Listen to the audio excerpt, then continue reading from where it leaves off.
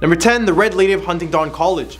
The Red Lady of Huntingdon College is a legendary ghost that is sent to haunt the former Pratt Hall dormitory at the Huntingdon College in Montgomery, Alabama. According to Wyndham and historian Daniel Barefoot, there have actually been 2 ghosts referred to as the Red Lady. The first Red Lady was described as a woman in a scarlet dress and parasol, who walked wordlessly in the halls of the women's dormitory, bathed in a red glow, due to her father's will specifying she attends her mother's alma mater.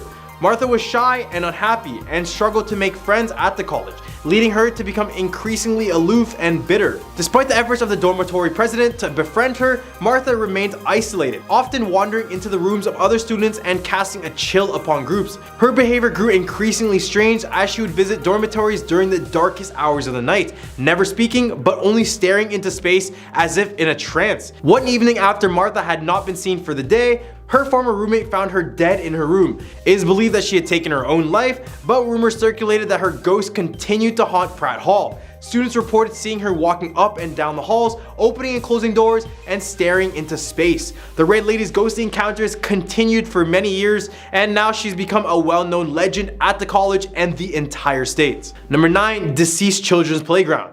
The Deceased Children's Playground in Huntsville, Alabama is a pretty intimidating name for a seemingly innocent-looking playground. According to local lore, many children who died during the 1918 Spanish flu pandemic in Huntsville were buried in Maple Hill Cemetery, which adjoins the playground. Some people believe that the spirits of these children come out to play in the playground after dark, which has led many to report of unexplained movements and ghostly sightings in the area. For those who don't know, the Spanish flu pandemic was a global disaster, killing an estimated 50 million people worldwide, including many in Huntsville, where the disease arrived on September 25, 1918. Within the 10 days, it had spread to the general population, and hospitals were filled with patients, leading to doctors working long shifts to try to ease their suffering. As a result, many families were quarantined in their homes, and to prevent the spread of the disease, parents told children to keep the windows closed. This resulted in the rhyme, "I had a bird, its name was Enza, I opened the window and influenza." Although there is no official count of the number of children who passed away in Huntsville during the pandemic or how many people were buried in Maple Hill, it is likely that hundreds perished, leading to this park being extremely haunted. Number 8. Hell's Gate Bridge. Hell's Gate Bridge in Oxford, Alabama is considered to be the most haunted bridge in the state. The bridge's name was inspired by the legend of a young couple whose car drove off the bridge and into the waters below in the 1950s. According to the legend, if you stop on the bridge and turn off your lights, a member of the couple will enter your car and leave a wet spot on the seats. This eerie story is why the bridge is considered to be very haunted. But it is not just the couple that haunts Hell's Gates Bridge. It is also said that if you stop on the bridge and look over your shoulder, the road behind you will resemble the fiery gates of hell. This frightening tale has led many visitors to the bridge seeking to experience the supernatural for themselves. Although the Oxford Paranormal Society conducted an investigation in 2007 and found no evidence of paranormal activity, there are still many locals who claim to have had a ghostly encounter at this bridge. Despite the bridge's reputation, local officials have closed it off to any sort of vehicles due to safety concerns, but visitors are able to still walk across it if they dare. While the old bridge is falling apart, it is an unforgettable experience to walk on it, even in the daylight. Whether or not the stories behind the haunted bridge in Alabama are true, the legend of Hell's Gate Bridge continues to live on and attract visitors from far and wide. If you are brave enough to walk across this historic bridge, you will be forever changed. Number 7. The Sloss Furnaces. Birmingham, Alabama was founded in 1871 with the aim of becoming a major center for America's industrial age, taking advantage of its rich deposits of iron ore, coal, and limestone. The city was nicknamed the Magic City, and one of its key attractions was the Sloss Furnaces, built by James Wither Sloss in 1881. The furnaces were dangerous and men worked 12-hour days facing danger at every single turn. Many workers died from accidents, including falling into molten steel or suffering from carbon monoxide poisoning. There's even a story of a worker who was dragged into gears during his lunch break. The furnaces were known for paranormal activity as well, with reports of screams, apparitions, and the presence of slag, which is a cruel foreman. On September 9, 1887, worker Richard Jowers fell into molten steel and was incinerated. It is rumored that his bones were removed, but his remains were lost completely. Today, Sloss Furnaces is a national landmark and still echoes with the sounds of his perilous past. It is possible that the workers who lost their lives at these furnaces still haunt the grounds, reminding the city of their sacrifice. Number 6. The Downey Booger. The legend of the Downey Booger dates back to the late 1800s in Winston County, Alabama. Known for its rugged men, whiskey, and Saturday night dances, Winston County was also infamous for the strange creature that had been sighted by John and Joe Downey while they were returning home from a dance. The creature, which had both human and animal-like features, had frightened the cousins' horses and caused them to run in the opposite direction. Later, a family returning from a church service and Jim Jackson, who was transporting moonshine to a mining town, also reported encounters with this creature. Jim Jackson fired twice at this creature, causing it to scream like a woman and limp on 3 feet. A posse formed to find this creature, but all they found were traces of blood leading from the sandbed to a distant cliff. The true identity of this creature still remains a mystery to this day, and its strange appearance and haunting screams continues to be retold among the residents of Winston County. In the hump of our list, we have the Alabama White Thing. The mystery of the Alabama White Thing has been the subject of much speculation and storytelling for nearly a century. Originating in the Triangle region between Morgan, Etowah, and Jefferson counties, this creature is described as being over 7 feet tall and covered in long white hair. It is known for its lightning fast speed and eerie screech that sounds like a woman's scream or a panther's roar. There has been numerous sightings of the White Thing in Happy Hollow, Walnut Grove, and Moody's Chapel. Some people believe it could be an albino Bigfoot or a large albino bear. Peter J. Gossett, a historian of Winston County, heard the story of the White Thing from his aunt, Fenata Martin Smith. She told him of a man named George Norris who had a close encounter with the creature in Enon Graveyard. According to Smith, Norris described the White Thing as having the appearance of a lion with a bushy, slick tail. He said it was looking at him when he woke up one morning to find it laying next to him, but it didn't seem to pose a threat. Number 4, the Drish House. The Drish House in Tuscaloosa, Alabama has a rich history that dates back to 1837. Built by Dr. John R. Drish, a physician and prominent home builder in the area, the 2-story Greek Revival-style home was once part of a 450-acre plantation. Drish employed slave artisans for his plasterwork projects, and his success in the field led him to marrying a wealthy widow named Sarah Owen McKinney. But the Drish House is not just known for its rich history, but also for its notorious reputation as being one of the most haunted sites in Tuscaloosa. The spirits of the original occupants are said to still haunt the house, including Dr. Drish, Sarah Drish, and Catherine, which is the daughter of the Drish family. In 1969, author Catherine Tucker Wyndham published a book about 13 ghost stories in Alabama. And the second chapter, called Death Lights in the Tower, tells the story of a mysterious phantom fire that occurred on the Drish House Tower after the passing of Sarah Drish. Number 3, the Bear Creek Swamp. Bear Creek Swamp, located in Autauga County between Prattville and Autaugaville, has been a source of ghost stories for many years. A woman who is said to be searching for her missing child is said to roam the swamp at all hours, with some claiming that the baby drowned there and others saying that the children was kidnapped by indigenous people. According to the legend, if someone visits the swamp at midnight and chants, "I have your baby," 3 times, the woman will appear kind of like Bloody Mary. Many people have reported sightings of apparitions that resemble indigenous people and early settlers, as well as phantom lights and cackling laughter in the area. The legend of Bear Creek Swamp becomes more intriguing in November 2014 when the Autauga County Sheriff's Office recovered 21 dolls that had been mysteriously stuck into the marshland. Although the Sheriff's Office never determined who placed the dolls there, officials just believed it to be a Halloween prank. But was it really? Number 2, the Tuskegee Syphilis Experiment. This experiment was designed to observe the effects of syphilis when untreated. It was conducted in 1932 by the U.S. Public Health Service with 600 African Americans recruited from Alabama. The men consisted of 399 with latent syphilis and 201 as a control group with no syphilis. They agreed to the study because they were promised free healthcare, which they never got, and were originally told that they were being treated for bad blood. These men were given only placebos such as aspirin and mineral supplements, rather than being treated with penicillin, which was the recommended treatment at the time. Many participants of the study died, went blind, or got driven to insanity, while others suffered other severe health complications due to the untreated syphilis. The story ended up arising back in 1972, and by that time, 28 more participants perished. 100 had passed away from related issues, 40 spouses were diagnosed with it, and the disease got even passed down to 19 of their children. Despite an apology from President Clinton in 1997, the damages had already been done. Number 1, Hugging Molly. The small town of Abbeville in Alabama is known for many things, but one of its most famous legends is that of Hugging Molly. According to the local folklore, Hugging Molly is a tall figure dressed in all black, including a wide-brimmed hat, who wanders the street of Abbeville at night looking for children to hug. Although the origin of the legend is unclear, there are several different theories as to who or what Hugging Molly really is. One theory is that Hugging Molly was a woman who lost her own child and as a result goes after the local children to make up for it. Another theory suggests that Hugging Molly was a professor at the Alabama Agricultural School and her intention was to keep the students safe by getting them off the streets at night. There's also others who believe that Hugging Molly was murdered in cold blood on the very streets she now haunts and is trying to fulfill something. Despite the frightening appearance of this haunting Molly, there has never been any reports of harm caused by her. In fact, she's almost a part of the community and town history, with local residents even being named after her. With so many different interpretations, it is really difficult to determine the truth behind the story of her. But one thing is for sure, on a cold, dark, and rainy night, Hugging Molly still roams the street of Aveville, seeking out children to hug. At number 10 spot, we have the Haunted Igloo Hotel. Located in Cantwell, Alaska, is one of the most unique hotels you'll ever see. However, can we call it a hotel if it's never officially been opened up to people? I guess not. Well, sometime in the 1970s, a man named Leon Smith began the construction of this building.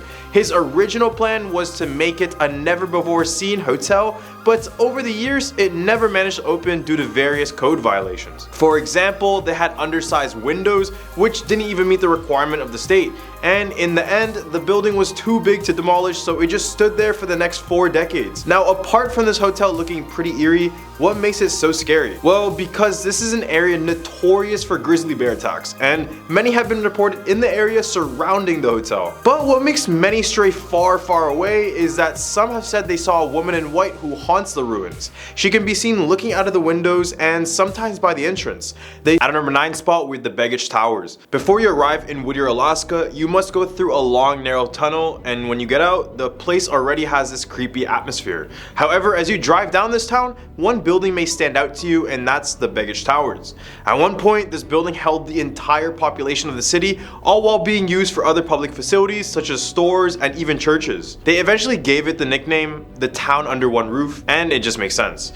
With everyone in the town being under the same roof, it was bound to happen that some restless spirits stayed in the building as well. And at one point, residents of the building reported a strange, dark, shadowy figure walking and even crawling around the hallways late at night. In the rooms, they would hear strange voices coming from dark places telling them just to come closer.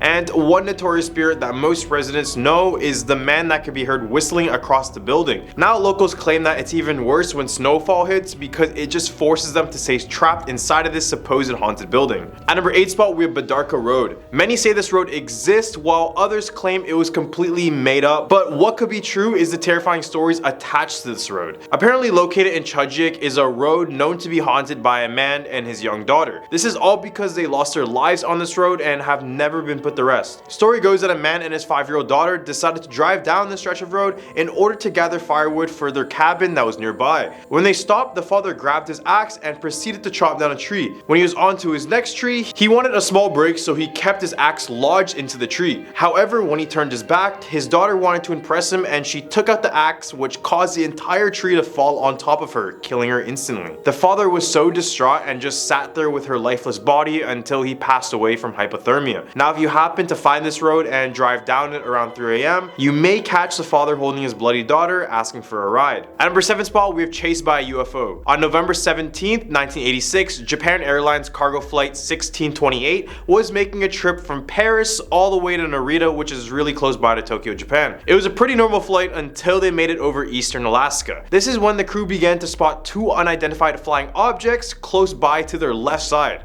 They described the aircrafts having 2 rectangular arrays, which is probably their thrusters. And when these aircrafts got too close, the pilots of the Japan flight noted that they could feel the heat on their face. One of the aircrafts appeared to be twice the size of the cargo flight, and they said it kind of looked like a mothership of some sort. The pilots tried to do evasive maneuvers in order to avoid these UFOs, but they still continued their pursuit for little under an hour. Once the 2 aircrafts left the plane alone, a third one came out of nowhere and began to trail them. The pilots decided to contact air traffic control to identify the aircraft, but nothing could be distinguished. After the end of the 3-month investigation, they concluded that there wasn't enough material for proof, although they'd accepted the descriptions that the crew had left them. So this still remains unsolved, but who knows what the crew actually saw. At number 6 spot, we have Scary Mary. One of the most famous legends legends told to many Alaskans is the story of Scary Mary. The story begins in the height of the Klondike Gold Rush, which occurred between 1896 to 1899. One day, a young beautiful woman named Mary came to the Golden North Hotel in Skagway with her fiance. They loved each other, and by the first day in the hotel, they had already made plans to marry one another. So the fiance decided to go off and get a fortune in the goldfields.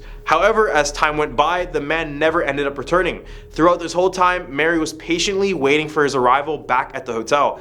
But at one point, she decided to lock herself in the room, knowing her fiance was probably never going to return. After another week, the hotel keepers decided to break down her door, only to find her deceased body while wearing a wedding dress that was meant for her wedding day. Now visitors tell us that she hasn't ever checked out at the hotel. People walking outside claim to see a pale figure wearing a wedding dress looking outside of the windows, while others claim to see her on the ceilings looking down at them when they're sleeping. In the hump of our list, we have the Eldred Rock Lighthouse. Right off of Alaska's coastline is a small island notorious for the disasters that happened around it.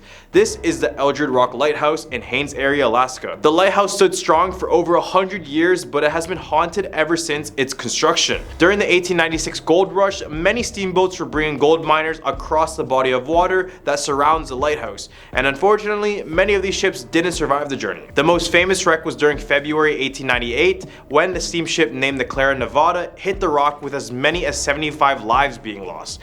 Ever since that disaster, the island has been haunted by the souls of the Clara Nevada. All the lighthouse keepers report the feeling of being watched when they go out on a nighttime walk, and some have even claimed to see shadowy figures peeking out of the water near the coastlines. At number 4 spot, we have University of Alaska poltergeist. The University of Alaska's Wendy William Auditorium seems to be a notorious place on campus for having a few of their own poltergeists. One of these being John Wendell Wendy Williamson himself. He was a former music professor who used to teach at the school, and students and staff members nowadays claim his spirit still lives in the room, since a lot of overnight staff will catch music being played in the auditorium only to find out that no one is in the whole hall. Psychics and other paranormal investigators have gone to the auditorium and said there are 5 other entities inside. These include a shadowy man seen in the backstage, an aggressive man who picks on brunettes, a teenage guy who is very welcoming, and a white lady who used to be a former student, and alongside a little girl that can be heard giggling during the lectures. Just imagine, you pay thousands of dollars to go to school only to be haunted by a family of ghosts. At number 3 spot, we have the Qualupalik. The legend of the Qualupalik comes from the Inuit people and their icy Arctic waters. They're actually somewhat considered mermaids, but unlike any other regular mermaid, there is nothing attractive about this creature. These creatures are often depicted as having fins that jut out of their heads, backs and arms, and their webbed feet and hands are topped with long sharp claws. All of this is enough to strike tears into the hearts of the children that the Qualupalik preys upon. Only these children will catch a glimpse of their face, which resembles a woman's face that has turned green and bloated from rotting and being under the sea for a long time. Those who have sighted this creature report that they can only be seen for an instant before they are completely gone, but the children victims of this creature would not be so lucky. Their ways of killing involve leaping out of the water, sinking their sharp claws into your flesh, and dragging you into the water to drown you. At number 2 spot, we have the Alaskan Triangle. We all know about Bermuda's Devil Triangle that consumes ships and planes alike, but Alaska has their very own as well. The triangle connects from Alaska's largest city of Anchorage to Juneau in the southeast and Barrow in the north. Similar to Bermuda's Triangle, over the past 50 years, over 20,000 people and several planes have gone missing in this area. The mystery of the disappearance is inconclusive, but many of the surrounding indigenous tribes claim that restless demons and trickster spirits lure people to an icy death. Some say there's even a shape-shifting demon called the Kushtaka that inhabits the forest of the Alaskan Triangle. He is described to approach those who are lost or weak, and once your trust grows with them, they will drag you deeper and deeper into the wilderness and tear you limb for limb, preventing your soul from ever reincarnating. In other words, there's not much to do here other than being lost and potentially encountering this bloodthirsty creature. All the way at a number 1 spot with the Iliamna Lake Monster. Lake Iliamna is located in a very remote region of southwest Alaska, and when I say remote, I mean it, because in order to get to this lake, you must either go by boat or one of those float planes. It also happens to be the largest lake in Alaska and the 2nd largest in the entire US, so best believe this large body of water has more than a few creatures lurking its depths. Native stories speak about a large aquatic creature that has been the reason for many deaths around the area. Those who have seen the beast have said it ranges from 10 to 30 feet in length with a square-like head. It's so powerful, it's said that it attacks small boats off a blunt force alone, meaning it'll ram its head onto the boat until it completely destroys it. The natives call the creature a Gadet, which is depicted as a fish god, or some consider the monster to be a Jig-ik-nak, which are these fish-like monsters that travel in groups to attack canoes and even kill warriors. At number 10 spot, we have Slaughterhouse Canyon. This story shares similar characteristics as the story of La Llorona, so basically all sorts of messed up. In the late 1800s, a family lived inside of a small wooden shack in the middle of Slaughterhouse Canyon. The husband was a hardworking man and wanted nothing more but to provide and care for his own family.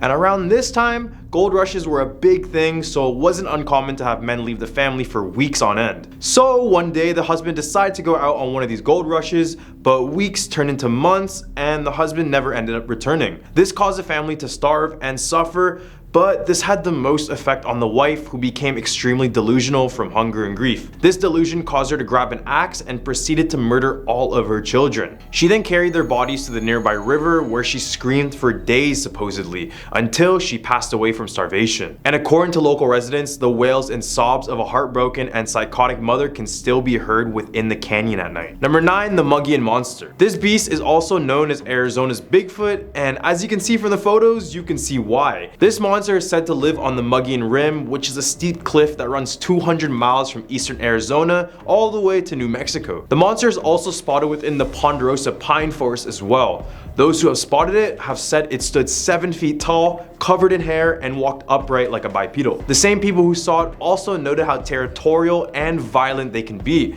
But really, why would anyone want to mess with these guys? It's said that if you smell rotting flesh nearby, then the Mogollon Monster is really close. So when that happens, be sure to dip straight out of the area. Number 8, Skinwalkers. If you know a thing or two about mythical creatures, then you must know about Skinwalkers.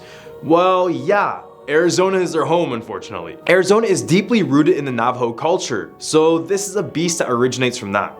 A skinwalker is a type of harmful witch who has the ability to turn into, possess, or even disguise himself as another animal. For some infight, the Navajo believed in powers and that it could be used for either good or evil. Medicine men use the powers for good in order to heal and apply aid, but the alternative route is to use the powers for bad. Only when a person commits the evilest of deeds will they be given supernatural powers, turning them into a skinwalker. They can transform into anything they want as well, including any animal or human. And the worst part is that if you stare into the eyes of a skinwalker, they can absorb themselves within your own body. So yeah, let that one sink in with you. Number 7, Two Guns. Along Interstate 40, stuck between Flagstaff and Winslow, is the Arizona ghost town of Two Guns. Not much remains of this once thriving town after fire in 1971 nearly burnt it to a crisp. However, this wasn't the only time the town faced bad luck and tragedy. In 1878, the story goes that a group of Apaches raided a Navajo camp and took off toward Canyon Diablo. The Navajo gave chase and found their enemies hidden in a small cave in a shallow part of the canyon. They ended up burning 42 of them. Ever since this massacre, the town has been said to be cursed. Further confirming this, in the 1920s, this town started to become alive again with new buildings including a trading post, restaurant, gas station, and even a post office. This development didn't stop there. Eventually, a new zoo was going to be created, except the builders decided to excavate the local cave where the massacre occurred. They ended up pulling out a lot of human bones and skulls and used them for decorations. Yeah, I know. At our number 6 spot, we have the Lost Dutchman's Gold Mine. East of Phoenix, Arizona, a local legend arose, inspiring many men to find riches they could only imagine. The Lost Dutchman's Gold Mine is possibly the most famous lost mine in all the world, and people have been trying to find its whereabouts since 1892. The story goes that in the late 1800s, a German immigrant named Jacob Waltz found a gold mine that made him wealthy overnight. But as many of us would probably do, he kept it a secret from everyone. Fast forward, and on his deathbed, he would give a handful of people the directions to find this cave. However, these directions did nothing because it's still lost today. Each year, a little under 10,000 people attempt to find this lost mine, and unfortunately, this expedition has cost many of them their lives. Many of them are found headless, shot by a firearm, or go completely missing from the grid. So if you ever want to become very rich really quick, why not give it a shot and find this lost mine? In the hump of our list, we have the Wraith. Many of you have seen this image somewhere on the internet, but the people of Arizona have seen this creature in person. These monsters are said to reside in the Grand Canyon caverns near Peach Springs, Arizona. They are described to be 9 feet tall, slender beings that only appear at night and having a thirst for human flesh. And it's pretty easy for them to devour us because it's said that their claws are the size of our fingers alone. You will know one is nearby just by the sound they make. It resembles a high screech, and at close ranges, it could even make a person deaf. These creatures have been spotted all the way back since 1800s, and ever since, they have made their mark on Arizona's history. Number 4, Arizona State Prison Complex. Since 1910, death sentences have been carried out in the Florence prison. According to the Arizona Department of Corrections website, about 100 inmates have been executed by hanging, lethal injection, or gas chambering on the grounds of the state's first secret prison in Florence in the past 100 years. And let me tell you, from all those deaths, a lot of ghosts are bound to come. And it shouldn't come as a surprise that there have been quite a few supernatural tales told over the years, coming from both prisoners and guards. Both have reported seeing several instances of, quote, mist that look in the human form, or having their ears assaulted with, quote, screams and other strange sounds. Much of this paranormal activity occurs in the building that houses the prison's death chamber, which would make a lot of sense to say that these are the ghosts of former inmates. Number 3, Oliver House. This building is considered to be the most haunted hotel in all of Arizona, so I guess I'll be booking my next visit right now. I'm just joking. So the reason why many claim this is the most haunted hotel in the state is the fact that 26 lives were lost in this building since it first opened in the early 1900s. So yeah, this house has a bloody history. During the gold rush, the house served as a hotel for miners, and one story involves a miner by the name of Nathaniel Anderson who stayed in room 13 at the Oliver House.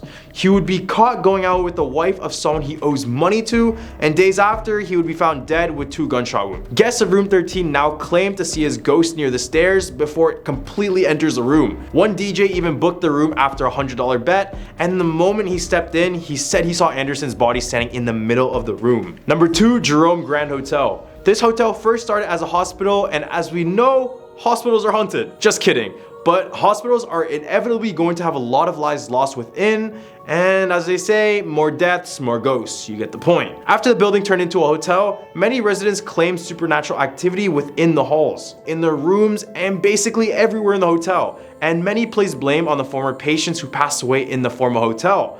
Apart from the haunting, the place is also a beacon of bad luck. A man named Cloud Harvey lost his life after being crushed by a self-service elevator, and another 5 people took their own lives inside of this hotel. All the way at a number 1 spot, we have Territorial Prison. Yuma's Territorial Prison is known for being a gloomy and unwelcoming place for visitors, and is situated as far west as you can go before approaching California. Over 3,000 prisoners were kept in this prison throughout its 33-year operational period.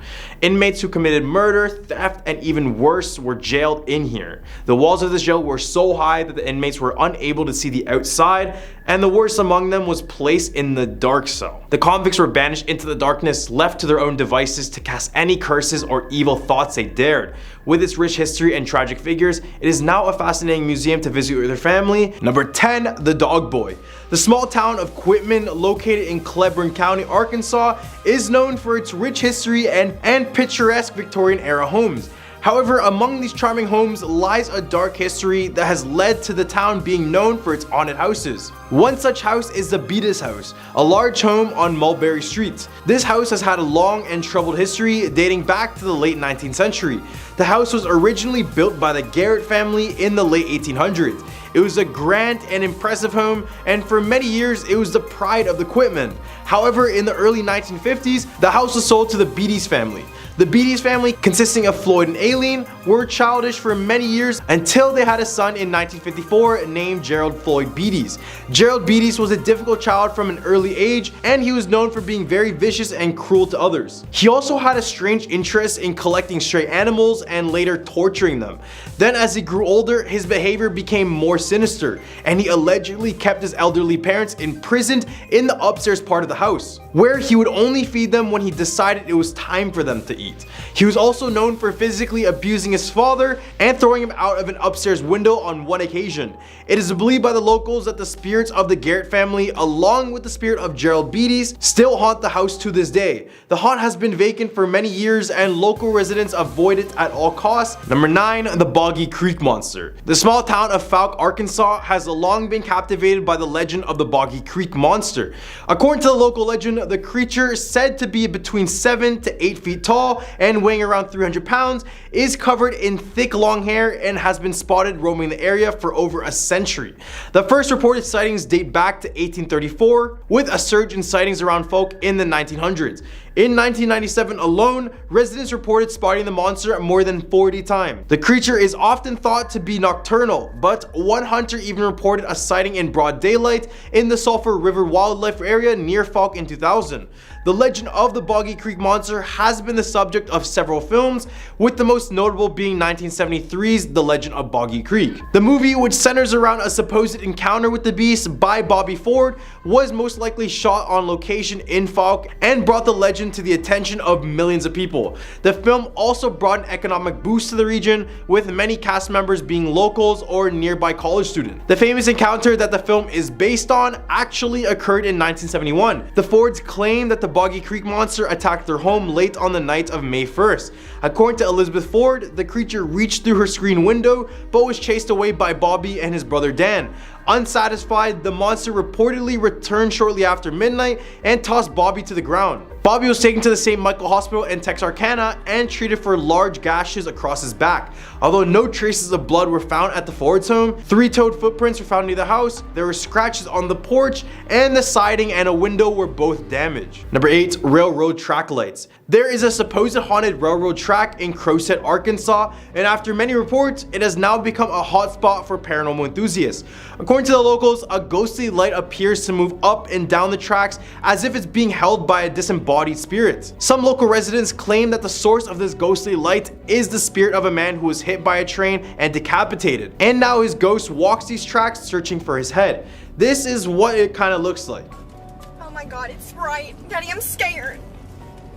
No, I'm not kidding, Daddy, I swear. It's in the middle of the road. No, I'm not kidding. I'm not.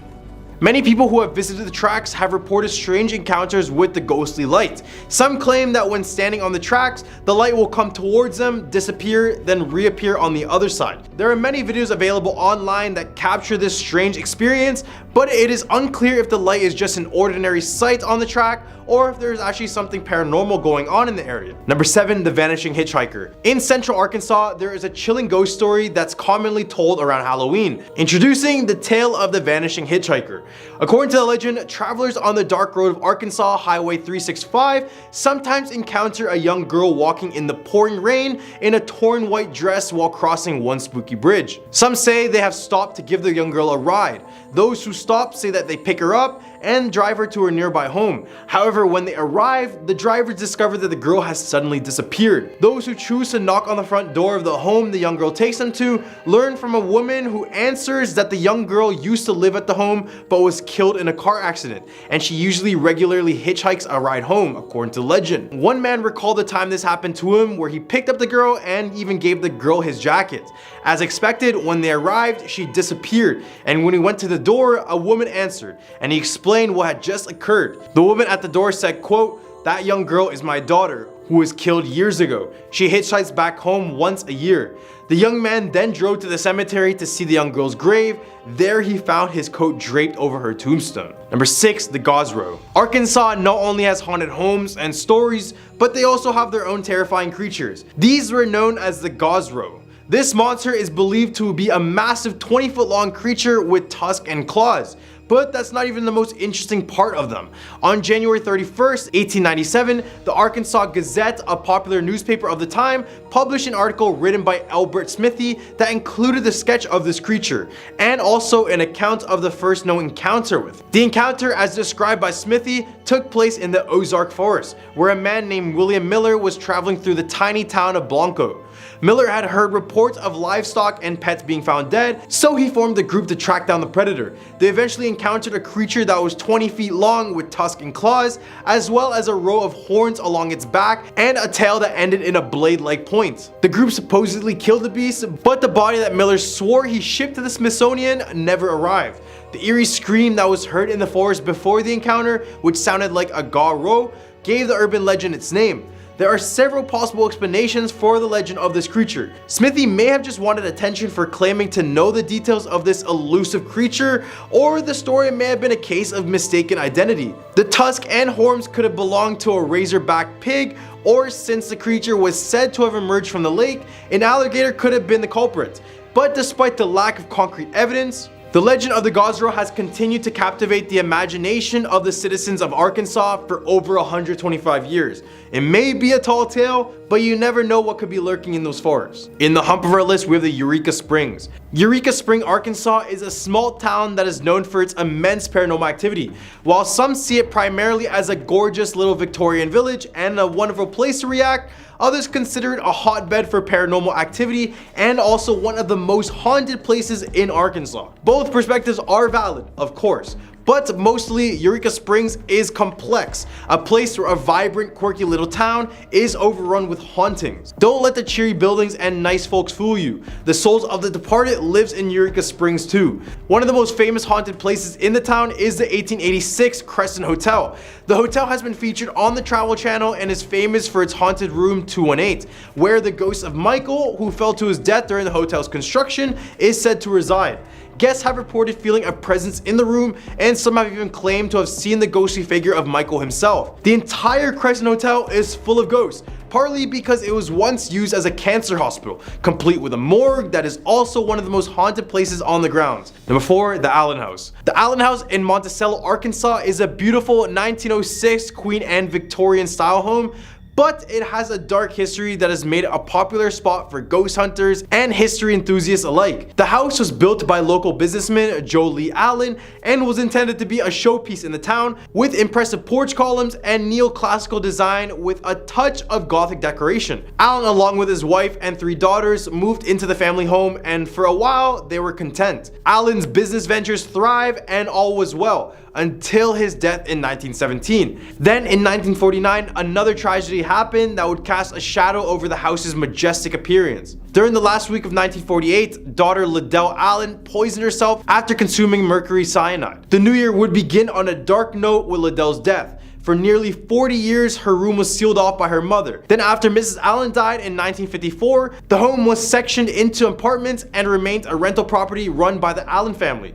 Tenants began seeing strange things and experiencing paranormal activity not long after they moved in. Shadowy figures would appear in photographs taken by residents, and furniture was rearranged with no one having touched anything. Objects around the house would disappear into thin air, and ever since, the story of Liddell grew into urban legend, and the Allen house was declared haunted by both residents and locals alike. Number 3, the Cotter Bridge. The R.M. Ruthven Rainbow Arch Bridge, also known as the Cotter Bridge, is a man-made wonder located in the town of Cotter, North Arkansas. Built in 1930 and renovated in 2004, it spans the White River and is known for its architectural marvel, trout fishing, and natural beauty. But beneath its lovely trusses, the bridge is also home to some spooky legends and ghost stories that have been passed down through generations. One of the most popular legends of the Cotter Bridge is the ghostly children that play on it during some nights. Visitors have reported hearing their laughter and chatter, but when they look for the children, they just disappear. While there is no concrete evidence to prove that these children are ghosts, the eerie and mysterious nature of their presence have left many visitors wondering. Another chilling tale that surrounds the Cotter Bridge is the ghost of a woman who is said to be chased by hounds. Visitors have reported hearing her screams and the baying of the hounds, but when they look for the source, they see nothing. The identity of the woman remains unknown, and the reason for her ghostly presence is also a mystery. Some say that she may have been the victim of a tragic event that occurred near the bridge, while others believe she may have been the spirit of someone who drowned in the White River below. Number 2, the Gurdon Light. The Gurdon Ghost Light is a mysterious and unexplained phenomenon that has been observed and documented in the small town of Gurdon, Arkansas.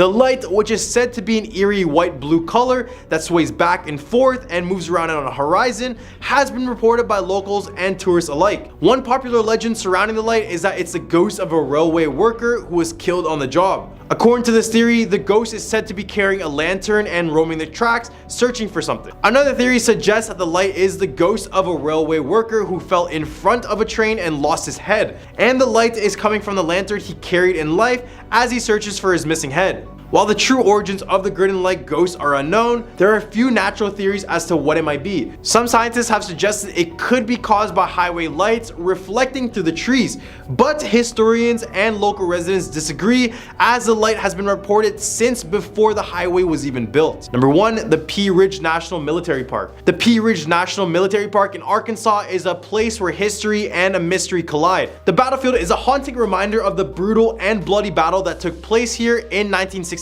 during the Civil War. Here, the Confederate Army, outnumbered by the Union Army, fought bravely but ultimately lost the battle, resulting in the deaths of nearly 3,400 men and boys. Visitors to the battlefield have reported strange and eerie experiences that seem to be connected to the intense history of the place. Many have reported hearing cannon fire in the night, feeling strange presences following them around the battlefield, and hearing the shouts of boys who died on the bloody ground. The Confederate Army, made up of mostly boys, Texicans, and Missourians, were advancing north in hopes of capturing St. Louis in Missouri. They were exhausted, running low on food and ammunition, and their spirits were dampened by early losses at Pea Ridge. Meanwhile, the Union Army, led by a commander who is considered more of a politician than a war-tested general, rallied around a hot breakfast, proud of their success on the first day of battle and glad to have faced down an army that significantly outnumbered them. The battle lasted for 2 days, March 6th through March 8th, and at 10:30 a.m. on the morning of March 8th, the Confederate Army began its retreat, and by that time the smoke cleared, the battlefield was littered with the bodies of fallen soldiers. The eerie feeling of the battlefield may be due to the intense history, and considering that 3,400 people lost their lives here, it's not a surprise you may see at least one spirit. Kicking it off at number 10, Ghost of Stowe Lake. San Francisco's Golden Gate Park is home to one of the city's most famous ghosts. Stowe Lake is said to be haunted by the spirit of a woman who, after attempting to save her child, who fell in the water, drowned in the lake. Legend says that this woman, referred to as the White Lady, wanders the edges of Stowe Lake as she searches for her child. She can even be summoned by visitors. It's said that the most active area surrounding the lake is near the Pioneer Woman and Children's statue. Ghost seekers can summon the woman by calling out, White Lady, I have your baby," 3 times. If she believes you, the woman will appear before you and will ask for her baby back. The legend bewars both skeptics and believers from doing this, because if you tell her you have her baby, the woman will haunt you for the rest of your life. If you tell the woman you don't have her baby after summoning her, legend says she will drag you into Stowe Lake and you will suffer the same fate she did in the lake. Now at number 9, the Dark Watchers. This legend takes place in the Santa Lucia Mountains, which run from Avila Beach to Monterey. The Dark Watchers are said to be giant phantoms that resemble humans and lurk inside the mountain. Legend goes that the Dark Watchers can only be seen at midnight, as they stand at the mountain's tops. They've only been claimed to be seen staring out into the wide space below the mountains, before completely vanishing into thin air. Coming in at number 8, Monster of Elizabeth Lake. Elizabeth Lake in California is said to have an evil presence below the water's surface. Elizabeth Lake is just outside Lancaster in LA. It's said to have been created by the devil himself to keep his hellish pets. The urban legend says that the passageway to hell can be found if you swim deep into the lake. The first sighting of the monster of Elizabeth Lake dates back to 1880. The monster is said to have the neck of a giraffe, head of a bulldog, bat wings, estimated to be about 50 feet long, and smells of decay. Sightings of the monster of Elizabeth Lake continue to be reported and strike fear in the locals. Here at number 7, the hauntings of Turnbull Canyon. In the Puente Hills Preserve near Witter Turnbull Canyon is a popular hiking site in the preserve. It was previously referred to as Harakanuga, sorry if I pronounced that wrong, which translates to the place of the devil. According to the legend, the region is haunted by the Indians who were executed for not converting to Catholicism. Their spirits are believed to be lingering inside the depths of the canyon, waiting to get out. Many years later, Turnbull became the site of numerous satanic rituals held by people who mysteriously disappeared.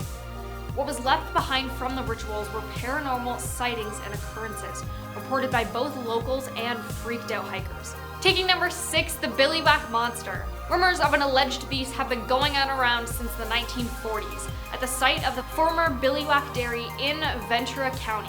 August Rubel, a German national living in the United States during World War II, owned the dairy. It was rumored that August had a secret underground lab beneath the dairy, where he was working with the US government to build a super soldier for war. He returned to Germany in 1943 as he was supposedly working for the Allies. During the trip, August allegedly stepped on a German landmine and passed away. Years later, reports of a strange creature roaming the area where the now abandoned dairy stood started to surface. Many of these reports came from local high school students who told police that a large humanoid with goat-like horns and sharp claws was hurling rocks at their car. Halfway at number 5, Alcatraz Demon. San Francisco's Alcatraz Island has plenty of ghosts and disturbing rumors about its former inmates, one of which is the Alcatraz Demon. The story is that a prisoner was ranting about a demon in his cell. The guards ignored his cries, knowing that many of the prisoners were mentally ill and prone to seeing things. The next morning, the prisoner was found strangled in his cell, with no evidence or means that someone else had been in or out of the cell. There were also a lot of other ghost stories surrounding Alcatraz. Here at number 4, the Hollywood sign spirit. This is probably one of the most infamous urban legends in California. The Hollywood sign is said to be haunted by the early 1900s actress Peg Entwistle. When a possible career-ending review was published about one of her films, Peg climbed to the top of the sign's H and jumped off of it. She is said to haunt the sign and the surrounding area. The legend continues to state that she will appear to people hiking to the off-limits part of the sign where she had taken her life. Instead of the sweet Hollywood actress, what appears to these unfortunate people is a woman with a skeletal face and deep hollowed-out eyes. If those hikers are alone, she is said to somehow influence them to share her same fate. Now at number 3, Ghost Hills. Basic laws of gravity state that what goes up must come down. While in California, there are spots that are rumored to defy this basic truth. If you park at the base of a hill in a specified location and release your parking brake, your car will roll uphill. These spots are hard to find but are often accompanied by a legend as its explanation. A school bus broke down and the kids jumped out to push it up the hill, but lost control and the bus ran over them, taking their lives. Now they push cars up hills as ghosts. Here at number 2, Zodiac Killer. The Zodiac Killer is a serial killer who operated in Northern California in late 1960s. The Zodiac Killer took the lives of 5 known victims in the San Francisco Bay Area between December 1968 and October 1969, operating in rural, urban, and suburban settings. 2 of his attempted victims fortunately did survive. The Zodiac himself, however, claimed to have taken the lives of 37 victims, and he has been linked to several other cold cases, some in Southern California or outside the state. The Zodiac made the name for himself in a series of taunting letters and cards that he mailed to regional newspapers, threatening execution sprees and bombings if they were not printed. Some of the letters included cryptograms or ciphers, in which the Zodiac claimed that he was collecting his victims as slaves for the afterlife. Of the 4 ciphers he produced, 2 remain unsolved, and only 1 was cracked in 2020. The Zodiac stopped written communications around 1974. The unusual nature of this case led to the international interest that has sustained throughout the years. The case also still remains open in the city of Vallejo, as well as in Napa County and Solano County. The California Department of Justice has maintained an open case file on the Zodiac since 1969. Although in late 2021, a team of specialists who investigate cold cases say they identified the Zodiac Killer as Gary Francis Post, who passed away in 2018. The team's years of digging uncovered new forensic evidence and photos from his darkroom. One image features a scar on the forehead of Gary's that matches a scar on the sketch of the Zodiac. It's insane that he stopped communication in 1974 and passed away in 2018, but they only identified him last year. Coming in at number 1, the Charman. The Charman's origin story is quite gruesome. A father and son were both caught in a house fire and horribly burnt in 1948. After the fire, the son became so mentally unstable that he executed his father. When the police found the son, he was so unrecognizably burnt, they didn't realize he was alive. So he ran away before they were able to arrest him for what he did to his father. The story goes that ever since then, the Charman can be spotted wandering the woods surrounding Ojai. occasionally approaching tents of innocent campers or pretending to be a hitchhiker and then attempting to attack them. Starting off this countdown at number 10, the Stanley Hotel. One of the most famous haunts of Colorado is the Stanley Hotel. The Stanley, which served as the basis for Stephen King's The Shining, is more than a century old and is home to countless ghost sightings and unexplainable events. Multiple witnesses have seen a face peering out of the window of room 407 when it was unoccupied. One witness staying in the room reported that a light kept turning off and on. Allegedly, the guests acknowledged the ghost, assured him that they'd only be staying 2 days, and asked him to keep the light on. The spirit left the light alone after that, but proceeded to spend the rest of the night noisily playing around with the elevator just outside the door. Rooms 217, 401, and 418 have unusually high reports of paranormal activity. Cleaning crews tell of strange noises and seeing impressions on the bed when the rooms were empty. Guests in room 418 report that the sounds of children playing in the hall, but when those reports came in, there were no children checked into the hotel. Number 9, the Black Forest Haunting. In the early 1990s, Steve Lee moved his family into a log cabin home in the Black Forest region of northern Colorado. They rented it for a year before purchasing it, but once the land was theirs, things started getting weird. Initially, lights and electronic devices kept turning off and on, and eerie noises sometimes filled the air. This was followed by a strange odor that wafted through the cabin that burned the family's throats and eyes. Thinking these happenings were the work of pranksters, the Lee family installed motion detectors and cameras. However, the motion detectors would go off when nothing seemed to be happening on the cameras. Steve Lee added more cameras capturing more unexplainable phenomenon like orbs, beams of light, and sometimes ghostly forms with faces. The Lees could no longer pretend the cameras were the problem, and they contacted the show Sightings to document what became one of the most famous hauntings in America. The Sightings crew experienced and captured quite a bit of phenomena themselves. Cameras were knocked off tripods, one of their producers experienced an attempted possession, and a medium working with them determined there were multiple spirits in the house and a rift in space and time on the property. Number 8, the Vampire's Grave. European lore is rich in tales of vampires, yet one of those creatures may have found themselves in a small town in Colorado. Theodore Glava was a Transylvanian immigrant who moved to Colorado and became a coal miner. Legend says the man was tall and pale with a dark coat and long fingernails. In 1918, he passed away of the flu and was buried in the local cemetery, where some say they have seen his figure lurking at night. Some say that the tree guarding Glava's grave grew from the stake that was hammered into his heart post-mortem.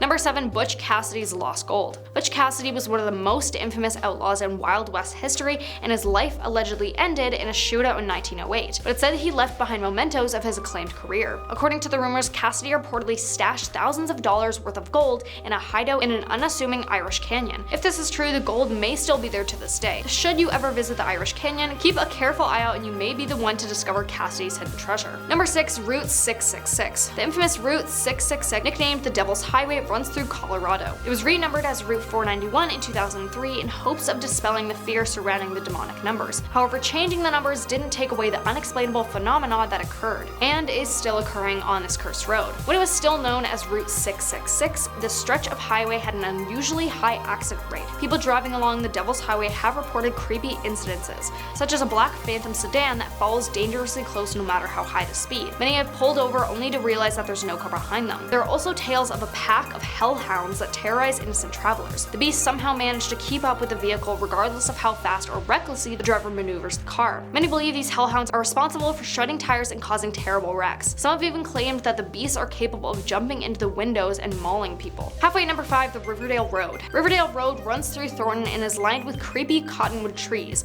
where you can allegedly see hanging bodies by the light of the full moon. A Camaro with no driver can also be spotted winding down this stretch of road. Riverdale Road also has its own Lady in White legend. Reportedly, visitors have seen this strange woman in their rearview mirror. Locals believe that she is a ghost who is looking for the spirits of her deceased children. Number 4, the Gates of Hell. According to local legend, the Gates of Hell lies near Riverdale Road in Thornton. Rumor has it that the stretch of road leads to rusted iron gates that open to a place of satanic worship and human sacrifices. Behind these gates also rest the charred ruins of an old mansion that leads directly to hell, people say. The mansion was built by David Woolpett during the gold rush. Over the years, the structure was used as a brothel, cowboy saloon, and a hippie commune before it was burned down in 1975. It's said that a man living in the mansion took his family's lives before setting the home on fire. This dark story has led people to believe that the grounds of the mansion are portals to the underworld. Number 3, the Hotel Colorado. The guests of the Hotel Colorado are often awoken in the night by strange sounds and flickering lights. Some are plagued by sightings of a little girl wearing a Victorian-era dress, while others recount how their personal items were moved around or missing. Both bell tower suites are reportedly haunted, and the elevator seems to have a mind of its own at times. Stories tell of a female presence that has a habit of watching male guests as they sleep. The screams of a woman can also often be heard throughout the hotel, believed to belong to a deceased chambermaid. According to the lore, she was involved in a love triangle which ended with one of her lovers taking her life, and one one of the guest rooms, and her former room has been turned into a storage space because the paranormal activity within the room was said to be too intense to remain open to the public. Number 2, the Ridge Home Asylum. Every state has an abandoned asylum story, and this is Colorado's. Ridge Home admitted its first patient in 1912, and from there began a history full of controversy. Many of the home's residences were admitted despite still being mentally capable,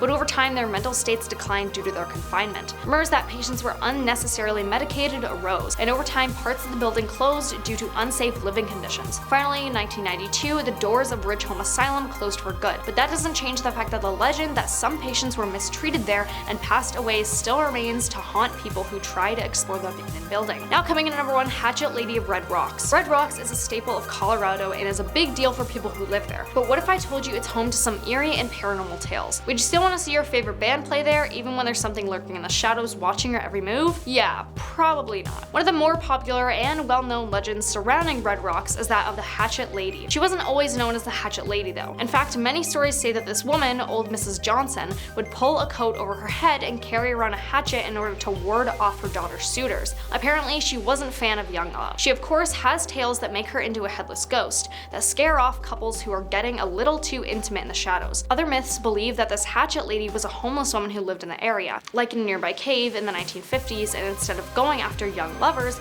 she'd go after children. Any young kids who ended up a little too close for their liking would be executed, and she'd hide their bodies and severed limbs around the grounds. At number 10 spot, we have the Warren Occult Museum. The Warren Occult Museum is a museum located in Monroe, Connecticut. It was founded by paranormal investigators Ed and Lorraine Warren. You know, the ones from Conjuring? Yeah. It was dedicated for preserving and displaying artifacts related to the supernatural and the occult. As we see in the films, this place has objects ranging from cursed witch voodoo to innocent looking toys with murderous histories. Rightfully so, the Warren Occult Museum is known for its association with its own hauntings. For example, at many different times, the guests and even the Warrens believed that it was haunted by the ghost of the object it contained, no matter how much preparation was made to prevent it from happening. Other visitors claim that the museum is actually haunted by the ghost of Ed Warren himself. The legend says that the ghost of Ed Warren can be seen in the museum and that his presence can be felt by those who enter. Other notable objects in this museum include Annabelle the doll, the Devil Made Me Do It dinosaur toy. At a number 9 spot, we have the Witch of Wooster Square. The Witch of Wooster Square is a ghostly figure that is said to haunt the streets of New Haven. The legend of the Witch of Wooster Square is thought to have originated in the early 1800s when New Haven was a bustling city and Wooster Square was a popular gathering place. At the time, the square was home to many shops, taverns, and other small businesses. However, this was still a time when the witch hysteria was ongoing, so it didn't take long until all the townsfolk accused one lady of being a full-fledged witch. The lady was said to be a very beautiful, but also a very mysterious and reclusive person, which just gave more reason to believe that she was hiding something and therefore a witch at the time. Over time, people started to fear her as locals claimed the lady would cast spells and curses on those who crossed her. The legend of the Witch of Wooster Square grew, and people began to claim that they had seen the ghostly figure of a woman on the streets of the square. Some claimed to have seen her floating through the air, but regardless, visitors claim to feel a different type of energy when they're here at this place. At our number 8 spot, we have the Green Lady. The Green Lady is a popular story in Connecticut. According to the legend, the Green Lady was a woman who lived in a mansion in the woods outside of a small town in Connecticut. She was known for her beauty and her love of nature, and she would often be seen walking through the woods wearing a long flowing green dress. However, one day, the Green Lady disappeared without a trace. It is said that her ghost now haunts these woods, still wearing her green dress and looking for her lost love. Some people claim to have seen her standing amongst the trees with a sad and wistful expression on her face.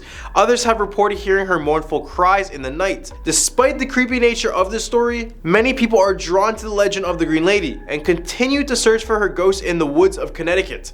Whether you believe in ghosts or not, the story of this is a chilling reminder of the mysteries that lurk in the depths of the forest. At a number 7 spot, we have the New London Ledge Lighthouse. The New London Ledge Lighthouse is a historic lighthouse located in New London, Connecticut. It was situated on a small island at the entrance to the harbor and has been in operation since 1909. There are several scary stories associated with this lighthouse. One of the most famous is the story of a former lighthouse keeper named Captain Richard Phillips. According to the legend, Captain Phillips was a gruff and stern man who was not well liked by the other lighthouse keepers. One night while he was on duty at the lighthouse, Captain Phillips had a a heart attack and passed away. Since his death, many people have reported seeing his ghost still at the lighthouse. Some say that he is seen walking the halls, still carrying out his duties as the lighthouse keeper. Others have reported hearing strange noises and seeing strange lights coming from the lighthouse at night. Despite his ghost, the New London Ledge Lighthouse will always remain a popular tourist attraction and a beloved symbol of New England's maritime history. At our number 6 spot with the White Lady of Union Cemetery. The White Lady is a ghostly woman who is sent to haunt the Union Cemetery in Easton. According to the legend, the White Lady was a young woman who was tragically killed in a car accident near this cemetery. Ever since, her ghost is said to still be here, appearing as a white-clad figure floating among the graves. Many people have reported seeing the White Lady at this cemetery, and that her ghost is said to be particularly active on foggy nights. Some say that if you see this White Lady, it means someone you know will pass away soon. So best keep your eyes closed if you come here. Others claim that she is a benevolent spirit who brings good luck to those who see her. Over the time, the legend of the White Lady grew, and people began wondering if she was either good or if she was bad. But one thing was for sure, when you come to this cemetery, chances are you'll probably catch a glimpse of her spirit. In the hump of her list, we have the Litchfield Hills. The Litchfield Hills is a scenic region in northwestern Connecticut, known for its rolling hills and charming small towns. Locals claim that Litchfield Hills is actually haunted by the ghost of a woman named Elizabeth. According to the legend, Elizabeth was a woman who lived in Litchfield Hills in the 1800s. After she saw the passing of her children, she was so overcome with grief and despair that she turned to the dark arts to seek revenge on those who wronged her in life. Filled with extreme rage, she ran to these fields and stayed here until she passed away, murdering everyone who walked by. They say that she could still be seen wandering the hills, but as a ghost form, and that her presence can be felt by any of those who encounter her. As well, there's a farmhouse nestled away here that was built in 1790. This house seemed to be a spot for many different paranormal occurrences that even Ed and Lorraine Warren investigated and dubbed it the Ghost Central. At a number 4 spot with the Norwich State Hospital. The Norwich State Hospital was a psychiatric hospital located in Norwich, Connecticut.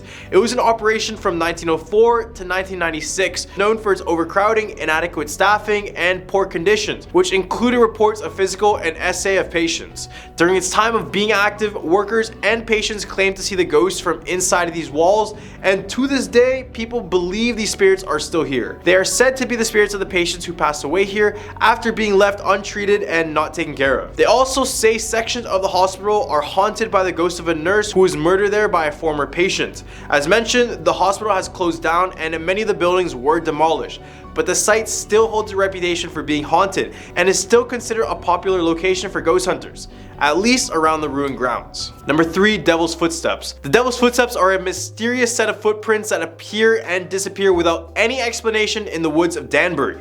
The legend of the Devil's Footsteps is thought to have originated in the 1800s when the woods of Danbury were home to many settlers and farmers. At the time, it was said that a man named John Rugg was walking through the woods when he heard a strange otherworldly voice calling out his name. When he turned to look, he saw a pair of footprints in the snow that were not his own.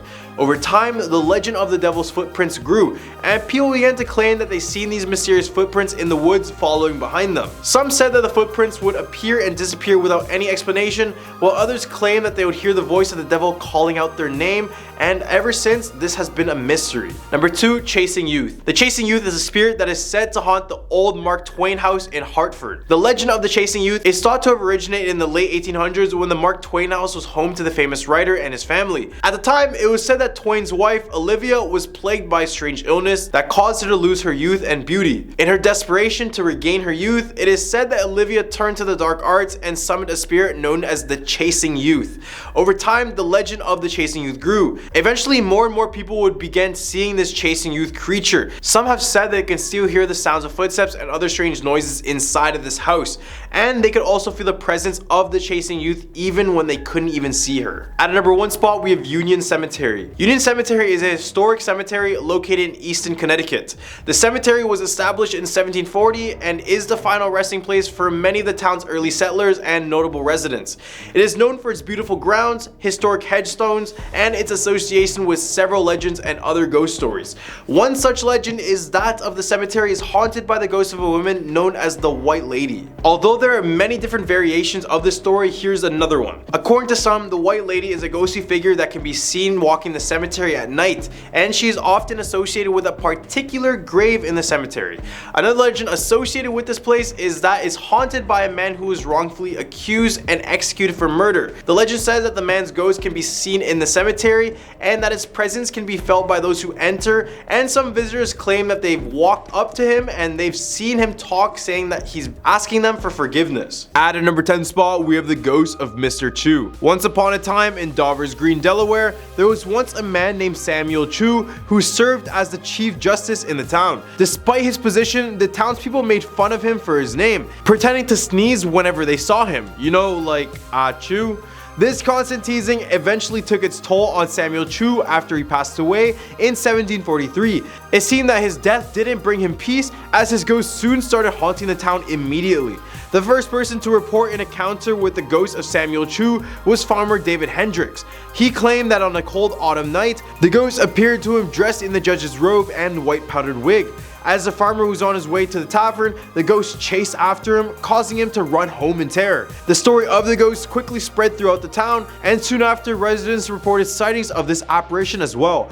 Over time, people in Dover became afraid to leave their homes after dark, and the once thriving taverns in the town started to empty out. The tavern owners became worried about their livelihood, and so one of them, Mistress Van Loon, called the town meeting to discuss a solution. She suggested that the ghost could be laid to rest by giving him a proper burial. The town agreed, and Samuel Chu's ghost was given a grand funeral in an ornate grave. Although the ghost was said to be satisfied with his new resting place, there was still tales of him roaming the streets and tormenting those who made fun of his name by sneezing when they hear it. Number 9. Fort Delaware. Fort Delaware, located on Pea Patch Island in the Delaware River, is a piece of American history that has been preserved to this day. The fort was first built in 1859 with the purpose of protecting the ports of Willingham and Philadelphia during the Spanish-American War. During the Civil War, it was also used as a prison camp for Confederate soldiers. The conditions at Fort Delaware were brutal, however, and many prisoners perished as a result, leading to reports of ghostly apparitions and strange occurrences that still persist to this day. With nearly 13,000 prisoners kept in wooden barracks, conditions at this fort were inhumane. Food rations were small and almost inedible, water was putrefied, and prisoners were subjected to torturous conditions, such as officers throwing rats in the crowds for their amusement. Scurvy, smallpox, and severe malnutrition were widespread. It is not surprising then that many of the 2,700 men who perished at the fort, as well as those who lived to be freed, continue to haunt the prison to this day. Visitors to the fort report a range of supernatural activities, ranging from being tapped on to feeling as if someone is breathing directly on them. So if you dare, you can actually take a 5-hour tour here for paranormal purposes only. Number 8. The Shelbyville Swamp Monster. The legend of the Shelbyville Swamp Monster has been known to the residents of Delaware since early 1960s. According to the tale, a grotesque creature dwells in the Great Cypress Swamp, terrorizing locals and visitors alike. However, the truth behind this legend is far more intriguing than the story itself. In 1987, it was revealed that the entire monster hoax was created by Ralph Grapperhaus, the editor of Delmarva News, and his friend Fred Stevens. Grapperhaus, who is known for his love of a good prank, Stevens, who was 26 at the time, dressed up in a costume made of his Aunt Dorothy's old raccoon hat, a mask, and a club, and then hid in the shallows of the woods. He would jump out at passing cars on Route 54, creating the illusion of a monster inside of the swamp. The news of the alleged monster sightings soon spread like wildfire, and a photo of the Shelbyville Swamp Monster even made the front page of the Delmarva News on April 23, 1964. Stevens even participated in the hunt to find this creature, adding fuel to the fire of the hoax. However, Stevens eventually stopped the charade out of fear for his safety. It wasn't until 23 years later that the truth behind the legend was finally revealed. Despite the revelation, residents continued to report sightings of the monster in the Great Cypress Swamp. Some people believe that the creature was not entirely a hoax and that a monster still may be roaming the foggy shadows of the swamp. In the 1920s, a couple of hunters reported hearing loud, inhumane screaming, followed by sounds of something large large and heavy racing towards them.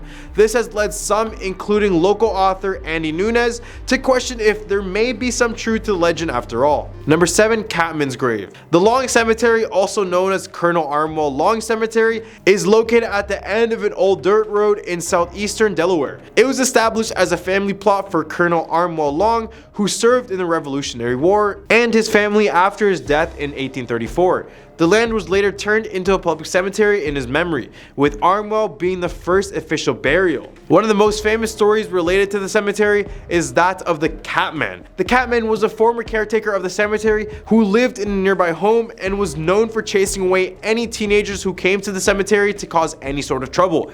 After his death, the Catman was buried in an above-ground tomb in the cemetery, but even in death, he continued to watch over the cemetery and was still said to take care for it. However, the tomb was torn down in 1994 due to vandalism, and the Catman was given a regular in-ground burial. People who saw the tomb before it was torn down reported seeing strange scratches on the inside that were said to resemble those of a cat's claws.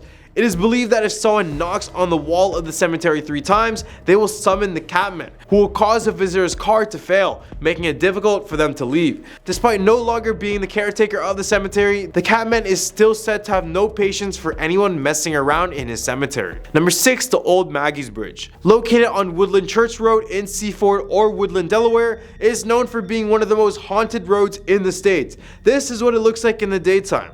Looks pretty normal. Well, you're wrong, cause this short bridge holds a dark and eerie history, as it is said that a young woman named Maggie Bloxam was decapitated in an accident on the bridge in the late 19th century. To add to the horror, her grave can be found in a local cemetery, with the cause of her death being listed as young and pregnant. Maggie's spirit is believed to still haunt the bridge, searching for her lost baby and possibly her head. According to local legend, if you visit the bridge at night, you should get out of your car and yell into the night, "Maggie, Maggie, I have your baby." People have reported seeing figures moving about the woods on either side of the bridge, and photographs often come back with orbs dancing in the dark, and it is said that the best time to visit the bridge is during a full moon, when Maggie can be seen in all of her ghostly glory. There are multiple accounts of cars acting strangely on the bridge, with engines failing to start, gears shifting out of place, or the car moving on its own after the engine has been turned off. These experiences has led regular paranormal investigations at the site, and many locals swear that Maggie's ghost is still very active and can be seen on the right nights. In the hump of our list, we have the Pukwudgie. The Pukwudgie is a mythical creature from Wampanoag folklore, originating from Delaware and Prince Edward Island. According to the legend, the Pukwudgies are a human-like creature that can appear and disappear at will, and they also have the ability to shapeshift, use magic, launch poison arrows, and create fire. They are known to cause trouble for those who annoy them and are considered to be hostile to humans. Native American folklore suggests that the Pukwudgies were once friendly to humans, but then turned against them out of jealousy towards the cultural heroes Michelle and Granny Squanit. Ever since, the Pukwudgies are said to have kidnapped, attacked, and blinded their victims, and now are labeled as dangerous creatures. They are known to have caused mischief and torment to the Native American community, and are said to have killed Maushop's 5 sons, while some variations suggest that they may have killed Maushop himself. Whether or not you think they are good or not, they are definitely a creature best to avoid. Number 4, the Zeewanhendiao mermaid. In the early 17th century, Dutch settlers attempted to establish a settlement named Zeewanhendiao in what is now Delaware, USA. Although the colony was short-lived and destroyed after a single year, it is now remembered as the first European settlement in the area. To commemorate the 300th anniversary of its founding, the Zeewanhendiao Museum was created, showcasing the history of southeastern Delaware, and this thing. Yeah, I don't know about that. This is a supposed mummified mermaid that was given to the prominent Martin family by a sea captain and eventually lent to this museum. The mermaid, however, is not the beautiful mythical creature that one might expect. Instead, it has a simian face with large rigid eye sockets and a wide toothy mouth. Its hands are clawed like a reptile, and its torso is covered in bony ridges. The creature is small, less than a foot in length, and its skin and scales are ashy gray-black. But in reality, not to burst anyone's bubbles, the mermaid is a clever taxidermy specimen that bears a closer resemblance to a Fiji mermaid made classic by P.T. Barnum. This tradition of taxidermied monsters can be traced back to the Misemono, a type of carnival in old Edo, which is modern-day Tokyo, where mummified mermaids and other supernatural creatures were displayed as carnival attractions. These creatures were believed to bring good luck and fortune to attendees and were often constructed from the bodies of fish and small monkeys dressed with paper mache, wood, and lacquer. Over time, these fake mermaids or ningyo made their way overseas and became popular curiosities for sailors from America and Europe, where the folklore behind the creature was lost, leaving a blank canvas for new mythologies to be written. Number 3, the Addie C Inn. The Addie C Inn in Bethany Beach, Delaware is a charming Victorian-style bed and breakfast that was built by the Addie family in 1902. This historic establishment is also known for being one of the most haunted places in the state of Delaware. One of the most famous hauntings at the Addie C Inn is that of a copper bathtub in room 1 that vibrates mysteriously. Guests have reported experiencing the tub shaking violently, and the story of the shaking tub has become one of the most well-known tales associated with the inn. There are also reports of eerie organ music heard coming from room 6, despite no organ being present in the room. Guests have reported the ghostly apparition of someone running through the hallways at night, accompanied by the smells of perfume and the sounds of mysterious music. Room 11 is believed to be haunted by Paul Dulaney, a former handyman who worked for the Addie family, while Curtis Addie's ghost is said to roam the roof of the inn, restless after falling to his death from the roof many years prior. Number 2, the Governor's Mansion. The Governor's Mansion, also known as Woodburn, is a grand and historic building in Dover, Delaware. This stately abode was constructed in the late 1700s by Charles Hildyard III and has served as the official residence of Delaware's governors for many years. But there's more to the story of Woodburn than just its impressive exterior. For generations, people have whispered about the ghostly happenings that seem to occur within its walls.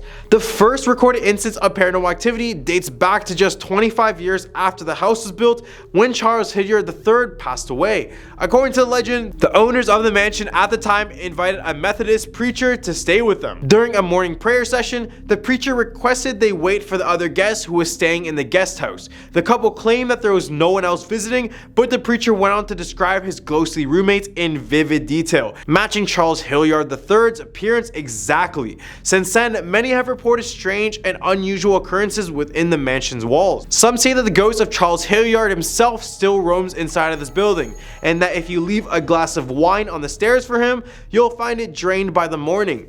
Other ghostly sightings included the screams of a slave who was caught and killed near the mansion's porch while running from slave hunters, and the ghostly figure of a young girl dressed in a gingham dress and bonnet carrying a candle and roaming the grounds. Whether you're a paranormal enthusiast or simply a lover of all things historical, the Governor's Mansion is definitely worth a visit. Number 1, the Dead President's Hub.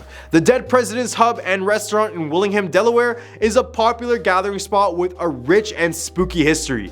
The pub is located in a historical part of the city and is known for its presidential memorabilia and paranormal activity. Despite being in business only since the late 1990s, the two-story space has a long and varied history, having served as a private residency and several other businesses, including bars, over the years. Visitors of the pub claim to feel a dark and heavy presence, with strange occurrences such as glass rattling on their own and rooms becoming extremely cold all of a sudden. Late at night, employees have reported hearing childlike giggles and witnessing dishes flying across the room. One ghostly figure that is rumored to visit the pub regularly is Lemonade Mullery, who is said to have died from a fall in the bathroom in the 1960s. Several paranormal investigation teams have been drawn to the pub to study the ghostly activity, and they all agree that the place is teeming with entities that feel like they're part of the staff. At a number 10 spot, we have the Devil's Chair. I mean, just by listening to the name, you already know there is zero goodness in this chair. So numerous physics and clairvoyants meet up year-round in Casadaga, Florida, which is known as the state's spiritual hub to showcase their talents. Specifically, they meet up in Lake Helen Cemetery. As expected, this spiritual retreat is a hive of spiritual activity, but one place in particular is said to give you the shivers.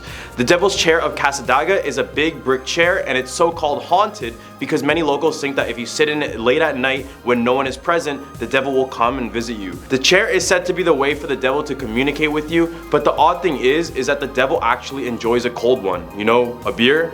It's said that if you leave an open beer on this chair, it will be empty in the morning. So just to be sure, make sure you don't take a little rest in the cemetery because it could be a terrifying experience. Now at number 9, the Florida skunk ape, also known as the swamp cabbage man. The stink ape has been said to inhabit Florida, North Carolina, and Arkansas. The stories date back to the 60s and 70s, during the time of the Bigfoot mania, when the ape-like creature running on 2 legs was spotted in South Florida. The creature gets its name from its pungent odor, said to be a byproduct of living alongside alligators and other swamp inhabitants.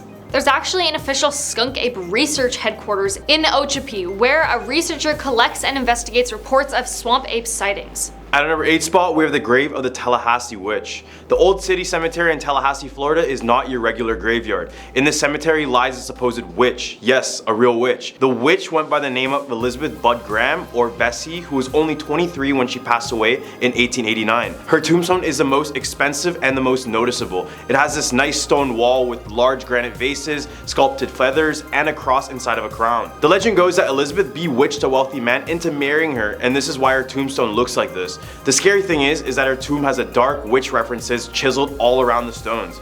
A lot of the writing is written in unique poem-like fashion, but some witch references she made was doubly dead, which means that a witch can only be dead once and killed twice. Others who visit the tombstone report feelings of unease, and they often report strange individuals leaving items at the tomb. To this day, it's said that the fellow witches often visit the grave to leave gifts for Bessie. Now at number 7, Spook Hill. In Lake Wales, there's a gravity hill that freaks out those traveling through by car. Stop your car in the right place on Spook Hill, put it in neutral, and watch as your vehicle rolls up the hill. On North Wales Drive, a sign says this: many years ago, an Indian village on Lake Wales was plagued by raids of a huge gator. The chief, a great warrior, killed the gator in a battle that created a small lake. The chief was buried on the north side. Pioneer mail riders first discovered their horses laboring downhill, thus naming it Spook Hill.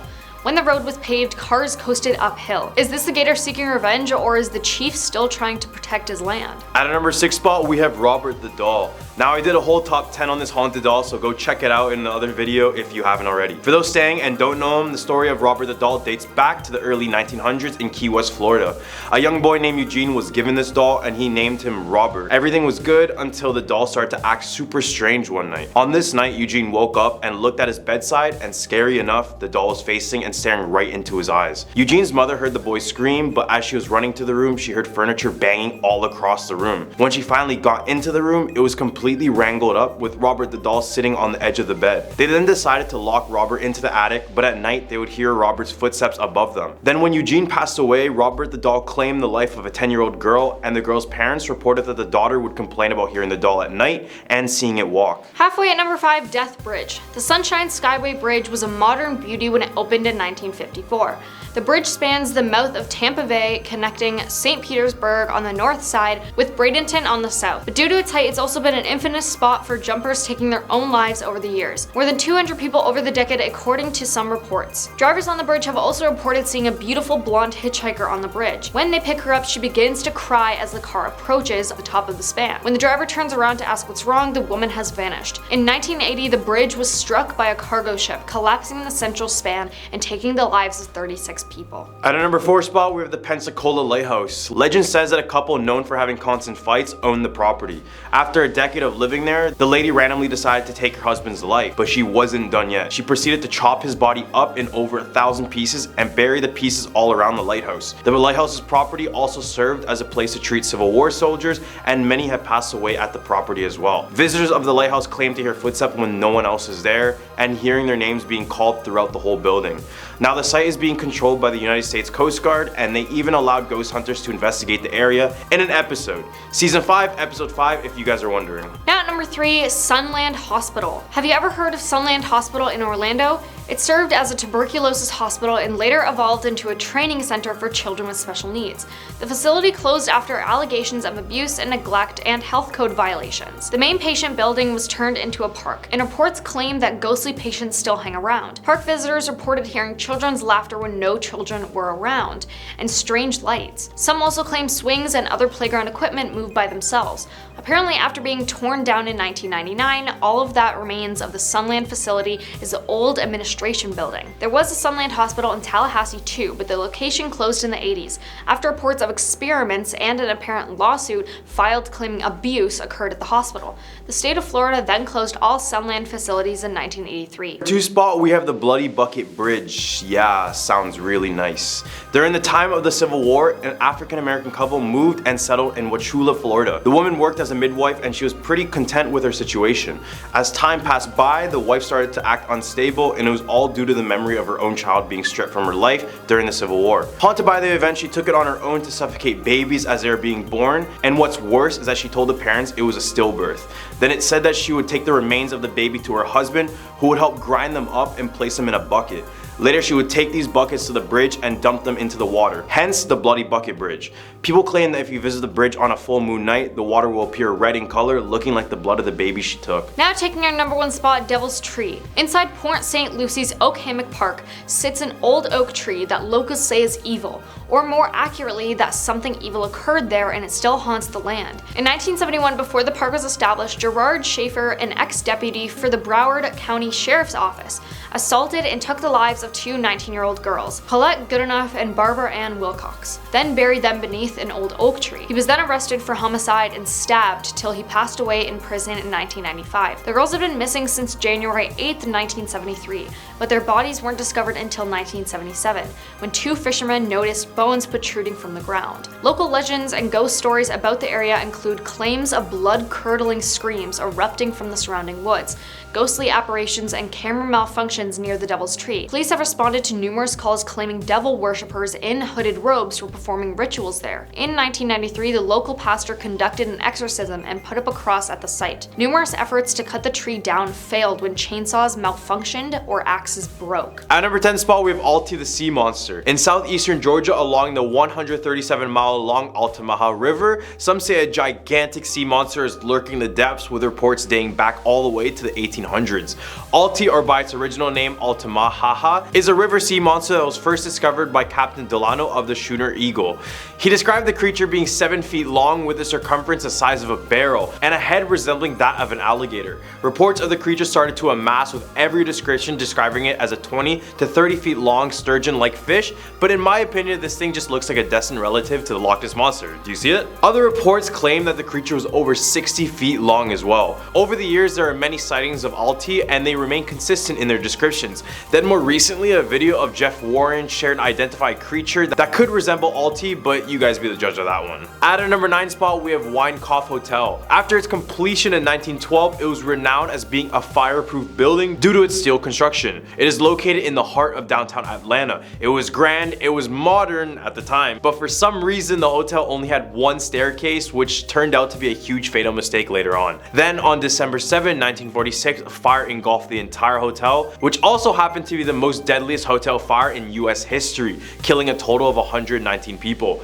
The fire started on the 3rd floor, which only meant that everyone from the 3rd to 15th floor had no way of escaping the building because of the 1 staircase. While some managed to jump out of their windows into the nets firemen were holding, the majority of people would be leaping to their death. The hotel has since been rebuilt, but much of the charred past remains inside of the building. At a number 8 spot, we have the Weeping Statue of Gracie. This statue is located in Bonaventure Cemetery, which was established all the way back in 1846. Although the cemetery contains many different beautiful statues, the statue of Gracie is the one that sticks out to almost all visitors. Gracie Watson was born in 1882 and grew up in the Pulaski House Hotel that her parents W.J. and Frances Watson ran.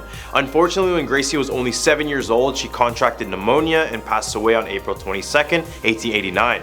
So in honor of her untimely death, a beautiful statue of her sitting was built. Nowadays, many guests leave offerings and gifts such as toys, flowers, and knives gifts for her, but when people try to steal these gifts, she will cry tears of blood. And some have even said her statue comes alive at night, with visitors seeing an empty seat on her statue. At our number 7 spot, we have the Georgia Guidestones. This is considered as America's version of Stonehenge, and you can probably see why. Not only are they both large creations with stone, but they are both shrouded in complete mystery and speculation. The Georgia Guidestones were erected in the 1980s by an anonymous man under the name of Robert C. Christian. This astronomically lion monument is made up of a solid granite, with each of the slabs weighing around 20 tons. Written on these stones are 8 different languages, which include Arabic, Chinese, English, Hebrew, Hindi, Russian, Spanish, and Swahili. The reason it was built in the first place was to prepare humanity for a plan just in case of an upcoming apocalypse. One of the things that was noted on this was to keep humanity under the population of 500 million people, to keep us in perpetual balance with nature. With the population of 7 billion, I can see why this is kind of scary to look at. You can pause the video now if you want to see the whole entire list. However, some believe this monument has ties with the Illuminati or the New World Order, and on July 6th of the same year, the monument was completely destroyed by an explosion by an unknown individual, who could also be tied to these organizations, who knows. At number 6 spot, we have Patriots Inn. This hotel in Augusta, Georgia was built all the way back in 1816, starting off as a simple 2-story home. As the time went on, the building underwent new expansions and eventually was able to house enough people to become a hotel. The haunting story of the hotel was about a lady named Emily. She was extremely excited for a wedding and was awaiting her husband, who was arriving at the inn by horseback. Except when a knock came on her door, it wasn't her husband, but the news that he was mistaken for a soldier charged with treason and was shot to death on the spot. Her hopes of getting married and having a happy life ended immediately. She would wear her wedding gown for months and would eventually pass away, brokenhearted. Now guests claim that she is still waiting for her fiancé at the hotel. They report seeing her walk up and down the staircase and pacing through the hallways in her own wedding gown. Right in the hump of our list, we have the Crybaby Bridge. I've done a Crybaby Bridge in my past videos, but I'm pretty sure there's one in every single state. Have a bridge and have a crying baby and boom, Crybaby Bridge. This bridge in Columbus, Georgia was created back in the 1800s. At the time, a poor farmer family in the area was expecting their 5th child. Knowing they couldn't afford to care for another child, the family arranged for the doctor to dispose of the baby right after birth. Now here is where it gets kind of dark. Instead of finding a humane way to deal with the baby, the doctor had more malicious intents, and he took the baby to this bridge and dropped it into the water below. Now that's the story, but people say if you drive to this bridge on a cloudless night with a full moon, and if you sprinkle baby powder on your car, you'll be able to hear the baby crying below the bridge. And some say that you can see baby footprints in the baby powder that you put. At number 4 spot, we have the Concord Creech Bridge. This rooftop bridge is located in the town of Smyrna. It was built in 1872, and since then some haunted deaths occurred in, outside, under, and beside this bridge. Nowhere is safe. It's said that the waterheads haunt the forest and below the bridge. They are the children who were used for human experimentation and left to pass away by this bridge. Many other children were taken here only to meet their end as well. Now it's said that if you park on the bridge, turn off your car lights, and leave a Snickers bar on your car, you'll hear quiet footsteps approaching your car, and soon after the Snicker bars will be removed from the car. All the way at a number 3 spot, we have the statue of Corinne Lawton. Aside from the weeping statue of Gracie, the Bonaventure Cemetery also has the famous statue of Corinne Elliott Lawton. She was the daughter of the well-to-do brigade general in the Civil War, Alexander Robert Lawton. Legend goes that she wanted to marry someone who was in a lower social class, so because of this, the father denied it and forced her to marry one of the most wealthiest men in all of Savannah.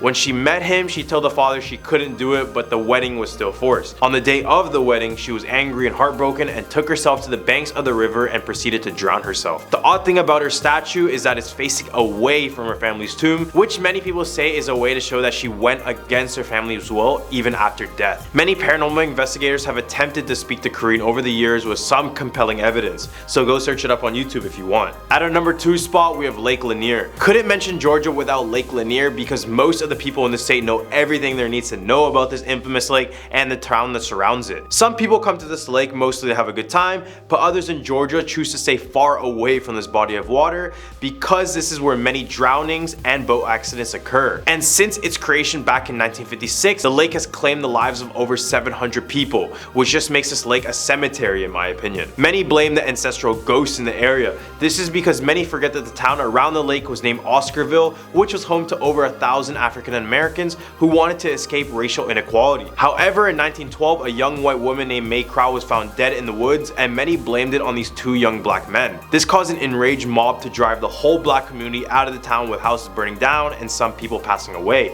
Now this could explain all the restless ghosts in the area. This was a terrible event in US history, and it's no surprise this place is haunted. At number 1 spot, we have the old governor's mansion. Located in Milledgeville, this estate was built in 1840 after a fire burned down the original Capitol building building in 1931. And more famously, the President of the Confederate States of America, Jefferson Davis, was laid to state there, which is the tradition in which the body of a deceased official is placed in a state building. Now, over the years, visitors report smelling burnt cigars, keys jingling when no one's around, broken glass, a woman's screams, and books falling from the third floor. When paranormal investigators checked out the place, they claimed the most activity was in the mansion's library, which is the same place where many guests asked the workers if something happened in the library in the past, because when they walked through it, they claimed to sense a presence watching them. At a number 10 spot, we have the Night Marchers. According to Hawaiian lore, the Night Marchers were an ancient Hawaiian warriors in their past life, but their spirits march the island carrying torches now. But don't worry about hiding from them, because you'll definitely hear them well before you see them, as they play a distinctly loud drum while they march. They're believed to be stuck on the island for many different reasons. Some of the claims are they are looking to reclaim rightful territory or avenge a battle they had previously lost. These spirits are not entirely evil, but they do demand respect. For example, if you are unfortunate enough to cross paths with them, try your best not to interrupt. And I'll stress you not to look into their eyes, as you will meet your doom from even one glance from these warriors. Since they are ghosts, nothing can stop them from their path, not even buildings.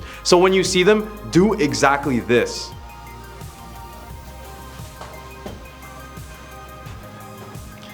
Or another option is to lie down on the floor, but wouldn't you think that walking away is a better option?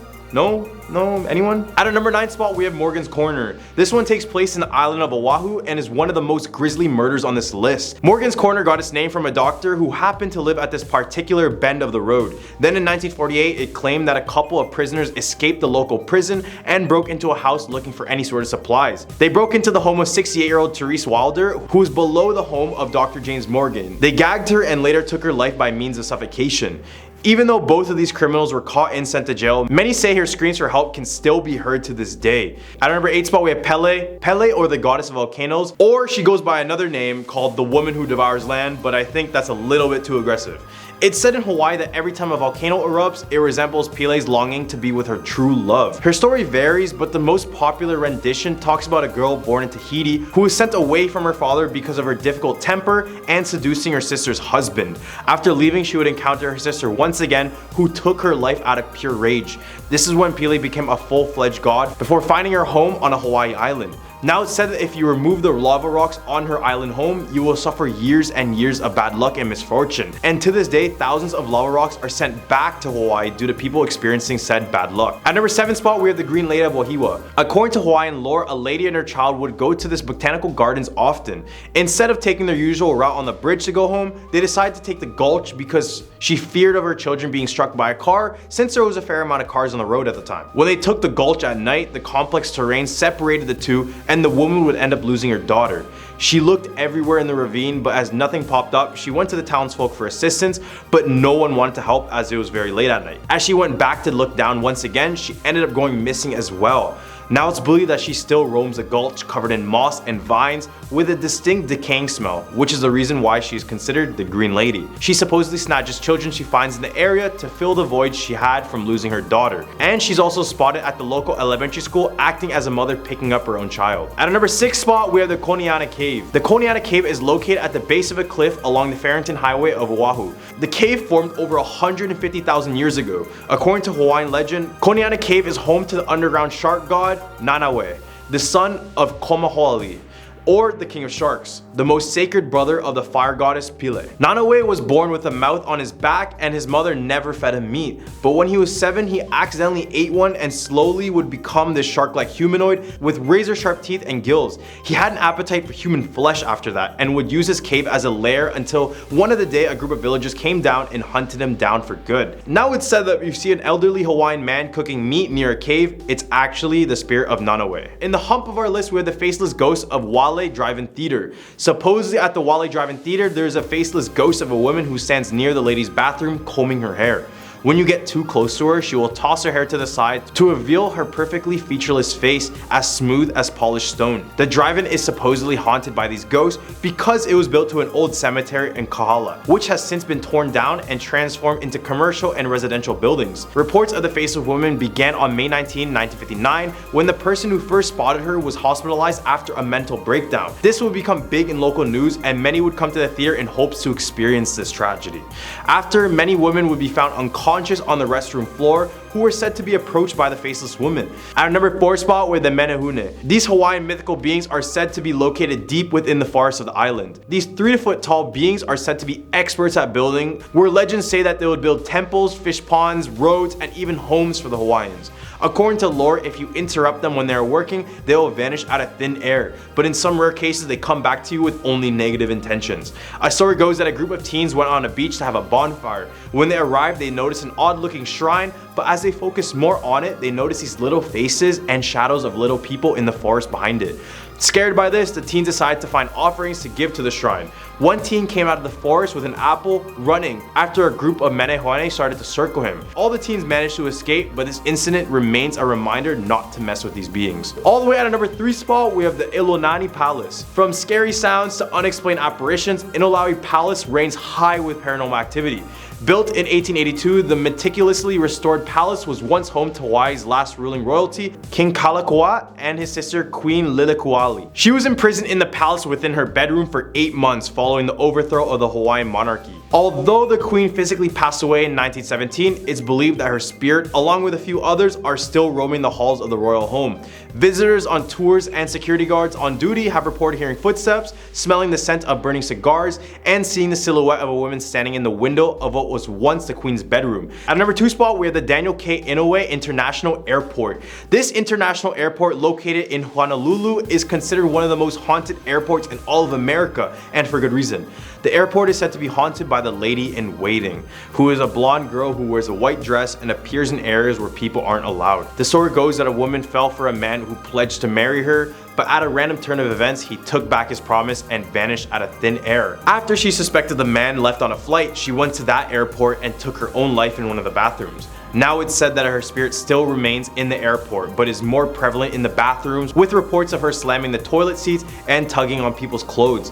At the airport is said another ghost who is known for choking guests. It's said that this ghost sits on the chest of others and gives them the sensation of choking. Guess I'm taking a boat on my next Hawaii trip. At our number 1 spot, we have the ghost of Pearl Harbor. The Pearl Harbor incident was known as the reason for America's entry into World War II. This happened on December 7, 1941, when the Japanese led an attack to destroy as many military and civilian vessels in Pearl Harbor, Hawaii. This attack caused the casualties of around 2,400 US personnel, including 68 civilians, and damaged or destroyed 19 US Navy ships, including 8 battleships. It's said that the spirits of those who passed still remain on Pearl Harbor to this day. One of the ghosts that can be spotted on the grounds is the ghost of a man named Charlie. When heavy doors begin to swing back and forth, or lights being flickered on and off, everyone who works there just says, quote, "That's just Charlie," as if it was some casual thing or something. Don't know about you, but I would expect everyone who passed away from this attack to become malevolent ghosts in the future, but I guess this one just got tired of it all. As people approach the shrine built to commemorate the event, many claim to feel the instant feeling of sadness and a pain feeling. Starting out this countdown at number 10, Spirit Lake origins. Spirit Lake's name is said to be no mystery to those who live in Idaho. The story goes that years ago, a young Native American woman began a relationship with a brave man from a rival tribe. Unable to wed but determined to preserve their doomed love, the two tied their wrists together in symbolic marriage and jumped from a cliff into the lake where others tend to go to take their lives. It's said that on the moonlit nights you can see their shadowy spirits drifting across the lake in a phantom canoe, while mournful sounds fill the air as the Indian lovers seek release from their watery grave. Now here at number 9, Coyote and the Seven Devils. The Seven Devils form a portion of the Idaho-Oregon border, as well as line the most treasured river canyon called Hell's Canyon. The Nez Perce in particular had origin stories for nearly every feature of Idaho's diverse landscape, and the story of the Seven Devils is a unique one. Many years ago, there were 7 child-eating giant brothers who lived on the horizon. The people were terrified of these giants. They sent word to Coyote to help them defeat the giants and save their children. Coyote knew he couldn't battle 7 giants at once, so he dug massive holes in the earth and filled them with boiling liquid. As the giants were traveling east to snatch more children, they tripped into the holes and were trapped. Coyote was then able to transform the giants into stone, and he opened up a canyon at their feet to keep them from ever reaching the villages again. Coming in at number 8, Idaho doesn't exist. According to dozens of web pages which have genuinely called into question the very existence of Idaho as a physical location, the gem state simply doesn't exist, people say. People say it's down to 3 premises. Do you know anybody from Idaho? Have you ever been to Idaho? Do you know anyone who has ever been to Idaho. For most, the answer is no. Therefore, that's why people say Idaho doesn't exist. In fact, the general consensus is that Idaho was put on the map because cartographers needed a barrier to separate Utah from Canada and protect Montana from Washington, or vice versa. One explanation is that Idaho is a government-operated mind control vacuum. Another theory is that Idaho exists, but only as a state of mind. The whole debacle stirs up an abundance of very real philosophical arguments, but according to conspiracy logic, if you feel like you're living in Idaho right now, odds are it is simply the result of other conspiracies at work. Now personally, I don't believe this one, but there are some people who really full-heartedly believe it. Here at number 7, Charlie. The legend of Charlie the lake monster was first recorded in the early 1920s when railroad workers in McCall saw something unexplainable. In McCall, locals will tell you the tale of this creature. Charlie has been known as Slimy Slim and the Twilight Dragon of Payette Lake. Over the years, this serpent-like creature with a dragon head has made many appearances. Most think it's a log before it rises up to reveal its head. The last documented sighting came in 2002, but in 1954, the Payette Lake Star newspaper held a contest challenging readers to come up with a name for this elusive creature. The winner was Leigh Isle Henneferturi of Springfield, who came up with the name Charlie. Charlie continued to be spotted over the years, but it has been seen less and less frequently. It is reported to be between 10 and 50 feet long, brownish green, having a shell, and travels in serpent-like waves, rising and falling out of the water. But this gentle beast garners nothing but love from locals, who can't seem to recall an instant when Charlie attacked any of the lakeside city's residents. Very much like the Loch Ness Monster, except the Loch Ness Monster doesn't get as much love, and it seems like every place has its own version of a monster in a body of water. Number 6, Idaho is purposely drugging its residences. In 1947, it's said that Lewiston began adding fluoride into its water, as did the vast majority of United States cities, a practice which still exists today. Many suspected, however, that the addition of fluoride, which is approved as an easy way to cut down on widespread tooth decay, was in fact a large-scale attempt to underhandedly medicate Idaho's citizens, as well as a means of covering up the drastic lack of dental care provided for the state's working people who were poor. The dramatic decrease in childhood cavity levels recorded by 1950 supported the practice as a whole, but to this day, fluoride is still majorly opposed for a variety of reasons, including links to cancer and bone loss. Halfway at number 5, Lake Pend. This deep ocean-like lake in northern Idaho is said to be the perfect place for a monstrous beast to reside. It is said to be large, gray, and prehistoric in shape and size. Locals claim he is an unknown remnant of the Jurassic era that has managed to survive extinction, against all odds. Up until this point, the creature has remained a peaceful part of local lore, although many say that sightings of the sea creature were merely glimpses of naval training stations' top-secret submarine and technological testing. Coming in at number 4, Civic Theater. Before this building housed the Lewiston Civic Theater, it was a Methodist church built in 1904. In 1972, it became a theater, and in 1982, 2 women and 1 man all mysteriously disappeared from the theater on the same night.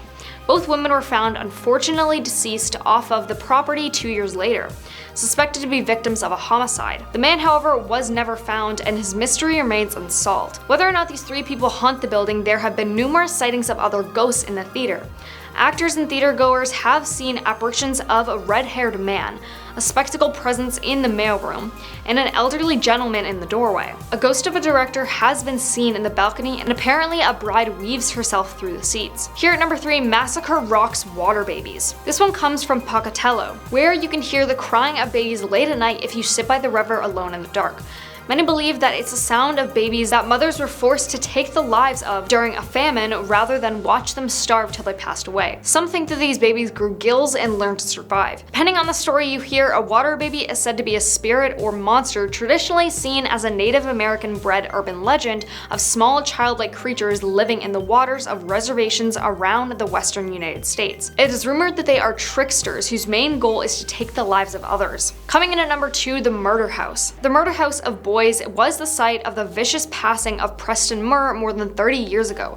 After an argument broke out in the basement of the house between Murr and 2 men, Murr was shot and then hacked into pieces that were dumped 100 miles away from Brownlee Reservoir. His body parts surfaced and led investigators back to the house, which is allegedly still haunted today. Many former residents and visitors of the house have said that the basement has a very creepy feeling. Even footsteps from an invisible person have been heard. There are also legends about the house that say bloodstains appear and then disappear, and a woman in old-fashioned clothing has been seen looking out the window.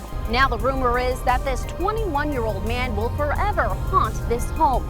and even non-believers believe it's created an urban legend. Living there, I really don't feel that I was never afraid or felt that it was haunted, but there are so many stories. I mean, everybody's convinced that it is. Now here at our #1 spot, the Phantom Jogger of Canyon Hill. At Cadwell's Canyon Hill Cemetery, it's said that the ghosts don't like when you stare at their graves late at night. According to the legend, if you park between the 2 trees across the street from the entrance at midnight, you will see something quite terrifying. Make sure to turn your lights off though, so you can see the legless jogger when she knocks on your window. After you've completely freaked out and almost totally lost your mind, she leaves just as quickly as she came.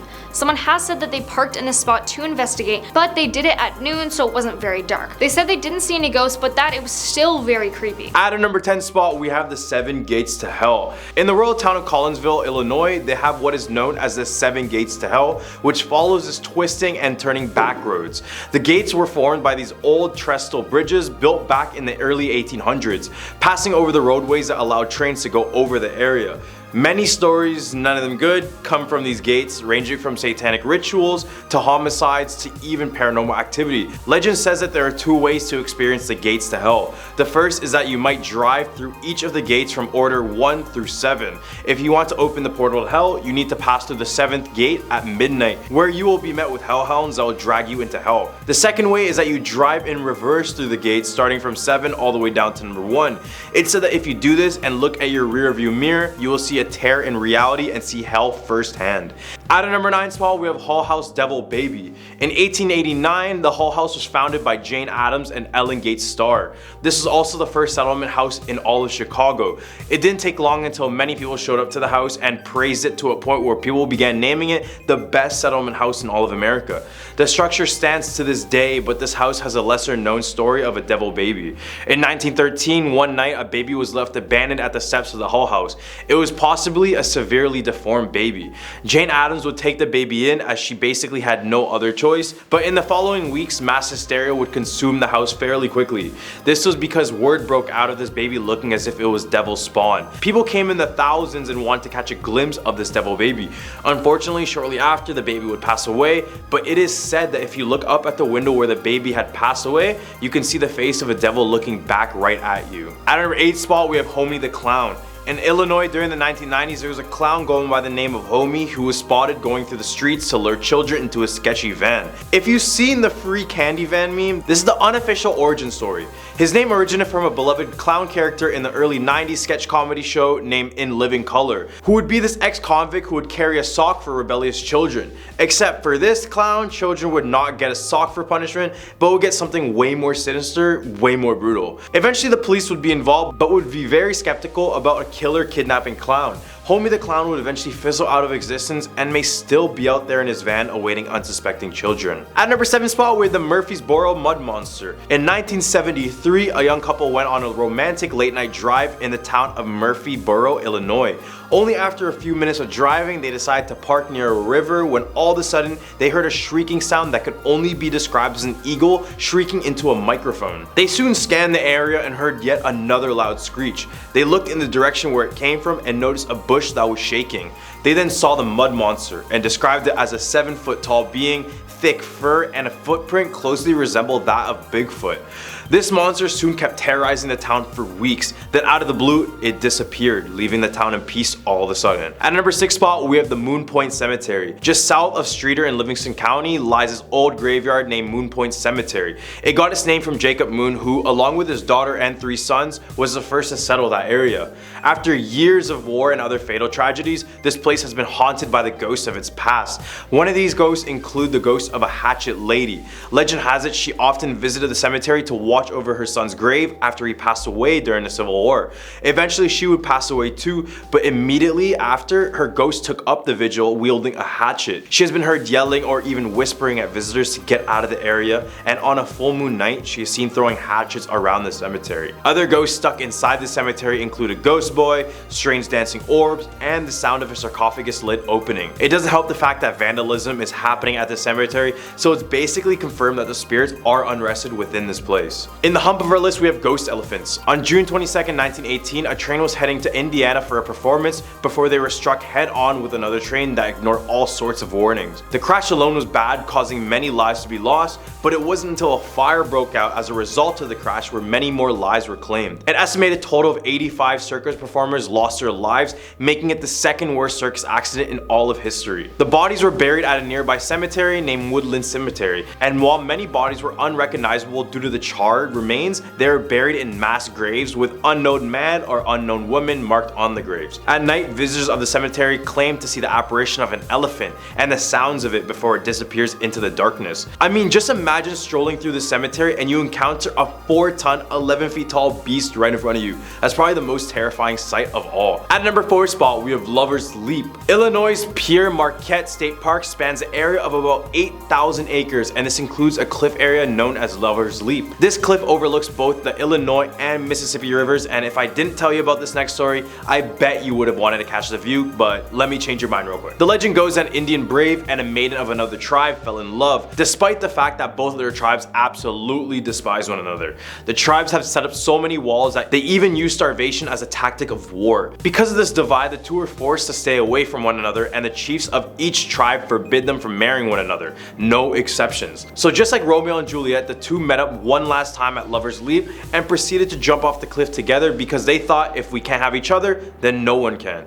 Now couples who go near this cliff have the sudden urge to jump off with their partner, even if they come to the area completely happy with no personal issues. All the way at a number 3 spot, we have the Thunderbirds. This legend all started back in 1977 when Ruth Lowe from Lansdale, Illinois was drawn outside by a loud noise coming from her backyard. When she looked, she noticed the area was in complete darkness with something large approaching the ground. Before she could understand what's happening, a massive bird lifted her child a full 2 feet above the ground before letting go and vanishing out of the air. According to Ruth, it was black in color with a white ring around its neck, with wings and a tail that were at least 10 feet long. Basically the Mothman, but on steroids. At a number 2 spot, we have the Ghost Lady of Kennedy Hill Road. In 1980 on Kennedy Hill Road, people reported seeing a woman in a dress walking around before vanishing into the dark. There are numerous sightings of this person or ghost, but no one could really explain what they saw. Some thought it was the ghost of a woman buried nearby, or some had assumed it was a mentally disabled person who had run away from their home.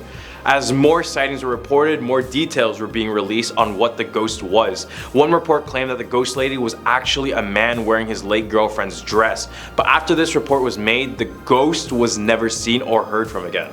Except now she is said to be back, with new reports claiming that the ghost is still walking in the road, with descriptions of her being very tall, slender, and having long blonde hair. At a number 1 spot, with the Bachelor's Grove Cemetery. This one could very well be the most haunted cemetery in America, with hundreds of reports of paranormal experience, in which many of them are well documented and very credible.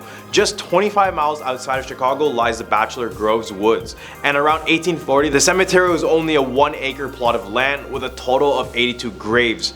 Eventually the place was abandoned due to the limited space, but this is when it turned from an innocent graveyard to one of the most terrifying ones.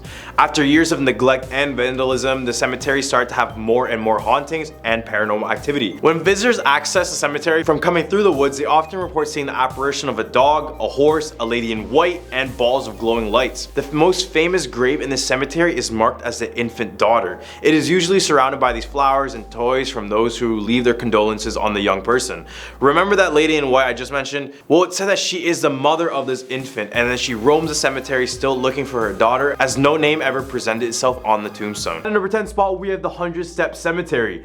The 100-Step Cemetery is located in a town of Brazil, India. Remember, I said town, not the country. The cemetery gets its name from the long infamous staircase that lies right in the middle of it, and there are 2 versions of the legend about the staircase. One legend says that once you reach the 100th step, or the last step, the ghost of a past cemetery caretaker will appear right in front of you and whisper out the time and way you will pass away. However, once he says this, you must climb back down all the stairs, and if you don't count back to 100, the caretaker will take your life on the spot. The other version of this story is that when you go back down these steps, if the number you count is different than the number you walked up with, then your prophecy is false. Much of the stairs are overgrown with vegetation, so counting the stairs is much harder. and more recently, the cemetery even tried to tear out parts of the stairs. Are they trying to physically remove the urban legend from this place? I mean, a free fortune teller? Who wouldn't want that? At a number 9 spot, we have the green-clawed beast. Supposedly lurking in the Ohio River near Evansville, Indiana, is a green-clawed beast that has haunted residents since the 1950s. In the hot summer of 1955, Naomi Johnson, her 3 children, and their family friend Luis Lambo went for a swim in the Ohio River. When Naomi was about 15 feet away from the shore, that's when she began to arch her back when all of a sudden something wrapped around her knee, pulling her down as well. She immediately started to swim back to shore, kicking whatever hit her in the process. After she was swimming away, she felt her leg get grabbed again from behind, but she was able to grab an inner tube that they were using as a float to get away. The odd thing about this incident was that when she was getting treated for her scratches, the authorities recalled a strange bluish green stain that was on her lower leg at the time. Then, a short time after this, a man arrived at Naomi's door with physical evidence showing that he was an Air Force colonel, and he told her to never speak of the incident ever again. Ever since, there has been no sighting of this supposed creature, so much of it is unknown if this creature really truly exists today. But what do you guys think grabbed Naomi in the water that day? At a number 8 spot, we have Diana of the Dunes.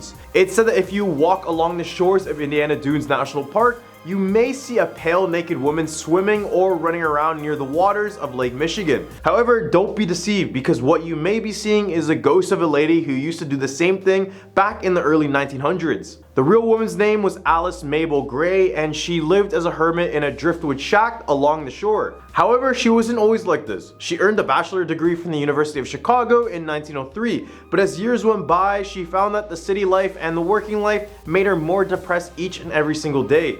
She then decided to escape everything, and ever since, she's been known as the Diana of the Dunes. Her spirit is not so friendly. It's said that if you get too close to the naked woman, then she may drag you down into the water with her. This is because in her years alive, Alice ended up falling in love with an abusive man named Paul Wilson. So when Alice gave birth to her second child, she ended up passing away from uremic poisoning, which was due to repeated punches to her abdomen. Ever since this incident, her spirit has been nothing but aggressive to young men. At a number 7 spot, we have Devil's Road. The name Devil's Road should give you all the warnings you need before you decide to take a drive down this road. In Jasper, Indiana, there was a school bus full of kids that stalled in the middle of these train tracks. The moment the bus stalled, the kids couldn't help but notice a train coming straight towards them. However, before they could even think to escape, the train ended up smashing right through the bus, with all the children passing away immediately, and the only survivor being the bus driver. However, when the bus driver noticed there was no survivors, he was so distraught, he decided to take his own life using a firearm. Nowadays, people claim that the spirits of the children remain on the road. Some have tested their luck by stopping their car on the train tracks and dropping it into neutral, and this is when you supposedly begin to see children walking towards you, or if someone said their car completely stalls on this railroad. Regardless, I wouldn't recommend doing this because you're just putting yourself in that same position the school bus was in that day. At a number 6 spot, with the Culbertson Mansion. Stored away in New Albany, Indiana, is the Culbertson Mansion. Out of all the mansions I've mentioned, this has to be one of the most gruesome yet unfortunate histories attached to it. In the 1800s, this mansion was struck by lightning, and everyone who was inside of the home passed away from the fire that engulfed the entire place. Then in 1933, the mansion was sold to a local named Dr. Webb and his family. But after a year of living in here, they were all found dead. All their bodies showed evidence of being tortured, yet the case never ended up getting solved. As well, later on, it was found that the doctor kept some of his patients locked in the basement. Nowadays, the house offers many haunted tours, but staff members still report things they can't explain, and more specifically, in the basement where all the horrific events took place. In the hub of our list, we have the Edna Collins Bridge. Out of all the bridges in Putnam County, the Edna Collins Covered Bridge is the most recent. However, despite not being the oldest, it's still believed to be the most haunted out of all of them. Locals claim that the bridge is haunted by a mother and child duo. Legend goes that a little girl by the name of Edna Collins lived in the area nearby and would occasionally swim in Little Walnut Creek, which is the creek the bridge now resides over. Her parents had a tradition of dropping her off on their way to town, and when they returned, they would honk 3 times to let her know that it was time to go. However, one day after they honked 3 times, Edna was nowhere to be found. Instead, they searched the nearby creek and they found that she had drowned in it. It's said that shortly after, the mother took her own life and hung herself on the trees where the bridge is located today. And ever since, this bridge has been haunted by this mother and child duo. At number 4 spot, we have the Whitcomb's Library. Before his death in 1852, former Indiana Governor James Whitcomb donated his entire library to Ashbury University, which is now known as DePauw University. This library was filled with all the books that he read in his entire lifetime. This collection included one book named The Poems of Ossian, the Son of Fingal, which was locked away in a specific section of the library which was closed to the public. One small boy grew more and more curious about the book, and then one day in the 1800s, he decided to sneak into the library and steal the book for himself. However, after he finished the book, he woke up to a spectral finger pointing at him, asking who stole the book. Ever since, many believed it was Whitcomb's ghost protecting his books, and no one has ever tried to steal a book since. To this day, there are still occasional sightings of his ghost, but as long as no one is stealing his books, then he shouldn't do anything aggressive. At a number 3 spot, we have St. Mary of the Woods College. St. Mary of the Woods College was opened in 1840 and is the oldest Catholic college in the entire state. The Leffer and Foley buildings on the campus have had many reports of something supernatural lurking inside of them. Some have said they have been grabbed by invisible forces, and there are stories of an exorcism done in the Foley building. However, the most notorious spirit found at the college is the Faceless Nun. Legend goes that the Faceless Nun is the ghost of a sister nun who used to teach in the art department at the campus. It was there where she began a self-portrait but passed away from an illness just before finishing it. However, the section has been destroyed, and now it seems that her spirit is found everywhere on campus. When people spot her, they are usually stunned and even freeze in terror. At a number 2 spot, with the Pukwudgie. The Pukwudgie is a 2 to 3 feet tall creature that lurks in swamps and dense forests. He physically resembles a troll or sort of a goblin, and one of their active spots happens to be in Mound State Park in Anderson, Indiana. Author and archaeologist Paul Startzman claimed to have encountered one of these creatures back in 1927. He claimed to be walking alone in the park when he noticed a little man half his size with abnormally large ears, gray skin, and a mushroom cut. They are not known to attack humans, but are instead known to be great deceivers and tricksters. However, other iterations of the creatures say the complete opposite, telling how these creatures are indeed bloodthirsty and need small gifts and sacrifices in order to appease them. One telltale sign you'll know that they're near is from their high-pitched gremlin-like laugh. So you can only imagine the feeling you'd get walking here at night when all of a sudden you hear the Green Goblin. At a number 1 spot, we have the Zion United Church of Christ Cemetery. Potentially the most haunted cemetery in the entire state of Indiana, the Zion United Church of Christ Cemetery is supposedly a hotspot for anyone looking to see something supernatural. Located in Poland, Indiana, this cemetery has gravestones dating back all the way since the 1840s, and the amount of reports coming from this cemetery is enough to make anyone believe there's something sinister inside of it. The ghost that many locals see is the one that walks outside of the cemetery, warning people not to enter the cursed grounds. Some have said the ghost tells them to turn back, and those who have been unfortunate enough to be inside of the cemetery report unexplained sounds and lights and the constant feeling that they're being watched entire time they're there. At number 10 spot, we have the cursed grave of the Devil Baby. The legend of the cursed grave of the Devil's Baby tells the story of a man who was born with a horn and a tail. And legend says that anyone who disturbs the grave will be struck by lightning or suffer some other terrible fates. Some say that the grave is guarded by a demon who will protect the baby's remains from being disturbed, while others believe that the curse of the Devil's Baby is real and that anyone who trespasses on the grave will face dire consequences. The grave of Devil's Baby remains a mysterious and eerie place. Many people avoid the area out of fear of encountering the demon or even facing the curse.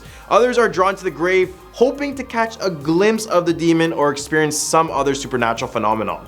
Number 9, Hotel Ottumwa.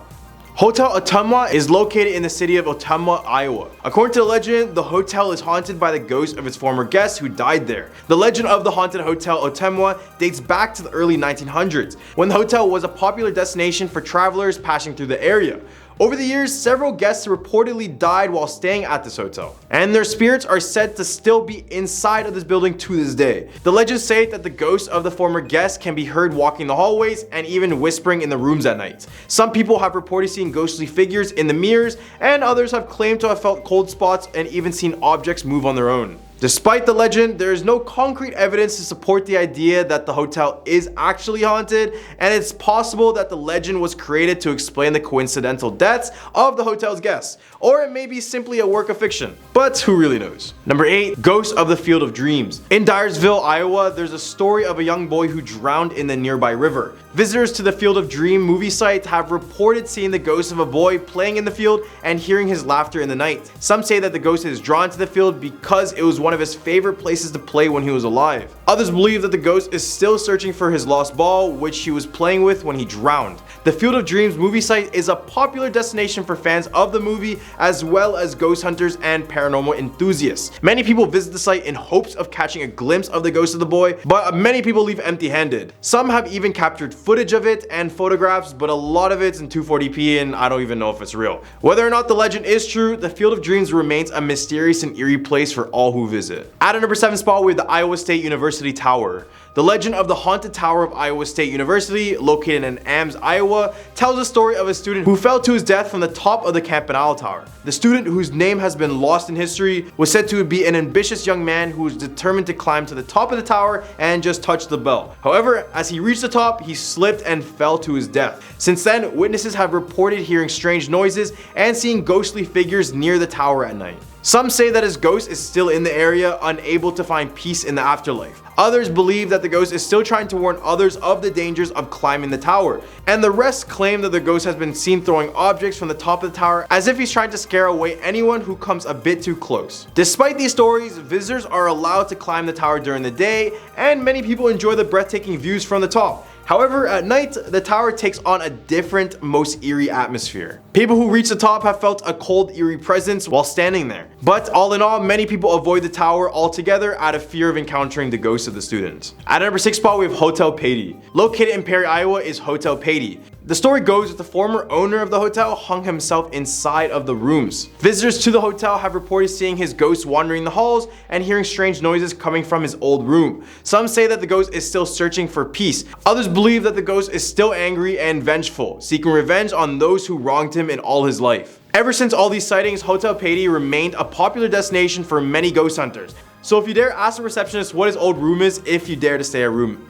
In the hump of our list, we have the Van Meter Visitor. The Van Meter Visitor is a story that is associated in the town of Van Meter in Iowa. According to the legend, the creature is a humanoid being with glowing eyes and a pair of bat-like wings. The legend of the Van Meter Visitor dates back to the early 1900s when several residents of the town report seeing a strange creature flying near their homes. The creature was described as being 7 feet tall with glowing eyes and a pair of large wings. Some witnesses reported hearing a strange humming noise emanating from this creature. Over the years, the legend of the Van Meter Visitor has grown and evolved. Some believe the creature is a demon or some other supernatural being, while others believe that it could be a genetic experiment gone wrong. Still, others believe that the legend is simply a product of overactive imaginations. Despite the many theories and explanations that have been offered over the years, the true nature of the Van Meter Visitor remains a real mystery. Number 4, the Black Angel of Council Bluffs. The Black Angel of Council Bluffs is a statue located in Auckland Cemetery in the Council Bluffs of Iowa. The statue was created by Danish-American sculptor Daniel Chester French and was erected in 1911 to honor the memory of a local resident named T. Henry Tibbles. The Black Angel statue is a tall winged figure that stands atop a granite pedestal. It is made of bronze and is said to be one of the finest examples of French work. Over the years, the statue has become a local landmark and a popular tourist destination.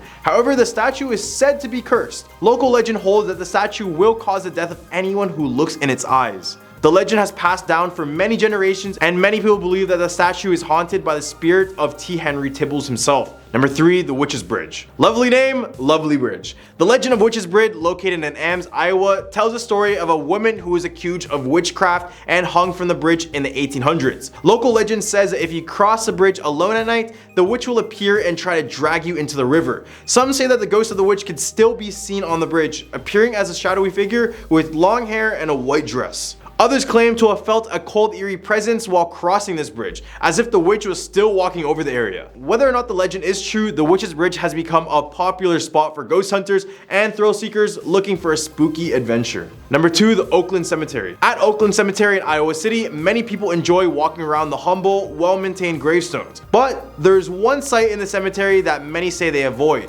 This is yet another angel statue, and it's a local monument first erected in 1913. It was designed by famous architect Mario Corbel as a tribute to the commissioner's husband. The grieving wife would soon be buried alongside him, but as the time went on, something odd happened.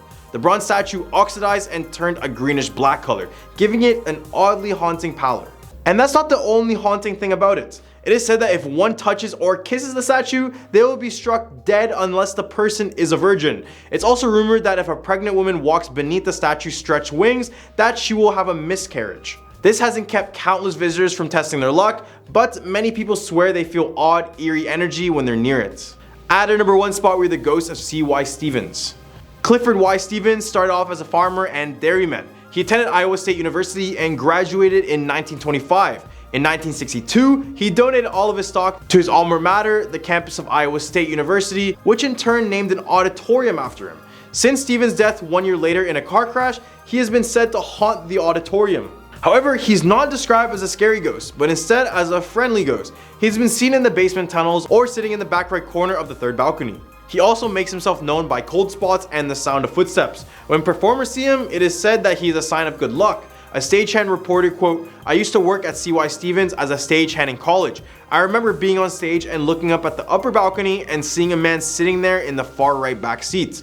I thought it was odd since the auditorium was huge and there was no one else there aside from the people setting up the stage for a performance. I saw him clear as day, looked away for a second, and when I looked back, he was gone." Not long after, I was researching about haunted places, and what I learned about C.Y. Stevens Auditorium helped explain what I had seen. The reports matched my experience almost exactly. Number 10, Stull Cemetery. Stull Cemetery, located just outside of Lawrence, Kansas, has gained a reputation for being one of the 7 gates to hell. According to urban legend, the devil himself appears in the cemetery on Halloween and the spring equinox at midnight. The legend began with a student publication at the University of Kansas that reported several student encounters with mysterious forces at the graveyard. As the legend gained more popularity, more and more people began showing up to the cemetery to witness the supposed supernatural activity, but this instead caused significant damage and vandalism to the graves and the crumbling church in the area. In response, a chain link fence and patrols were put into place to prevent any sort of trespassing. Then in 1999, reporters and a camera crew even showed up on Halloween Day to investigate the truth behind the tales, but they're escorted off the property before the alleged appearance of the devil. Ever since, this place has remained a very significant spot in the state, and many people still visit it to catch a glimpse of the devil that supposedly roams the grounds. Number 9, the ghost of Saline River. The legend of Takaluma is a frightening tale that has been passed down for generations in Kansas. According to the legend, Takaluma was an old Native American who was condemned to wander the banks of the Saline River after his death. His ghost is said to roam the river at nights, searching for his father's skull, who was the chief and was murdered by early settlers. One night, a cowboy camping on the riverbank had a terrifying encounter with the ghost of Takaluma. The cowboy heard a loud yell and saw the ghost standing right in front of him. He described it as a powerful looking Indian with piercing eyes and a very mocking laugh. Despite trying to defend himself with his revolver, the cowboy's bullet seemed to have no effect on the spirit. Takaluma then spoke to the cowboy in English, telling him a story of his people and their journey to the valley where they made their home. However, a pestilence decimated the entire tribe and their wigwams decayed. Then he described how the white man came and disturbed the rest of Takaluma's people with his plow. The ghost had asked the cowboy to help right the wrongs that had been done to his people and to find the skull of his father. However, some say the cowboy never ended up finding the skull, so Takaluma's spirit still wanders around the Saline River, asking people to find the skull of his father. Number 8, the Rocky Ford Bridge. The Rocky Ford Bridge is a single-lane iron truss bridge in Kansas that holds a dark and tragic history. Built between the years 1890 and 1907 in the stockyards of Emporia, the bridge is known for its historical significance and architectural style, which was popular in Kansas at the end of the 1800s. However, it is the murder of Sandy Bird that took place under the bridge in 1983 that has cemented its place in local folklore. It started when Thomas Bird, a Lutheran pastor, and his mistress Lorna Anderson planned to have their spouses killed, and later on, Sandy Bird's body was found on July 17, 1983 next to her car under the Rocky Ford Bridge, and alongside Lorna Anderson's husband Marty, who was shot alongside a highway near Junction City. Thomas Bird was named an accessory in the murder of Marty Anderson and was later charged with the murder of his wife as well. The trial surrounding the murder drew national attention to the town of Emporia and the Rocky Ford Bridge, and ever since, many have visited this bridge due to saying that her screams can be heard at the bottom of the bridge during some nights. Others have also said that a ghost walks the shore, and the reports ended up being so common, the incident turned into the film titled Murder Ordained. Number 7. Nick the Ghost at the University of Kansas. Kansas State University's Memorial Stadium is home to a rumored ghost named Nick the Ghost.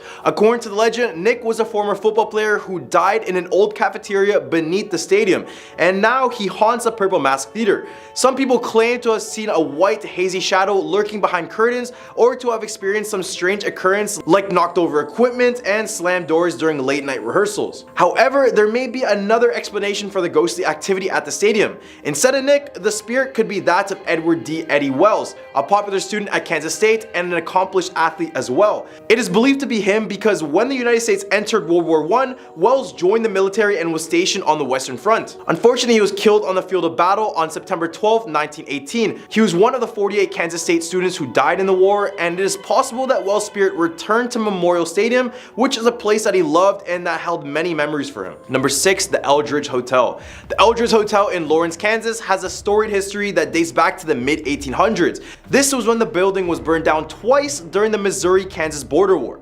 Originally called the Free State Hotel, it was built in 1855 by settlers from the New England Emigrant Aid Society as temporary quarters for those waiting for their homes to be built. However, just months after its construction, the hotel was attacked and destroyed by Sheriff Samuel J. Jones and his posse, who were pro-slavery forces. As a result, many people perished, and ever since, the hotel has had run-ins with the supernatural.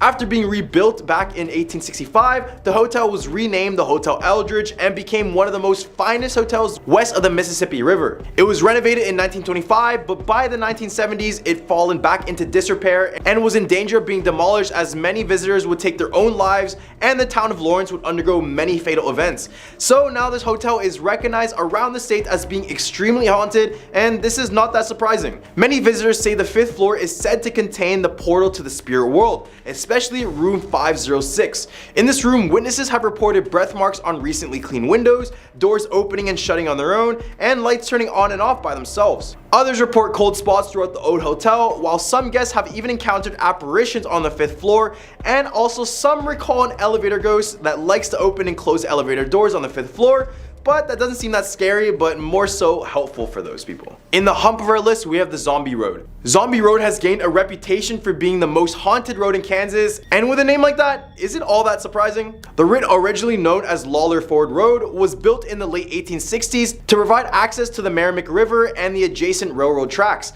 It was abandoned and fell into disrepair in the 1950s, and then became a popular spot for local teenagers to hang out and party. However, the road's secluded location and eerie atmosphere led to numerous stories about ghosts, vanishing, and strange noises, earning it the nickname Zombie Road. One popular legend is that of the Zombie Killer, which is about a man who lived in the woods and attacked young lovers.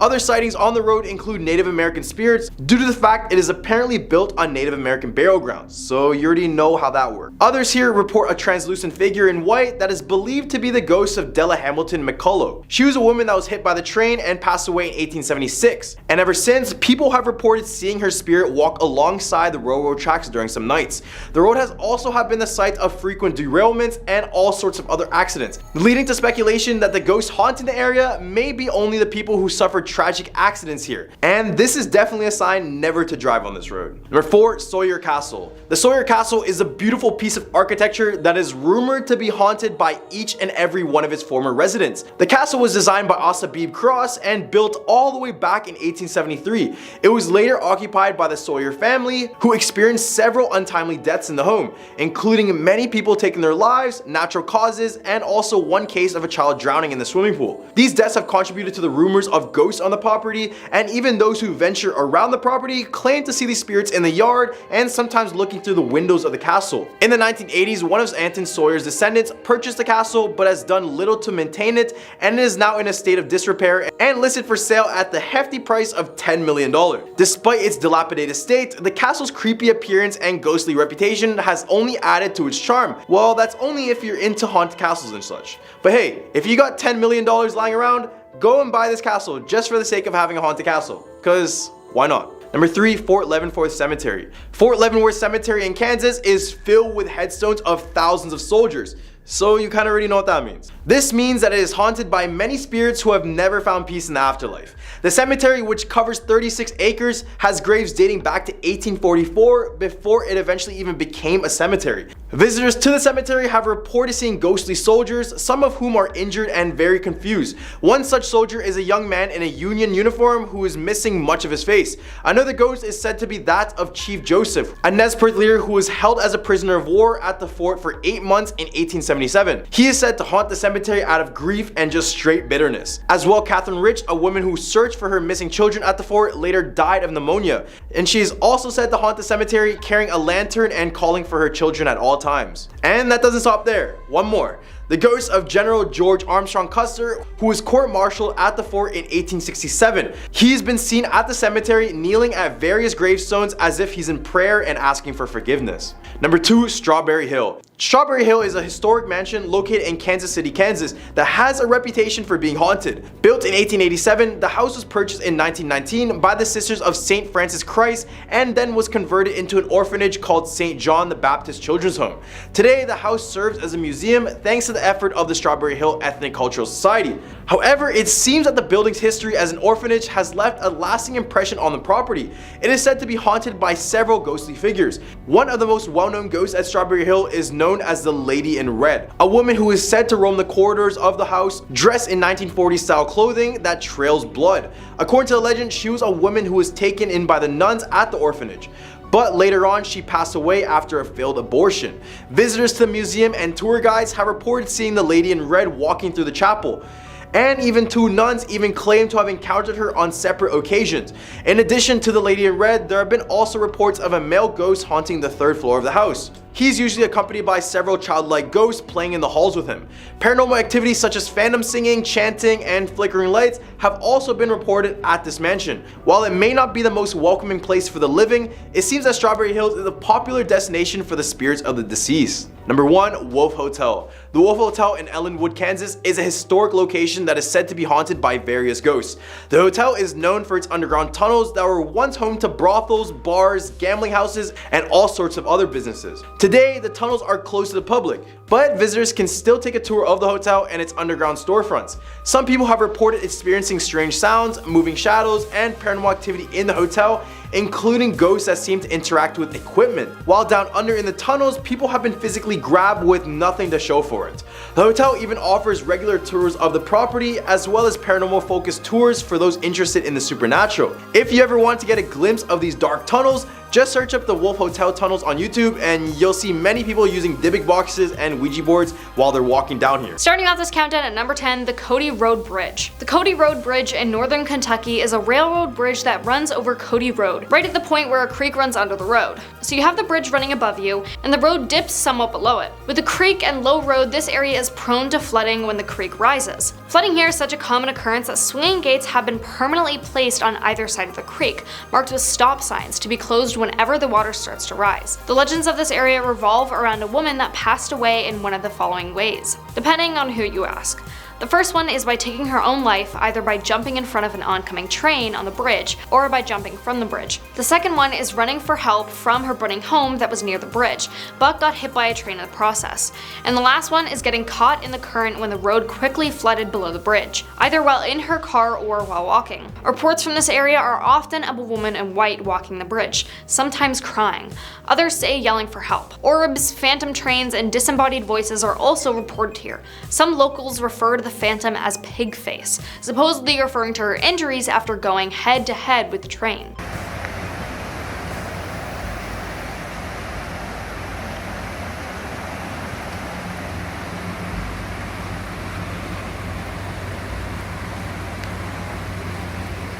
Now on to number 9, Narrows Road. Narrows Road in Engler, Kentucky is supposedly where a ghostly police officer likes to hang out. According to urban legend, while making a traffic stop here sometime in the 50s, he was struck and passed away by a passing car. So now, if you drive along Narrows Road after midnight, or at exactly midnight in some tellings, a 1950s style police cruiser will appear and pull you over. Some versions of the legend say the officer will then come to your car, speak to you, then disappear after walking away, while others say he disappears before even reaching you. Number 8, Hillbilly Beast. Beast. In the back hills of eastern Kentucky near the Ohio River, something stalks through the trees. Many locals believe that the mysterious creature is the Hillbilly Beast of Kentucky, a Bigfoot-like entity. This creature is said to be gigantic and hairy, smells horrid, glides when it runs, and has yellow eyes and a ferocious howl. Reports of this terrifying monster date back to the days of Daniel Boone, but increasing encounters provided enough interest that History's channel Monster Quest featured the Hillbilly Beast in an episode aired on their 4th season. Number 7. Hot Rod Haven. The place known to local folks as Hot Rod Haven is actually a stretch of Mitchell Hill Road. During the period between the 1940s and the 1970s, the road was a popular spot for teenagers to test not only their racing skills but their bravery as well. However, many of them did not come back from the road alive. Mitchell Hill Road is a winding and twisting road that, over time, has reportedly claimed the lives of more than 25 people in the area. As the driver travels down the hill, they come out of the curves into a short straightaway that abruptly switches back into a banking left turn. Prior to reaching the turn, cars are able to reach very high speeds, which often results in tragedy. Legend has it that a young woman and her date were on their way to a dance on the night of September 23, 1950, when they crashed at the bottom of the hill and passed away. Since that time, reports claim that the girl has been seen wandering the roadway and aimlessly strolling the cemetery at the top of the hill. It was here that she was buried side by side with her young lover. The cemetery at the top of the road is a private burial ground for several local families, most notably the Mitchell and Griffin families. Over the years, the ghostly girl has been dubbed both Sarah and Mary by those who've seen the apparition on the road at night. Number 6. The Hopkinsville Goblins. The Hopkinsville Goblins can also be known as the Little Kelly Green Men. This urban legend came directly from a pair of grandparents who live in Oak Grove and wanted to share the legend. Apparently, there was an alien invasion back in the 1950s. A family had reported that they had encountered little green men that they had been battling. The town did what any responsible town does and decided to host a festival in honor of these guys called Kelly Little Green Men Days Festival. Halfway, number 5, the Poplick Monster. Outside of Louisville on Poplick Creek, a rickety bridge crosses the water. But beware before you step on it. You may become the next victim of the Poplick Monster. Numerous urban legends exist about this creature's origins and the methods that it employs to claim its victims. According to some accounts, this creature uses either hypnosis or voice mimicry to lure trespassers onto a bridge to meet their end before an oncoming train. Other stories claim the monster jumps down from the bridge onto the roofs of cars passing beneath it. Yet other legends say it attacks its victims with a blood-stained axe, and that the very sight of the creature is so unsettling that those who see it while walking across the high bridge are driven to leap off and take their own life. Whether it's the work of a monster or just due to unfortunate accidents, there's no denying that this is a pretty scary legend. Number 4. Sleepy Hollow Road. Whether you believe in ghosts or not, you have to agree that calling anything Sleepy Hollow is a surefire way to end it with something spooky on your hands. Sleepy Hollow Road, located outside of Prospect, is home to a few urban legends, but I'm just gonna talk about the main one. The Louisville Ghost Hunter Society had investigated a trio of tall tales that took place along Sleepy Hollow Road near Prospect in Louisville. It said that a black hearse appears out of nowhere, speeds up, and causes drivers to run off the road and crash into a ravine 30 feet below. Cries and screams have been heard under what used to be a covered bridge, called Crybaby Bridge, while settlement women went to allegedly toss their unwanted or sickly children that they couldn't or didn't want to care for. And during the 1970s and 1980s, it is rumored that satanic rituals were performed at Devil's Point. Number 3. The Allendale Train Tunnel. The Allendale Train Tunnel is located south of Cincinnati in the woods behind the Allendale Trailer Park in Ellesmere, Kentucky. Years ago, legend says that a man hung himself from a hook that is set above the tunnel entrance and that his ghost is said to walk the tunnel, or some say appears still hanging from the hook. There are also reports of disembodied voices, as well as screams coming from inside the tunnel. There is sometimes confusion with finding it because it's known as a train tunnel, but no trains run through it. It's actually a tunnel for the stream that runs under the tracks. To reach it, you must enter through the woods, travel down a hill, and follow the stream to reach the creepy location that's covered in spray paint and littered. Check that out there. And I'm thinking that's one of the hooks. Looks like it got broke. Yeah, it's definitely one of the hooks there. So if someone did hang themselves, why would? Number 2. The Headless Woman. If you go to Louisville's 739-acre Iroquois Park in the middle of the night, you might spot a ghastly apparition. People who live in Kentucky have said to have heard about the Headless Horseman growing up, but not the Headless Woman of Kentucky. According to the legend, she can be found in Iroquois Park in Louisville. The story is told that a farmer's wife was alone while her husband was away on work and her home was attacked by an Indian tribe, and it's said that they took the life of her and her dog. The legend is that she can be seen after dark just as a thick fog rolls in, roaming the grounds and holding her head. Now coming in at number 1, the Witch Girl of Pilot's Knob. Just looking at the pictures of young Mary Evelyn Ford's grave feels a bit unnerving, with a series of interlocking white crosses forming a fence around a pit of gravel and the bars appearing unnaturally bent in some places. Then you hear the alleged backstory. A mother and daughter both accused of witchcraft and burned at the stake in 1916, with the mother's charred remains being carried to a far-off location while the daughter was buried in a steel-lined coffin covered in stone and encased in crosses to prevent her escape. Some have claimed to witness tiny footprints appearing in the gravel, or even a young ghostly figure trying to escape the gravesite. Kid ghosts, as we know, are the creepiest ghosts, no doubt. At a number 10 spot, we have the LaLaurie Mansion. According to the story, the LaLaurie Mansion in New Orleans was home to a wealthy and socialite named Delphine LaLaurie, who was known for her lavish parties, but on the other side, she was also known for her cruel treatments of her slaves. The legend of LaLaurie Mansion began in the early 1800s when Delphine was rumored to have inflicted terrible atrocities on her slaves. This included torture, mutilation, and even murder. It is said that she kept a secret room in the mansion where she performed these horrific acts, and that the ghosts of her victims still haunt the property to this day because of this. One of the most famous stories associated with the mansion involves a fire that broke out at the property in 1834. As the fire raged, neighbors and passerbys reported seeing slaves who were chained and shackled, screaming and begging for help from the windows of the burning mansion. When the fire was finally extinguished, the bodies of several slaves were found in the ruins, including one who had been hanged and another one who had been disemboweled. Over the years, the LaLaurie Mansion had gained a reputation as one of the most haunted houses in the United States, and it's said to be visited by ghost hunters and paranormal investigators from all over the world. Even Nicolas Cage owned the home for some reason, but probably because of the infamous story around it. Many claim to have experienced strange and unexplained phenomena at the mansion, including unexplained noises, cold spots, and the feeling of being watched. Some have said that they've seen the ghosts of Delphine LaLaurie's victims wandering the halls of the mansion, still trapped in their chains and shackles that held them captive in life, and now it holds them captive in death as well. Many people are drawn to the mansion out of morbid curiosity, hoping to catch a glimpse of the ghosts that are said to inhabit it, while others are simply drawn to the dark and eerie history of the property.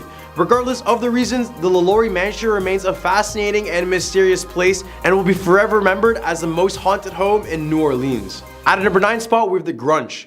The Grunch Road Monster is an alleged chupacabra sighting in New Orleans, Louisiana that has captivated the imagination of local residents for centuries. The Grunch is described as an elaborate cross between a canid and reptilian chupacabra and is said to be more intelligent and adaptable to its surroundings than its counterparts in other parts of the world.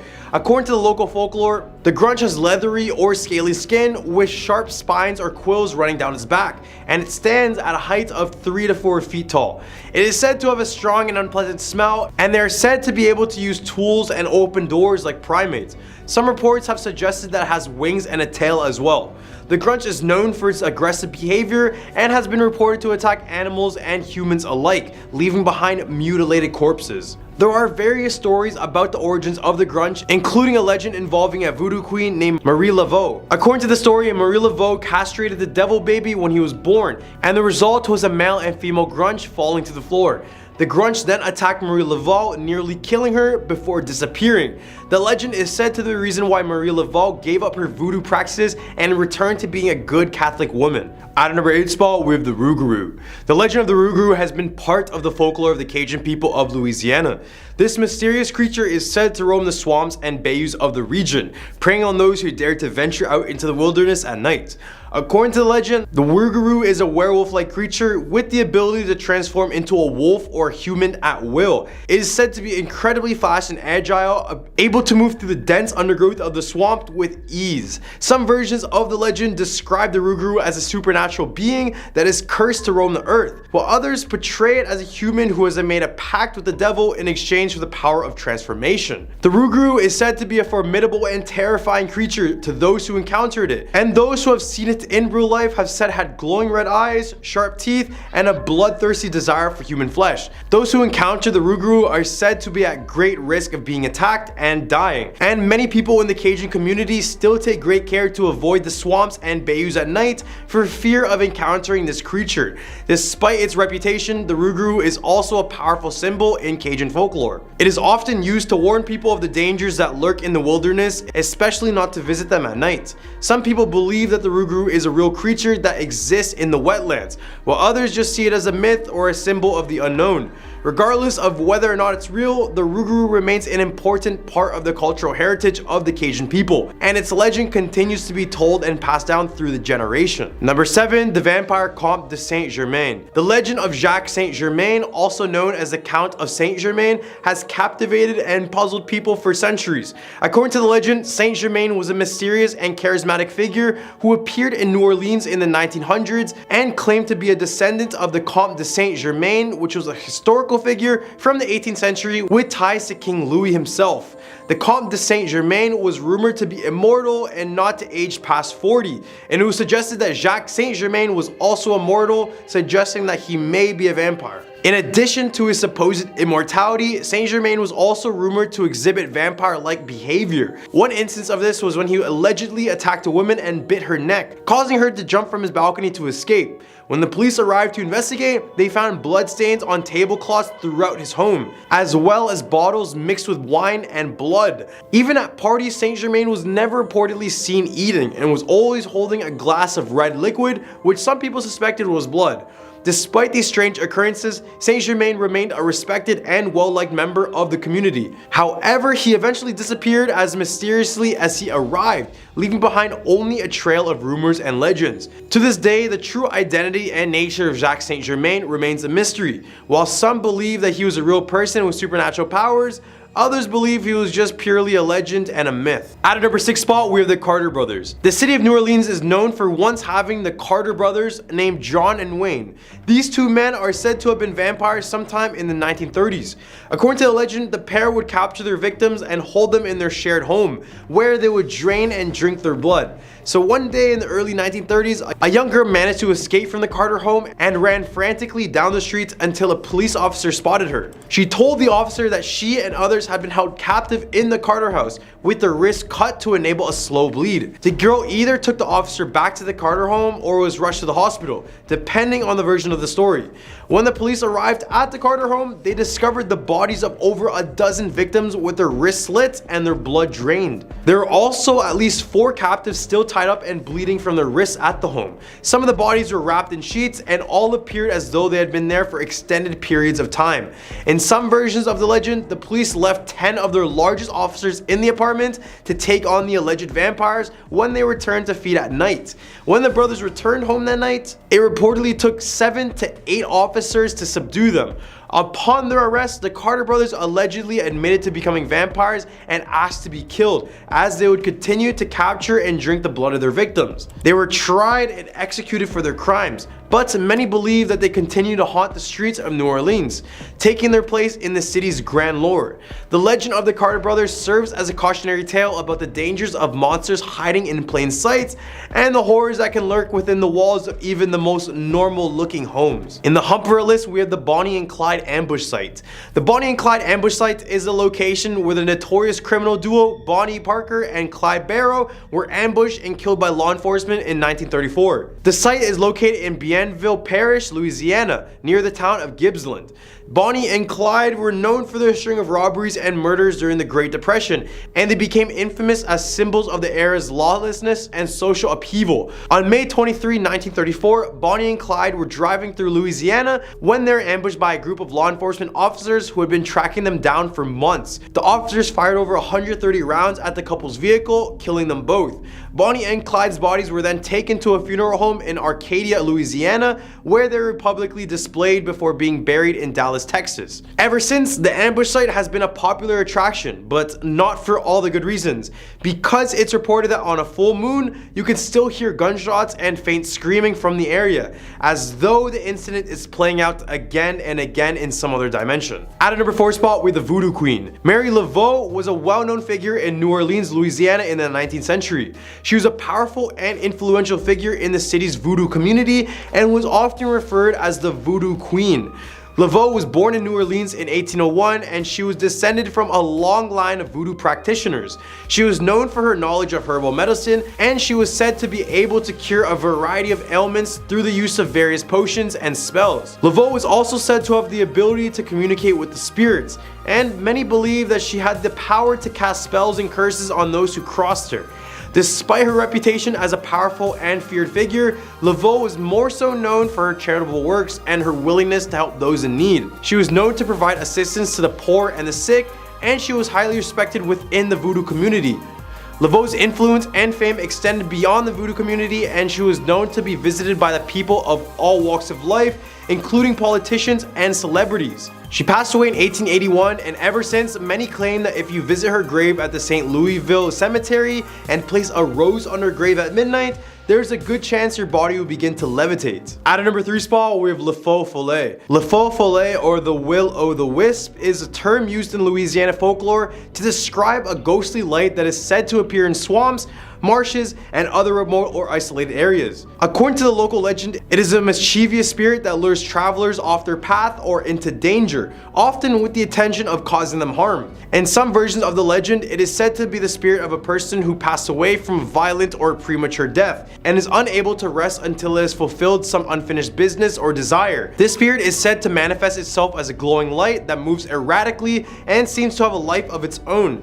In some versions of the legend, it is simply a malevolent entity that delights in causing confusion and chaos for others. Despite its reputation, it is often depicted as a small glowing light that is difficult to discern from a distance. Some believe it can only be seen to those who are lost or in danger, while others claim that it appears only at night or in a foggy or misty condition. Many believe it is a sign of danger or misfortune, and that encountering it is a telltale sign of bad luck or even death. At number 2 spot, we have the Myrtles Plantation. The Myrtles Plantation in St. Francisville, Louisiana is a historic plantation home that is rumored to be haunted by the ghosts of former slaves who were executed on the property. Built in the late 1700s, the plantation has a long and dark history, including several instances of murder and violence. One of the most well-known ghosts at the Myrtles Plantation is said to be that of a former slave named Chloe, who was executed by her fellow slaves after she was caught eavesdropping on their conversations. She is said to haunt the plantation house, where she is often seen walking through the rooms and the corridors. Some people have reported seeing her ghost, while others have reported hearing strange noises and feeling a presence in the house. Adding on to the tragedy of the home, the plantation's original owner, Clark Woodruff, was poisoned by his wife, who was later acquitted of her crime. Then another former owner, Judge Hardy, was shot and murdered on the property. These events, along with the many other tragic stories associated with the plantation, are said to contribute to its reputation as a haunted house. No wonder this is a haunted house. At a number 1 spot, we have the Honey Island Swamp Monster. The Honey Island Swamp Monster is a cryptid that is said to inhabit the Honey Island Swamp in Louisiana. It is described as a large humanoid with brown or black fur, long arms, and a barrel-shaped body. Some reports have described the creature as having the face that resembles a monkey or a human, while others have described it as having a more reptilian or amphibious appearance with alligator qualities. The legend of the Honey Island Swamp Monster dates back to the early 20th century, when it was first reported by a group of hunters who claimed to have encountered it by the swamp. Since then, there has been numerous reports of the creature reported by people who claim to have encountered it while exploring the place or living in the surrounding area. It was blamed for the many human and livestock deaths that occurred around this area, and ever since, people feared this monster to the point that they wouldn't even enter anywhere close to these swamps. There's been various theories purports to explain the existence of this monster, including the possibility that it is a surviving population of a prehistoric creature, or even a new species of animals that has yet to be discovered by science. Others believe that the creature was raised alongside alligators from a homeless orphan who lived in the area. Regardless, the Honey Island Swamp Monster remains a mystery and is feared by everyone who lives near it. At number 10 spot, we have the Frost Giants. The legend of the Frost Giants in Maine is a popular story that has been passed down through countless generations. According to the legend, the Frost Giants of Maine were these tall, ghostly figures that appear in the woods on cold winter nights. They're said to be covered in frost and ice, and they roam the forest looking for victims to freeze and murder. The legend of the Frost Giants is said to have originated with the indigenous Wabanaki people who lived in Maine for thousands of years. The Wabanaki believed that the Frost Giants were powerful spirits who could control the weather and bring cold and snow to the land. They also believe the frost giants were protectors of the forest, and they say that they would punish those who harm the land or its inhabitants. Many people who lived in the rural areas of Maine still believe in these frost giants, claiming to have seen them wandering the woods on cold winter nights. Some even say that the frost giants can be heard howling in the distance on some nights, but ultimately their mystery will be forever frozen in time. Number 9. The Kennebec Arsenal. The Kennebec Arsenal was a military arsenal and armory located in Augusta, Maine. The arsenal was built in 1828 and was used for the manufacture, storage, and repair of weapons and munitions for the United States Army. It was in operation until 1894 when it was decommissioned and the equipment and weapons were moved to other locations. However, visitors to this place claim that it has been haunted ever since closing down. Many claim that the arsenal is haunted by the ghosts of the soldiers who passed away while working there. According to the legend, these ghosts can be heard marching and drilling in the empty halls of the arsenal, and sometimes their figures can be seen wandering the grounds. Another legend associated with this place is that it's haunted by the ghost of a woman who was killed in a tragic accident inside of the arsenal. Locals say that the woman's ghost can be heard crying and moaning inside, and that her ghostly figure can sometimes be seen sitting inside of these halls. Overlooking the Kennebec River, this building is still a favorite for hikers.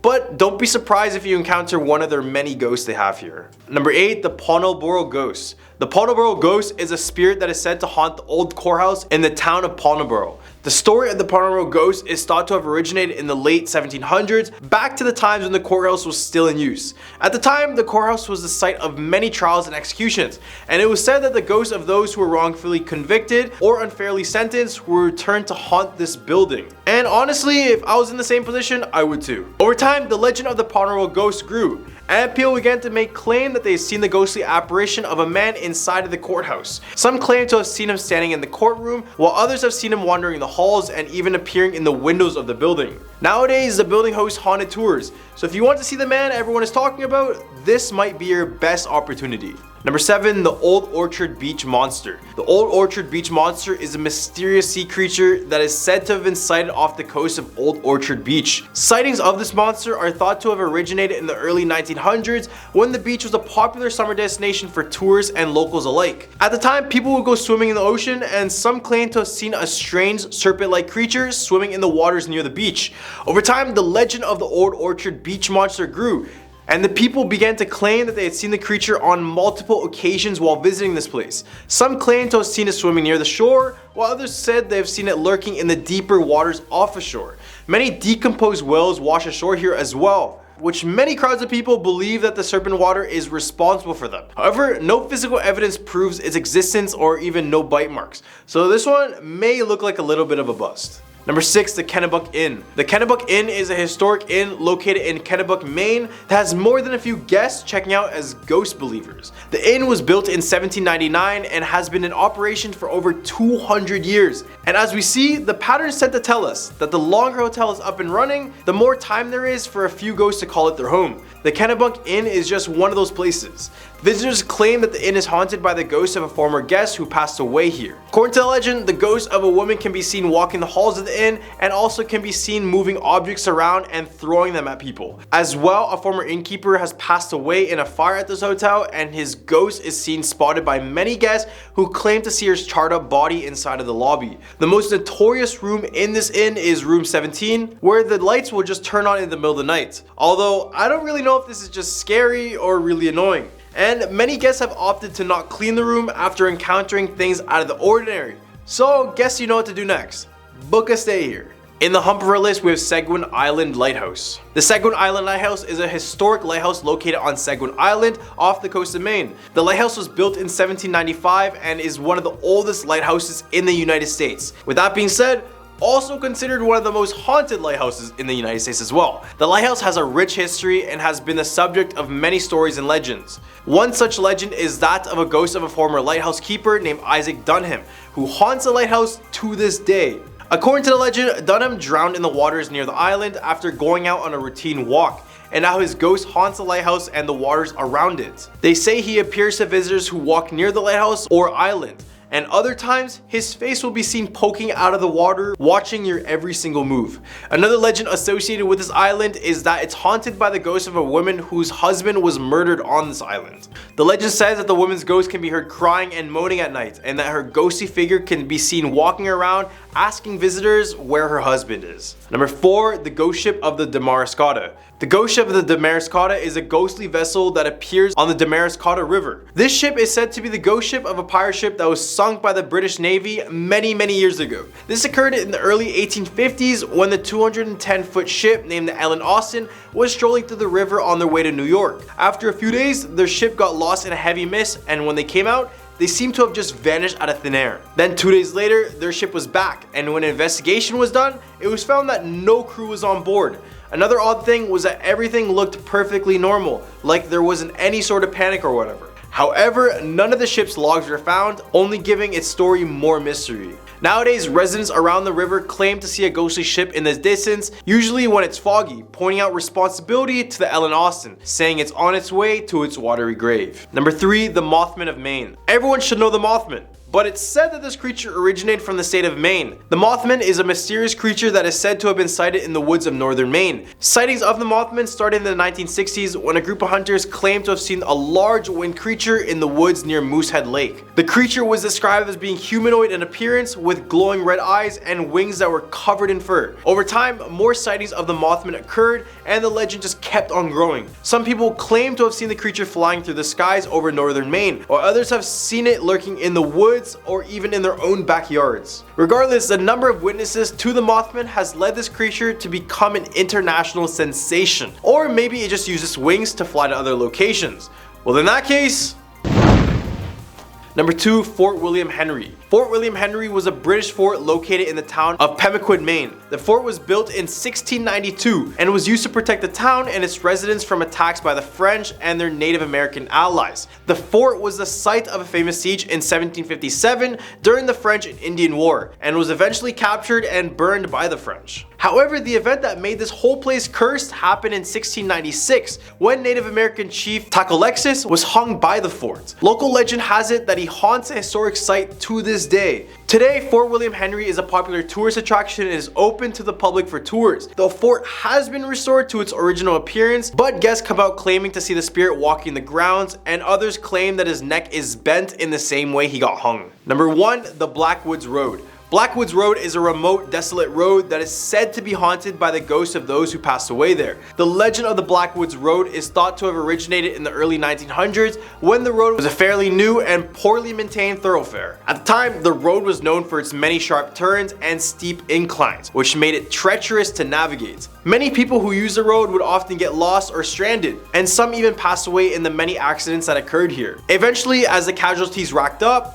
people started to believe that the Blackwoods Road was cursed and also was haunted by the ghosts who have passed away there. This is because some who've driven down this road have claimed to have seen strange lights or heard eerie noises coming from the woods along the road. Others have reported seeing a figure stand in front of their car before completely disappearing just upon impact. At number 10 spot, we have Black Aggie. Although this statue is beautiful, visitors claim that many spirits crowd around it as well, some believing that the statue is alive altogether. The brown statue belonged to General Felix Agnes and was formerly placed in Druid Ridge Cemetery in 1926, where it stood strong for 40 years until it was relocated to a museum. The townsfolk believed that the spirits of Druid Ridge Cemetery haunted the very statue. They would back up their claims by showing that no grass grew around the statue, and at night it would appear to have red glowing eyes. And many other people suggest that the statue starts to move around the cemetery during 3 a.m. Locals have also laid down warnings such as if you pay Aggie a visit after dark and look into her eyes, you will go blind. And the most popular one is that if you sit on her lap at midnight, you'll pass away within 2 weeks. At number 9 spot, we have Chessie, basically Maryland's very own version of Nessie or the Loch Ness Monster.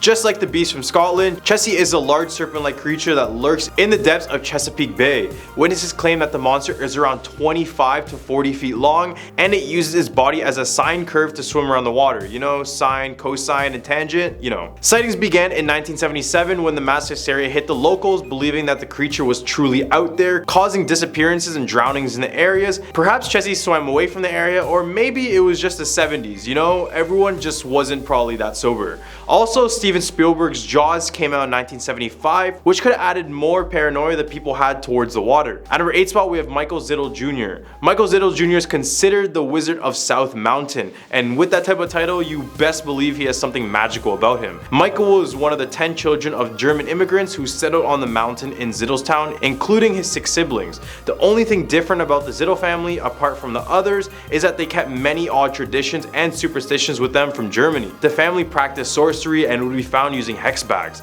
This prompted a young Michael Zittle to carry on the tradition, eventually becoming the town's healer and conjurer. He would garner the nickname Wizard Zittle, and just like any other wizard you see on popular television, Michael had his very own spell book. Although the original writings were in German, he eventually got a few translated and published into a real book. At number 7 spot we have Spirits of Point Lookout Light. In southern Maryland, looking over the Chesapeake Bay is the Point Lookout Lighthouse. Back in the Civil War, the park around the lighthouse was one of the most feared and notorious Union prisoner of the war camps, where an estimated 4,000 Confederate prisoners passed away on these very grounds. And the worst part too is that even though it was originally designed to hold no more than 10,000 prisoners, at the end of the war it held over 20,000 men. The overcrowding along with the terrible living conditions created hell on earth for many of the prisoners. Many would take their own lives, fall gravely ill, or even freeze till they passed away. Now the lighthouse in the area is claimed to be America's most haunted lighthouse, with one person claiming that it felt like you're at the end of the world. The first keeper of the lighthouse passed away after only 2 months of working there, and then another keeper claimed to hear door knocks every single time he lived there, but when he opened it up he would see an apparition jumping down into the water below. At number 6 spot we have Maud Dyer. Maud Dyer was considered to be one of the first women accused of witchcraft in Leonardtown. She was born in the 17th century when it was a time when people would accuse you of being a witch for literally anything. She's made of wood, and therefore a witch! Specifically, Maud Dyer was blamed for the plague of influenza that hit the whole entire town. Eventually, people began to rally up and set fire to her small hut in the woods. Although she managed to escape, her body was found frozen near a large rock. When the townsfolk removed her body, they noticed that an imprint of her right hand stayed on it, which led many locals to believe that she placed a curse on the town. And the craziest thing is that the rock with her imprint is still there to this day. Local legend has it that the rock itself is cursed, and that people who go near it or touch it will experience misfortune, including dizziness, fainting, illness, and a bunch of other bad things. They also say her spirit haunts the entire town to this day. Right in the Humber list we have Hager House. After standing for nearly 300 years, this old house in Hagerstown is believed to be infested with poltergeists and a whole load of other demons. This is because 13 people are said to have lost their lives in this very house. After it was handed down by its original owner, the house was used for rent during the Civil War all the way until World War II. However, in the 1840s, a large number of family members who lived in the house passed away. For example, Micah and Catherine Hammond's 4 children passed away in the span of 3 months in 1844. Just before this, in 1838, Alex and Susan Armstrong passed away along with their 3 infant children. So just know nothing good came out of this house, only bad things. When people visit the house today, they claim to see the spirit of a little girl who on some occasions is felt latching onto women as if they're tugging them not to leave the house. As well, there is said to be a lady in green who is looking out of the window and is walking around the halls that night. At number 4 spot we have Crybaby Bridge. There's basically a Crybaby Bridge in every single state we cover, so it's no surprise it makes its way into our Maryland video. The Crybaby Bridge in Maryland is a popular yet horrifying spot located on the line between Prince George's and Anne Arundel's counties. The legend of this bridge goes that in 1970, a pregnant teenager was left abandoned by the baby's father. After she gave birth to the child, her family condemned her actions and tormented her with physical and emotional abuse. After realizing no one has anything nice to say about her, she decides to walk over to this bridge and with her baby, drowns the baby, then proceeds to jump in and take her own life as well. As the name suggests, you're able to hear the baby's faint crying underneath the bridge at night. Others claim to see a set of headlights and a black sedan trailing them after they stop at this bridge. At number 3 spot we have Snallygaster. Don't be deceived by the odd name, this creature is one of the most confusing and terrifying creatures I've ever mentioned. Said to have resided in Frederick County, the Snallygaster is a dragon-like beast that is described as being a half reptile and a half bird that lives deep in the caves of South Mountain. Apart from its eye-popping looks, the beast is said to be responsible for stealing and eating farm animals and even children. The creature would be a silent killer and would swoop swoop down from the skies, and before you would realize, it would snatch you. The snallygaster would consume its victims by completely draining all of its blood before taking you to its lair to consume you. The last sighting in Fredericktown occurred in March 1909 when 3 men fought the creature outside a railroad station for nearly an hour and a half before chasing it into the woods of Carroll County. However, who knows if this really went down, because I believe this creature of this caliber can easily take on 3 humans, but maybe that's just me. At number 2 spot, with the Antietam battlefield. Combine advanced technology with unstructured tactics and poor decision making, and you have the Battle of Antietam, otherwise known as the bloodiest single day in American history. For those who don't know, this is the battle that wounded or took the lives of around 23,000 soldiers, and remember, that's in one single day. The iconic Bloody Lane is a spot where both sides met and fought for their lives. It was a sunken part of the road, and considering it was where the most activity was, it's understandable that many bodies were stacked on this road, hence the name Bloody Lane. Gunfire and the smell of gunpowder have been reported in the area even when there's no one around. At number 1 spot, we have Coffin Rock. Coffin Rock, sometimes called Coffin Hill, was a large flat rock located in the Black Hills Forest in Maryland, about 20 minutes from Burkittsville. The local natives claim that before humanity, a dark energy lived in the area of the forest, so that when natives first entered the area, they were caught off guard, and as a result, a boy was kidnapped and then sacrificed on top of this Coffin Rock. Eventually, the warriors came together and fought back with their full force, but the dark energy was too strong and the entire tribe vanished without a trace. More people believed in this dark force after, in March of 1886, an 8-year-old boy, Robin Weaver, was reported missing in the area. Weeks later, he was found at Coffin Rock completely disemboweled. At number 10 spot, we have the Book of Flesh. The Boston Library has a very special book in its collection. It isn't what the text contains that makes this book unlike any other, it's what contains the text. In 1837, the notorious highwayman James Allen was sentenced to death. After his execution, his autobiography was bound in his own human flesh. If you hold the book, you'll notice the binding has a weird feel and a very bumpy texture. Now the book has a really long title.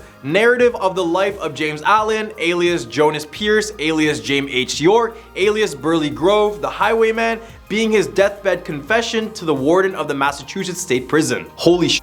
As Allen could not read or write, his prison warden actually took dictation from Allen himself. Weirdly enough, James Allen actually asked him to have his own memoirs bound in his own skin. Number 9, the Hoosac Tunnel. Nicknamed the Bloody Pit, this railroad tunnel runs between North Adams and Florida. Construction began in 1851 and the tunnel wasn't completed until 1875. Low tech, unsafe conditions, noxious, volatile, flammable gases, and highly unstable explosives claimed the lives of over 190 men before the tunnel was even completed. The Hoosac Tunnel thus earned its nickname, the Bloody Pit. So laborers were dropping like flies throughout the excavation project, and maybe that would have been enough to win the Hoosac Tunnel its own ghost army. But the best ghosts don't come from workplace accidents, they come from murder. In March of that year, 3 explosive experts excavated more. Ned Brinkman, Billy Nash, and their drummer Ringo Kelly primed the charge and then sped off to a nearby safety bunker for the detonation.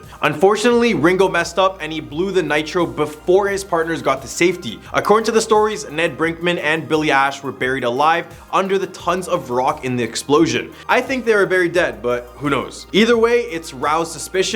Was this simply an accident like all the other deaths in this tunnel, or was this actually murder? Ringo Kelly disappeared soon after, and workers found him 10 days after the incident, 2 miles deep inside of the tunnel near where his partners had died. Ringo was dead, apparently strangled to death. Without any suspects, the case went cold, but the tunnel workers were convinced that Ringo had been revenged by the ghosts of his dead partners. At a number 8 spot, with the S.K. Pierce Mansion, Gardner. This mansion is so haunted, visitors are required to sign a waiver before entering the home. The mansion's website provides the following statement and explanation. Quote, "The entities in this mansion are extremely advanced and have demonstrated the unique ability to impose their will physically on guests. For this reason, a detailed injury waiver must be signed by each guest prior to experiencing the SK Haunted Victorian Mansion. Please do not behave in an antagonistic manner towards these entities at any time, as you may be placing yourself and other guests in danger. It has a history of death and tragedy that spans over 130 years. Built in the late 1880s by Sylvester Pierce, a wealthy local businessman,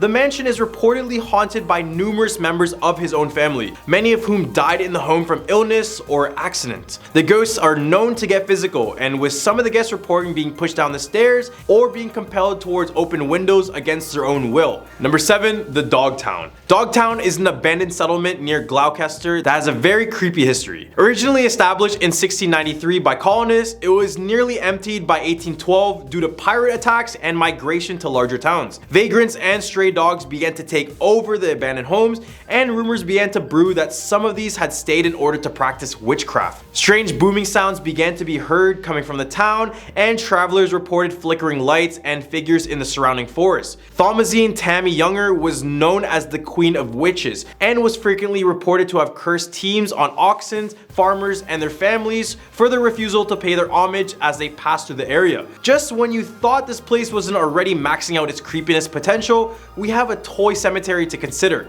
Sometime in the past few years, old dolls and stuffed animals have begun appearing in the section of Dogtown. Tied up baby dolls and grim looking animals feature prominently in the collection as well. While probably the work of mischievous teenagers, there's always a possibility that a less savory individual or group has begun using Dogtown for their own sinister purposes. Number 6, Haunted Forest. Spanning more than 5,000 acres, this forest is a publicly owned state park. While it has its own fair share of sunlight clearings and beautiful paths, Freetown Fall River State Forest also comes with a dark and mysterious past. While it sits at the heart of numerous supernatural rumors, plenty of its actual crimes and tragedies took place within its bounds. In 1978, the body of 15-year-old Mary Lou Aruda was found tied to a tree in this forest, the victim of a man named James M. Cater, who had kidnapped her from the nearby town of Raymond 2 months before. In 1980, the area was in the grip of the satanic panic, and reports from locals about the satanic cult activity in the woods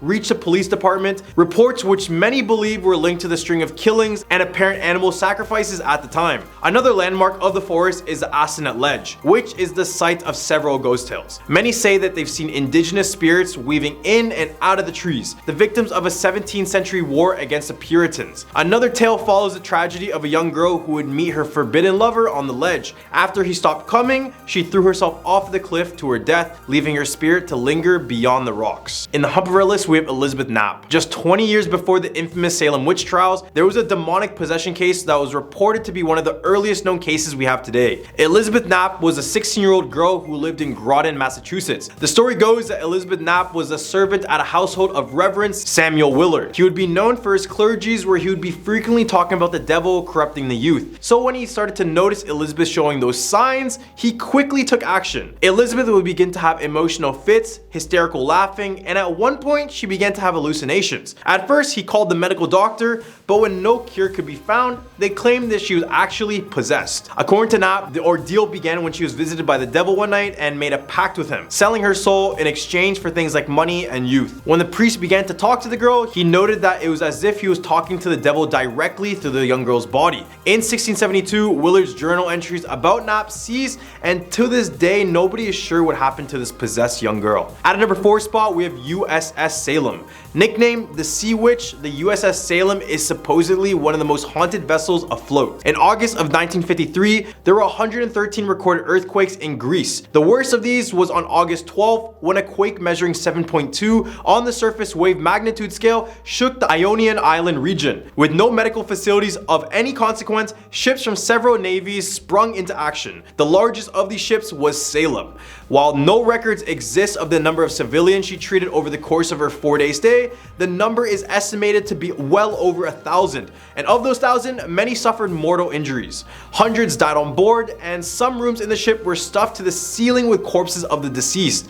People who have visited claim that the many spirits of the unfortunate souls never left Salem. They are still on board, some who are looking for their loved ones, some who are looking for their saviors. Number 3, Spidergate Cemetery. Of all Massachusetts hauntings, this one is probably the most terrifying. This place is officially known as Quaker Cemetery, but unofficially known as Spidergate Cemetery, or the 8th gate to hell. The stories that circulate around are very extreme, including the fact that the gates are one of the series of portals to hell itself. Also, satanic rituals are regularly held within the stone walls, and also someone has committed suicide in a tree near its own gates. Others refer to the main gate as the 8th gate to hell, saying that if you you pass through it, the gate will take your soul to meet the devil himself. Regardless, when you pass through the gate and walk to the middle of the cemetery, you will find a barren patch of land where no grass grows. Its four corners are marked with cement blocks, and this area is known as the altar and is where the original worshipping house used to stand. According to legend, the house was used for satanic worship and to call upon various ghosts, demons, and evil spirits, and even more. Being a place of sacrifice, nothing will now grow on this land. Number 2, the Gloucester Harbor Sea Serpent. Well, are you surprised there's another Loch Ness in Massachusetts as well? I'm not. Well, there's one in every single state it seems. The Gloucester Sea Serpent is reportedly seen around and off the coast of Gloucester and Cape Ann area in Massachusetts. The earliest alleged sighting of such creature was off Cape Ann and was recorded in 1638 by John Lennon. Occasional sightings continued over the centuries and into the 20th century. The heyday of sightings began in August 1817 and continued into 1818 to 1819. Locals made sworn statements to a local justice of the peace that they've seen a strange twisting serpent-like creature in the waters of Gloucester Harbor, because hundreds and possibly even thousands of people even saw the creature. Combined with the Linnean Society's report, this serpent is one of the most well-documented sea serpents ever. Number 1, Danvers State Lunatic Asylum. This mental hospital opened in 1878 and was the birthplace of the infamous prefrontal lobotomy. This medical procedure would involve a long rod which would go through the corner of a patient's eye. Then it would be wiggled around in order to sever important neural connections. Conditions at the hospital were also terrible.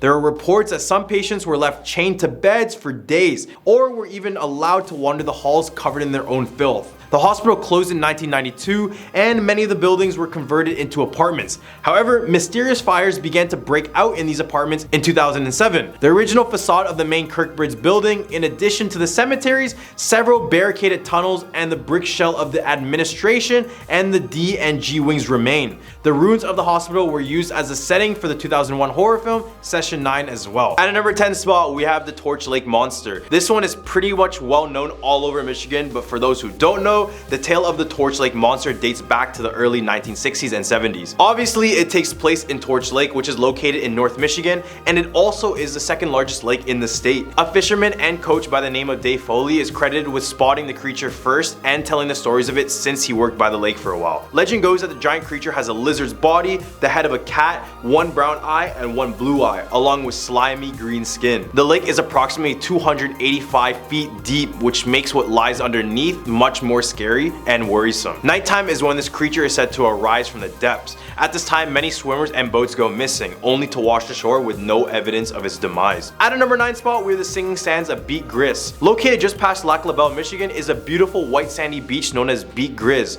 In a direct translation, this means gray beast, and that's because a large gray creature was said to have inhabited the area many years ago, but that's not even the story I'm going to talk about. Local legends claim that the pure white sand of the beach sings by pressing down your palms on it, or it barks when you strike it. The sound is said to be the voice of a Native American maiden who lost her lover when he drowned in the Great Lakes, and now she calls him on shore. The sand is said to lose its magical singing power when it's removed from the beach. Now visitors claim to hear the singing sounds, but as many try to bring the sound back home, they are met with years of unlimited bad luck, which lead many to bring it back to the beach to allow it to sing again. Other than sand that makes sounds, at a number 8 spot with the Belle Isle's Lady in White. In Detroit, Michigan, there's an island called Belle Isle. This 982-acre island is used for picnics, hikes, and home of the only marble lighthouse. Other than that, everything else on this island is shrouded in mystery and up for speculation. Legend of the island follows the story of a chief's daughter and a haunting bridge. The chief was concerned that his daughter's beauty would attract vast amounts of suitors, so to combat this, he made a deal with the snake goddess of the island. The chief asked the goddess to protect his daughter.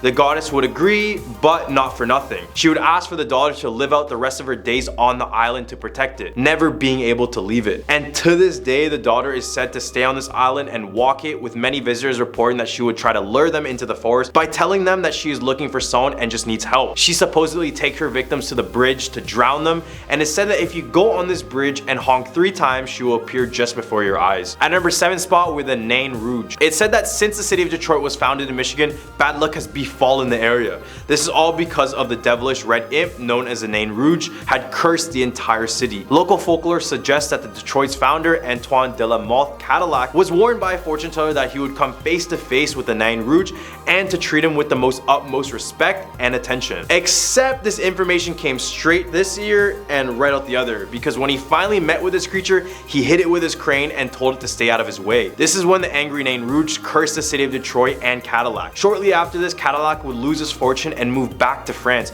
but misfortune still occurred in the city. It's said that in all of the disastrous events that happened in Detroit, the Nain Rouge could be spotted just before all of them. For example, in 1763, 50 British soldiers perished from Native Americans, after which the Nain Rouge could be seen dancing in the aftermath in joy. Then in the surrender of the war in 1812, the Nain was blamed again for its presence. It also been seen during Detroit's riots of 1967 and 1976's ice storm that caused electricity to go out for days. At our number 6 spot, we're the Masonic Temple. Currently standing as the largest Masonic temple in the world, it also stands as one of the most haunted places in all of Michigan. The temple, designed by George D. Mason, is an imposing Gothic structure at the corner of Bagg Street, later Temple Street, and 2nd Avenue across from Cass Park. The temple has over 1,000 rooms, secret stairways, and concealed passages, but unfortunately Mason would go a little too far in this construction where it would cause him to go bankrupt, eventually losing his wife in the process. His depression slowly kicked in, and then he would jump off the roof of this temple to his death, and to this day security guards claim to see old George's ghost climbing those steps to the rooftop. Visitors also reported many noises such as doors and windows being slammed shut. They also see moving shadows and experience cold spots all around the area, all while feeling as if they're being watched by something. Right in the hub of our list, we have the Michigan Triangle. Well, guess Michigan has their own version of Bermuda's Devil Triangle, and it contains just as much unexplained phenomena as Bermuda. The triangle goes from Manawak, Wisconsin to Ludington to Benton Harbor in Michigan. It was in early spring 1937 when Captain Donner was just managing his freighter ship called the OS McLaughhlin through these icy waters. He was so tired, so he decided to go to sleep and asked for one of the crewmates to wake him up when they approached shore. As they did, they noticed his room was locked, so they looked around, but nothing. They then kicked the door down and found that he vanished with no signs whatsoever. Now the triangle claims the lives of many ships and planes just like Bermuda. People have also cited the OS McLaughhlin, but as they try to get a closer look, it disappears into the waters. An odd thing about this place is when that divers go to check the wreckages of ships and planes, they notice that everything is still intact, including the bodies of the deceased and the ship as a whole. This is by far the scariest triangle because there is no way around it other than land. So basically there's no point in traveling in Michigan's Great Lakes. At our number 4 spot is Hell's Bridge. Back in the early 1900s, an old deranged man named Elias Friss led a group of kids to the bridge and proceeded to murder each and every single one of them, slowly throwing them into the river below. Eventually he was caught and hung by the towns. Before he passed away, he made a confession claiming that he did this because he was possessed by the devil and they told him to do it. To this day, a lot of visitors to the bridge hear the screams and the cries from the children just before they pass away. People have also stated that when they get home from this place, they find bruises on their body as if someone was reaching out to grab them or hit them. The worst part is that if you walk on this bridge at night, you can feel hands below you as if they're grabbing you from the river below. And at the end of the bridge, you might encounter Elias as a dark figure with glowing eyes, so you won't miss him in the dead of night. In more lesser known news, apparently you're able to sell your soul to the devil by meeting the devil in the middle of this bridge. I mean, it's called Hell's Bridge. What else did we expect? At our number 3 spot, we have the Dogman. The Dogman is described as a 7-foot tall, amber-eyed, bipedal, canine-like creature, and he has the head of a dog with the body and torso of a human. Ever since its original sighting in 1887, many more sightings were spotted all over Michigan. It's primarily spotted in the northwestern quadrant of the Lower Peninsula. Back to its original sighting back in 1887. This is when the Dogman was discovered by 2 lumberjacks who saw this creature in the distance. Things got a little more concerning when in 1937, Robert Forney was attacked by 5 wild dogs, describing that of one of the dogs allegedly stood up like a bipedal and was significantly larger than all the other dogs. This legend got more popular when disc jockey Steve Cook recorded a song called The Legend, which describes the Michigan's Dogman. Although the artist claims it was made for an April Fool's joke, this kickstarted the entire legend, and sightings of the Dogman would only rise after the song was released. At a number 2 spot with Melonhead. Locals fear of humanoids called the Melonheads. First theorized in the 1970s, Melonheads are said to be completely bald with misshapen bulbous heads, deformed arms and legs, teeth like daggers, and luminous red eyes. Legend goes that Melonheads reside around Felt Mansion, which is home to Dora Felt, who is an American inventor. The Melonheads were said to be the children suffering from hydrocephalus, which causes your head to expand in some cases. They were located at the Junction Insane Asylum near the home, and it's said that they endured months and months of abuse, and that one day they decided to escape and run into the forest of Michigan, where they became animal-like and very feral. Many of these Melonheads are said to be looking for the doctor who failed to care for them in order to take his life. At a number 1 spot, we have Eloy Psychiatric Hospital. Located Located in Westland, Michigan, it was named after Detroit's postmaster Alois Davik. In 1839, it started as a poorhouse and a farm where the poor, the sick, and the needy would go for shelter and work. As time went on, the poorhouse transitioned into a psychiatric asylum and hospital. The buildings were self-sufficient, even having their own police. They were even one of the first hospitals in the world to use x-rays for diagnosis, so at least one good thing came out of here. At its peak, the place housed over 10,000 patients and over 2,000 staff members. After its closure in 1984, the hospital's abandoned grounds are said to have a few patients still left inside of it. Ghost patients, that is. There have been reports of people finding medical waste and other strange items. Some have reported finding jars containing human body parts, as well as documents outlining strange medical procedures. At number 10 spot, we have the Palmer House Hotel. In Sauk Center, Minnesota, lies the Palmer House Hotel. This hotel stands on the grounds of the city's first hotel, named the Sauk Center Hotel, which ended up burning down in June 1900. When the Palmer House was built the next year in 1901 by Christina and Ralph Palmer, it served as a shelter for distant travelers and a meeting place for many of the locals of the town. However, every single year there would be more and more reports of strange occurrences happening inside of the hotel. Guests and staff alike would initially notice cold spots associated with the feeling of dread, as well as doors closing on their own, but eventually various people would report disembodied voices and tugs from the ghost of a little boy seen running in the hallways. This place was investigated by American paranormal television series The Dead Files, and during the investigation, psychic medium Amy Allen confronted a dark presence attempting to take control of her physical being. The room with the most activity is said to be room 22, where this one lady says that she made contact with a ghost child named Thomas, but you can book any other rooms if you don't want to encounter a ghost. Your choice. At a number 9 spot, we have the Kensington Runestone. This slab of stone looking like straight out of the Bible was allegedly found somewhere in central Minnesota during 1898. It was found by Olof Oman, who was a Swedish archaeologist who found it after removing a tree in his farm. The stone had Viking runes, and one of the texts read the year 1362, which ultimately suggested that Scandinavians arrived in North America 130 years before Christopher Columbus did in 1492. The text talks about a journey to discover the Vinland, which is considered to be North America,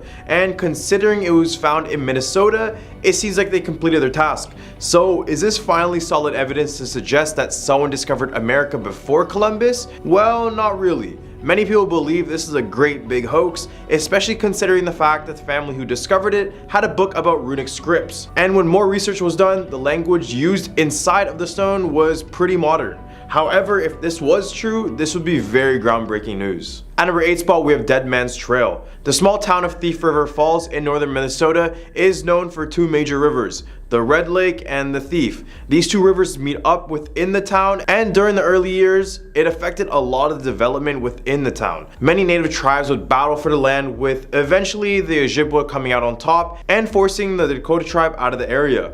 After years of conflict, this town eventually started to have more reports of the supernatural, with the most being reported during a hike in the Dead Man Trail. One story goes that the trail was being used as a hiding spot for a man wanted for murder, while another story talks about a Native American woman who was trying to escape from people chasing her. She ran as fast as she could, but her newborn baby would just slow her down, causing her to hide the baby beside the river. When she went back to get the infant, she discovered it had been carried away from the river. Hikers have reported witnessing her ghostly apparition, hunting for her infant to this day. At number 7 spot, we have the Mounds Theater. Built in 1922, this theater was once used as a venue for live entertainment and silent movies. While it had many good moments, there are many accidents inside of the theater. However, there are no reported deaths inside. Eventually, it would get closed down in 1967, then reopened once again in 2001. This little mix of accidents with abandonment is the perfect recipe for ghosts to live in, and this is the case made by many staff and visitors of the theater. Late night workers and janitors have reported being physically grabbed by a ghost, and others report a ghost named Red who throws things at women, and also a young girl has been reported wearing a pink dress bouncing a ball on stage when no one else is around. At number 6 spot, we have the Lake Pepin Serpent. Here comes another iteration of the Loch Ness Monster that lurks to depths below the US. Introducing the Pepe Monster, or PP Monster, whatever floats your boat, but I guarantee this beast won't. As it's mentioned from the name, this beast is located in Lake Pepin, which is basically the border between the states of Wisconsin and Minnesota. This monster became more popular in the media after businessman Larry Nielsen offered a $50,000 reward for finding this creature. After years, no one has had solid evidence of the creature, But Larry himself is convinced it exists out there and only wants to pay the money to see the creature one last time again. This is because 11 years ago, before he put the bounty out, he spotted a quote 200 feet long and 2 feet high creature going upstream. In the hump of our list we have the Wendigo. This devil of a creature is a well-known one to many, but many don't know that the first original sightings of the Wendigo happened in the state of Minnesota. Wendigos are said to be as tall as 15 feet and very slender-like. However, don't be deceived, because they are said to be very strong monsters that have a never-ending desire to eat and kill humans. The legend states that a person can become a Wendigo if they decide to take part in cannibalism or any other heinous acts of humanity. These bad deeds essentially turn you into this monster, and this creature can possess you and even turn you into one itself if the person is greedy or weak enough. There are multiple myths talking about what Wendigos look like, but majority of them describe them to look like an animal but very tall, with a skull as a head, long legs, and their whole body covered in hair and drenched in blood. They are also said to be very fast and have super hearing with an amazing sense of smell, and in some cases they are said to walk on water, but they're not Jesus, remember. So be very cautious next time you try to camp in the forests of Minnesota. At number 4 spot we have Crazy Annie's Bridge. 95 miles out of Rochester, Minnesota is a bridge known as Crazy Annie's Bridge, and it's also said to be one of the most haunted bridges in all of America. According to hauntedhopeville.com, this bridge is located in Henderson, Minnesota on 270th Street, just in case you guys want to take a quick visit. But I guarantee that's probably not the best idea. This bridge in particular is said to be haunted by a mother named Annie, who was reportedly from the early 1900s. Story goes that Annie lived in the area during the time of World War I. She fell in love with a man and started a family with 3 kids. But eventually the man would end up going overseas to fight in the war. And unfortunately, after months, the man would never end up returning. This is when the woman would go insane and eventually take her 3 children and drown them in this nearby bridge. And ever since, it's said that you can hear the cries of all 3 children and even the mother on the bridge if you decide to go on it in the middle of the night. Number 3, Hibbing High School. Hibbing High in Minnesota is not your typical average school building. Here, the staircases are marble, the railings are brass, and the art walls hold the whole almost medieval design together. The auditorium was modeled after the Capitol Theater, which is a sight in itself. And when Bob Dylan was still Robert Zimmerman and a student at Hibbing High, he performed on the auditorium stage during a talent show. But even with star performers and a stunning design, it's a lone seat inside of the auditorium that attracts the most attention from everyone. The story goes that the first stage manager named Bill was employed at the school from 1927 to the late 1960s when he passed away after a chandelier fell on his head. Rumors soon arose that Bill really never left his favorite seat in the theater named J47. In the early 90s, Chuck Perry, who at the point had been stage manager since 1979, took a series of photographs of the auditorium after a woman reported feeling a cold chill as soon as she walked around J47 row. And lo and behold, one of the photographs taken with the Polaroid camera showed a man sitting in J47 wearing formal clothes and a top hat, and you could reportedly see right through him. So is this ghost? Who knows? At number 2 spot, we have the Hairy Man of Vergas Trail. In west central Minnesota, in a small town named Vergas, is the tale of the Hairy Man legend. And no, we're not talking about some random dad who happened to have a little too much hair on their back. This legend has existed in the region for the past 6 decades, and that's only because the reports are not done happening, and every single year it seems like there's a new experience with the Hairy Man of Vergas Trail. The man is described as being 8 feet tall, having long hair, smelling like complete garbage, and always walking barefoot. In other words, you would probably think this guy was a more civilized Bigfoot than anything else. Many believed he was just an old homeless man living in the woods and didn't want anyone near his land. However, the Hairy Man gained more notoriety after a man named Ken Zitzaw returned back from driving in the woods with dents in his car hood. He claimed it was the Hairy Man. Others have reported other attacks regarding the Hairy Man, but in the end, it's not confirmed if he really exists or not, or if he's just a figment of our imagination. At number 1 spot, we have the Glen Sheen Mansion. Minnesota's most notorious killing occurred at the Glen Sheen Mansion in Duluth. Elizabeth Condon, the heiress who inherited the home, was murdered in her bed in 1977. The body of her nurse was discovered on the Great Staircase, and the home, which is now held by the University of Minnesota Duluth, is said to be the most haunted in the state. After hours, employees have heard screaming, and some claim to see a white lady dressed in really dark clothing wandering throughout the entire mansion. At a number 10 spot, we have Zombie Road. Hidden away in eastern Missouri is Rock Hollow Trail, otherwise known as Zombie Road. It was first built in late 1860s to provide a way to the Merrimack River into the Glencoe and various other railroad tracks. However, as the years went by, this road became notorious for being extremely haunted. Many who travel down this road claim that they're being watched by shadows that lurk behind the woods surrounding the entire road. And there's so much more that happened here. One story is that of a zombie killer who was a psychopathic hermit who lived in these woods and would attack young lovers who were just looking for a place to be alone. And to add to all of that, it's really no surprise this place is haunted because it was built directly on top of the largest Native American burial grounds. Not only are there just natives here, but many were buried here during the Civil War, so this place has been haunted for generations. At our number 9 spot, we have Landers Theater. The Landers Theater in Springfield, Missouri has a very troubled past, which is the reason why many believe this place is still haunted. Opening in 1909, it didn't take long for tragedy to strike this place, because 11 years later in 1920, a fire engulfed much of this theater, which claimed the life of one of the janitors. And he's one of the spirits many performers see, claiming that he stands on top of the balconies watching as they rehearse. Sometime after that, a baby fell down to their death from the second story of the theater, and since that tragedy, many will hear a crying baby in the audience even after hours. And the most famous spot of the theater is the area that separates the first and the second floor balconies. Here many visitors claim to be tapped on their shoulders and whispered at, and this is all because in the 1940s someone was stabbed to death here, and now their spirit is said to stay here.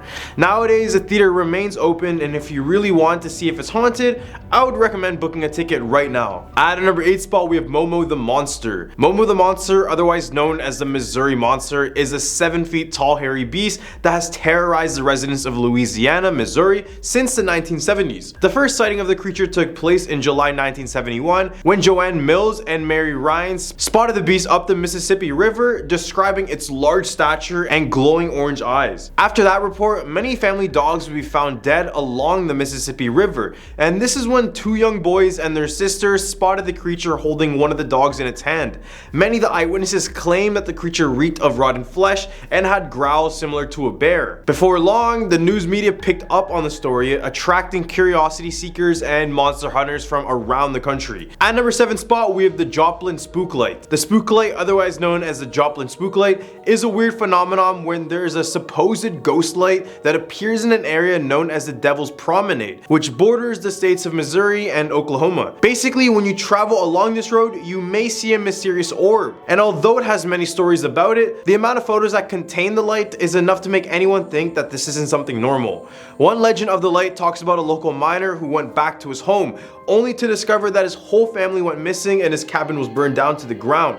Now his ghost is walking Spook Light Road with a lantern in his hand searching for his family, explaining the light. At a number 6 spot, we have the Ozark Howler. The Ozark Howler, otherwise known as the Nightshade Bear or the Devil Cat, is a mysterious creature that lurks in remote areas of Missouri. This beast is a very intimidating predator, considering it has the body of a bear, stocky legs, glowing red eyes, and even sharp horns. It would be the last thing you want to encounter on your hiking trip. Sightings of this creature have been reported since the 1950s, and between 2005 and 2010, the howler was reported by many more people. The creature got its name from its iconic howl, which is described to be a very deep and the combination of a wolf's howl, an elk's bugle, and the laugh of a hyena. So however you want to imagine that, that's how it would sound like. In more recent years, many people are believing that this creature is nothing more than an eastern cougar or even a black bear, or perhaps even a hybrid of both. And this is because the creature has yet to be photographed, but at least they howl, so if they do exist, you have ample time to not get pummeled by this beast. In the hump of our list, we have Phelps Grove Park. The history of Phelps Grove Park is both long and fascinating. It served as both Governor John S. Phelps' house and a tribal village for many Native American people. The park, which spans around 44 acres on East Bennett Street, is very old, but the spirit found inside of this park is much more recent. The story is that one night a bride and the groom were strolling at this park in their carriage, when all of a sudden the groom became jealous, causing the carriage to flip off the bridge upside down. This accident caused the bride to snap her neck, ending her life immediately. Now many locals have seen the ghost bride underneath the bridge, saying that she stands there with her right hand holding the hem of her dress as if she's about to take a step. Apparently Apparently she appears here every evening, but if you try to get a closer look, she'll just vanish right in front of you. At our 4th spot, we have Drury University. Drury University in Springfield, Missouri is built right on top of Native American burial grounds. Need I say more? We've seen it in movies, we've heard it in stories. Building on top of native burial grounds is always bound to be a bad idea. Not only the concept of building over people's graves, but this kind of thing tends to have everlasting effects. One of the halls in the university, known as Smith Hall, was built in the grounds of old Victorian houses where one girl passed away after trying to get her teddy bear in a fire. Now many students in the university claim to see this child walking around, and others claim that their stuffed animals move due to this child's ghost. But if that's the case, this is just another one of those Chucky and Annabelle situations. At our number 3 spot, we have Union Station. Union Station in Kansas City is a railroad station that transports both the living and the dead. Built in 1914, this station had millions going through it, which meant that a few deaths were expected to happen within. One of the notorious spirits found here is the ghost of a bank robber named Frank Nash, who along with 4 peace officers was killed during a rescue attempt. Those who are regulars at the station claim to see Nash's spirit around, saying that he is faceless, wearing a suit, tie, and polished shoes. At number 2 spot, we have the Headless Cobbler of Smollett Cave. A creature known as the Headless Cobbler would be spotted in Ava, Missouri during the 1920s. Story goes that 2 young women were walking along Spring Creek at midnight when a man stepped out from the side of the road who appeared to have no head, shoes around his neck, and a Bible around his shoulder. Weird outfit choice, but when you have no head, I guess everything's a fashion statement. In the next year, 2 boys spotted the same thing when they were riding their horses along the same creek when they spotted a headless man floating above the ground. More recent sightings have been at Smollett Cave, where he now hides out, supposedly, and can be heard tapping away as he cobbles shoes. If you happen to see a single light coming from the cave at night, it's said to be the Headless Cobbler holding his lantern. At our number 1 spot, we have Lemp Mansion. The Lemp Mansion is considered to be one of the scariest locations in America, according to Travel Channel. In 1840, Lemp opened a small brewery not far from where the current Gateway Arch is now. It was the most prosperous companies in the region by 1879 and dominated the St. Louis beer market. After his death in August 1862, his son William took over and began major expansions, which only grew the company much more. However, the house would become a curse for their entire family. Inside of the home, there were 3 of the core family members who took their own life, and ever since, many claim that their spirits are bound to this home. In 1949, the mansion was sold off and transformed into a boarding house. It wasn't long before hauntings were reported. Witnesses claimed to see a boy who asked for someone to play with. There were also reports of inexplicable burning sensations, cold spots, slamming doors, and all sorts of other mysterious sounds. At our number 10 spot, we have the Phantom Hitchhiker of Black Horse Lake. Near the city of Great Falls in Cascade County is a tale about a very notorious yet mysterious hitchhiker. If you happen to be coming off of Highway 87 going down Fort Benton, you may encounter a man on the side of the road at night. The area is very flat, so the man is very easy to spot when you're driving down this road. But unlike other people on the side of the roads, this person isn't looking to get a ride. Instead, once your car gets closer, the person is reported to roll over the hood of your car, across the windshield of the vehicle, as if they had been struck. As people begin to check on the man after they hit, they realized that they had hit nothing and the person they previously saw just disappeared. Over the years, there have been hundreds of reports that claim the same thing. They drive on this road, then they hit a man, only to find out it was nothing. Many believe this is a spirit of a Native American man who got struck and killed on this road. However, there's still no written document on it. At number 9 spot, we have Sacrifice Cliff. Overlooking Billings, Montana is Sacrifice Cliff. Despite the breathtaking views and scenic paths, this place has a very dark history attached to it. I mean, you probably already know that just by the name alone. Story goes that this cliff was once a peaceful meditation spot for the men of the Crow tribe. When they arrived here, they would be in complete silence, which showed the amount of respect they had for the area. However, a smallpox outbreak hit the area, causing the majority of the Crow tribe to perish within days. So one day, some of the boys returned to their homes from Sacrifice Cliff, only to discover that their entire village, including their family members, had all passed away from smallpox. They were so distraught they didn't see a point in living, so the boys decided to sacrifice themselves over this cliff. They would return back to the cliff with their horses, then they would proceed to blindfold the horse and then ride off these very cliffs to their deaths. Although this is a very sad tale, if you decide to visit this place at night, you may hear the sound of these horses as if they're falling from the cliff to this day. At number 8 spot, we have Flathead Lake Monster. Lurking in Flathead Lake is said to be a monster that closely resembles the Loch Ness Monster. But hey, I swear every place has their own version of it, so here's Montana's version. For those who don't know, Flathead Lake is situated northeast Montana, just in case you guys wanted to avoid this place for your next swim. Many visit this lake for its unprecedented beauty, but since 1889, there's been reports coming in the boatloads about this creature. It's described as a very large eel-like creature that moves around like a snake and is as long as 40 feet. Many say its head is shaped like a bowling ball with multiple humps on its back. No wonder people think this is the Loch Ness Monster. It all started in 1889 when James C. Kerr was making rounds across the lake when he and his passengers discovered this creature. They described it as a whale-like from its sheer size alone. Ever since, there's been hundreds of sightings, but who really knows what lies underneath the depths of this lake? At number 7 spot, we have the Alberta Bear Theater. Located in Billings, Montana as well, is the famous Alberta Bear Theater.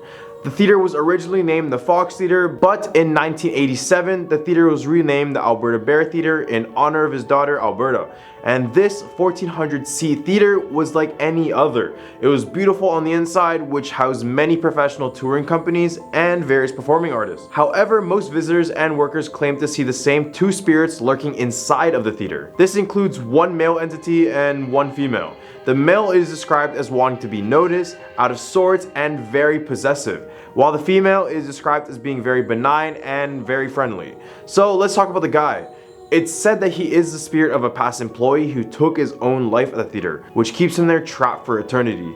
So if you guys are looking to come to this theater, be on the lookout for these two. At number 6 spot, we have the Garnet Ghost Town in Coloma. Coloma, Montana is known as the Mystery Camp and is a ghost town located a few miles north of the better known Garnet Ghost Town on the Garnet-Back County Byway. Very little is known about the Coloma settlement other than records indicating that it began in 1893 and experienced high gold mining activity starting in 1896. But by the 1940s, the mines had completely run out and the boom went bust. Eventually, the place would be emptied out and be left abandoned, and this is where many locals claim that the spirits ended up taking over the place. One state historian claims that once the sun sets in Garnet, the spirits of the town historic's residents come alive. Ellen Baumler, the Montana Historical Society's resident ghost whisperer and author, wrote, quote, "At midnight, people have heard ghostly fingers striking piano keys with the music floating across the empty buildings." She continued saying, quote, "Especially during the winter months, visitors see visions and hear unearthly noises.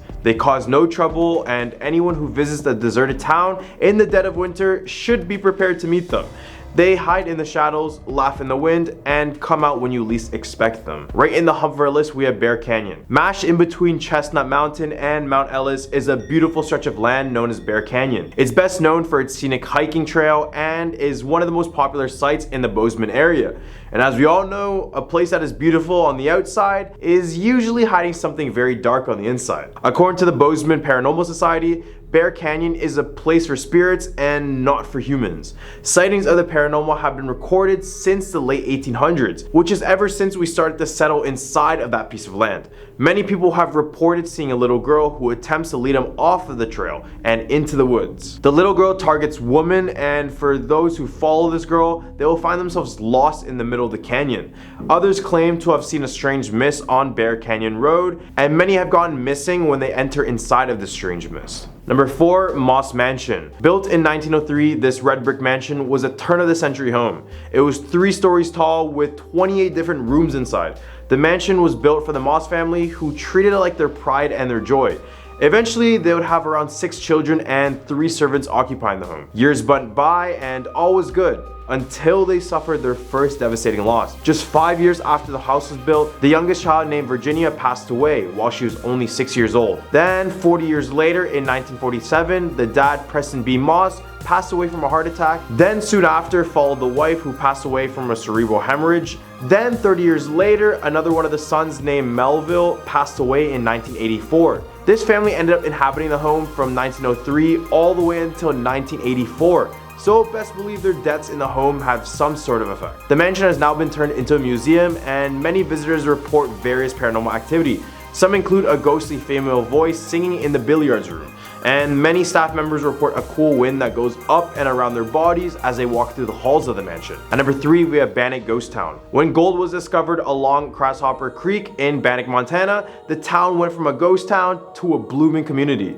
Following the economic growth, a man named Henry Plummer became the sheriff of the town and the leader of a gang known as the Innocents. Plummer's gang is linked to over 100 murders and robberies, and during his brief time as sheriff, Plummer erected the Bannock Gallows, only to be hanged from them himself after being apprehended by a group of vigilantes. Bannock State Park still has the gallows, but many people who have visited claim that there's too much negative energy and supernatural activity in that specific area. Many claim to even see the spirit of Henry Plummer himself, as he's said to be still pleading for his life. At number 2 spot, we have Little Bighorn Battlefield. The Battle of Little Bighorn occurred on 1876 in the grassy plains of Bighorn River Valley and bluffs that exist around and along the Bighorn River. This was where General Custer and his men were brutally and completely defeated by the Sioux and Cheyenne warriors led by Crazy Horse and Sitting Bull. So best believe a place like this has a few restless spirits. I mean, every battlefield has one. You guys should know this. Visitors and employees have reported strange noises and even seeing full-fledged apparitions of soldiers after dark. Now, near the battlefield cemetery is where the most activity is said to happen. Many visitors claim to have been consumed by the feeling of deep sorrow and loss when they walk the cemetery grounds. And the stone house, which was built in 1894 for the cemetery's caretakers, is home to some of the most terrifying ghost stories. Some include lights aggressively flickering on and off until you leave the home, and others report seeing soldiers with missing limbs such as missing heads or legs, indicating some of the injuries they went through during the war. At number 1 spot, we have Dude Rancher Lodge. Built in 1940 by Annabelle and Percival Goen, the Dude Rancher Lodge was originally constructed using salvaged bricks from the old St. Vincent's Hospital. The couple ran the hotel together until 1962, where Percival passed away after a car accident. Annabelle continued to run the hotel on her own, though slowly her health began to decline. She lived in an apartment at the hotel and was cared for by her dedicated staff until eventually she was moved to a nursing home. Then on February 2nd, 1983, Annabelle passed away. Since her passing, this lodge has had too many supernatural activities to count. This includes televisions turning on and off while the housekeepers are cleaning the room, knocking on the doors when no one is on the other side, the sound of children running in the halls with no children being present, and a mysterious female voice was even caught on audio tape in the basement of the hotel. If you ever wanted to stay here, then try to avoid rooms 223, 224, and especially 226, which is said to be Annabelle's grandson's room, who took his own life in that room. At number 10 spot, we have the Seven Sisters Road. Located in southeast Nebraska, just outside Nebraska City, is a road that locals call Seven Sisters Road. And if you're trying to find this on a map, it will be named L Street. But I wouldn't recommend taking a road trip down this place. Legend goes that a man had an argument with his parents and his 7 sisters. It got to a point when his whole family hated him and he looked to seek revenge. So one day he waited in the woods outside of his home and waited for his parents to leave. After he forced or baited his sisters one by one outside of the house, he would end up hanging each and every single one of them where this road is situated today. Then eventually a road would be built on this path of the trees, causing them to be shut down. Ever since the construction of the road, this road is said to be haunted by the 7 sisters who were executed. Many who have driven through the area report having problems with their cars stalling, headlights mysteriously dimming, speedometers freezing, and windows that roll up and down seemingly on their own. At our number 9 spot, we have Alliance Theater. On the east side of Nebraska is one of the most iconic buildings in the state, and that is the Alliance Theater. This was built back in 1903, starting off as a hotel, but in 1938, it was then rebranded into Imperial Theater until it switched to the name Alliance. It would host many different performing arts,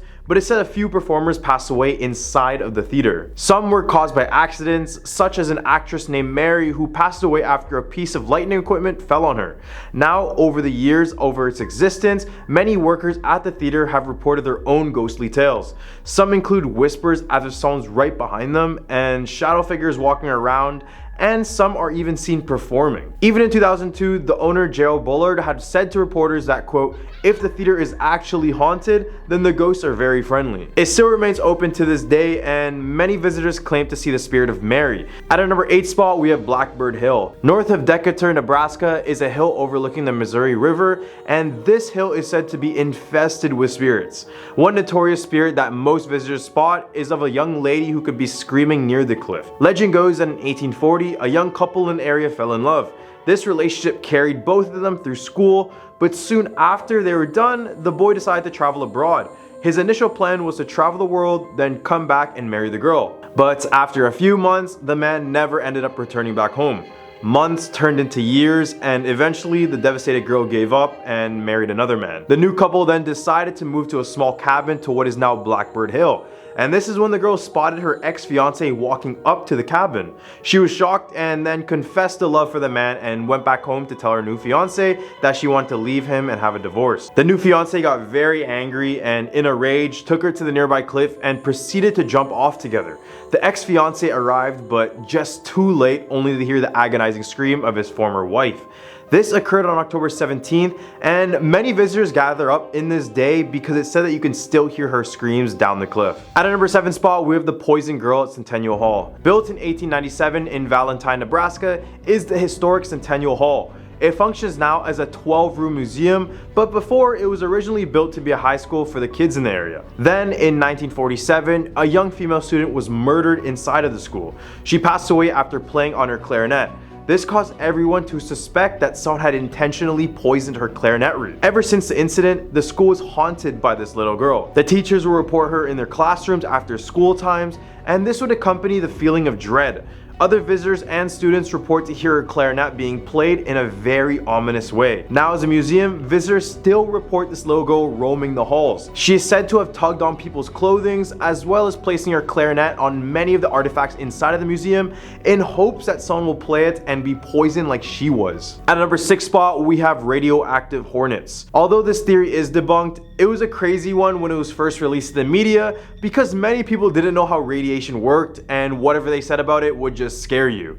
Story goes that after the nuclear disasters following World War II in the 1940s, Japan's Fukushima nuclear plant created a giant mutant killer hornet due to their exposure to radiation. The hornets were said to have grown 4 times their size and were reproducing exponentially. Then one year in Nebraska, it was reported that many people were passing away with stings and swelling on their bodies, which led many people to place a blame on radioactive hornet. Again, this is just a myth and no radiation didn't cause overgrown killer hornets, but still these large Japanese hornets do exist and they go by the name of Asian giant hornet. At a number 5 spot, we have the Bailey House Museum. This red brick house in Brownsville was built just after the Civil War by Unison officer Captain Benson M. Bailey. He alongside his wife lived in this house for many years until financial depression hit, causing them to move away. This relocation would eventually place them in a more dangerous area, leading to their eventual murders. Their murders were never solved, but many claim that it was the fault of a jealous neighbor who poisoned the two in order to get their property. Whatever happened, what is known is that the spirit of Captain Benson Bailey is said to lurk the home to this day. He is said to slam doors open and shut in the house in order to display his dominance, and when he's agitated, he will swing them back and forth until you just stop doing whatever it is that he doesn't like. Others have reported seeing the man himself walking the halls and even standing up against the doors motionlessly. At a number 4 spot, we have Hummel Park. Despite being a beautiful park in appearance, there is a much darker story to it that makes you think twice before stepping foot here. This area is said to be the place where many lynchings, hangings, and satanic rituals were performed, and some believe they are happening to this day deep within the woods of the park. A stairway in the park has been called the Stairs to Hell because it is reported that it's impossible to count the same number of steps ascending the stairs as it is descending the stairs. Other than the fact that this place is covered in satanic graffiti, this place is just one of those places you shouldn't test out. You know? Just in case. At a number 3 spot, we have Walgren Lake Monster. Just west of Nebraska is the Walgren Lake, and this body of water is said to hold a 40 to 100 feet beast. Witnesses have said it looks like an alligator that has 2 front legs and a flipper on its back. Others have said it has a serpentine body, which closely resembles the Loch Ness Monster. But I swear, everyone everywhere believes they have the Loch Ness Monster in the area, or is that just me? It's said that you'll know this monster is near is that when you smell a hard stench of rotting flesh. The first written record of this monster is from a 1922 issue of the Hay Springs News. The following year, a local man named J.A. Johnson described the monster in an interview with the Omaha World Herald. According to the report, Johnson and his 2 friends were camping on the banks of the lake when they noticed a creature about 60 feet away. The men claimed that as soon as the beast saw them, it belted out a huge roar, whipped around, and plunged beneath the muddy lake water. At a number 2 spot, we have the Ball Cemetery. Ball Cemetery is a cemetery in Springfield, Nebraska that was first used during the 19th century by pioneers. There's only one way in and one way out, and trespassers have been greeted by a caretaker with a shotgun who lives nearby. But instead of the caretaker keeping people out of his cemetery, it's more like he's trying to stop them from entering a place that is cursed. For decades, it has been said that this dark and lonely plot of land in the middle of nowhere is haunted by mysterious entities that defy rational explanation. Tall male apparitions sometimes attack nighttime visitors, and a female ghost laughs, speaks, and tugs on people's clothing. Photographs taken here often contain anomalies which believers swear are evidence of ghostly presences. All the way at a number 1 spot, we have the Hatchet House. In the town of Portal, there is a one-room schoolhouse that held a very gruesome murder. Legend says that back in the early 1900s, a teacher snapped at her students after they were misbehaving for hours. She had already been having problems back at home as well, so this was her final straw. Except this would be a little bit too brutal for our liking. She would then proceed to lock the door to the classroom and pull out a rusty hatchet from underneath her desk. From here, she would decapitate every single student in the class, and then she took their heads and placed them on top of each of their desks.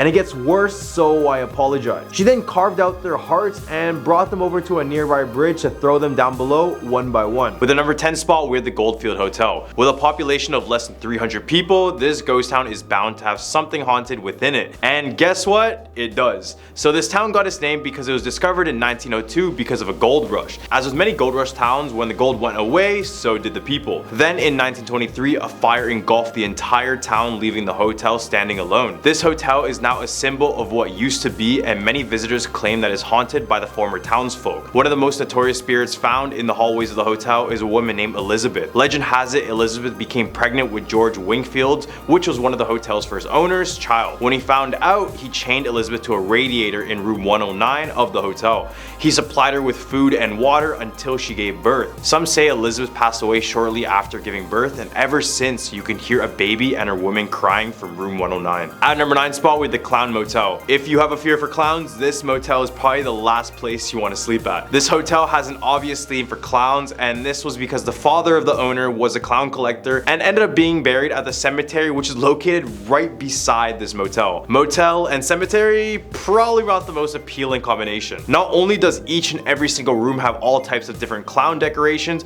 but past owners and workers have claimed that it was haunted since the time it was built. They would recall hearing footsteps and voices coming from unoccupied rooms.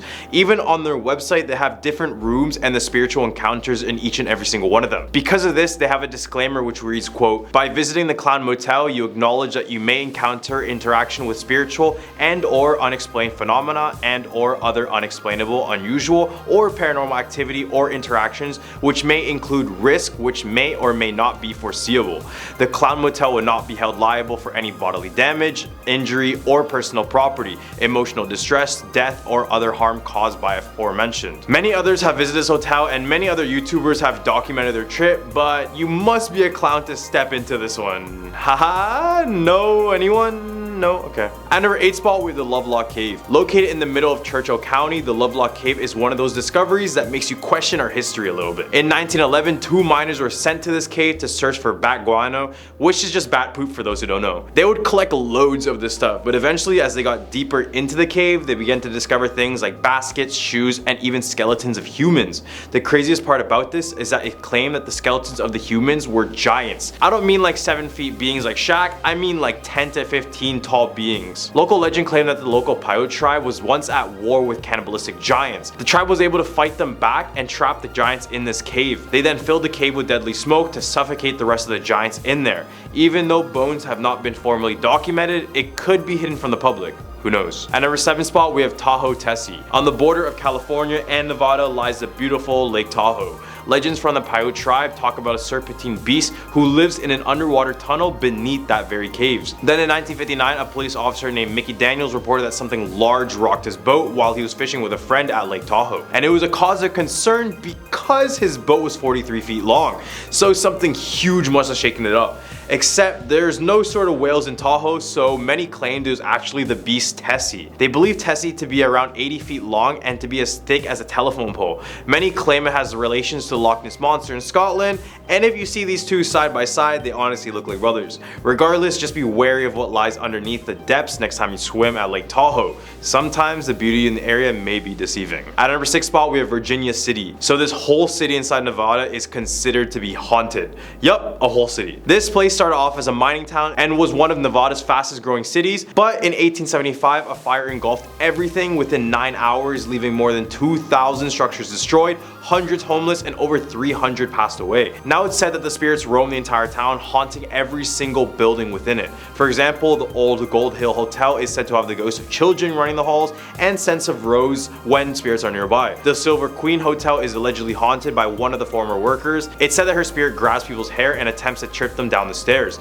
Then in the St. Mary Arts Center, which was built in 1875, the same year of the fire, it's said that they offer paranormal investigations, including seances inside of the building. Right in the hump of our list, we have Bally's Casino and the MGM fire. Let's take a gamble and talk about the infamous fire that claimed the lives of many in the Las Vegas Strip. On November 21, 1980, in the world-renowned MGM Grand, a devastating fire engulfed the place, with it being the second largest loss of life hotel fire in the history of the US, with over 87 people passing away and 700 injured. During the fire, no alarms rang, and to make matters worse, sprinklers weren't even installed in all parts of the building. 8 months after, and the MGM Grand Hotel was rebuilt and reopened to the public, but ever since, visitors claim all sorts of paranormal activity. This includes ghostly apparitions on the same casino floor as the site of the fire, with some reporting that the ghosts are actually still gambling to this day, which is attributed to their last mortal moments before their passing. At number 4 spot, we have Area 51. Couldn't mention Nevada without Area 51. If you haven't been living under a rock, then you must know that this place is a potential alien hotspot. Many people believe this is a place where the government does secret tests with alien technology, and some claim that they keep aliens captive here. The most popular case was from Bob Lazar, who have claimed to work in Area 51 and said that he saw a UFO firsthand, describing it in very specific details. This led many to believe in his theory, and for probably forever, Area 51 will always be associated with alien activity until the US government tells me otherwise. At number 3 spot, we're the Flamingo Hotel. Until this violent murder 6 months after its opening in 1947, the Flamingo Hotel was the pride and joy of notorious mobster Bugsy Siegel. Siegel took over the final phases of construction and convinced more of his underworld associates, such as Meyer Lansky, to invest in the project. Siegel reportedly lost patience with the project's rising costs, and he once mentioned to the builder Del Webb that he personally killed 16 men on the job. However, some claim that he decided to stay indefinitely. Bugsy has allegedly been seen at the Garden Memorial, inside the wedding chapel, and roaming around the presidential suite, which still has the gold bathroom fixtures from his original room. Guests in his suite have reported hearing whispering and seeing dark shadows looming at the foot of their beds. At number 2 spot, we're the Mob Museum. At a time, Las Vegas was controlled by the mob, and some believe they still do. So it's no surprise a museum of mob activity was built to recognize some of the horrific acts they committed. All of their exploits are documented at this mob museum, renovated from the same downtown courthouse where many of these characters were prosecuted. As you can imagine, they weren't too happy about their jail sentences, and some say their spirits still roam the halls after hours. The supernatural energy is especially strong near an exhibit dedicated to the St. Valentine Day Massacre, featuring a brick wall from a parking garage where 7 Chicago gangsters were shot dead in 1929. All the way at a number 1 spot, we have La Plaza Mansion. Although this property is pretty well put together, once you know about its past, you'll definitely look at it differently. It got such a bad rep, it eventually was considered to be Satan's mansion. Built in 1959, this now abandoned building was home to a threatening gangster. Here in this house, he would organize many of his hits. He would also execute others in that home, and he kept many people captive inside of the basement and the attic. So as the years went by, the house claimed more and more lives, eventually to a point when it reeked of the paranormal. Everyone who moved into the La Plaza Mansion reports the presence of negative energy that hangs over everything. And that's just where the haunting begins. If you visit, be prepared to hear whispers saying "get out of here" or "kill her," and sometimes you might have some piece of furniture or decoration thrown at you aggressively. Number 10, Goody Cole. In 1656, Goodwife Eunice Cole, otherwise known as Goody Cole, was convicted of witchcraft and suffered through the harrowing experience of being tried and punished for a crime she may have not committed. After being released from prison in 1670, Cole returned to Hampton, but unfortunately, her troubles were far from over. Despite being found innocent during her second trial, Cole was treated like an outcast by her neighbors and was forced to survive by scavenging for berries. Legend has it that since her death, Cole has been responsible for a number of tragedies in Hampton, including the sinking of a ship that killed 8 people, as well as the haunting of the town in general. Eventually, many of the town folk would report her many times, and eventually they feared her and coined her with the name Witch of Hampton. Finally, in 1938, the town finally exonerated Cole and acknowledged that she may have been the victim of a terrible injustice. May have. It wasn't until the 1960s that a grave marker was set up in her honor, and since then, Cole has been regarded as a much less harmful spirit. Number 9, the Legend of Chicora. The Legend of Chicora is a well-known tale in New Hampshire, particularly in the White Mountains region. According to the legend, Chicora is a mountain in the White Mountains that is home to a mysterious and fearsome creature known as the Chicora Monster. The Chicora Monster is said to be a large furry beast with glowing red eyes and a ferocious appetite. It is said to roam the forest, preying on any animal or person that crosses its path. Some say that the creature is a mutant created by toxic waste, while others believe it is a supernatural being with powers beyond human understanding. However, according to the legend, Chicora was a proud Indian chief who left his son in the care of a white man while he traveled. When he returned, he found that his son had died in an accident. In a rage, Chicora killed the white man's family, starting a cycle of revenge. The white man chased Chicora to the top of the mountain, which is now known as his name, and as the Indian chief prepared to throw himself off of the mountain rather than give in, he uttered a very bad curse. Since then, the mountain is said to have been the site of strange occurrences, which many people attribute to this curse. Number 8, Cocheco Mills. The Cocheco Mills in Dover, New Hampshire has a dark history attached to it. Back in 1907, the building nearly burned down to the ground, which ended up killing several workers. And ever since, the reports of ghostly activity have persisted. Apart from those passed away in the fire, the mills has also been said to be haunted by the ghost of a former worker named Mary. According to the legend, Mary was a young woman who worked at the Cocheco Mills in the 19th century. One day, while working on the upper floors of the mills, she accidentally fell to her death. And since her tragic accident, her ghost is said to haunt the Cocheco Mills, particularly on the upper floors where she fell. Many people claim to have seen her ghost, often describing her as a young woman with long hair and a very sad expression on her face. Some say that they have heard her footsteps echoing through the empty corridors of the mill, or people who are left alone at night have said to encounter her completely and even spoken to her. Number 7, the Omni Mount Washington Hotel. The Omni Mount Washington Hotel is a luxurious and historic hotel located in the picturesque White Mountains of New Hampshire. Built in 1902 by entrepreneur Joseph Stickney, the hotel was the last of its kind to be built in the area, marking the end of the Grand Hotel era. Mr. Stickney married the beautiful Caroline Foster, who was 27 years his junior, just 10 years before the grand opening of the hotel. Tragically, Mr. Stickney passed away a year after the hotel's grand opening, leaving Caroline to inherit the hotel and all of its wealth. Caroline, who was known to be a little eccentric, eventually married a French prince and spent her winters in France, but she still maintained a strong connection to the Mount Washington Hotel. Legend has it that Caroline's ghost haunts the hotel to this day, with reports of her figure wandering the halls and even sitting on the edges of guests' bed. It is also said that lights here flicker on and off at will, and the sounds of crying babies can be heard in the ballroom when no one is there. Guests can stay in the Princess Suite room 314, where Caroline's 4-poster bed is still used to this day. And if you don't believe me, just ask any of the staff about their experience with the alleged ghost, and I guarantee they'll have a story of their own.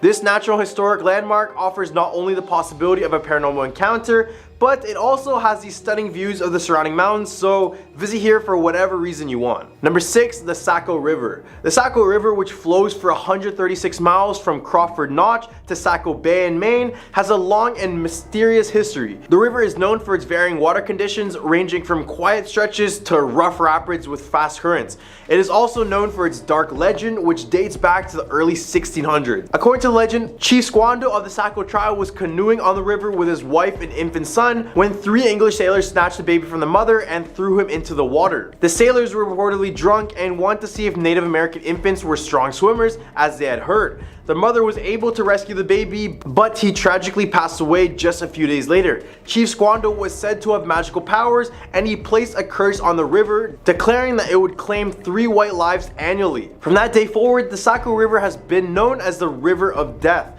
The legend of the river curse has been passed down through the years, and it is said that the river has claimed many lives, both of tourists and locals alike. There are no exact records of the lives that have been lost to the river, as the legend dates all the way back 300 years ago. Some say that the curse is to blame for these tragedies, while others attribute them to the river's strong currents and dangerous rapids. Whatever the cause, the Saco River is a force of nature that demands respect and caution from all those who venture near its banks. Number 5, the 1686 House. The 1686 House in Kingston, New Hampshire is a restaurant that was originally a home, one of the oldest ones in the town. It has a rich history and is also rumored to be haunted. So this is when a team of paranormal investigators and a psychic decided to visit and try to capture evidence of any paranormal activity. The team was equipped with infrared cameras, digital recording devices, video equipment, monitors, and also received permission from the Gillespie family who owns the property. Psychic Jeff Noyles reported sensing the presence of watching Indians, an older man leading a horse and a carriage, and a man sitting in the corner of a dining room that was part of the original barn. Michael Sullivan and Karen Mosey, the paranormal investigators, also captured an image on video, and Mosey recorded voices, including comments such as, "Those are locked, there's hundreds of angels, and I'm frightful, and get those things off of you." Cold spots, which are thought to indicate the presence of ghosts, were also detected in this old building. As well, Noyles sensed a presence of children playing in a small dining room, and on the brighter side, he also sensed a loving presence and stolen kisses in a stairwell. The team also found an old root cellar in the basement, where Noyles reported that parents used to hide their children during storms. It is impossible to say for certain whether the reported paranormal activity was genuine or not, but the 1686 house is certainly a place with an interesting history and a potential for otherworldly encounters. Number 4, Portsmouth Lighthouse. The Portsmouth Harbor Lighthouse in New Hampshire is said to be haunted by the ghost of Joshua Card, who is one of its most famous and dedicated lighthouse keepers. Card served as a keeper of the lighthouse for 35 years, from 1874 all the way to 1909, and he was known for his intelligence, punctuality, sense of humor, and kindness to his neighbors and visitors. However, after his retirement and death in 1911, stories began to circulate about Card's ghost haunting the lighthouse and the surrounding area. Reports of paranormal activity at the lighthouse included shadowy figures being seen, voices being heard, and figures appearing in broad daylight dressed in old-fashioned keepers' uniforms. The ghost hunting team for the television show Ghost Hunters investigated these reports and concluded that the lighthouse was likely haunted. It's believed that Card's spirit remains at the lighthouse due to his love for the location and his dedication to maintaining it during his lifetime.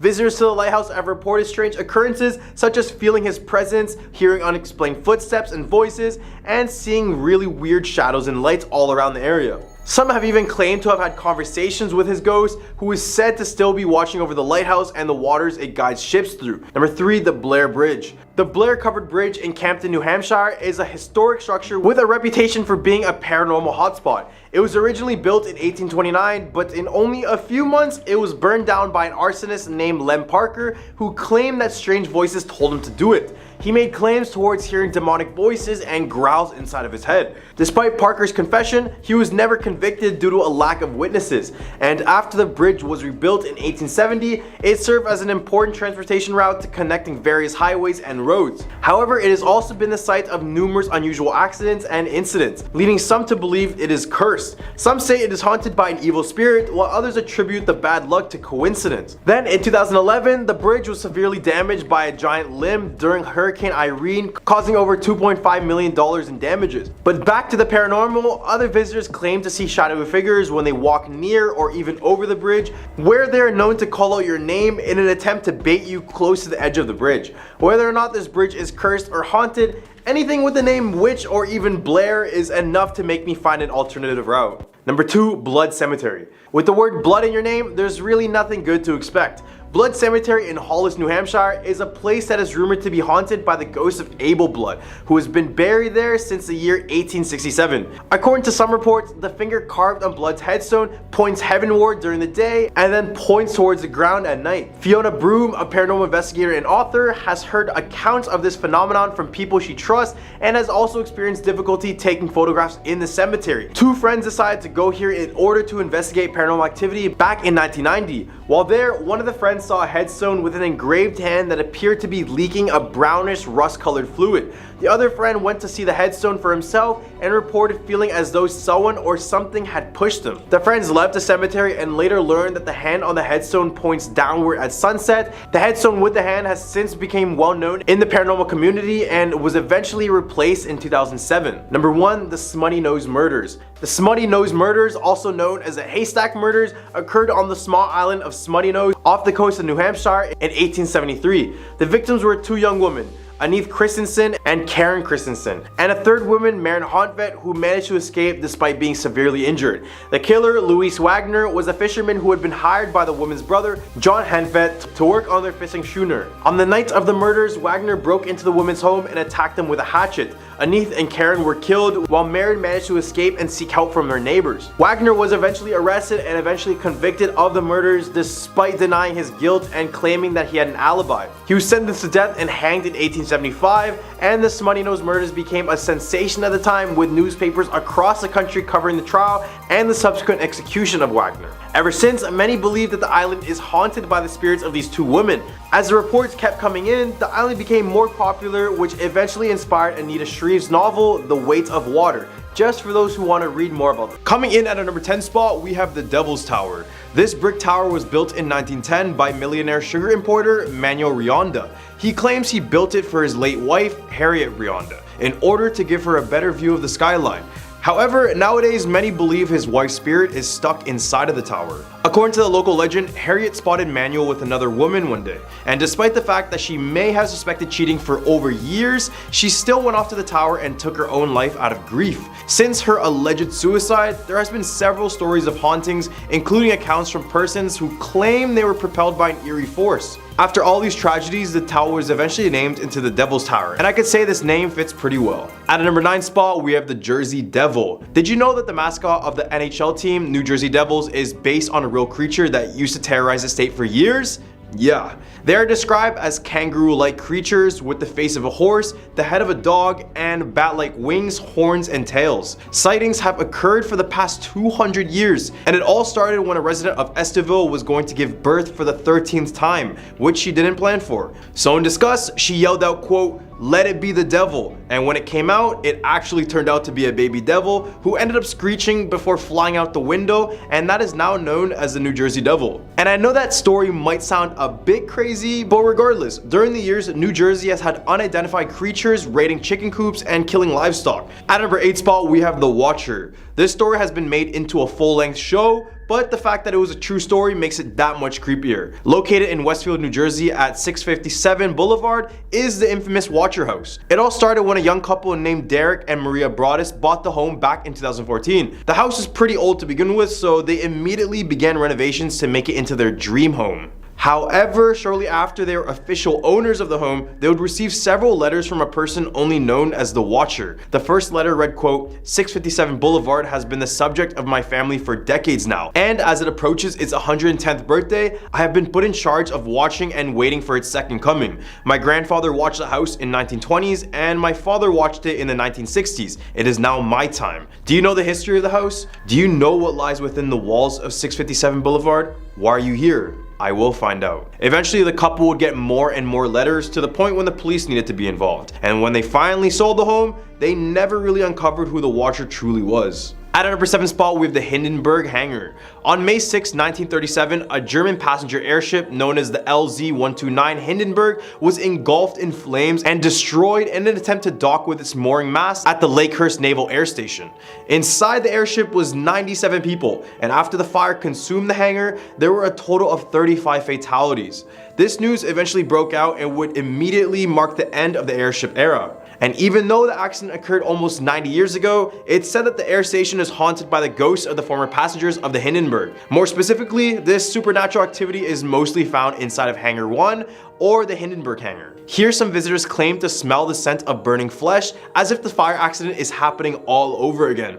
Overnight workers of the air station also claim to hear someone walking inside of the hangar when it's confirmed that no one else is there. They usually leave the hangar alone due to these reasons, but regardless, that hangar has a very bad vibe to it, and I wouldn't be surprised that it's somewhat cursed in some way. At number 6 spot, we have Clinton Road. First of all, this is probably the only road in the US where I read that many haunting experiences where I wouldn't even want to consider driving on this road at all. I'm not even lying. This road went through it all. Satanic rituals, UFOs, mythical creatures, ghostly Camaros, and even hate groups. After all of this history, it makes sense why many people consider this to be the most haunted road in the United States.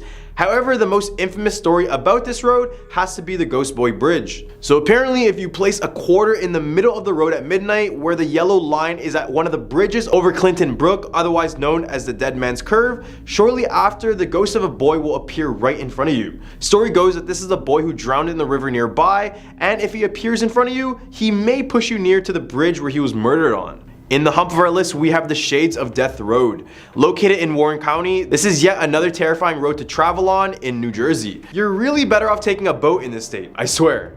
It's a 2-lane rural road that is around 7 miles in length. Legend of the road tells us of a time many years ago when a car full of teenagers were driving down this road to get to their prom. However, the road was extremely slippery that night, and when the car took a sharp turn, the car lost control and fell into a ditch, killing every single teenager in the vehicle. Nowadays, if you find that this road is very slippery, especially during a rainstorm, chances are you may catch a glimpse of one of the girl teenagers still wearing her prom dress. And some have even picked her up only to find that she disappears out of nowhere before arriving at her destination. The forest around this road has also been the site of many grisly murders and disappearances, and after many countless reports, this street was eventually given the name Death. At a number 4 spot, we have the Pines Barrens.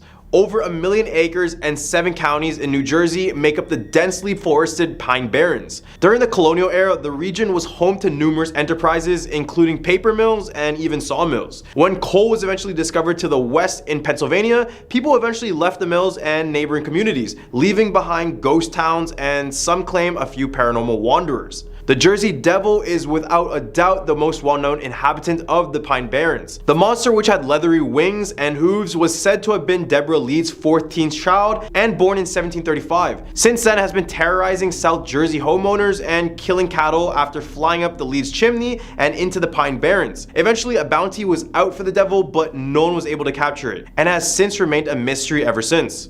At a number 3 spot, we have the Flanders Hotel. Alongside Jersey Shore is the infamous Flanders Hotel on 11th and Boardwalk in Ocean City.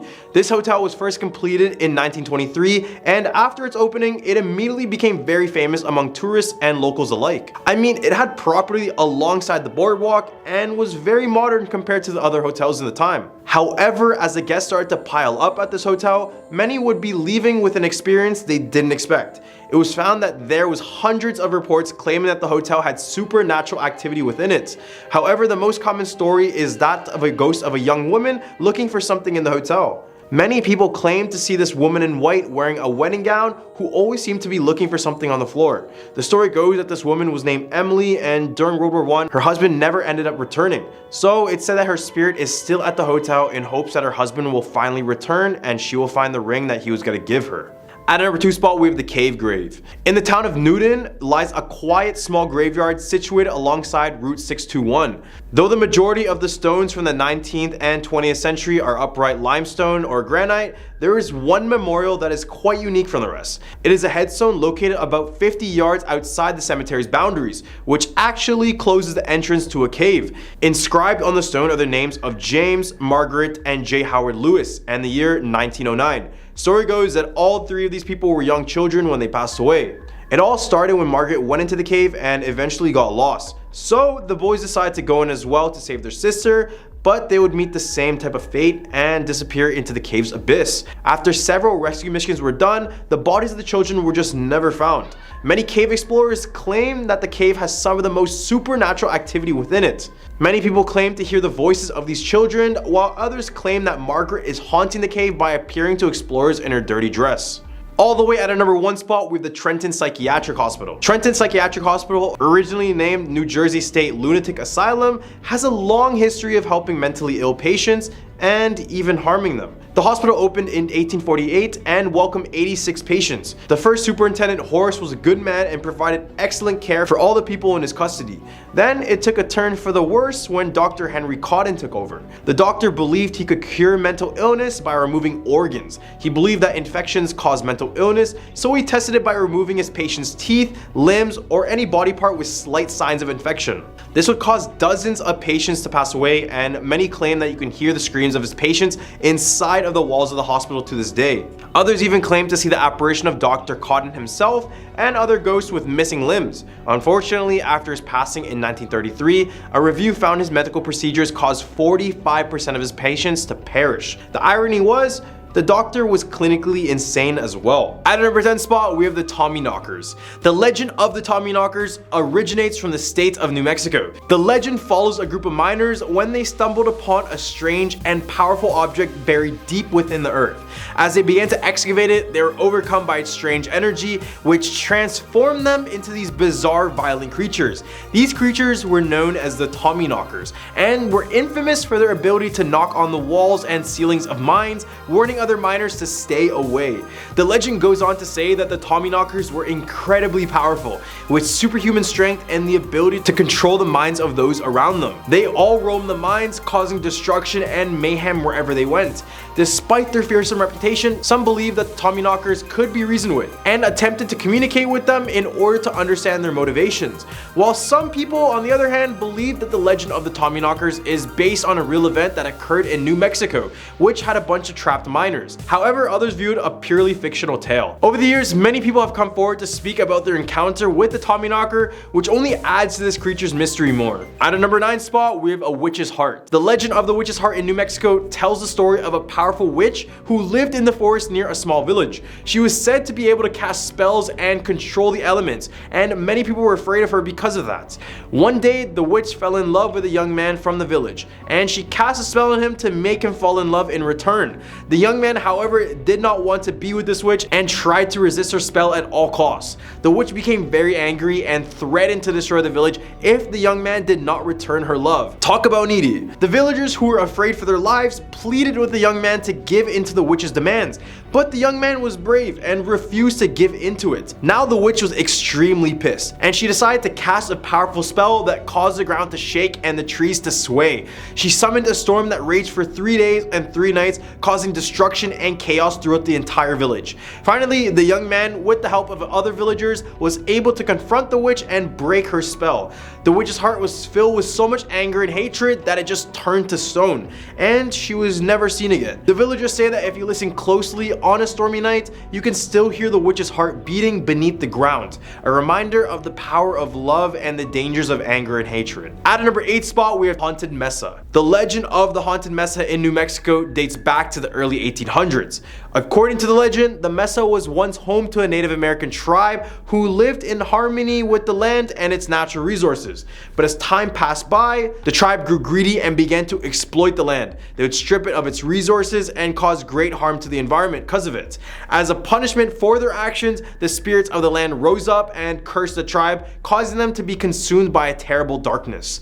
The tribe was never seen again, and the mesa has been haunted ever since by the spirits of the land. They are said to still roam the area at night, searching for those who dare to desecrate the land. Many people have reported strange and eerie occurrences on the Haunted Mesa, including ghostly apparitions, unexplained noises, and mysterious lights. Some have even claimed to see the ghosts of the Native American tribe still wandering the mesa in search of redemption. Despite these stories, the Haunted Mesa remains a popular destination for hikers and adventurers who are drawn to its rugged beauty and eerie atmosphere. Some say the spirits of the land are still watching over the mesa, protecting it from those who would seek to harm it. So if you hike here, stride carefully. At a number 7 spot, we have a Witch's Bridge. The Witch's Bridge is a legendary structure said to be located in New Mexico, although the exact location is unknown. According to the legend, the bridge was built by a woman who was shunned by the community because they believed she was a witch. The woman, who was determined to get her revenge, constructed this bridge using her own blood and bone, imbuing it with dark magic as well. As the story goes, anyone who crosses the bridge will be cursed with bad luck and misfortune for their entire lives. Some say that the bridge is guarded by the spirit of the witch, who emerges at night to haunt and terrorize hikers. Others believe that the curse can only be lifted by performing a complex ritual at the side of the bridge. Despite the legend, there is actually no evidence of a bridge matching the description in New Mexico. It is likely the story is a tall tale or a piece of folklore, rather than a true account of events. However, that does not stop people from being intrigued by the legend and people going out searching for this bridge. At a number 6 spot, we have a man in the black hat. The man in the black hat is a mysterious figure who is said to haunt the deserts of New Mexico. Some say that the man in the black hat was a gunfighter or a bandit who roamed the desert, preying on travelers and settlers who ventured too far from civilization. Others claim that he was a ghost or a spirit haunting the land and seeking revenge on those who had wronged him in life. Despite the many different variations of the legend, one thing remains constant. The man in the black hat was a fearsome and dangerous figure, feared by all those who came in contact with him. He is said to wear a black hat, a long coat, and a pair of guns by his side, and was said to be incredibly fast and extremely deadly with a gun. There's even one story of him single-handedly defeating a group of 10 raiders in less than a minute in an attempt to just save some settlers. Despite his heroic deeds, however, the man in the black hat was never seen again, and his fate remains a mystery to this day. Some say that he simply vanished into the deserts, never to be seen again, while others believe that he met his end at the hands of another enemy. Maybe he finally found peace and moved on to the afterlife. Haven't we thought about that? In the hump of our list, we have the hanging tree. The legend of the hanging tree in New Mexico dates back to the 1800s, when the area was a wild and lawless frontier. According to the legend, the hanging tree was a large tree located in the center of town, where criminals and outlaws were brought to justice by being hanged from its sturdy branches. The most famous story associated with the hanging tree is that of a notorious outlaw named Billy the Kid, who is said to have been hanged from the tree after being captured by a posse of vigilantes. Despite its reputation as a place of justice and punishment, the hanging tree was also said to be cursed, and many people believe that anyone who were hung from this tree would be doomed to haunt the town for eternity. Over the time, the tree became a symbol of fear and dread, and people avoided it at all costs, even during the day. Eventually, the town decided to cut down the hanging tree and burn it to the ground in an effort to rid the town of its dark history and the supposed curse that was said to be associated with it. Today, all that remains of the hanging tree is a small plaque on the spot where it once stood. At a number 4 spot, we have a witch's ladder. The legend of the witch's ladder in New Mexico tells the story of a powerful witch who lived in the mountains and was known for casting spells and curses on those who crossed her. One day, a group of travelers stumbled upon her cabin and asked for shelter for the night. The witch agreed, but she secretly cast a curse on them. Desperate to break the curse, the travelers sought help from a wise woman who told them that they must climb to the top of the mountain and gather a handful of the witch's hair in order to break the curse for good. The travelers managed to do this, but the witch chased after them using all the spells she knew. Using the hair as a talisman, the travelers outran the witch and made their way back down the mountain, where they burned the hair and finally broke the curse. From that day on, the mountain was known as the witch's ladder. Despite the fact that the legend of the witch's ladder is just a story, it continues to be told and retold in the American Southwest, reminding us of the power and determination and the importance of standing up to those who seek to do us harm. At number 3 spot, we have the curse of the full moon. The curse of the full moon is a popular tale told to many in New Mexico, and it involves a powerful medicine man who placed a curse on the land to protect it from the actions of early European settlers. The legend goes that the medicine man was a powerful shaman who had the ability to communicate with the spirits of the land and the animals that live there. He was deeply connected to the natural world, and he would have a great reverence for the land and its inhabitants. However, when the European settlers arrived, they began to disregard the sacredness of the land and its inhabitants. They would cut down trees, hunt down the animals, and they would pollute the waters. The medicine man was outraged by the settlers' actions, and he decided to curse the land with a very powerful spell. And whenever the moon was full, the curse was said to be at its strongest, causing even more misfortune for those who dared to defy the spirits. Over time, the legend became well known throughout the region, and this is when people began to fear the power of the spirits and the curse. At a number 2 spot, we have the ghost lights. The legend of the ghost lights in New Mexico dates back to the time of the Native Americans who inhabited the region. According to the legend, the ghost lights were spirits of the dead who roamed the earth in search of their loved ones. These spirits were said to be the souls of warriors who were killed in battle, or of women and children who had died of disease or other natural causes.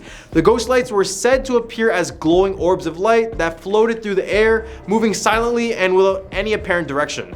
Many people have claimed to have seen the ghost lights and described them as eerie and unsettling, and some even reported feeling a sense of fear or dread when the lights were present. Despite this, however, many people also found that the ghost lights to be fascinating and mysterious, and they often went out of their way to try and catch a glimpse of these elusive spirits. In the recent years, the legend of the ghost lights in New Mexico has taken on a new dimension, with some people claiming to have captured video footage or photographs of the light. So if you guys want to see, go search it up on Google, and I promise you, you'll find one photo with it. At a number 1 spot, we have the Taos hum. The Taos hum is a mysterious low-frequency sound that has been reported in the town of Taos, New Mexico. It is described as a faint droning sound that is similar to the hum of a distant engine or the drone of a bee.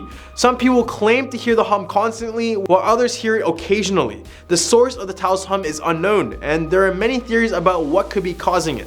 Some believe that it is a natural phenomenon caused by geological activity or atmospheric conditions. Others speculate that it is the result of human activities such as underground military bases or secret experiments. One of the most popular theories of this is caused by aliens. According to the theory, the hum is a signal or communication from an extraterrestrial civilization. Some people even claim to have experienced strange encounters or sightings of unidentified flying objects in the area where the hum is heard. Despite the many theories, no one has been able to definitely explain the Taos hum. The phenomenon remains a mystery and continues to fascinate and intrigue those who have experienced it. Some even claim that the hum has a strange, almost hypnotic effect on those who hear it, causing them to feel disoriented or dizzy.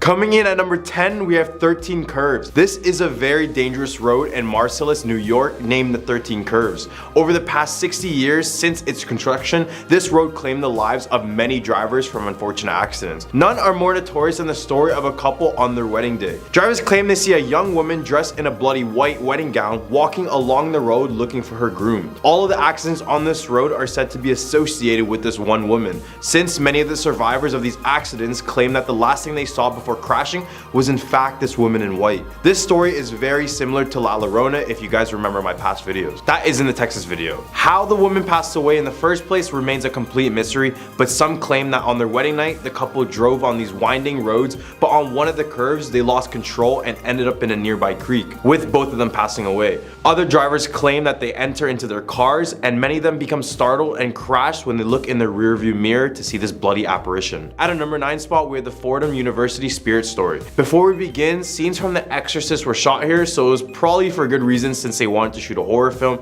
at this university filled with the supernatural. In the summer of 2003, RAs in the place noticed that in one room the beds were propped up rather than lying on the floor. It wasn't until one day an RA awoke from knocking on his door. When he opened it, he saw a Jesuit priest who said he would take care of the mattresses. Except when the RA tried to figure out who the priest was, he discovered that the only Jesuit priest bearing that description had passed away 10 years ago. That's not all the ghosts within this university. It's said that the spirit of a little girl who has been seen in the bathrooms is said to lurk and peek behind the shower curtains. Many other students revealed that they had sleep paralysis when inside the dorms, even though they had no such thing prior. Lastly, other students report being woken up due to the feeling of someone grabbing their neck and tugging their legs as if someone wants to drag them. At a number 8 spot, we have Rochester's White Lady. There's a white lady scary urban legend in almost all cultures, so I had to mention one in New York as well. In East Mendon Park, visitors claim to see a crying woman asking where her daughter is. The story goes that in the early 1800s, a woman named Elisa lived in the area with her farmer husband. After a seemingly good start to their new home in Rochester, tragedy struck when Elisa's daughter suddenly disappeared. The story of her disappearance varies, but the most popular one is that the daughter asked Elisa if she can walk to the lake,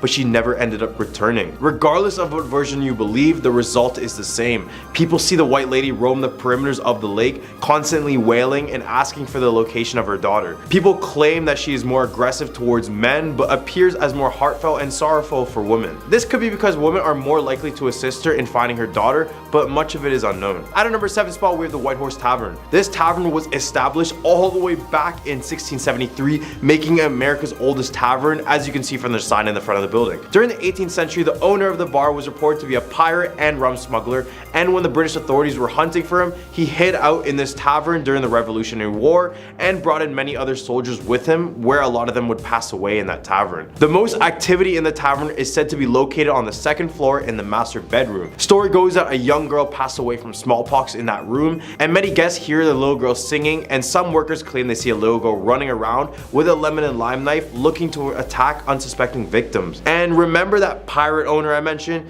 Yeah, he would end up murdering someone in that very room, but that's all up for speculation still.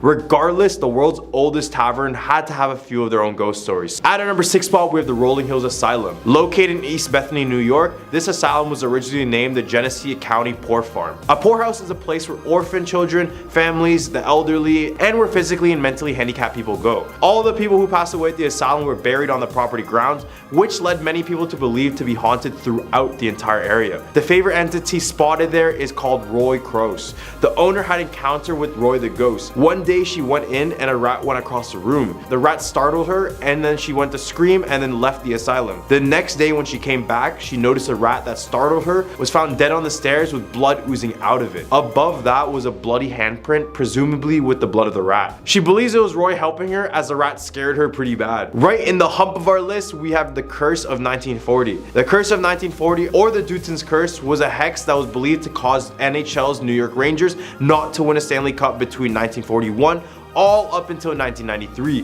For all you non-hockey fans, the New York Rangers were very successful in their early years when they took 3 Stanley Cups, 1928, 1933, and 1940. After a 54-year wait, they won another Stanley Cup in 1994, but many fans believe the reason they haven't touched gold in so long is because of this curse. This was because in the 1939-40 season, the mortgage of the Madison Square Garden, which is the place where the Rangers played, was paid off, which led to management to burn the entire mortgage in the bowl of the cup. This led many to believe that the hockey gods put a curse on them. For example, in the 1950 Stanley Cup Finals, the Rangers had to play in the Maple Leaf Gardens in Toronto for their home ice, which could be related to the fact that the MSG burned their mortgage, forcing them to play in another city, hence why they didn't win that year. I know sports curses are not scary at all, but for New York Rangers fans, this is the most terrifying thing they heard all year. At a number 4 spot, we have Palmyra Historical Museum. As the name suggests, this museum is located in Palmyra, New York. This building is thought to be over 200 years old and once served as a tavern and a hotel. It is now open to the public as a museum, but there's a reason why this one is on the list. The story goes that 6 days before Christmas 1964, a fire raged a small home which had Ruth Anna Breeden, her husband Paul, and 6 children inside. It was a supposed flash fire which engulfed the entire house quickly. The husband managed to escape, but the mother and her 6 children were found burnt in the basement underneath a mattress. Although the fire didn't happen in the museum per se, it sits on the home's foundation, meaning the basement is the exact same. This is why many guests claim to catch the scent of ash in the basement, because this is where the woman and her children lost their life. In the museum, guests also report toys being flown off shelves and even feeling their hair and clothes being tugged on. All the way at our number 3 spot, we have Vale Cemetery. After being opened in 1857, the historic Vale Cemetery became the largest cemetery in Schenectady, New York. After many years, guests will report some pretty eerie paranormal activity going on inside the cemetery. Many people had come forward, all reporting the same phenomenon, saying that the statues would bleed from their eyes. It's very important to note that all the people that came forward were not related in any sort of way, making all these accounts really genuine. Other people visiting the cemetery also claim that they've seen figures sitting in the trees above the tombstones and even full-blown apparitions of crying ghosts. The cemetery now has a total of 33,000 assigned plots, making it a spiritual hub. At our number 2 spot, we have the ghost ship of the Hudson River. Back when New York was just a small village, reports surfaced of a spooky ship floating on the river. Seen at dusk on foggy days, many say it was the spirit of the Henry Hudson's Half Moon ship. One of the reports came from an anonymous source of the weather dork that they referred to as Samuel. He was spending the day fishing on the shore of the Hudson, but then an odd ship caught his gaze. He claimed the ship was floating on air above the the water, but as the ship got closer to him, he found that it had no crew on deck and had 3 empty masts. Regardless of the fact that it was floating, the ship could only be heard when it got closer, and the wood would be creaking as if it was on water when it wasn't. Eventually, a storm came and slowly brought the ship back into the river, slowly disappearing into the darkness and the rain. If you listen to this story and get some Flying Dutchman vibes, you're right. All the way at our number 1 spot, we have the Amityville Horror House. It all started with an invitation from a news anchorman in Long Island. All the Warrens knew that there was a tragedy inside of the home, and the owners left after only living at the home for little less than a month. After Ed Warren spoke to the owner of the home, George Lutz, he quickly agreed to have them investigate. George was so horrified by the house that he only left the keys to the house and completely left the area. When the Warrens were in the house, they described feeling a powerful negative energy, calling it, quote, diabolically infested. Ed then entered the basement and felt immediate pressure, which pinned him on the floor. He commanded to Jesus Christ to leave, and it lifted it off of him. This was no regular paranormal case. The Warrens were unaware that 6 people were murdered in that home 7 months ago, where Ronald DeFeo Jr. murdered his entire family in that one night. At our number 10 spot, we have the Devil's Tramping Ground. Located in the dense forest of the Harper Crossroad area in Bear Creek, North Carolina, lies a camping ground known as the Devil's Tramping Ground. And I know, the name alone should tell you all about the place, because in local lore, they suggest this is the location where the devil, quote, tramps. And this has caused a small circle of area to become lifeless and never have the ability to grow anything. Locals have tried to revive the area by planting various seeds and also using fertilizers, but nothing seems to be able to fully grow within this circle of land. Some historians believe this was also an ancient meeting place for local Native American tribes. They would come here to do ceremonial dances and other festivals. But in the 1930s, newspapers were hit with the news that a beast was guarding these grounds. The story read, quote, coon and possum hunters and their dogs have been on more than one occasion chased from the vicinity of the Devil's Tramping Ground by a ferocious beast said to resemble a black bear. At a number 9 spot, we have Dana Auditorium. Located in Greensboro, North Carolina is Guilford College. This place was built all the way back in 1837, so it went through countless waves of students. Most of the places in the college are completely normal, but in the 1960s, the Dana Auditorium was constructed, and it housed the Guilford College Music Department. However, they failed to realize the history of the grounds they built on. Across the street from the campus are graves of men dating back to the 18th century who passed away during the Revolutionary War, and many believe that the location where the Dana Auditorium stands is the same location of the hospital used to take care of these soldiers, and where many ended up passing away. Many students and staff members recall feelings of cold spots and the feeling of being grabbed by something they just can't see. Others report a soldier wearing clothing from the 18th century, and they say it's a soldier who passed away at the former hospital, but he's not harmful. Instead, he just acts as a protector of the area. At number 8 spot, we have the Ship of Fire. Off the coast of Ocracoke Island, it's said that on the night of the new moon each September, you are able to spot a ghostly ship that appears out of nowhere, engulfed in flames, and it slowly goes closer and closer to land before completely vanishing out of thin air. The legend goes that this was the ship of the Palatines. These were a group of German Protestants who originally left England back in the day. As they were on the boat, they pretended to be poor and hide their golds and coins and other extremities from the corrupt captain and his crew. And this is the part when they messed up, because when they began to see the shores of North America, they just started to celebrate, showing all their valuables in a rush to get off of the land. The captain and his crew began to see the amount of wealth their passengers had and decided to postpone the docking and wait till the next day. So during the night, the captain and his crew proceeded to murder every Palatine on board, which included all sorts of ages. Then they left on small boats and they torched the entire ship behind. At number 7 spot, we have the vampire beast of Bladenboro. During the 1950s, something was going out and leaving behind a lot of dead dogs around the woods of Bladen County. Eventually, news outlets would begin to report a creature that is so strong that it's just going out and attacking everything in sight. This animal was reported to be draining the blood of neighborhood animals, 8 dogs, a family of kittens, and at least 1 lamb. Early eyewitnesses report that the beast was around 100 pounds, and many thought it was just another wolf or mountain lion. However, it wasn't until the beast attacked its first and only human. The next day, the police chief said the town of 790 people was as quiet as he's ever known it.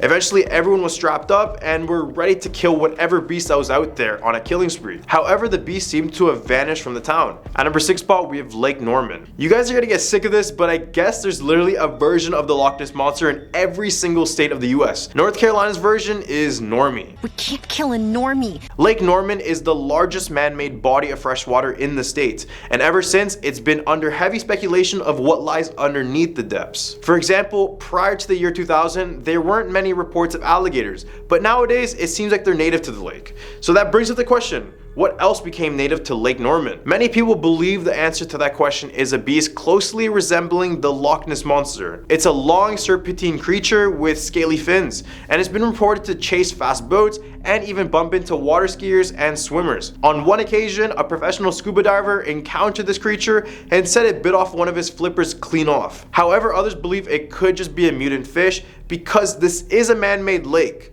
Who knows? It could be from all the pollution. In the hump of our list, we have the Balsam Mountain Inn. Located in Balsam, North Carolina, is a wooden hotel now known as the Grand Old Lady Hotel. But for the context of everything supernatural, we're just gonna call it by its original name, the Balsam Mountain Inn. This hotel was built all the way back in 1908 by two brothers-in-laws, Joseph Kenny and Walter Christie, in hopes to expand their business. While other hotels in the area were failing to start, the Balsam Mountain Inn was in a very good area, so they had plenty of business.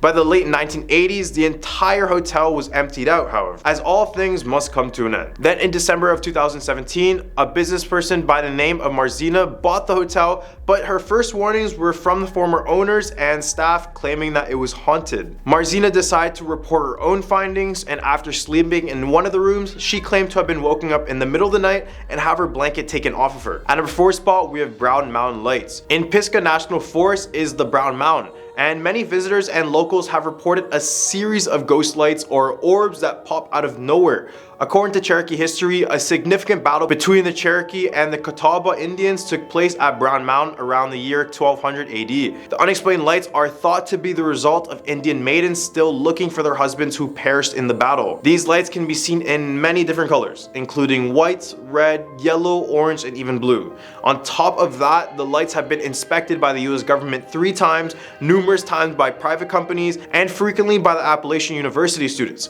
And no one has been able to give a proper explanation to this. And to this day, these lights will always be a mystery. So the best way to find out about them is just to go and check them out for yourself. At number 3 spot, we have the Highland Hospital. Located in Asheville, North Carolina is the infamous Highland Hospital. It was built in 1904 by Dr. Robert S. Carroll, and it became a mental institution to take care of those who had nervous diseases. As the years went by, the hospital would decay from the inside out. In 1948, a fire engulfed a section of the hospital, causing the deaths of American novelist and painter Zelda Fitzgerald along with 8 other patients. For those who don't know, Zelda Fitzgerald was the wife of F. Scott Fitzgerald, who is the one who wrote The Great Gatsby. And she was in the hospital because she had to undergo an electroshock therapy but got trapped due to this fire. Nowadays, the place is a recovery home for teens and young adults, but many of the residents and workers claim to see the spirit of Zelda. She can be seen walking through the halls, and others even report talking to Zelda, but much of that conversation is a whole lot of confusion, and she ends up vanishing by the end of it. At number 2 spot, with the Biltmore Estate. Originally built to be a vacation home for George Washington Vanderbilt,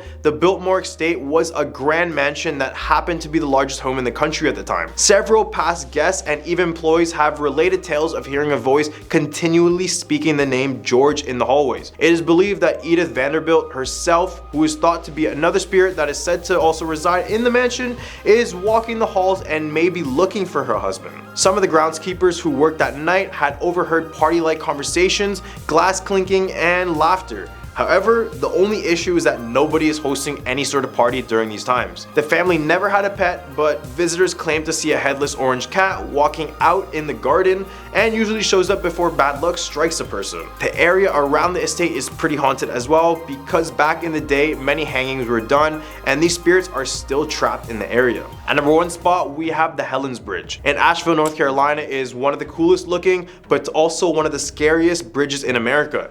You guys can be the judge of that by the end of this point. It's been said that Helen's Bridge has been haunted for nearly 100 years since its construction in 1909. The bridge was created in order to have a roadway connecting a mansion to the rest of Asheville, but it just made sense at the time, right? So how did the bridge get its name? Story goes that a single woman named Helen lived in Asheville with her infant daughter. One day while cooking, a large fire engulfed the entire home, causing her to rush out of it, leaving her daughter behind. The entire house would end up burning down, and after she received news of her daughter's passing, she just completely broke down mentally. Then one day Helen decided to take a walk to the nearby woods, and before coming across this bridge to the mansion, she hung herself on one of the steel posts. People who have driven to the bridge have recalled dealing with car trouble despite no prior symptoms. Issues like drained batteries, engine stalling, and other mechanical issues were said to have been reported. Coming in at number 10 spot, we have Trollwood Park. In Fargo, North Dakota is the Trollwood Park. And at first glance, it really looks like your typical park, but that should all change once you realize it was built directly on top of a cemetery and former asylum. Obviously, those who built the park knew of this and already planned to move many of the bodies away, but it's confirmed that they didn't manage to take out all of them. As briefly mentioned, the Cass County Hospital was built on top of the park around 1895, and over the years, many people were left buried with no tombstones or even a marking of their location,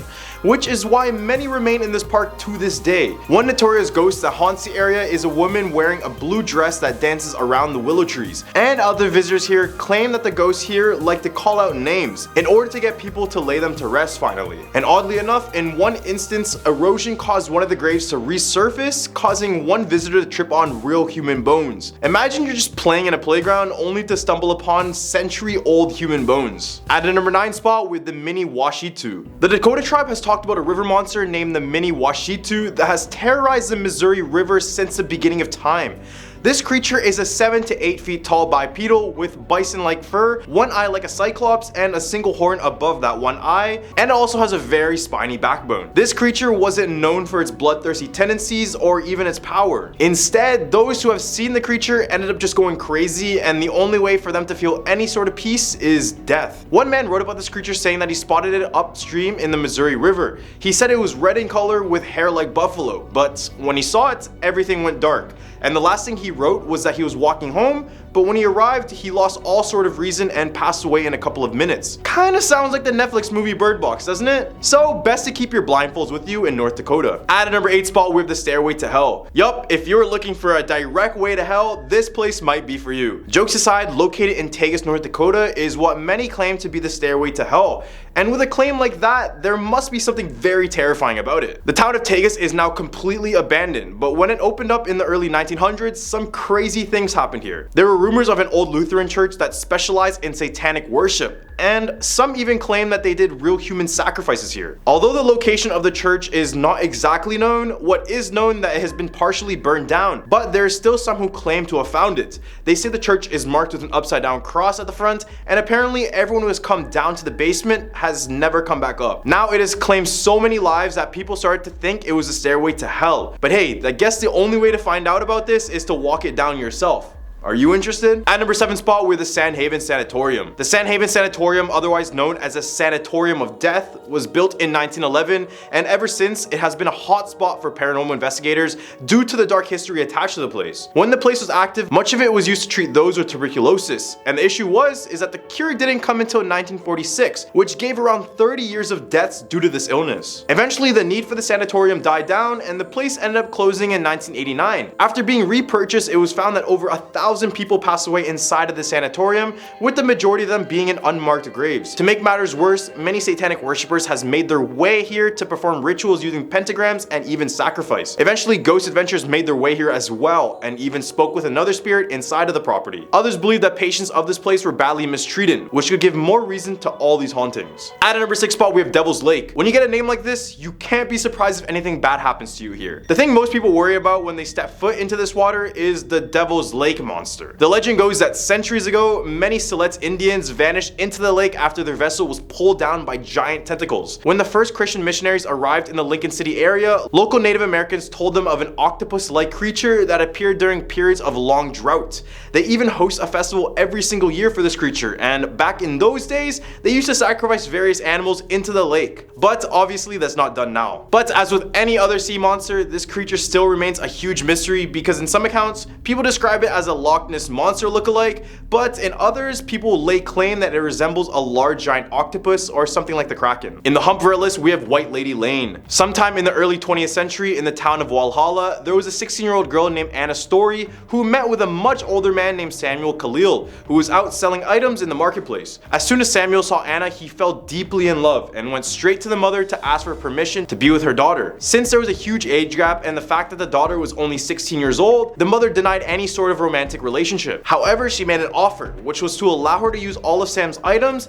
and in a year's time, she would grant him the permission he wanted. Samuel agreed and gave the mother much of his valuable items. Then we fast forward a year, and Samuel comes back to the town of Walhalla to settle his deal and get the daughter. However, when he confronted Anna's mother, she still denied and wouldn't even give back the items she borrowed. So in a rage, Samuel pushed the mother aside and took the daughter, but there was an immediate struggle. So he grabbed his firearm, shot Anna point blank, killing her immediately. Sam would then try to end his own life and the mother's, but was unsuccessful and was later arrested. Now locals claim that Anna's spirit can be found on White Lady Lane, wearing the same white nightgown the night she was murdered. At number 4 spot, we have Chateau de Moore. The Chateau de Moore in Medora, North Dakota is a very historical site here. First, it was built by Marquis de Moore back in 1883 for a hunting lodge. He, his wife Medora, and their children lived in the house for many years with no issues, until one day Medora decided to go out traveling and never ended up returning back. Ever since that occasion, the family was terrorized by her spirit to the point when they had to move out of the hunting lodge altogether. And you can still visit the home, and much of the family's belongings are still found inside,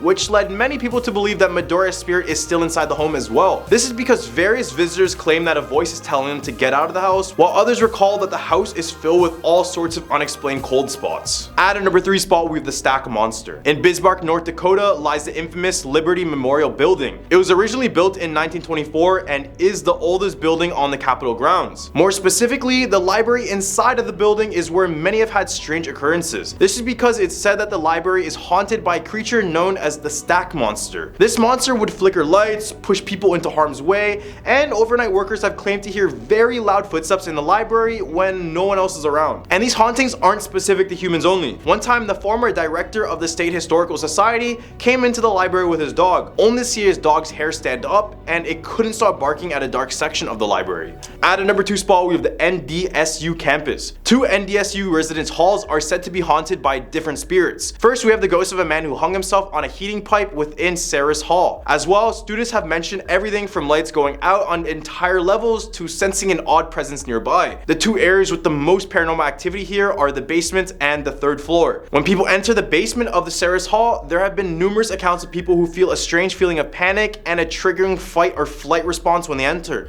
On the other end, we have the Menard Hall, and legend states that one morning after a school dance, a janitor found the bodies of 2 students in the dance room. The case ended up going cold, which is kind of ironic since students who enter this hall report that there are far too many cold spots for it to be considered normal. At number 1 spot, we have the Riverside Cemetery. Opening in 1878, this cemetery, located alongside the Red River in South Fargo, is the largest and oldest cemetery in North Dakota. And this place is possibly the only cemetery where you may hear voices coming from the tombstones. As the number of paranormal occurrences increased at the cemetery, ghost hunters came in and have apparently recorded what sounds like knocking near the doors to several mausoleums. Other visitors have reported that they've seen bizarre, unexplained mist, orbs, and even different strange anomalies that appeared in photos and videos of the area. So if you ever want to see it, go search for a YouTube video of this place and you probably will see why it's haunted. Starting us right at number 10, we have the Otterbein Cemetery.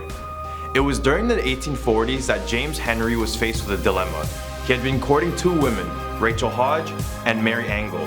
He couldn't decide which one to marry until one day, while going home, Henry ended up falling asleep on the horse he was riding on. The horse would then stop in front of Mary's house. James saw this as a sign and married Mary shortly after. As a wedding gift, James gave Mary the horse that led him there. Their love was so strong, but short-lived, when Mary died in 1845. She was then buried in Otterbein Cemetery, and as fate would have it, Henry would go back and court the other girl, Rachel. But shortly after their new marriage, people began noticing a strange outline of a bloody horseshoe on his late wife's tombstone. James took this as Mary's objection to the new marriage.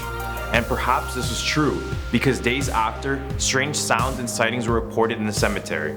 James Henry would be found in his barn, dead, with a mark of a horseshoe visibly on his forehead. Creeping at a number 9 spot, we have Satan's Hollow. beyond the woods, in a quiet blue ash community, some say exists a portal to hell named Satan's Hollow. Being part of an old sewage system, the tunnels are said to be haunted by a shadow man and other angry spirits. Supernatural markings are seen all over the tunnel walls. Deep inside the tunnels are a supposed altar room where they would commit violent rituals, including sacrificing animals and even humans. Over the years, several ghost hunters and paranormal investigators have visited this site, claiming to have communicated with spirits. Coming in at number 8, we have Athens Asylum. This mental asylum stood from 1874 up until 1993. However, some pretty scary stuff occurred within these walls. Patients were mistreated, physically abused, not fed, strapped to their beds, and even lobotomized, which caused many patients to suffer from life-changing side effects and disabilities. One particular patient named Margaret Schilling went missing in 1979 for 42 days. Her corpse would be later found in an abandoned area in the hospital. The odd thing was that her body was found naked, with her clothes folded neatly beside her, and then her body began rotting so bad that it left a permanent stain behind that could still be seen to this day. In attempts to hide the stain, workers found it impossible to clean up the imprint, and now it's said that the abused patients of this asylum still haunt the building, including the spirit of Margaret. At our number 7 spot, we have the Bloody Bridge. In the 1850s, a bridge that crosses the Miami-Erie Canal was the site of a horrific murder. The story begins with a couple named Bill Jones and Minnie Warren. They started off head over heels over one another, so it was a big surprise when Minnie ended the relationship all of a sudden. Bill was devastated.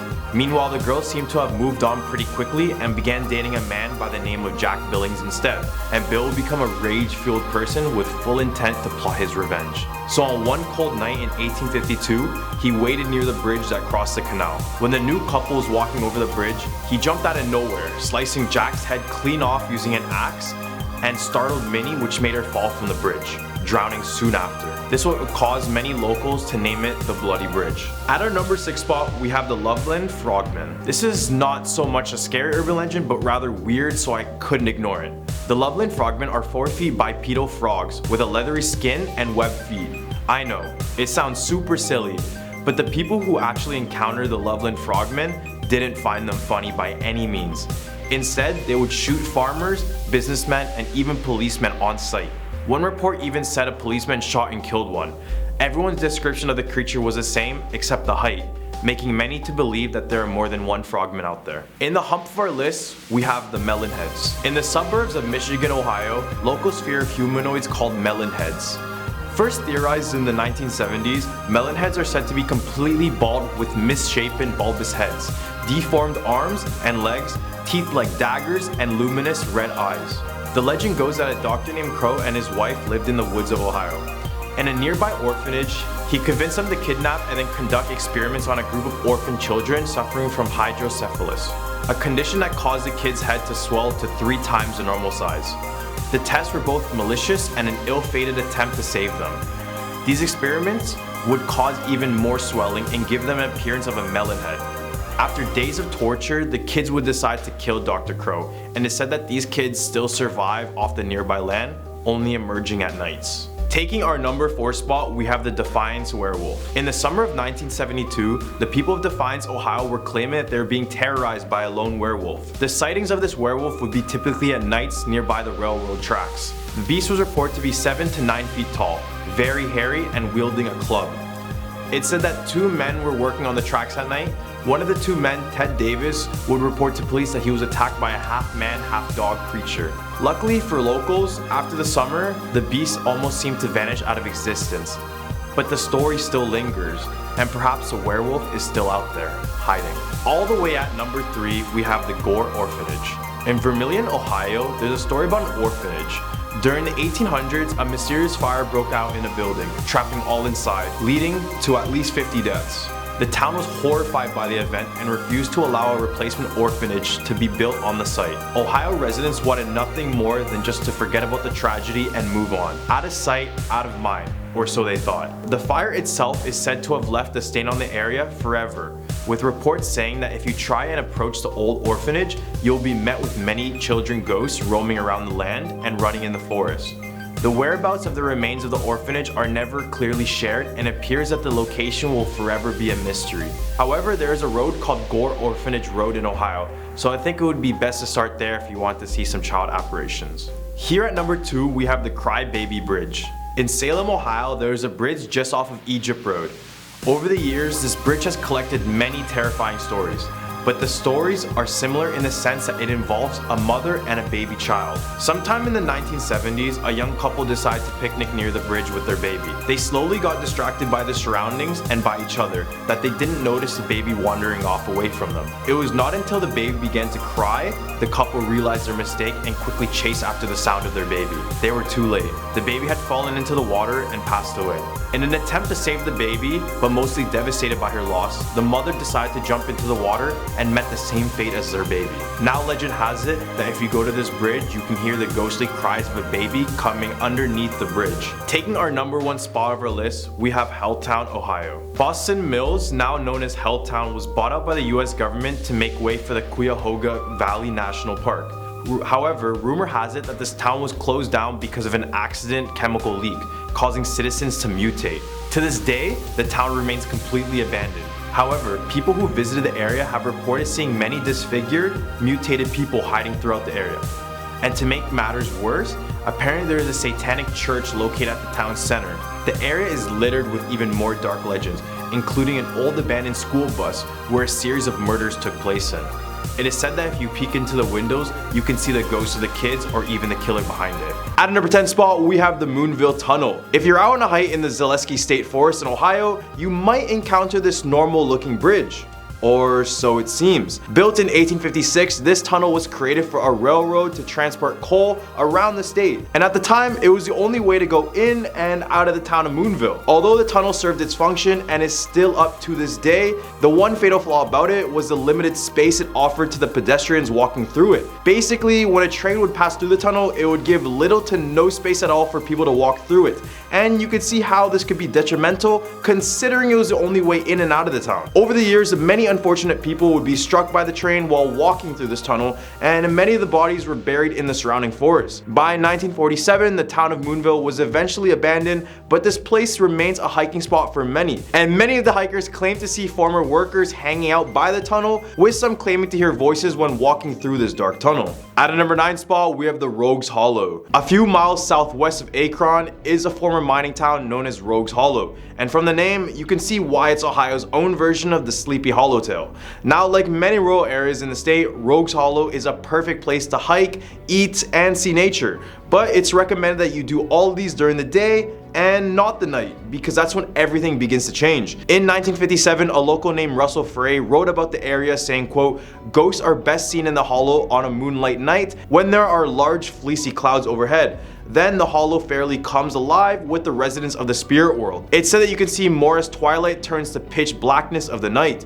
Then you can see nooks and crannies with shadowy forms on the move." There's so much to see here. First, you have the headless horseman who can be seen walking the roads and throughout the forest. Then we have the gray lady who walks in front of people's cars. And we also have another Crybaby Bridge where a woman and her child passed away, and if you turn off your engine on this bridge, you might hear the sounds of a baby crying. At a number 8 spot, we have the Minerva Monster. Ohio has been having sightings of Bigfoot for the past 75 years, so at this point, if you're walking in the woods and you see a giant ape, it wouldn't really be a surprise. But there was one case that kickstarted the Bigfoot hype all those years ago, and that is the case of the Minerva Monster. Sightings began in 1942 when locals reported an ape-like monster in Minerva, Ohio, and the concern for this monster only grew when a group of teenagers randomly disappeared in the forest near the area. The case of the monster was brought up to the public's attention when local resident Hal Caden told his story of encountering the Minerva Monster. It began in August of 1978 when Caden and his friends were sitting on the back porch of their home. When they were all sitting and talking, they began to hear strange noises near the chicken coop. When they looked towards that direction, all they could find is 2 pairs of yellow eyes looking straight at them. When one of the friends decided to turn on their vehicle headlights, they described a creature 7 feet tall with quote-unquote black and brown matted hair that covered its entire head and face. At a number 7 spot, we have an abandoned subway. Cincinnati, Ohio actually has a subway station, and after years of construction, it never became operational, and now it just sits there under the city abandoned. Much of the reasons for its closure was due to the stock market crash in the 1920s and then the depression that hit in the 30s. The city didn't know what to do with the place. So they tried to give tours, but eventually conditions of the subway would become too dangerous for anyone to enter. Many urban explorers and paranormal investigators have found their way to the subway system, and many come back saying that this place is filled with various spirits. Some other reports include hearing footsteps in the dark and even moving shadows. Others have claimed to be chased out of these tunnels, but many think it's just homeless people. Regardless, you are not bound to have a good time if you decide to enter these abandoned tracks. At number 6 spot, we have the Ohio State Reformatory. Opening in 1890, this prison was used to house only the most dangerous criminals. This place is also known as the Mansfield Reformatory and was even labeled the most haunted location in the entire state of Ohio. Much happened at this prison back in the day, which could explain all the paranormal phenomena reported here. In the late 1930s, there was a riot in the East Cell Block, which led to a number of deaths. As well, all the prisoners involved were sent to solitary confinement for a week without food or even water. And stuff like this would happen at the prison often, which would only bring more people to the brink of madness. As well, this prison housed many people passing away from influenza, tuberculosis, and one man even lit himself on fire inside of the prison. I can't hear! So best believe this place is harsh. After closing in the 90s, many visitors and explorers have felt a noticeable chill when they walk on the grounds. The ghosts in here are apparently very touchy, and many report their clothes being tugged on. However, the most haunted location here is the Hole, which was a place where many went through solitary confinement with no food and water, and you can probably see why this is the most haunted place. In the hump of our list, we have the Walhalla Road. Located in Columbus, Ohio, is the infamous Walhalla Road. Not infamous for anything good, but for reasons that will make you avoid this road at all costs. One legend of the road goes that in the 1950s, there was once a man named Dr. Mooney who lived here alongside his wife and his children. They were living a pretty normal family life until the man decided to show more and more signs of insanity every single day. Then one day he just snapped and supposedly murdered his wife and all of his children and left them on the side of this road. Another story tells that Dr. Mooney hung himself on a tree beside this road after committing the murders. But regardless of what story you believe, what is true is that many people see his apparition in the form of a blue light on Walhalla Road. During the day, this road looks like any other road, but that all changes when nighttime hits. At number 4 spot, we have Melonhead Road. In Kirtland, Ohio, sometime in the 1970s, there were multiple reports of creatures with huge bald heads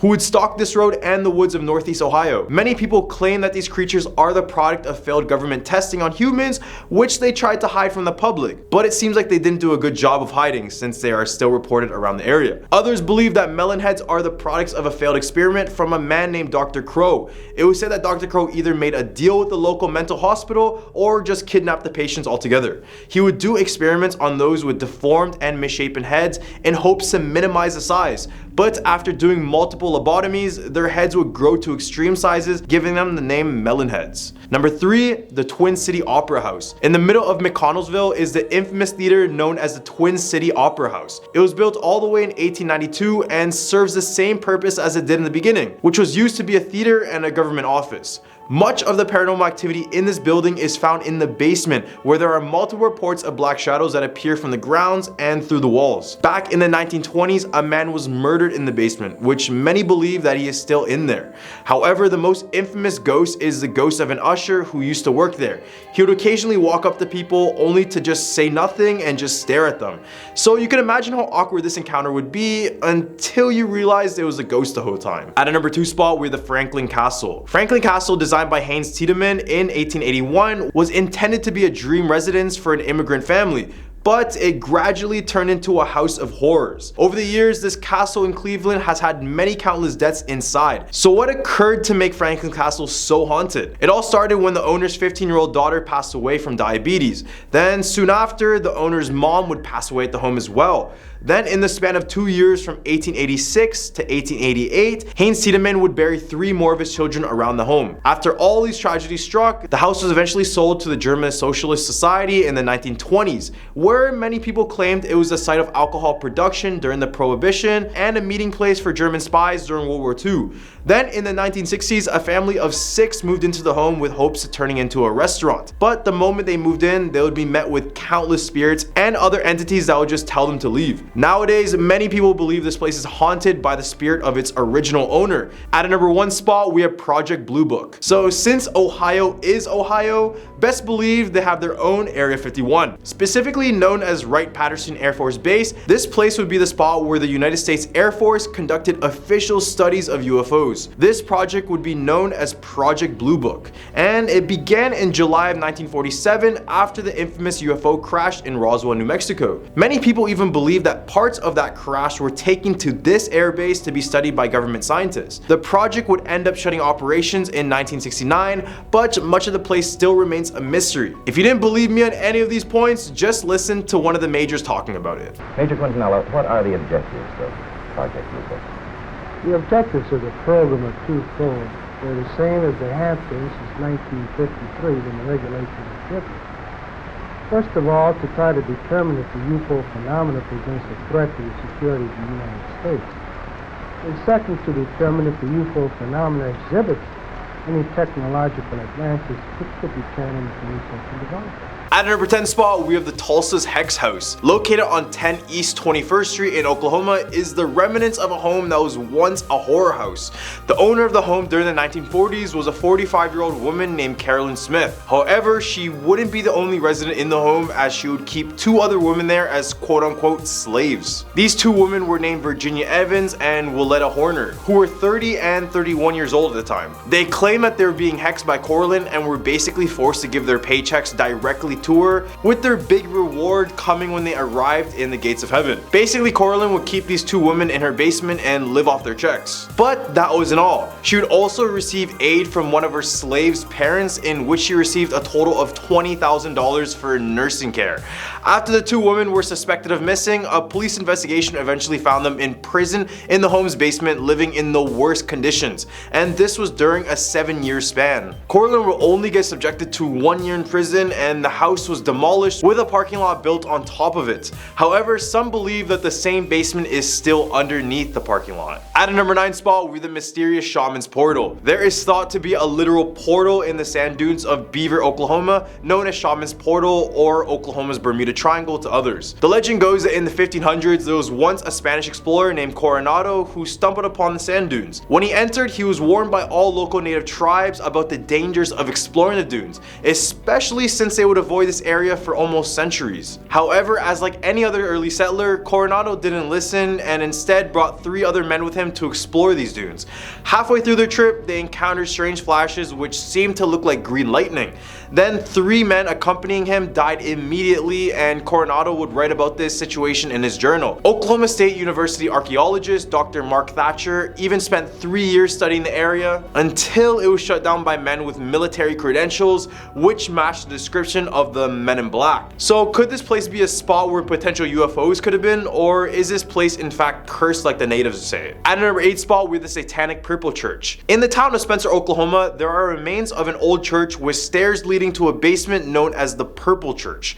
Locals claim that this place was used for devil worship and forms of witchcraft and other animal sacrifices. Others even claim that when a full moon coincides with a Saturday, then Satanists will sacrifice virgins here at this church. Apart from that, before you enter, you will be met with various satanic purple pentagrams and different symbols. If you happen to stumble upon the area, don't be surprised to see animal carcasses scattered around, as they were probably used in some type of ritual. The issue about this place is that people have been chased not only by the spirits, but by real men in robes and even the local landowners. So be sure to get permission admission if you decide to step foot in this haunted place. At a number 7 spot, we have the ghost of the Little Theater. Located in Tulsa, Oklahoma, is a tiny theater which was built in 1932. Although it is very small, it was home to many performances and progressed the entertainment scene in Oklahoma. However, in the 70s and the 80s, the theater would go through many fires which halted production, and some say there were deaths in those fires that were never recorded. Then by 2004, the theater would go through disrepair and many would trespass to leave graffiti and garbage around.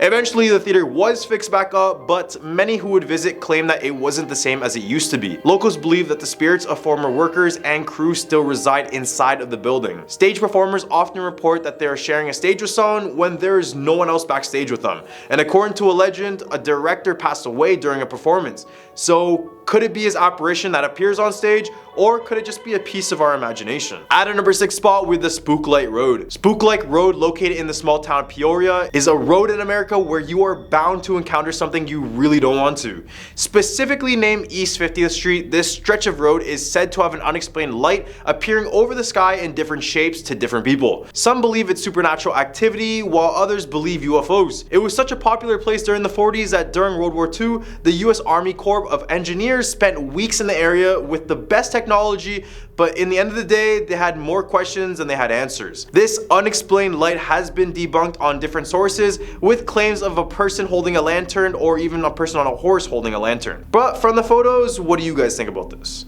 In the hump of our list, we have the Camp Scott Girl Scout Massacre. In the year 1977, a horrific tragedy occurred at the Camp Scott in Mays County, Oklahoma. This is when 3 Girl Scouts aged 8 to 10 were murdered by one psychopath. However, this all could have been prevented if they had listened to a message they had received prior to the killings. This is because weeks before, they had received a message saying, quote, "We are on a mission to kill 3 girls, intent 1. The camp director thought it was an elaborate joke and ended up discarding the letter. After a police investigation, they arrested local jail escapee Jean Leroy Hart, but 2 years later, he was released after there was insufficient evidence.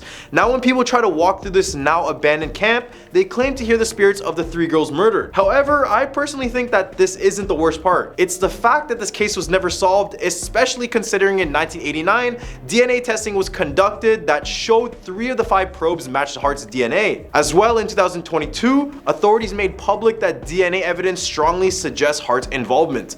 Regardless, may these girls rest in peace. At a number 4 spot, we have Veterans Lake. Introducing the most haunted lake in the state of Oklahoma, the Veterans Lake. Located in the western portion of Sulphur, Oklahoma, this lake was built to honor American war veterans. However, for many years, many have claimed that this lake is possessed by a woman who had drowned in the lake while trying to save her baby. People think that if you go swimming at night, her spirit will try to grab you and drown you down with her. There has also been stories of apparitions flying over the water, and with some claiming to see the woman's face when looking down at it. People have also reported hearing a woman's voice while boating on the lake crying for aid and requesting that someone save her child from drowning. At number 3 spot, with the Stone Lion Inn. In Guthrie, Oklahoma is the infamous Stone Lion Inn. The 114-year-old inn has a pretty dark history, with some of the guests never checking out of this hotel. And by that, I mean they're still inside. Since the beginning of its construction, every single owner and visitor have reported something strange coming from this home. And this shouldn't be a surprise, because in the 1920s, this place was used as a funeral parlor. So best believe more than a few spirits have made its way to this home. Now the current owner of the home has had the property since the 1980s, and they claim that ever since they began reconstruction of the home, the quote-unquote old souls have been woken up and they make their presence known inside of this building.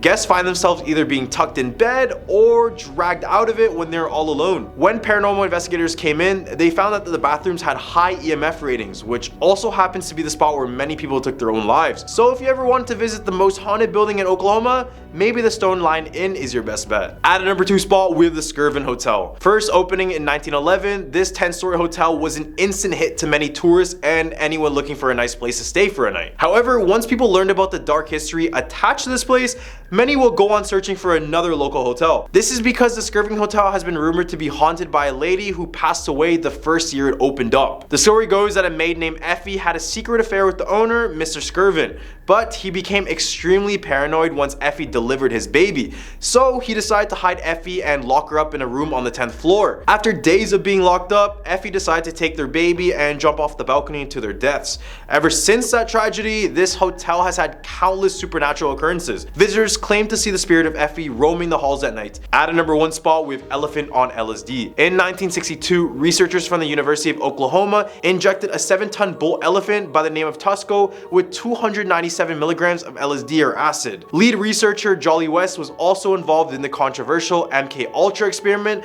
where they tested the use of psychedelics for brainwashing. The goal was trying to induce mus, which is the testosterone-fueled ultra rage that elephant males go into during breeding season. And 5 minutes after the elephant was injected, Tusco would fall to the ground and just start seizing. To make things worse, they injected Tusco with an additional 2,800 milligrams of promazine hydrochloride, an anti-nausea and sedative drug. After an hour of injections, Tusco would eventually pass away. The whole idea was controversial to begin with and shouldn't have ever happened. But what makes this failed experiment interesting is that acid is not supposed to be lethal to animals that size. To prove this, in 1984, a researcher from UCLA administered large doses of acid to 2 other elephants with none of them dying, making others believe that the other drugs they gave Tusco led him to his doom. At a number 10 spot, we have the Candy Cane Park. Located in La Grande, Oregon is the Candy Cane Park, otherwise known to locals as Hatchet Park, due to the accident that happened within the park grounds. Candy Cane Park was like any other park, apart from the fact that it followed the theme of candy canes all throughout the park. Kids loved to go here due to its appearance alone,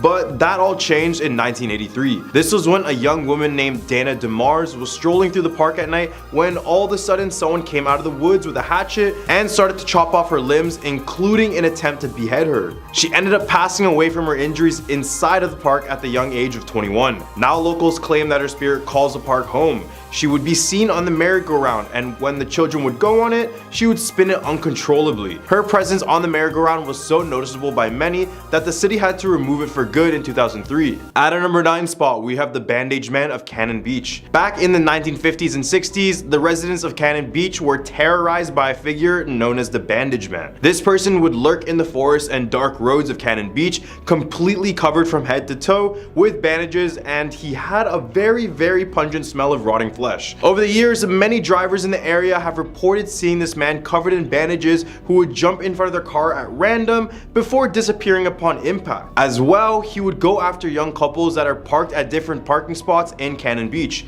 Story of the Bandage Man has different iterations, but the most popular one says that he is the ghost of a logger who passed away after sustaining some of the worst injuries at a sawmill. His entire body was severely cut, but on his way to the hospital, their ambulance was hit by a landslide, causing the vehicle to fall off the edge of the cliff. And when policemen arrived at the accident scene, the Bandaged Man was nowhere to be seen. At our number 8 spot, we have the McMinnville UFO sighting. On May 11th, 1950, a farming couple named Paul and Evelyn Trent claimed to have spotted a shiny metallic object that was flying directly over their home. Immediately, they decided to grab a camera and snap 2 photos of the object before it flew away to the west.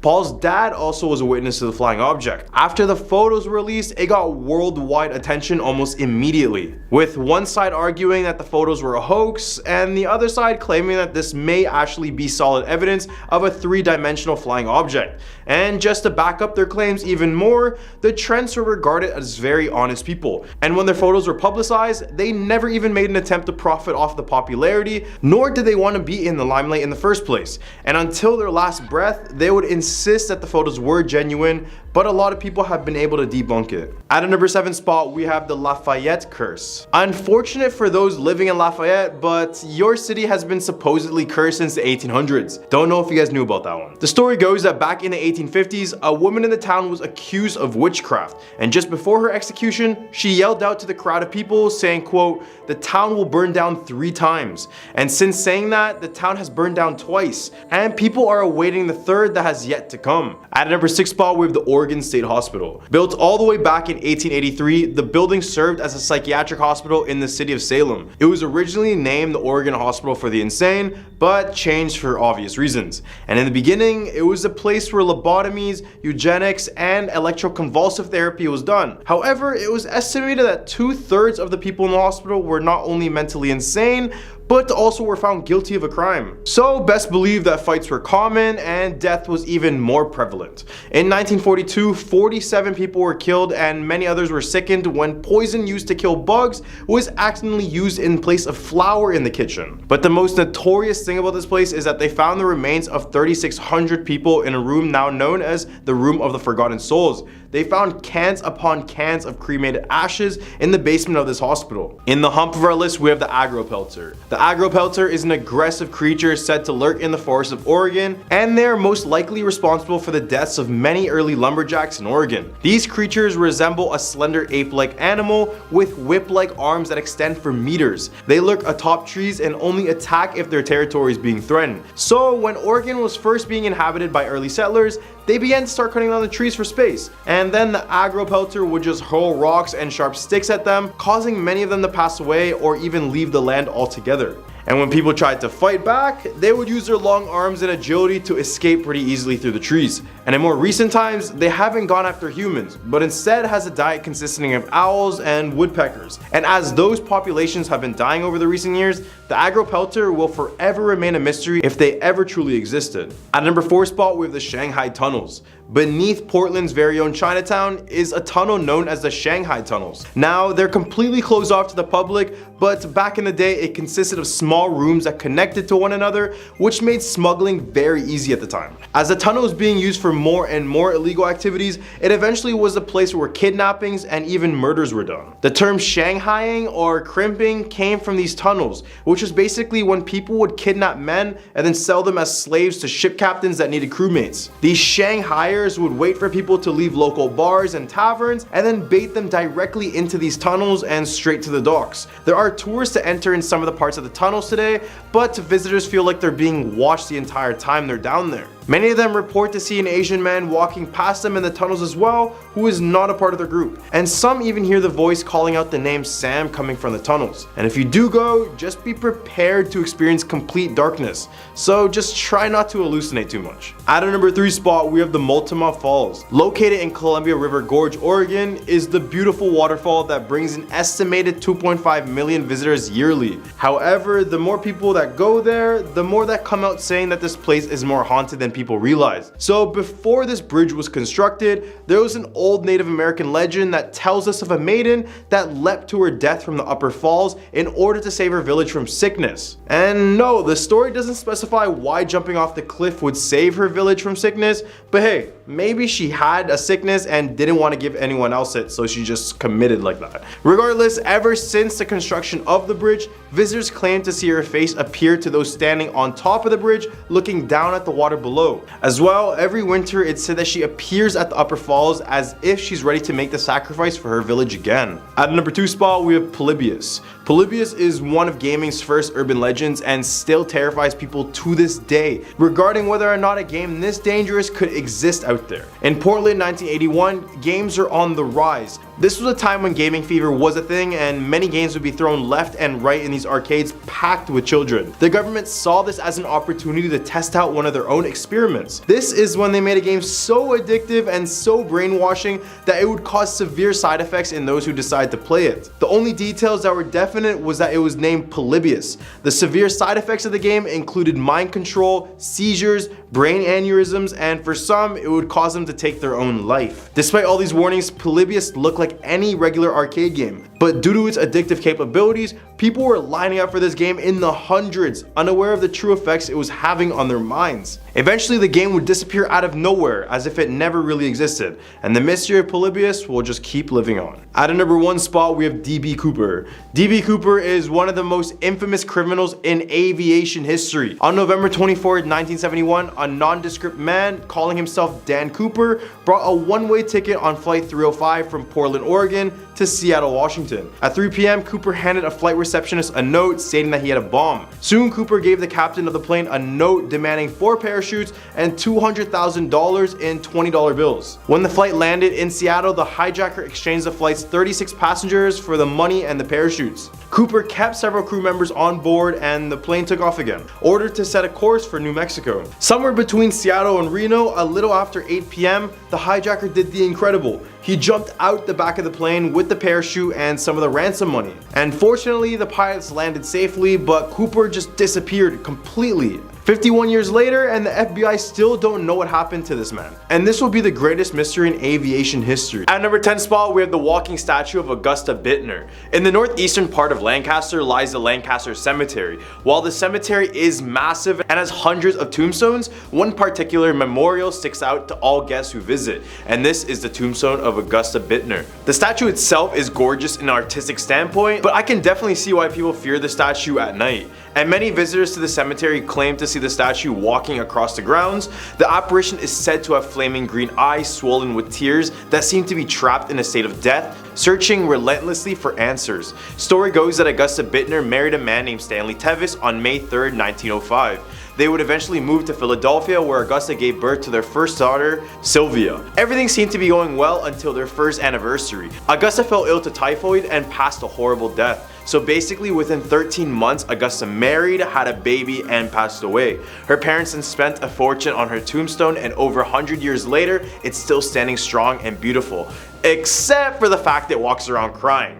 Yeah, no thanks. At a number 9 spot, we have the Clifton 5 Theater. This place was built in the mid 1850s and is still running to this day. The Clifton 5 Theater, formerly known as a Hunting Dawn Opera House, was so large that the street level had to be raised a total of 4 feet to accommodate it. And it was also a place where Freemasons would have meetings in secret. It wasn't until 1901 where the largest fire in Huntington's history burned down the theater. This fire saw the end of at least one person. Then in 1921, a man named Andy Gamble purchased the theater only to be met with yet another fire. Eventually, a man named Blackford bought the business and named it Clifton, which is named after his son who passed away in the military. And ever since, people have claimed to witness all sorts of creepy things. Visitors cite the lady in red ghost, who is believed to be a person who is well off, wearing a scarlet dress, walking up and down the stairways. When people get too close to her, they claim to hear her whisper, Lolita. Perhaps a daughter? No one really knows. At number 8 spot, we have the house on Ridge Avenue. In the north side of Pittsburgh lies in what is known as the house the devil built. The house is actually 1129 Ridge Avenue and known as the Conglier House. It was built in the 1860s by Charles Conglier, who lived in the house with his wife Lida and their maid Essie. The maid and Charles would be having a secret affair, and soon after, the wife overheard what was happening, so she collected a knife and proceeded to murder the two. She would be found later humming lullabies as she rocked on her chair. Then in 1900, Dr. Adolph purchased the home. One day the neighbors heard a woman screaming in the house and called the police. Once the cops arrived, the doctor was nowhere to be found, but instead there was only a body of a woman with no head. Then a single mother and her 5 children lived there in the 1920s, until a nearby natural gas tank exploded and killed the mother, causing the 5 children to be left abandoned. Although the tale is said to be fabricated, many of these stories are actually true. At number 7, we have the Squonk. When I saw this guy, I couldn't help but laugh. And the only reason I added him on this list was because he was a mythical creature, and come on, he's terrifyingly cute and ugly at the same time. The Squonk is a pig hybrid that almost has decaying skin that is covered in warts. Its tusks are yellow and crooked with cauliflower ears, looking like any MMA fighter. It appears to be crying because it just thinks it's ugly, which is just so freaking sad. I kinda wanna just give it a hug. Except if you try, hunters claim that the creature turns into a puddle of tears. A man named JP Wentling was said to have captured the Squonk in a bag, but once he went to go show everyone, the thing that remained was only the liquid of the creature. Some believe the Squonks can predict the future and will accept something in exchange for this. However, since they are pessimistic creatures, only the bad parts of your future will be mentioned. So this is basically like having a fortune teller who just hates their life. At number 6 spot, with Albawitch. In the forest of Columbia, Pennsylvania is a 4-foot tall hairy creature known as the Albawitch. Their name is just short for apple snitch, since they are known to be snatching apples left and right like they're trying to miss a day at the doctor's. People who walk along the Susquehanna River claim to have these small creatures violently throw apples at them to push them away from their homes. Their homes are said to be on top of the treetops where they would only come down to gather apples. These hairy humanoids are often mistaken as Bigfoot, since they're also reported around the area. What if these guys are just Bigfoot children? This would explain their small stature at least. Despite the fact that these creatures are not likely to cause death, getting apples thrown at you aggressively doesn't sound too appealing either. In the hump of our list, we have the Appalachian Trail. From Maine all the way to Georgia, the Appalachian Trail is a 2,200-mile stretch that is also the longest hiking only trail in the world. This place is known for its beauty. Every mile is filled with fresh sights and breathtaking views. But when you have this much of inhabited land, some things are bound to happen to those visiting the area. Many hikers who have trekked this path have shared their haunting stories online for those to see, and it's crazy the amount of stories I read. So many it almost seems like it isn't a coincidence. Some have mentioned encountering the mountain people while on their hike, saying that they protect their camps with extreme violence, and they have a tent-like city within these trails. Apart from the mountain men, the trail has had over 10 homicides. The first one happened in 1974 in Georgia and 3 in Pennsylvania. Then in 1990, a double murder took place at the top of Cove Mountain located within Pennsylvania. A young 25 and 26-year-old couple was shot and stabbed to death by a wanted criminal. The details of this crime are horrific, so I probably won't mention the specifics here. At a number 4 spot, we have No Face Charlie. If you grew up in the 1950s and 60s in western Pennsylvania, chances are you heard the legend of the Green Man or No Face Charlie. The legend says that No Face Charlie would stalk the remote streets at night and sometimes chase others away from him. No disrespect, but if I saw him at night, I would definitely be running the other way. No Face Charlie was actually based on a real man named Raymond Robinson. His story is pretty tragic.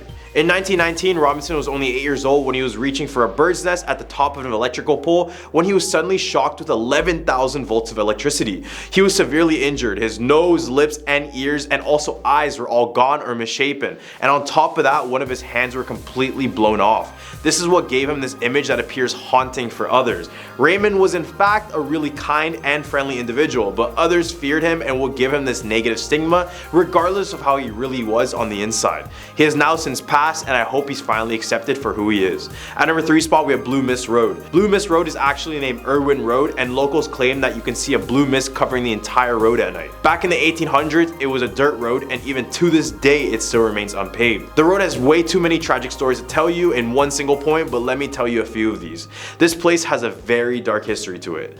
Legends claim that a witch lived on this road who used to practice black magic, including rituals and human sacrifice. A family lived here, and one day the husband came home in a trance-like state and murdered his entire family. At number 2 spot, we have Anna Baker's dress. This dress belonged to Anna Baker, who was a part of a wealthy family located in Altoona, Pennsylvania.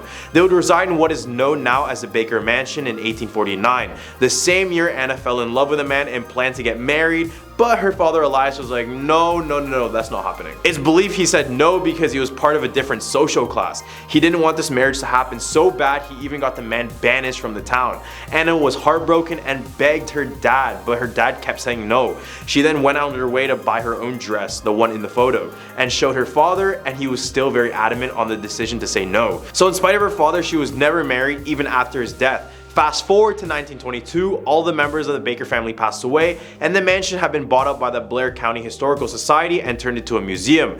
In the museum, guests report seeing the glass of the dress being shaken violently. Others report seeing a woman apparition in a black dress staring into this display. Perhaps it's Anna from the grave, but we'll never know. At number 1 spot, we have the Devil's Road. Yup, nothing good about this one. Night Shyamalan filmed his 2004 horror film The Village in a nearby field because this creepy area just north of the Delaware border is so infused with ghostly tales. Rumor has it that a white house hidden in the wood on Devil's Road, officially named Cosart Road, was home to the family of the DuPonts, a wealthy family who resorted to inbreeding to keep their fortune within the family. The cult house, as it was known, was used to perform incestuous marriages and to conceal deformed offspring. The trees in the area have a dramatic bend away from the house, as if they're attempting to flee away from it. At number 10 spot, we have the Mercy Brown vampire incident. Many of you guys might know about this one. The Mercy Brown vampire incident took place in 1892 on Exeter, Rhode Island. At the time, the town was plagued by a series of deaths caused by a mysterious illness which is now known today as tuberculosis. However, at the time, they believed it was a curse placed on the town by vampires. The incident centered around the Brown family, who had lost several members to the illness. In an effort to lift the curse and save the remaining family members, it was decided that the body of the recently deceased daughter, Mercy Brown, would be exhumed and her heart would be burned. This was because when they checked up on all the family members, they noticed that she was showing no sign of decomposition and there was still blood in her heart. On the night of the exhumation, a group of men gathered at the cemetery to perform the ritual. As they were prepared to burn her heart, one of the men noticed that there were fresh blood on her lips. This was seen as a sign that Mercy was in fact a vampire, and the decision was made to also burn her liver and stake her through the heart to ensure that she could never rise again. The incident caused a sensation at the time and was widely reported in the newspaper. It was sparked debate about the existence of vampires and the proper way to deal with them. Despite the efforts of the men in the cemetery that night, the illness continued to plague the town, leading many to believe that the curse was never truly lifted. At a number 9 spot, we have Fingernails Freddy. Fingernails Freddy was a notorious figure in the small town of Cumberland, Rhode Island. Known for his long, sharp fingernails that were rumored to be laced with poison, Freddy was what many people feared. He was said to have been born with a rare genetic condition that caused his nails to grow at an alarming rate, and he honed his deadly claws by sharpening them on the stones of the local river. Despite his fearsome reputation, no one knew much about Freddy's past or why he had chosen to live in isolation in the woods around the town. Some said that he was a former circus performer who had been cast out by his troupe for his dangerous and his unpredictable behavior. Others whispered that he was a mad scientist who had conducted gruesome experiments on animals in his secret laboratory deep in the forest. Regardless of what he was, it wasn't until 3 kids got murdered in the woods here when the town started to believe in the legend more. But as the years passed, Freddy's reign of terror began to fade, and the legend ends with a group of brave hunters venturing into the woods to track him down. And apparently they eventually cornered Freddy in his lair, and yeah, you get the rest. At number 8 spot, we're the Flying Dutchman of the Narragansett Bay. Flying Dutchman time! Oops, not that one. The Flying Dutchman of the Narragansett Bay is a ghost ship that is said to sail the waters of the bay and cursed to roam the seas for eternity. According to the legend, the Flying Dutchman was once a mighty ship that plied the waters of the Atlantic Ocean. It was commanded by a fearless captain and crewed by a dedicated and loyal team of sailors. However, the ship met its doom when it was caught in a violent storm off the coast of Rhode Island. Despite their best efforts, the captain and his crew were unable to save the ship. It was battered by the storm and eventually capsized, sinking to the bottom of the bay. The captain and his crew were all lost, and their spirits were doomed to roam the waters of the bay till the end of time. Since that fateful day, the Flying Dutchman has been sighted many times by locals and visitors to the bay. Some have even claimed to have heard the ghostly voices of the captain and his crew crying out in desperation and despair. Many believe that the Flying Dutchman is cursed and that anyone who sees the ghost ship will suffer a terrible fate. Some have reported feeling a sense of fear and dread when they come into contact with the ghost ship, as if they're being warned to stay away. At a number 7 spot, we have the Newport Tower. The Newport Tower is a mysterious stone structure located in the city of Newport, Rhode Island. The origins of the tower are shrouded in mystery, and it has been a subject of much speculation and debate over the years. Some believe it was built by Vikings, while others believe it was built by Portuguese explorers. Regardless of who built it, according to the legend, the Newport Tower is said to be cursed. Locals claim that anyone who dares to enter the tower will suffer a terrible and, most of the time, gruesome fate. Despite the warnings, many people who have ventured inside of the tower have reported strange and inexplicable occurrences. The most common things reported here are screams of disembodied voices and the feeling of something or someone holding your ankle. One of the most chilling stories associated with the tower is that one day a group of young students decided to spend the night inside here. And only after one night, the students were never seen or heard from again, and their fate remains a mystery to this day. The legend of the Newport Tower continues to captivate the imaginations of locals and visitors alike. Despite the many theories and stories surrounding the tower, its true origins and purpose still remains a mystery. Some say it is a portal to another realm, while others believe it holds the key to ancient secrets and hidden knowledge. But what do you guys think is inside here? Could it just be an old lighthouse? Who knows?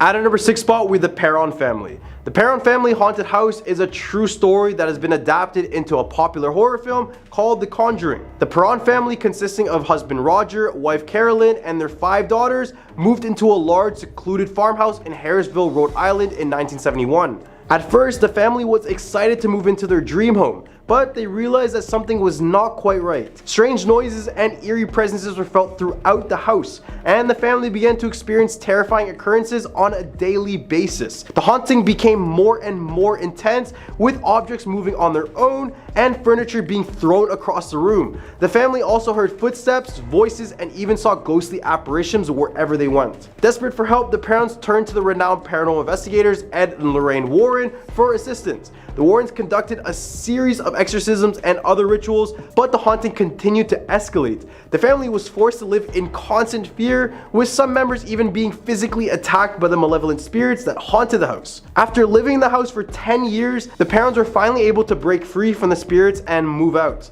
Today, the old farmhouse still stands, an eerie reminder of the terrifying events that took place within its walls. In the hump of our list, we have the Lad School. The Lad School is said to be haunted by the ghosts of former patients who once lived there. The Lad School was founded as the Rhode Island School for the Feeble-Minded in 1908. It was originally intended to be a place where people with mental and physical disabilities could live and receive more care. However, over the years, the school had become known for its inhumane treatment of their patients, including instances of physical and psychological abuse. Many of the former patients who lived at the Lad School have reported seeing ghostly figures wandering the halls and hearing strange noises coming from the empty rooms. Some have even claimed to have been touched or grabbed by unseen hands. One particularly eerie story coming from this place is of a former employee who worked at the school in the 1980s. They claim that one night while they were working the night shift, they heard a loud banging noise coming from one of the patient's rooms. When they went to investigate, they found the room was completely empty and the door locked from the inside. To this day, she had no explanation for what could have caused the noise, let alone whatever locked her inside of that room. Another ghostly encounter at the Lad School involved a group of students who were visiting the school as part of a field trip. They reported seeing a ghostly figure standing at the end of a hallway, staring at them with a blank expression. When they approached the figure, it suddenly vanished right into thin air. At our number 4 spot, we're the Rose Island Lighthouse. The Rose Island Lighthouse is a historic and iconic landmark located in Narragansett Bay. Built in the early 18th century, the lighthouse has served as a beacon of hope and guidance for ships navigating the treacherous waters of the bay. However, over the years, the lighthouse has also gained a reputation for being haunted, with many people claiming to have experienced strange and unexplained occurrences within its walls. According to the legend, the ghost of a former lighthouse keeper named Captain James T. Waring is said to haunt the lighthouse. Captain Waring was the lighthouse keeper at the time of the American Revolution, and it is said that he died in the lighthouse under mysterious circumstances. His ghost is said to roam the halls and rooms of the lighthouse, and many people have reported seeing him or feeling his presence while they visit. Other stories about the lighthouse include the ghost of a young woman who's said to have drowned in the bay. Her ghost is said to appear on the shores of the island, beckoning to those who come near. However, the Rose Island Lighthouse remains a fascinating and mysterious place, and it is sure to continue to capture the imagination of those to hear its haunting tales. At our number 3 spot, we have the Brenton Point State Park. The Brenton Point State Park, located in Newport, Rhode Island, is a beautiful and peaceful place that is popular with tourists and locals alike. However, it is also the site of a scary legend that has been passed down through the years. According to the legend, the park is haunted by the ghost of a young girl who drowned in the ocean nearby. The story goes that the girl's parents were wealthy and lived in the mansion, but they were very strict and didn't allow her to have any fun. One day, the girl decided that she had enough of her mundane life and ran away to the beach. She was determined to have some fun and enjoy the freedom that she always craved. But as the sun began to set, the girl started to feel a sense of dread wash over her. She realized she had no way back home and that her parents would be very angry with her when they found out what she had done. Just as she was starting to panic, a handsome young man walked up to her and offered to take her home. The girl was relieved and gratefully accepted his offer. However, as they walked around the shoreline, the young man revealed that he was actually a ghost. He told the girl that he had drowned in the ocean years ago and that he'd been looking for someone to take his place in the afterlife. The girl was terrified and tried to run away, but the ghost grabbed her and dragged her into the water. Now it's said that the ghost of the young girl haunts the Brenton Point State Park, crying out for help and trying to warn others of the danger that lurks in the waters. Some people claim to have heard her cries late at night, while others say that they've seen her ghost wandering the halls or the mansion. Whether or not the legend is true, it is a chilling tale that is sure to give anyone who hears this a good scare. At our number 2 spot, we have the ghost of the Hanging Rock. The Ghost of the Hanging Rock is a chilling story that many people in Rhode Island hear about. The legend tells the story of a young woman who was brutally murdered on the rocky cliffs of Narragansett Bay. It was said that the young woman was a beautiful and active member of the local community. She was loved by many and had a bright future ahead of her. However, her life was tragically cut short, and now her ghost is said to haunt the area, appearing as a ghostly figure with long flowing hair. If you decide to take a visit to the bay, chances are you may hear her haunting voice calling out your name. If you do decide to investigate this voice, you will probably feel her presence, with some describing a sense of coldness and fear when they are near the site of that sound. Despite the many theories and stories surrounding the legend of the Ghost of the Hanging Rock, the truth about what happened to the young woman remains a mystery, and her ghost continues to haunt the area, serving as a reminder of the terrible tragedy that took place on the rocky cliffs of this bay. At our number 1 spot, we have the Foster Witch. The Foster Witch of Rhode Island is a well-known legend in the state. The story goes that the witch, whose real name is unknown, lived in the town of Foster in the 18th century. She was known for her magic abilities and was often sought out by locals who needed help for various problems. One day, a group of townspeople became fed up with the witch and decided to put an end to her ways. They gathered together and burned her at the stake, but as she was being consumed by the flames, she cursed the town of Foster, saying that it would suffer for what it had done to her. For many years after her death, strange and mysterious events occurred in Foster. Animals would behave oddly, crops would fail, and strange noises could be heard throughout the night. Some have even claimed to see the ghost of the Foster witch wandering the town, seeking revenge for her death. Eventually, the townspeople realized they needed to make amends for their actions and appease the spirit of the witch. They held a public ceremony during which they apologized for what they had done and promised to honor the witch's memory. From that day on, the strange occurrences in Foster stopped, and the town was able to move on in peace. Number 10, the death of Julia Lagar. Back in the mid-1800s, a young woman named Julia Lagar was visiting family and then suddenly fell ill. She slipped into a coma shortly after, and despite her family's hopes and prayers, she never woke up from it. The family physician declared her dead, and Julia was lovingly dressed for her funeral. In those days, there was no embalming fluids or preservation methods, so the ceremonial activities surrounding death were conducted at a very rapid pace. Julia was buried on the same day as her death, with loved ones paying their last respects. Her little body was taken to the family mausoleum, and the door was closed and locked. But 15 years later, another death in the family required the mausoleum to be opened once again. And to the horror of the family, they discovered that Julia's remains were crumpled at the foot of the mausoleum door. So basically, she had been buried alive. It was believed that the family physician was wrong and that she was in a deep coma where her respiratory and heart rates dropped precariously low. The tragedy of Julia's death led to a strange phenomenon that still continues to this day. The door of the mausoleum would open and close by itself. Chains and unbreakable locks were used to keep it sealed, but they would always break somehow. As recently as 50 years ago, they put a door that could only be removed by industrial heavy machinery, and even that door was opened. It is said that Julia's spirit guards the mausoleum, making sure no one dares put a door back on the building that killed her all those years ago. Visitors to the church head to the cemetery every year to take a look at the mausoleum, and some claim to have captured mysterious images on their camera. Number 9, boo hags. In South Carolina's Gula culture, there is a folklore creature called the boo hag. According to legend, boo hags are similar to vampires, but instead of nourishing blood, they feed off a person's breath by riding their victims. And it kind of looks something like this. And I know it looks like something else, but remember, there is nothing pleasurable about this. The boo hags are said to have no skin, which gives them this red appearance. So they will steal a victim's skin and use it as a disguise while they're out riding. They will then remove and hide the skin before they return home. The boo hag usually gain access to a victim's home by finding small openings like cracks or holes in the wall, and then they position themselves above the sleeping victim and just suck their breath. This makes the victims helpless and induces a very deep sleep. They tend to leave the victim alive so they could just use them again. However, if the victim struggles, the hag may just take their skin, leaving the victim to suffer, or worse, just die. After taking the victim's energy, the hag just flies off, as they must be in their skin before dawn or be trapped without skin. Victims of the creature may wake up feeling tired or short of breath, but that's only if you're lucky to be alive. There's an expression that's often used in South Carolina saying, "Don't let the hag ride ya," which refers to this legend. It is also believed that placing a broom beside your bed before sleeping would prevent the hag from riding, as it would distract the hag into counting the straws and would not get to ride the person before the sunrise. So don't forget, keep your brooms by your bed. Number 8, Lavinia Fisher. Lavinia Fisher, born in 1793, is considered to be the first widely recognized female serial killer in the United States.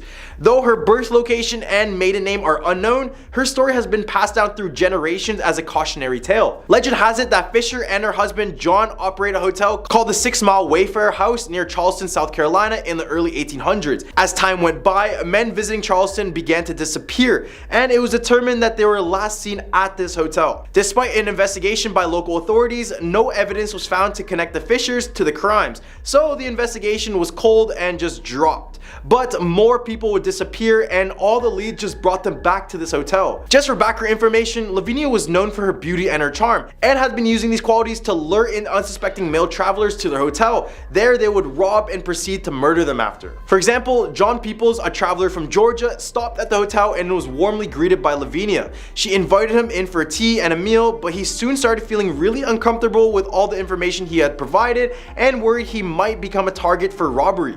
He managed to escape and flee to authorities in Charleston, and this is when the Fishers were finally arrested. They searched the entire hotel, and the authorities found evidence of dozens of travelers, a tea laced with an herb that can put someone for sleep for hours, and a mechanism that could be triggered to open the floorboards beneath the bed. dead. And when they went into the basement, they found as many as hundreds of sets of human remains. The Fishers pleaded not guilty but were ordered to stay in jail until their trial. Then in May 1820, they were found guilty and sentenced to death by hanging. Number 7, the Lizard Man of Scape or Swamp. Deep in the swampland of Bishopville, South Carolina, lies a reptilian creature that has terrorized the state since the 1980s.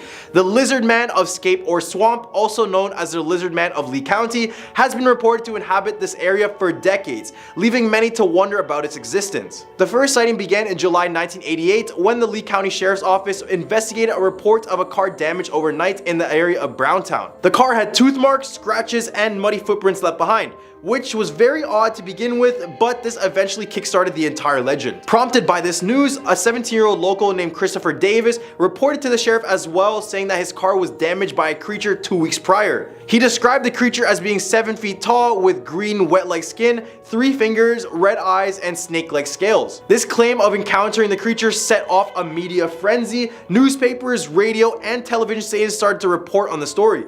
Local businesses even began selling Lizard Man t-shirts, and the local Chamber of Commerce encouraged the media attention as good for the community. A local radio station even offered $1 million for a reward for anyone who's able to capture the creature alive. However, with time, reports of the sightings gradually declined, and law enforcement officials speculated that the sightings were likely to just be a bear. But a bear and a lizard are significantly 2 different creatures, so who knows what these people just saw. Number 6, the Gray Man. Palsy Island in South Carolina is a summer resort town that boasts of beautiful beaches, tranquil marshes, and historic homes. But beyond its natural beauty, it is also home to a mysterious legend of the Gray Man, who is a figure said to appear on the beach prior to every single major hurricane that has struck the island for more than 200 years. According to the locals, seeing the Gray Man is a sign of danger for impending storms. Obviously for hurricanes, as we just mentioned. Eyewitness accounts vary, but most people describe the Gray Man as a figure dressed in all gray clothing. Obviously, they appear on the beach either stepping out of the dunes or waving to boaters from the shore before vanishing without a word. The majority of the sightings have occurred in Palsy Island, but there's also been reports of sightings in other coastal towns nearby. One of the most famous encounters with the Gray Man took place in 1989, just 2 days before Hurricane Hugo came about. Locals Jim and Clara Moore were just taking a walk on the beach when they saw a lone figure walking towards them. As he got closer, Jim raised his hand to say hi, but the figure disappeared right before his eyes. Their home suffered little damage during the storm, and Claire attributes this to their good fortune to the Gray Man and the Lord. The next time you're on vacation in Palsy Island, keep an eye out for the Gray Man. And remember, if you see him, it might be wise to heed his warning and seek shelter. In the hump of our list, we have the Third-Eyed Man. If you didn't know, the University of South Carolina is home to a network of mysterious underground tunnels known as the Catacombs. And no, not the one from Paris, but still pretty creepy. These tunnels in the university have a rich history dating back to the 1800s, where it is said to have been used for the Civil War. But beneath the surface of these historical tunnels lies a dark legend, one that has kept students and locals alike on edge for decades. The Third-Eyed Man is said to be a mutant humanoid creature who resides in the catacombs. The first documented sighting of the bizarre creature was on November 12, 1949, when a student at the university spotted a strange man entering the sewer manhole outside Long Street Theater. The student Christopher Nichols wrote about his encounter in the campus newspaper, dubbing the creature as the Sewer Man, although this is not really confirmed as there is no mention of this in the newspaper archives. The following year, the Third-Eyed Man was spotted once again, this time by a university police officer. The officer saw scattered chicken remains all around the loading dock of Long Street Theater, and here is when he saw a strange man hunch over them, described as having a grotesque and distorted feature with a third eye in the center of his forehead and silver skin. Number 4, the Ghost Hound of Goshen Hill. The Ghost Hound of Goshen is a creature that is said to lurk on Buncombe Road, between the Ebenezer Church in Newberry County and the Goshen Hill in Union County in South Carolina.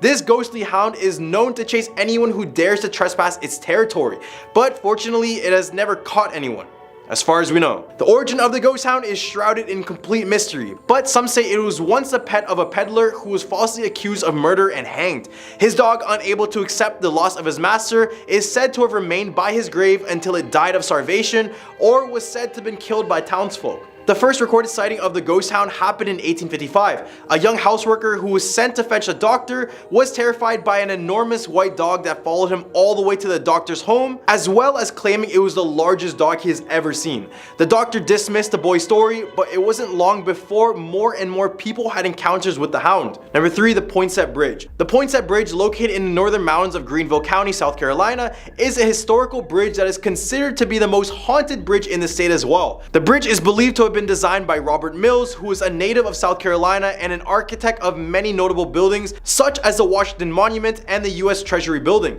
And it is also named after Joel Poinsett, a politician from South Carolina who served as a president of the state's Board of Public Works during its construction. But the Poinsett Bridge is not just famous for its history and architecture, but also for its paranormal activity. There are stories of workers falling ill and dying during its construction, with legends saying that a body is buried within the bridge. Others claim that ghostly workers from Ireland returned to visit the bridge at night, while another legend tells of a man who was shot and killed on the bridge in 1861, whose headless body returns on rainy nights. Visitors have reported ghostly encounters, eerie sounds, and sudden car troubles. And to add to its validity, Poinsett Bridge is considered one of the 30 most haunted places in America by the CN Traveler. Number 2, Morgan Island. Morgan Island, also known as Monkey Island, is a small island located off the coast of South Carolina in the United States. It is home to a species of monkey that were introduced to the island in the 1970s for scientific research.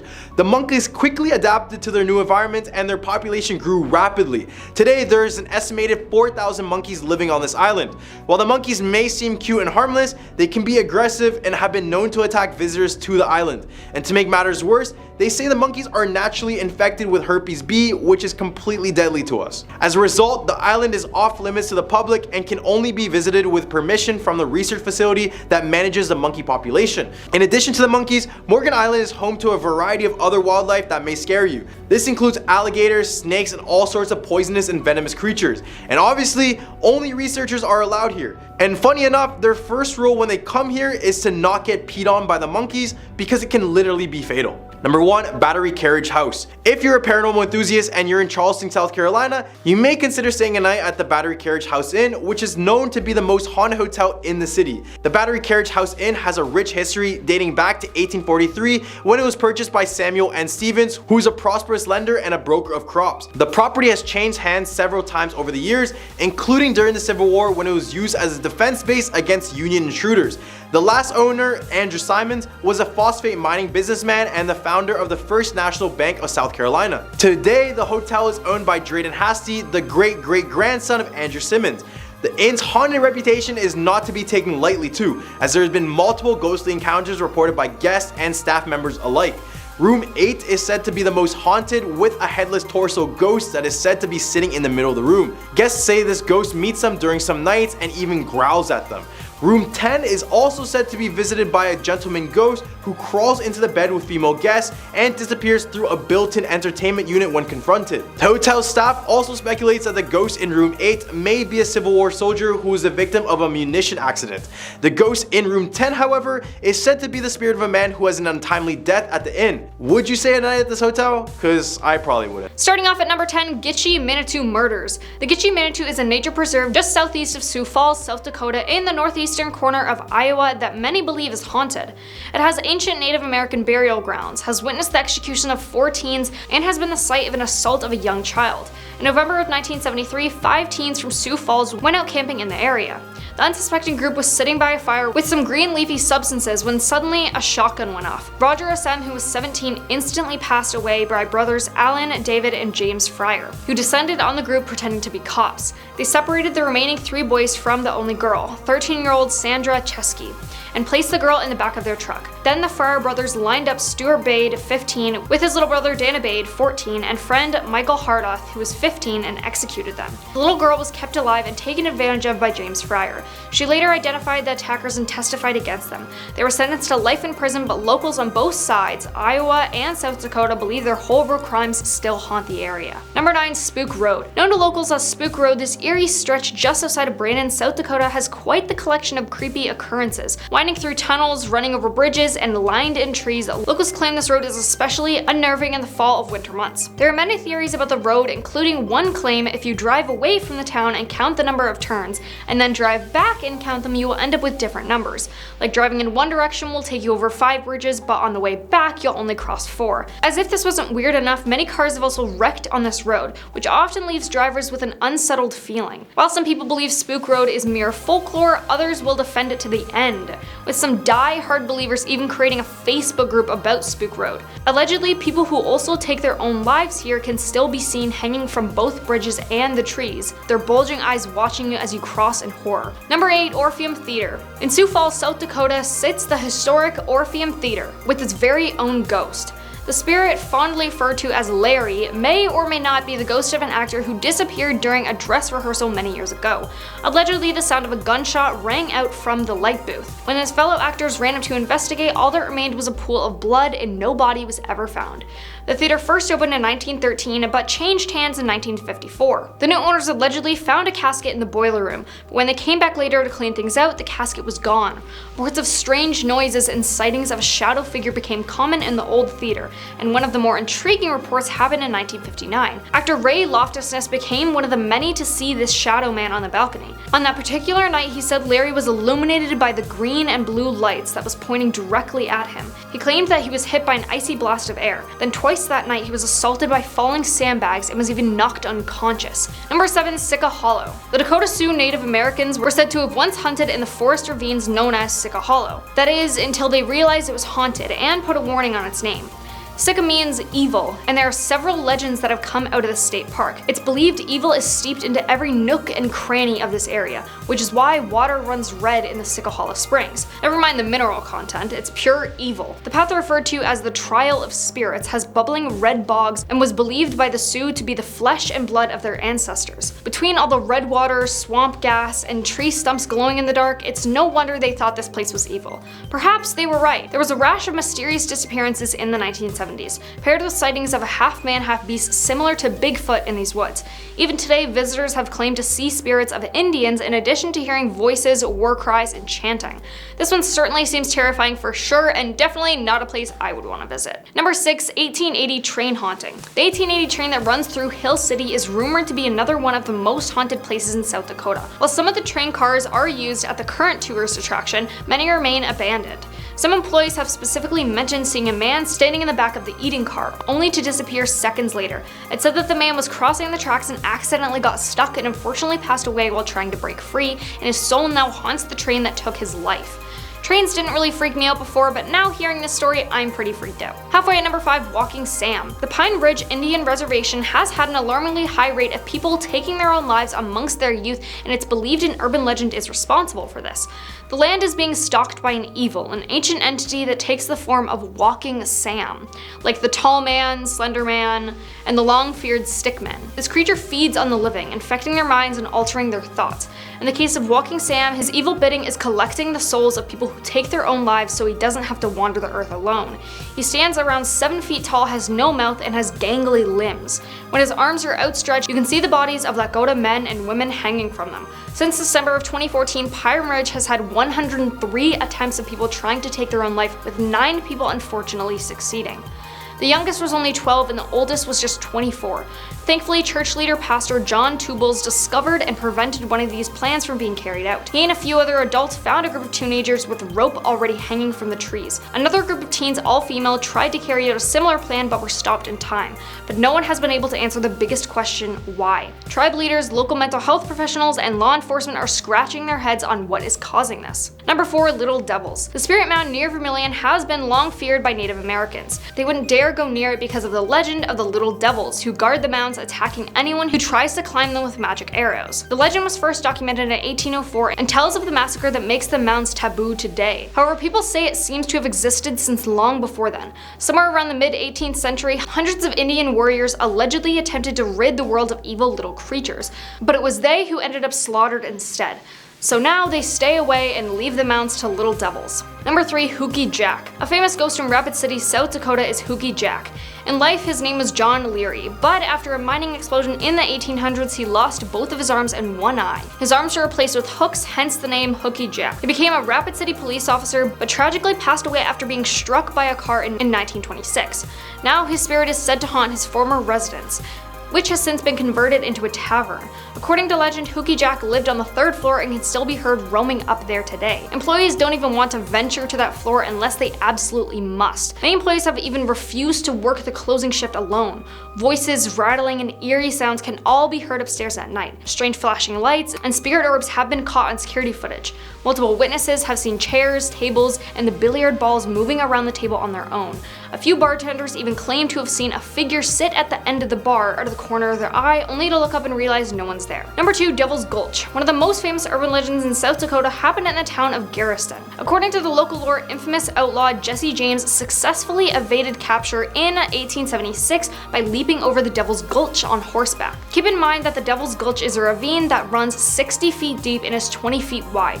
Jumping over something that massive without spooking a horse is highly improbable, and most historians would say it's impossible, but that doesn't stop locals from swearing it happened. Number 1, Hotel Alex Johnson. A hotel so surely haunted they actually advertise it right on their website. Come take a tour or stay at this haunted mansion. One of the main ghosts claimed to be seen here is the hotel's namesake, Alex Johnson himself. It is said that he comes around to make sure the hotel is still running well, but does he have any malicious intent? Why don't you book a stay and test the theory yourself? If you dare, that is. At number 10 spot, we have the Skin Tom. This is a well-known one across the entire state, so I apologize in advance if I don't do the story justice. But somewhere in Wallen, Tennessee, a young man named Tom was living a very privileged life by many of our standards. He was a very good-looking person, he was funny, and very intellectual. Basically, a giga-chat. Being like this, he attracted many partners, but after every single one, he was just never satisfied. It wasn't until he met a girl from the town over where his whole perspective changed. He admired her beauty over anything and became enticed immediately. But there was one thing he didn't consider. She was already married. And Tom being Tom, he still went after the girl. Eventually, the lady's husband will become aware of this affair and decide to track down Tom to get his ultimate revenge.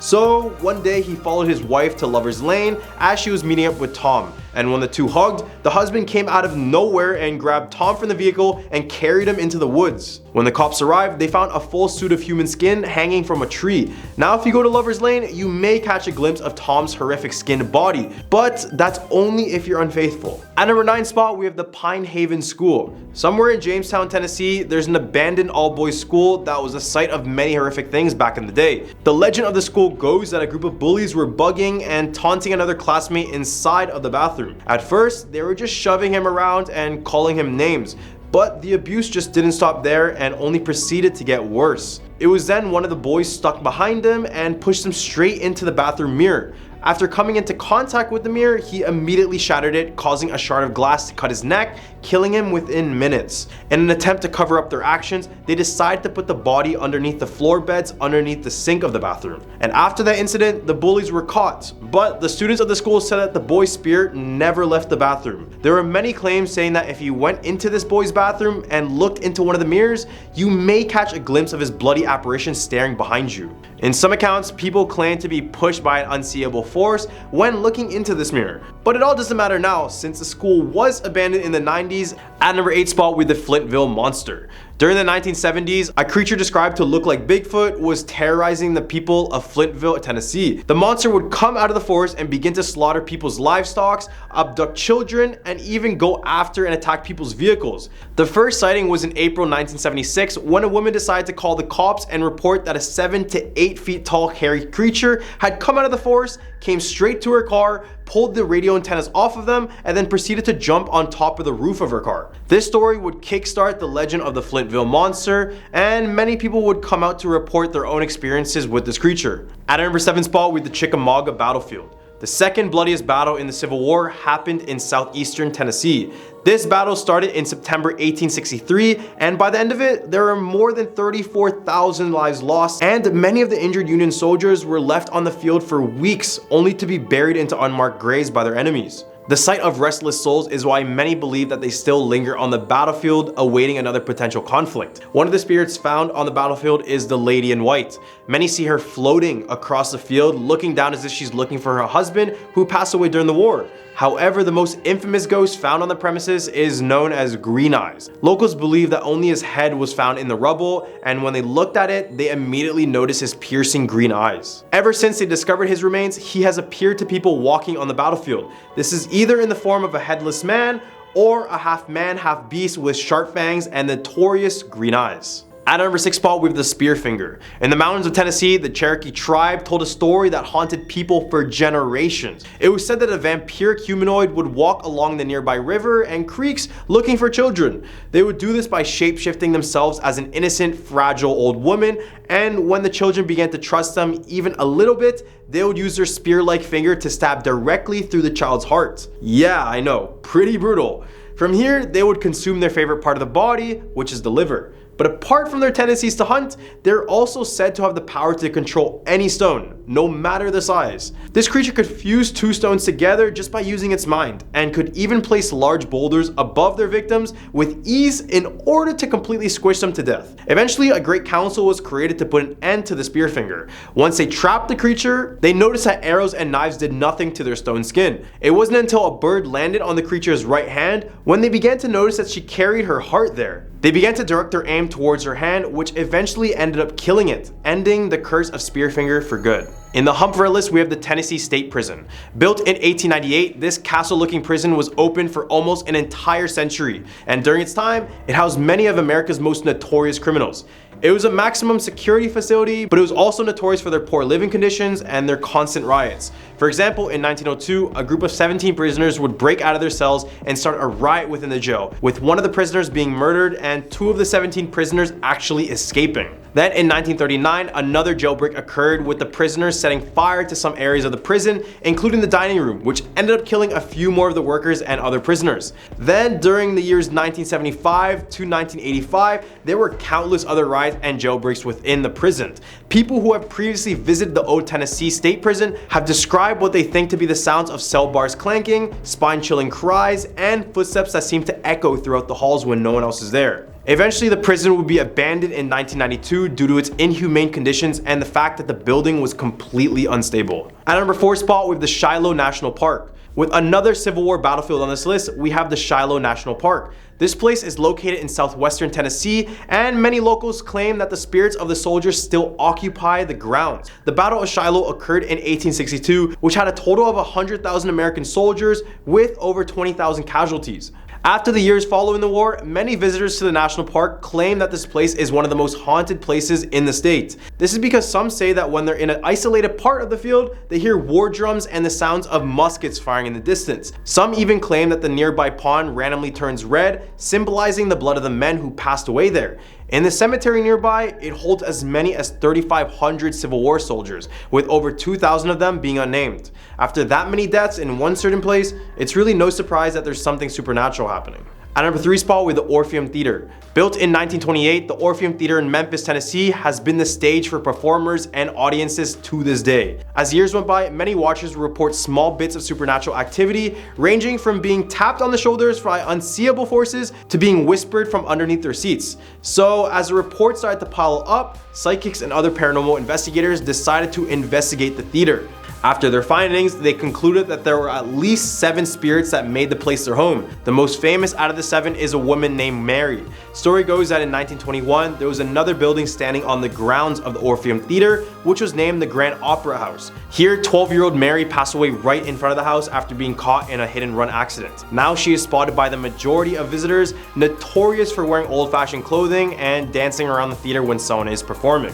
At number 2 spot, with the ghostly bride of Rotherwood Mansion. Frederick Ross, the town's founder, is also the owner of the Rotherford Mansion in Kingsport. Ever since moving into the mansion, his daughter Rowena lived a very miserable life, losing both her first husband to yellow fever and then her second husband on the day of their wedding. She eventually had a daughter after her 3rd marriage, but as time went by, her daughter too would pass away. Rowena was overpowered by her sadness and ultimately committed suicide. It is thought that she now haunts the estate. The ghost is now known as the Ghost Bride because it is thought to wear all white clothing walking around the grounds. At number 1 spot, with the Bell Witch Cave. This one literally has the word witch in its name, so you know there's probably nothing good about it. According to the legend of the Bell Witch, in 1804, a farmer named John Bell moved his wife and his kids to a farm along the Red River in northern Robertson County. The property also included a cave, which became known as the Bell Witch Cave, believed to be haunted by the spirit of a witch named Kate Batts. This woman felt she was cheated by the Bells in the land purchase and had ever since carried a strong dislike for the Bell family. Then when John Bell passed away under suspicious circumstances,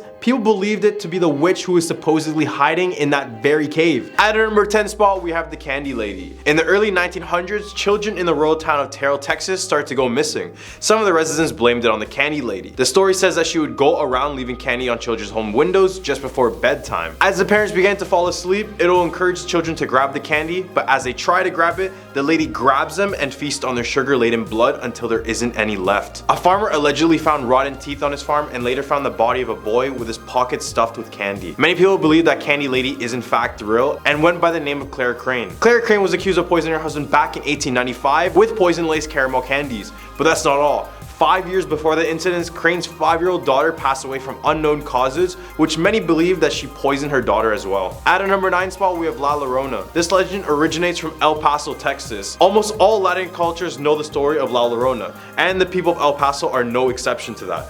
La Llorona directly translates to the weeping woman, which perfectly describes the behavior of this malevolent spirit. She is said to haunt the riverbanks of the Rio Grande, where she is searching for her 2 children whom she had already drowned in that very river. Now there are many iterations of the story, but I'll just mention the most popular one.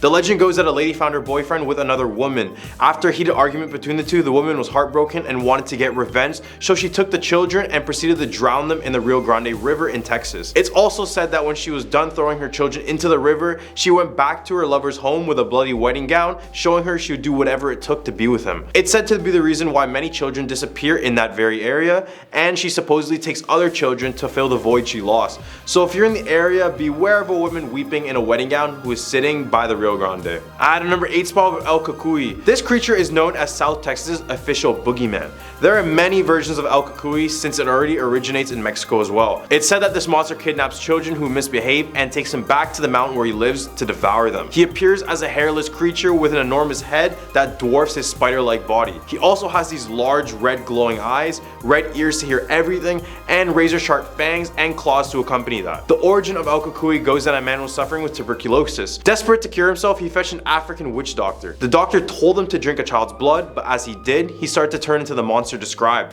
Ever since, he has a never-ending thirst for children's blood. At our number 7, we have the Screaming Bridge. In North Arlington, Texas, 50 years ago, there was a group of teenage girls driving home from a football game. The bridge was designed to only fit 1 car at a time, and I know, what a dumb bridge, but this was in the past and I'll give them the benefit of the doubt. The girls weren't paying attention and went full speed over the bridge until a car with no headlights struck them head on, with all of the girls passing away. Some say when they go near the bridge, they can hear the distant screams sounding like the girls before they passed away. As well, if you go over the bridge and look down at the water below, you can see the tombstones of all the girls with their names and birthdays written on it. At number 6 spot, we have the Goatman's Bridge. Why are there so many haunted bridges? Like, I don't get it. But in Denton County, Texas, lies the Goatman's Bridge, which was built in 1884. This bridge is supposedly haunted by the ghost of the Goatman. The story goes that a black goat farmer named Oscar Washburn was renowned for quality meat, milk, and cheeses, and then he moved with his family just north of the bridge.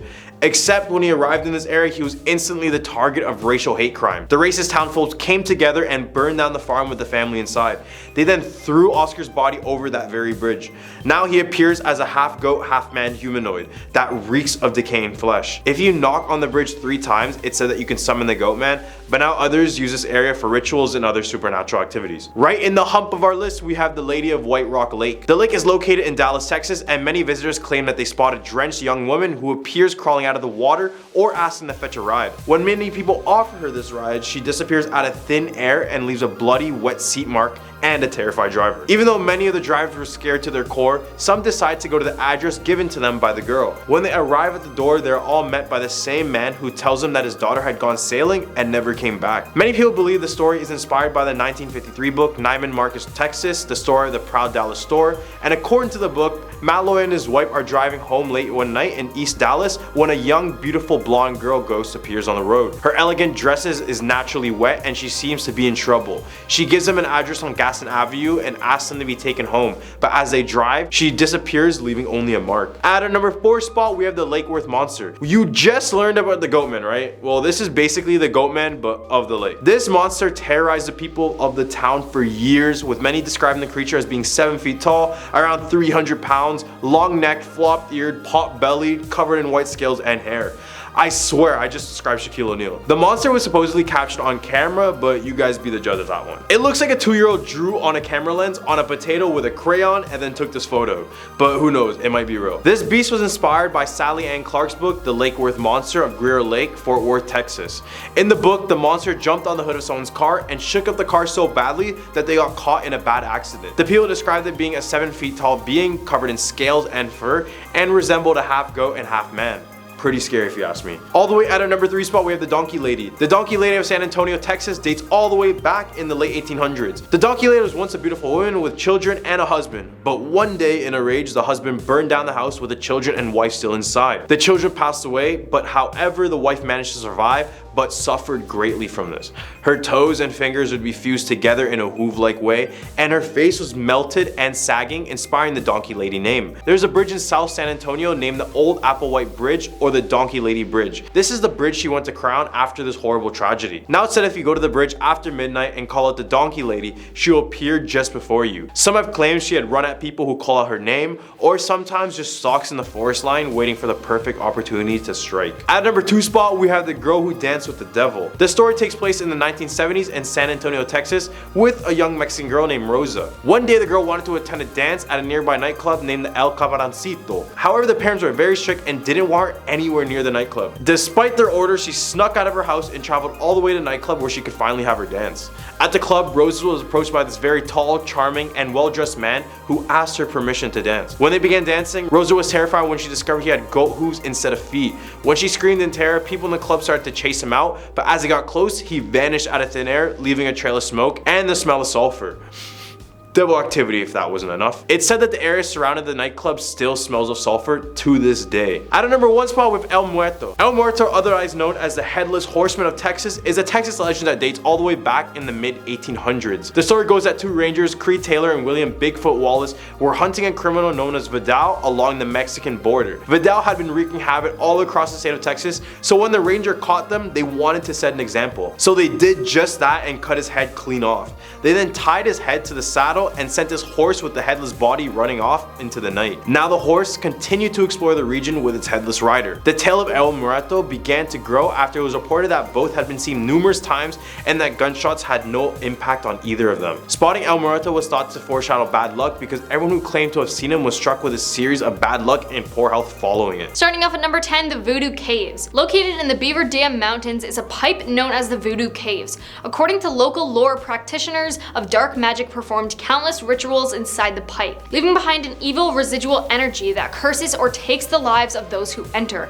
It's believed if anyone within the cave insults Satan or makes any derogatory remarks about the entity that lurks there, they will find themselves trapped inside by rising water. The malevolent force got the blame for the passing of a worker who went inside the underground pipe to remove a clog when he got pinned down and drowned. Now at number 9, Bear Lake Monster. The urban legend of the Bear Lake Monster goes back to at least 1868, when Desert News reporter Joseph C. Rich ran a series about the serpent-like creature. The series quoted many well-known citizens who all claimed they'd seen the monster. However, in 1888, Mr. Rich admitted that he'd made all the stories up. The legend continues, however. Every so often, someone does claim they have seen the Bear Lake creature, which coincidentally resembles the Loch Ness Monster legend in Scotland. Here at number 8, the legend of Lillian Gray. In the middle of Salt Lake City Cemetery sits a gravestone reading Lily E. Gray, June 6, 1881 to November 14, 1958. Accompanied by the very ominous phrase, "Victim of the Beast 666. Lillian remains a mystery and her headstone forms the source of wild tales of her being a sacrifice to Satan. or that she herself was a Satanist. Some have speculated that she was another innocent woman accused of witchcraft. Another theory, because Utah is clearly full of ominous places, proposes she died on Highway 666, which is also one of the country's most infamously dangerous freeways. Coming in at number 7, Skinwalker Ranch. The Sherman Ranch in Ballard, Utah is better known to locals and paranormal investigators as the Skinwalker Ranch, or the UFO Ranch. The name comes from the alarming number of alleged skinwalker sightings and reports of paranormal and UFO-related phenomena. The 40-acre ranch borders the Indian reservation and has a history of mutilated cattle, spirit orbs, unidentified objects hovering in the sky, and what's been described as a large, red-eyed beast similar to the Native American depictions of skinwalkers, half-human, half-animal monstrosities. Now coming in at number 6, the ghost of Red Lopez. In early 1915, Bingham miners began hearing a voice, supposedly the ghost of Raphael Red Lopez. According to an article in the February 2nd, 1915 edition of the Ogden Daily Standard, Lopez was a miner who shot and took the life of another miner in November 1913. He also reportedly took the life of Bingham's police chief and 2 sheriff deputies in an ambush later that day. A week later, he then reportedly took the lives of 2 other deputies during a manhunt for him that lasted into 1914. But Lopez was never found or heard from again in Utah. It's still one of the state's largest crime mysteries that wasn't closed until 2003. Back in 1915, the report stated that the workers began to be terrorized during the past few days by the shoutings of a gloomy voice in an area of the mine where 2 of the deputies passed away. Halfway at number 5, teen in a tanning bed. The urban legend about the bride cooking herself in a tanning bed circulated all over the country, but it allegedly originated in Utah with a teenage girl. The story begins with a 17-year-old winning a trip to Hawaii, and naturally she wanted to get bronzed before her trip. Though limits exist for how long and how often you can sit in these tanning beds, the girl, however, supposedly found a way around this rule by hopping around town to town to different salons, 4 to be exact, in just one afternoon. She eventually ended up in Utah Valley Regional Medical Center because her internal organs were shutting down and she went blind from cooking herself all day. Now, a reminder, this one is just an urban legend.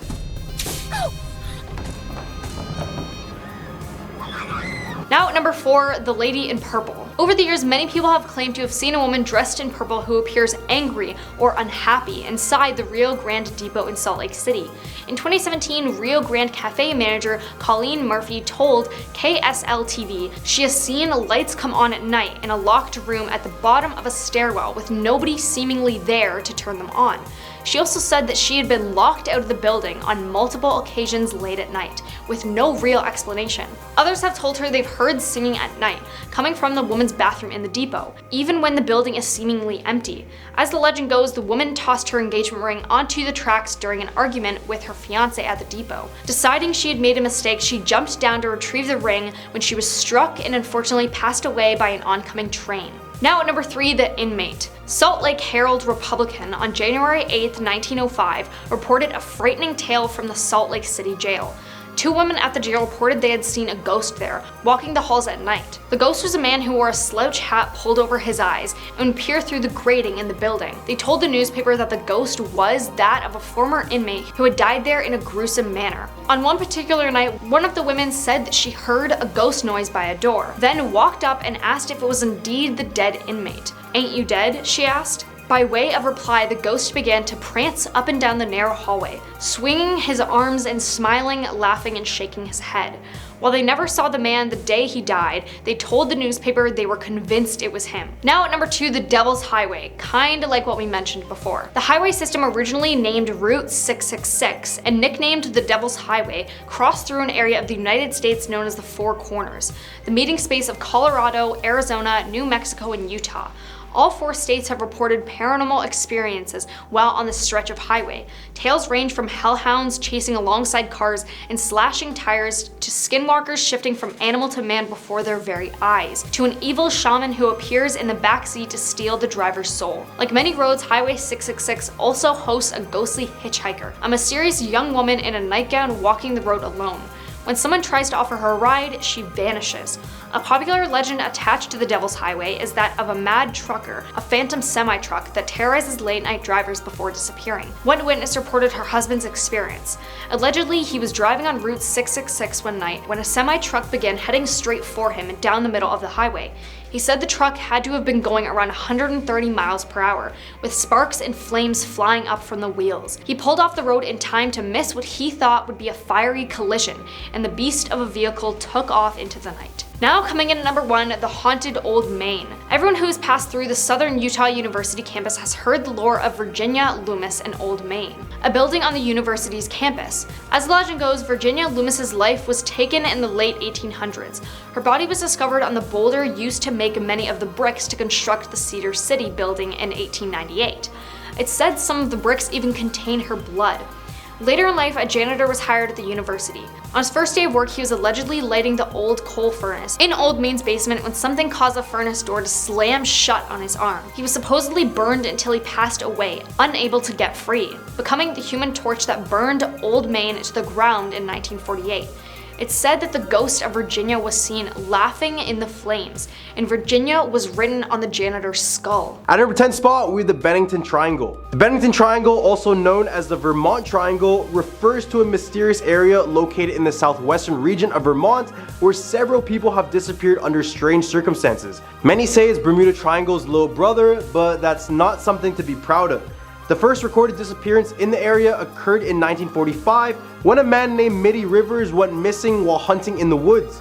Despite an extensive search, Rivers was never found again and is presumed to have passed away. Then in 1950, another man named James E. Tedford vanished while on a bus. This is odd because Tedford was an experienced hiker and was very familiar with the area, so his disappearance was even more puzzling. In the following years, several other people disappeared in the Bennington Triangle, including a young child who was never found ever again. Some people have suggested that the disappearances are related to the supernatural, citing the presence of UFO activity in the area and reports of strange lights and sounds in the woods. Others have suggested that the disappearances are the result of natural causes, such as the rugged terrain and harsh weather conditions in the area. Some even speculate that it could be the work of a serial killer who has never been caught. Despite the many theories, the mystery of the Bennington Triangle remains unsolved and continues to fascinate those who are interested in the paranormal. At a number 9 spot, we have the Pigman. The Pigman of Vermont is said to be a monstrous being with the head of a pig and the body of a man. He's said to roam the forests and fields of Vermont, stalking and preying on unsuspecting travelers who dare to venture into his territory. Many people believe that the Pigman was once a normal man who was cursed by a witch to take on the form of a monstrous pig-like creature. Whatever the truth may be, one thing is for certain: the Pigman is a terrifying and deadly force to be reckoned with. Those who have had the unfortunate encounter with this creature say that he is incredibly strong and fast, with razor-sharp teeth and claws that can tear a person apart in seconds. The Pigman is not only a physical threat, but also a psychological one. It is said that he can control the minds of his victims, making them see and hear things that are just not there. This causes them to be confused and disoriented, making it easier for the Pigman to attack and get the kill. Many people in Vermont live in fear of the Pigman and do everything they can to avoid encountering him. Some even go as far as to offer sacrifices to him in the hopes that he will spare them and their loved ones. And when I mean sacrifices, I don't mean real human sacrifices. I just mean like pigs and like chickens and stuff. At a number 8 spot, we have the Hayden family curse. Legend has it that many years ago, the entire Hayden family of Albany, Vermont perished as victims of a curse. The origins of the curse are shrouded in mystery, but it is said that the Hayden family was once a powerful and wealthy clan. They lived in a grand estate surrounded by lush gardens and rolling hills. But despite their wealth and their privilege, the family was plagued by a dark secret. One day, a terrible tragedy struck the Hayden family.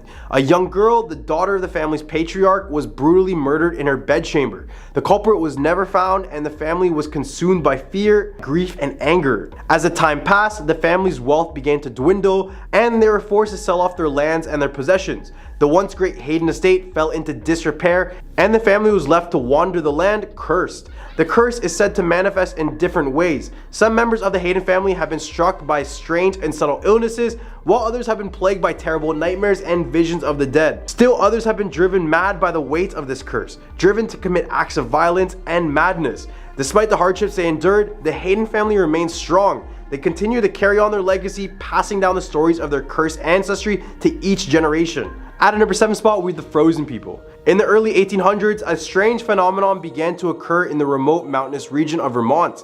Reports began to spread of people being found frozen solid, their bodies perfectly preserved despite being exposed to harsh winter weather.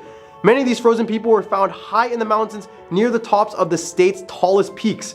At first, people were baffled by this phenomenon. Some speculated that the frozen people were victims of some sort of natural disaster, while others believed that they were the result of a curse or supernatural event. But as more and more frozen people were discovered, a more scientific explanation began to emerge. It turns out that the frozen people of Vermont were actually victims of a condition known as mountain madness. This condition, also known as high altitude cerebral edema, occurs when the brain swells due to the effects of altitude and oxygen deprivation. At high altitudes, the air is thin and contains less oxygen, which can cause a number of problems for the human body. In severe cases, the brain can swell to the point when it cuts off its own blood supply, leading to death. However, in the cold, dry climate of Vermont's mountains, the bodies of those who died from the mountain's madness were preserved on the freezing temperatures. Over time, the bodies became encased in ice, preserving them in a state of suspended animation. As word of the frozen people spread, Vermont became a popular destination for those interested in the strange and unexplained.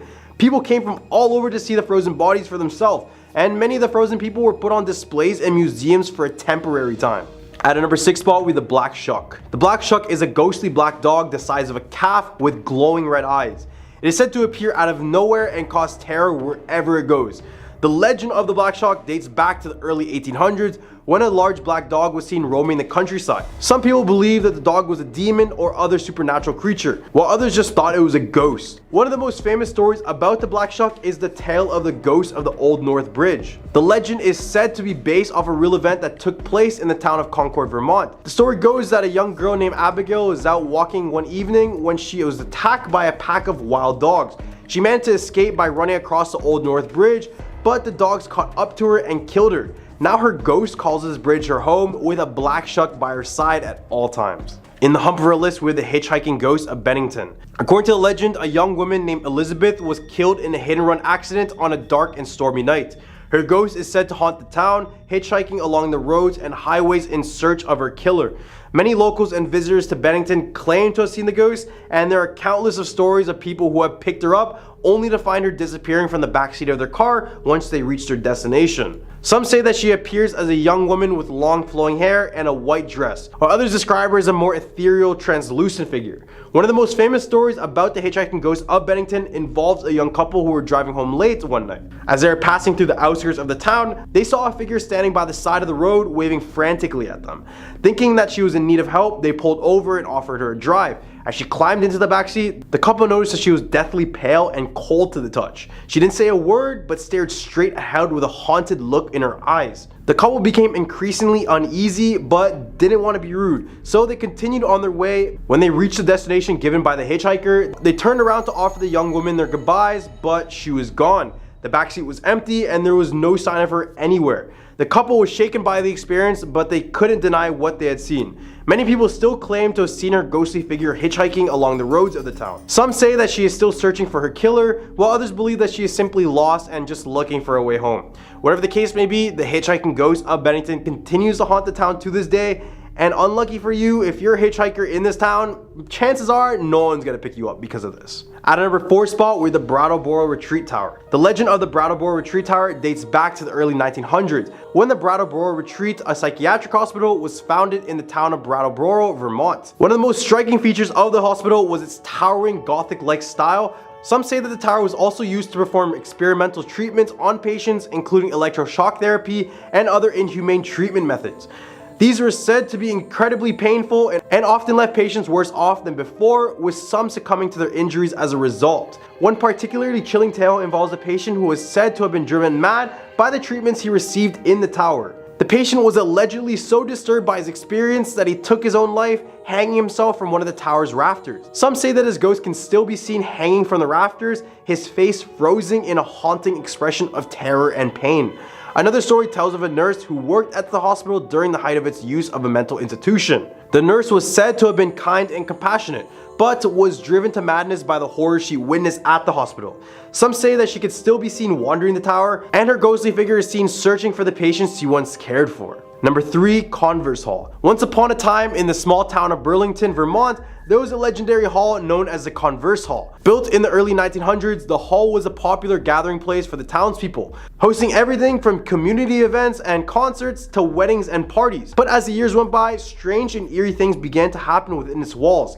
It is said that on dark and stormy nights, the ghosts of former residents can be seen wandering the halls, with their faint whispers and footsteps echoing through the empty rooms. Some say that the ghosts are restless spirits of those who passed away in the hall, unable to move on into the afterlife. One of the most famous ghostly inhabitants is a young woman named Sarah. She was a beautiful and vivacious young woman who loved to dance and sing, and was often seen at the hall's many social events.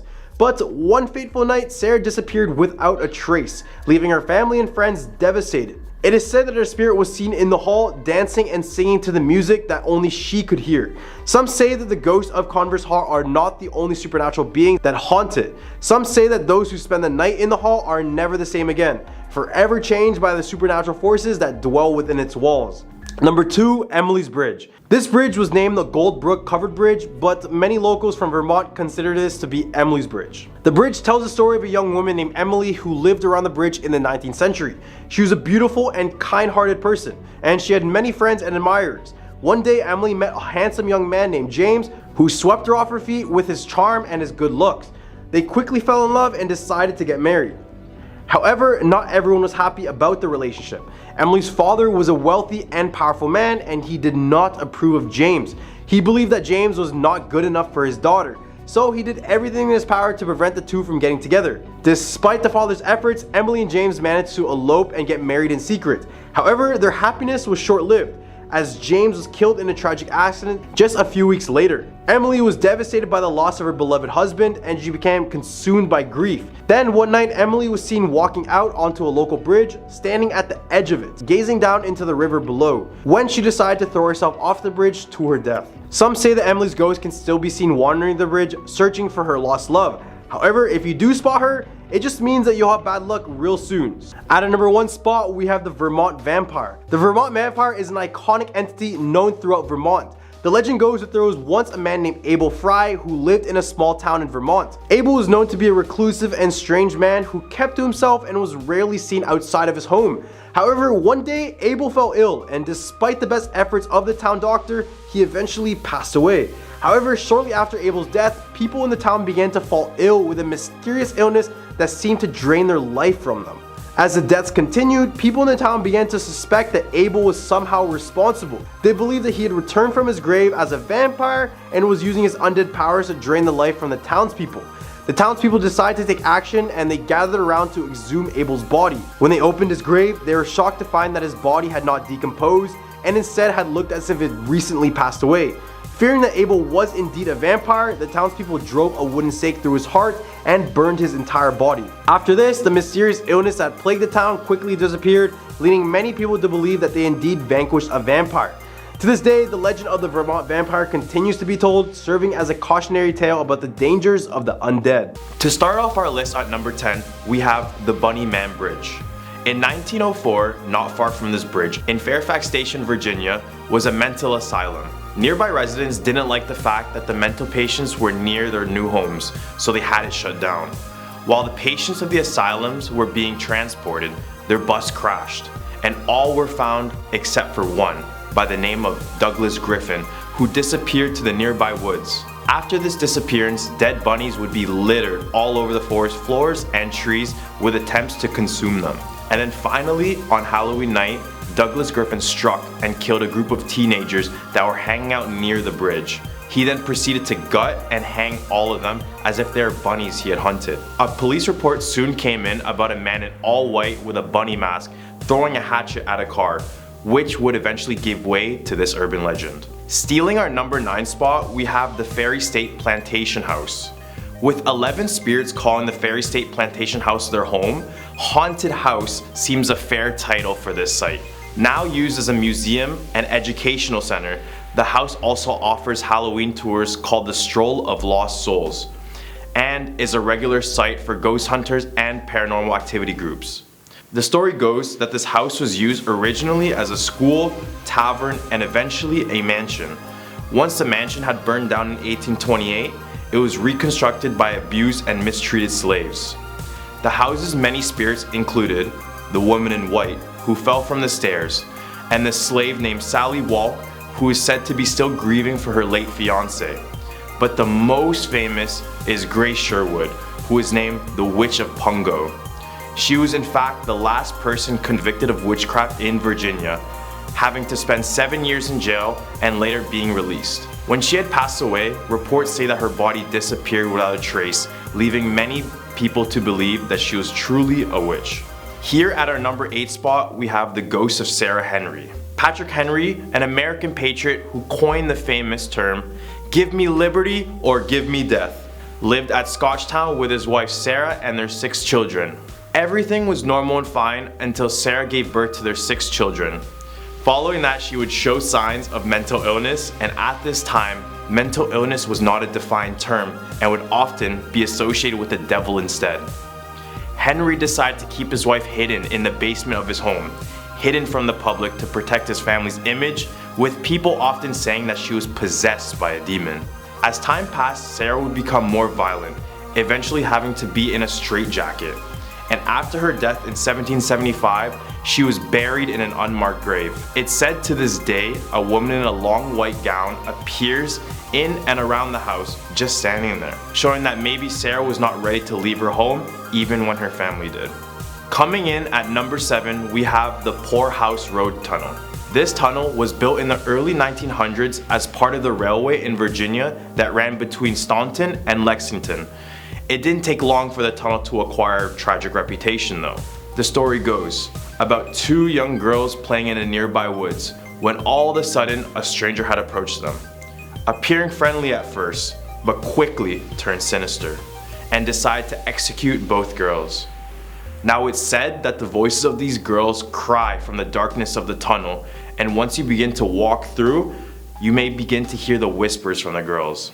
Some other haunted reports include the appearance of handprints on cars, fog appearing in photographs when it is not visible, and the sound of disembodied voices. Guess you can say it's a poor choice to travel to Poorhouse Road.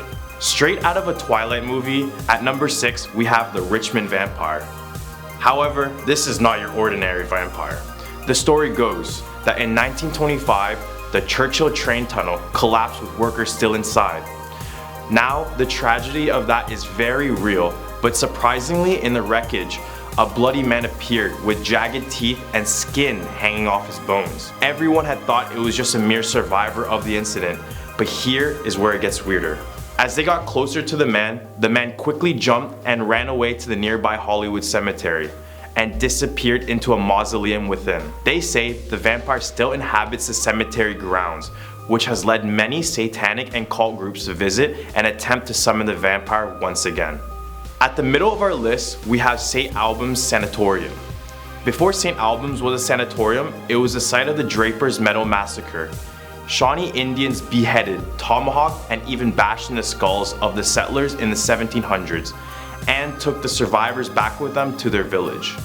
Then, during the Civil War, the area was bombarded by artillery during the Battle of Cloyd's Mountain. People claim to see the smoke and hear the sounds of the artillery fire from the Civil War. Once it became a sanatorium, patients suffered inhumane experimental treatments that left some disabled for life due to its controversial treatment and care. The combination of the bloody history of the land along with the misery within the sanatorium created a perfect storm of paranormal activity, which is why St. Albans Sanatorium is considered to be one of the most haunted places in Virginia. Coming in at number 4, we have the Martha Washington Inn. The mansion was built in 1832 and functioned as an all-female college.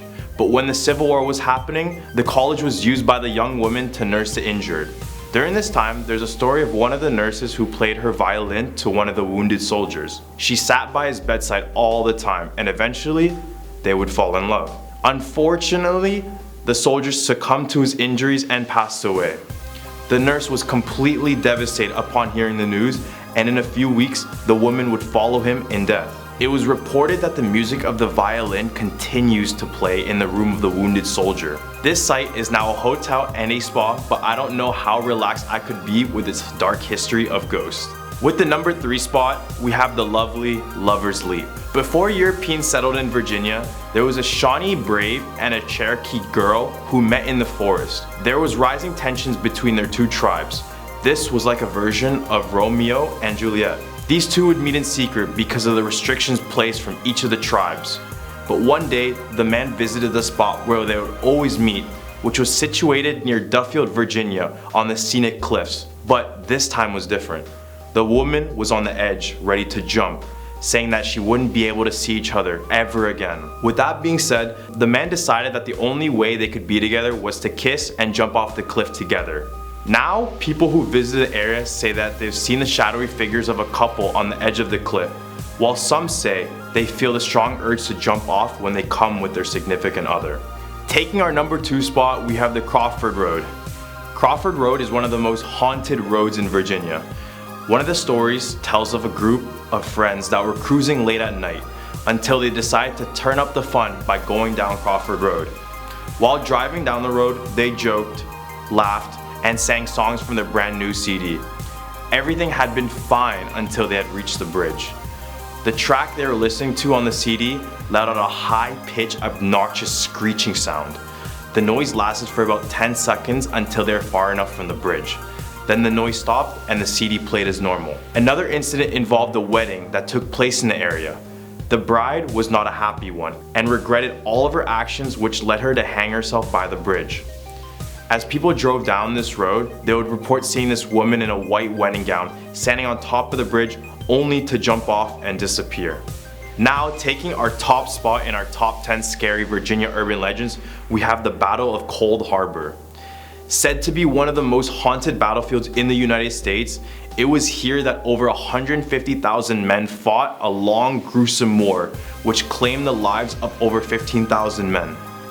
As the war finished, it was reported that the lack of medical assistance led to dugouts being crammed with both the living and the dead, and those who passed away couldn't even get proper burials.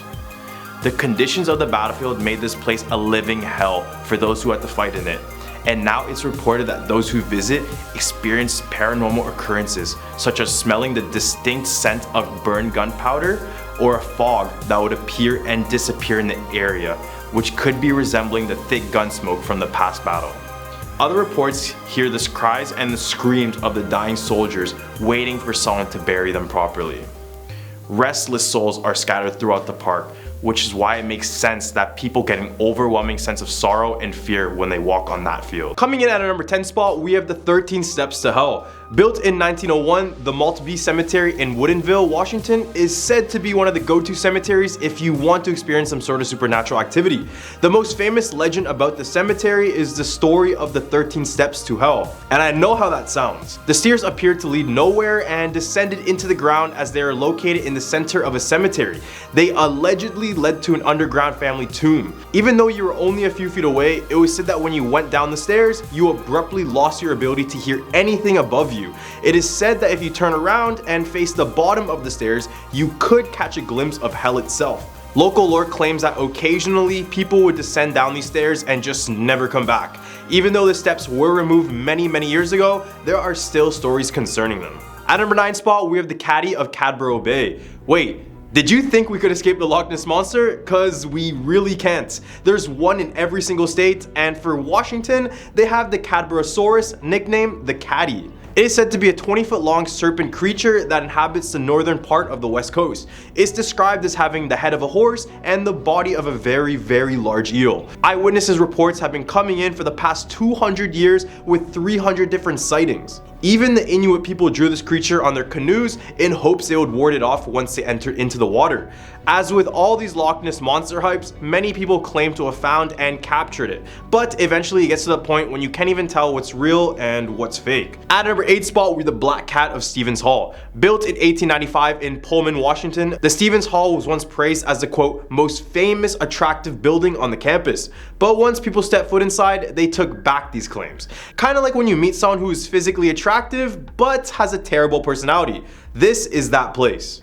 It started as a hangout spot for students at Washington State University, and here they would dance, drink, and tell stories to one another. One famous story told at the hall was Edgar Allan Poe's The Black Cat. It was read on Halloween every single year until one year the students believed the story had come to life. Eventually, many would see sightings of a black cat inside of the Stevens Hall. Then on one Halloween, the black cat stood in front of the house's mother's door, and when the students opened the door to see what the black cat was hiding, they found that a girl had passed away, and many believed it was caused by this black cat. At a number 7 spot, we have the Iron Goat Trail. In 1893, a railroad was constructed across the Cascades of Washington. This would be great news because it would finally mean that Seattle would be connected with the Midwest and many other states. Except once trains started to use this railroad, they ran into many problems. To begin with, trains with engines on each end had to struggle up switchbacks to reach the summit. And the worst part about this place was that since it was in the mountains, snow could reach up to 25 feet high in some places,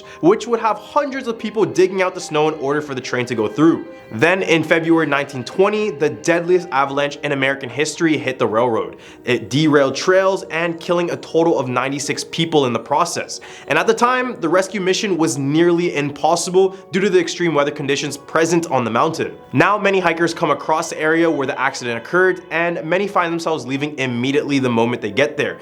This is because some hikers have reported hearing noticeable screams coming from the tunnels, while others have spotted the apparitions of men screaming for help. All of these components make this place one of Washington State's most haunted places. At number 6 spot, we have Port Townsend, Washington. Considered to be one of America's most haunted cities, Port Townsend definitely has a dark history to back up that claim. The thing about this place is that paranormal activity isn't in a single building or two, but they say that the spirits roam freely around the town, and there's not a place in town where you won't have the chance to see a ghost. For example, the Manresa Castle located in the city was once visited by ghost adventurers, and they supposedly captured children's laughter on film, as well as feeling as though something or someone was pressing against them the whole time. Then we have the Palace Hotel, which used to be known as the Palace of Suites due to the woman who used to live there. But many visitors claim these women never left. They say a woman in blue exposes herself to guests and staff members, while the other spirits try to play pranks on the other people. In the hump of our list, we have the Maury Island incident.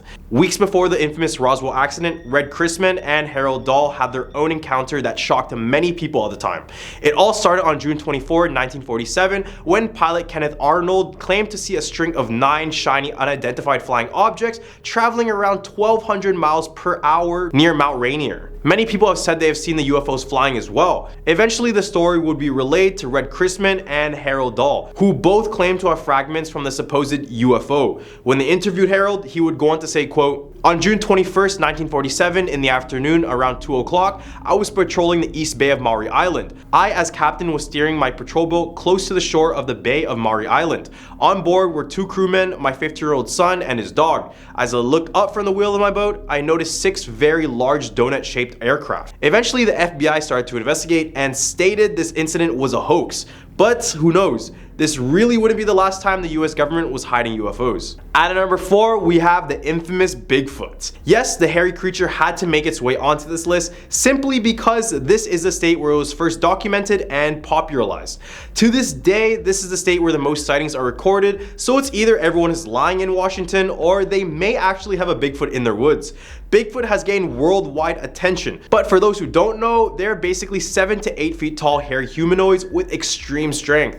To this day, the search for Bigfoot is still a mystery, and there hasn't been solid evidence to prove the general public that these beasts actually exist. But hey, if you live in Washington, you have the best chance of actually discovering one, but that outcome would probably be a lot more different than you would think. At number 3 spot, we have Tacoma Old City Hall. Serving as City Hall in the early 20th century, this 10-story clock tower is haunted by a single prankster ghost named Gus. Many don't know the origins of this ghost, but it was said that he may have been a former criminal that was held in the building's Old City Jail and even passed away there.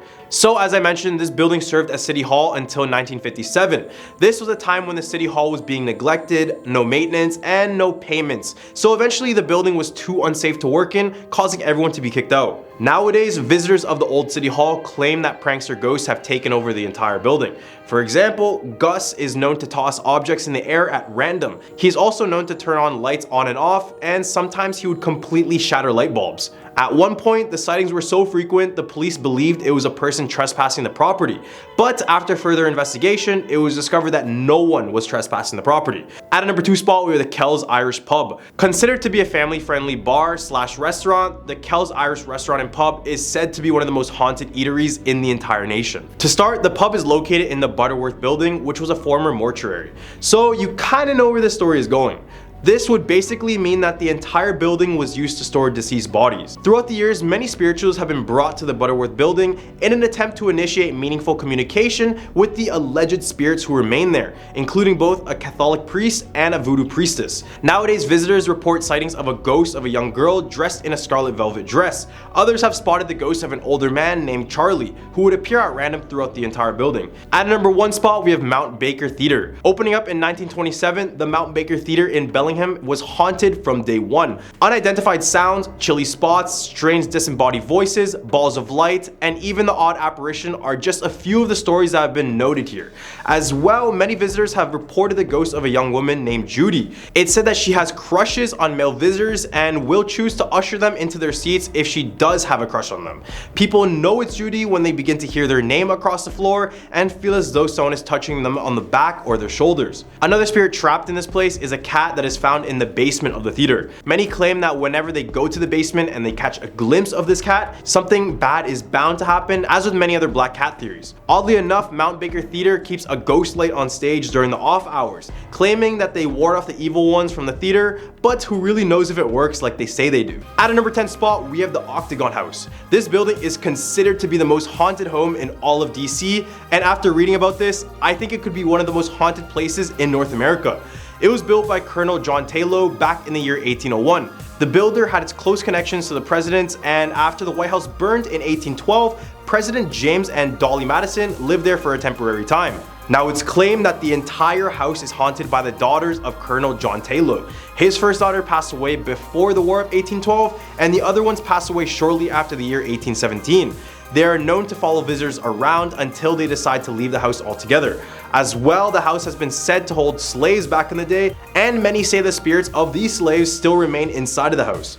There used to be a ring inside of the building to call the slaves, but after the War of 1812, the bell would seem to be ringing non-stop. In another instance, a gambler was even shot on the 3rd floor of this building, and many visitors claim they still see his lifeless body on the bed during some nights. At a number 9 spot, we have the St. Elizabeth Psychiatric Hospital. Opening in 1855, St. Elizabeth was the first federally operated psychiatric hospital in the United States, and at the time, it would house as many as 8,000 patients. Over the years, many people came to this hospital for treatment of their mental illnesses, as well as to house many of the wounded during the Civil War. However, by the 1950s, the hospital was under heavy criticism for the way they treated their patients, which caused many to pass away there as well. Then over the years, they would begin to lose more and more patients until temporarily closing down in 2002. Now that the east side of the campus has a new facility with new patients, many workers have claimed that it's one of the most haunted places in DC. Overnight staff workers claim to hear constant groaning sounds in the places of the hospital that aren't being used. And also as well, many people claim to see the spirit of Dr. Walter Freeman, who can be seen in the morgue performing lobotomies, considering he was one of the pioneers of the psychosurgery. At number 8 spot, we have the Congressional Cemetery. The Congressional Cemetery, or the Washington Parish Burial Ground, was established all the way in 1807, and nowadays it has as many as 65,000 graves occupying the grounds. This number alone should tell you that you may feel the presence of more than a few entities in this area. One notorious ghost spotted in the area is Civil War photographer Matthew Brady. Story goes that the Congress promised him money to take war photos, but when he brought them the photos, they never ended up paying him, not even $1. So in the end, he died with nothing to his name.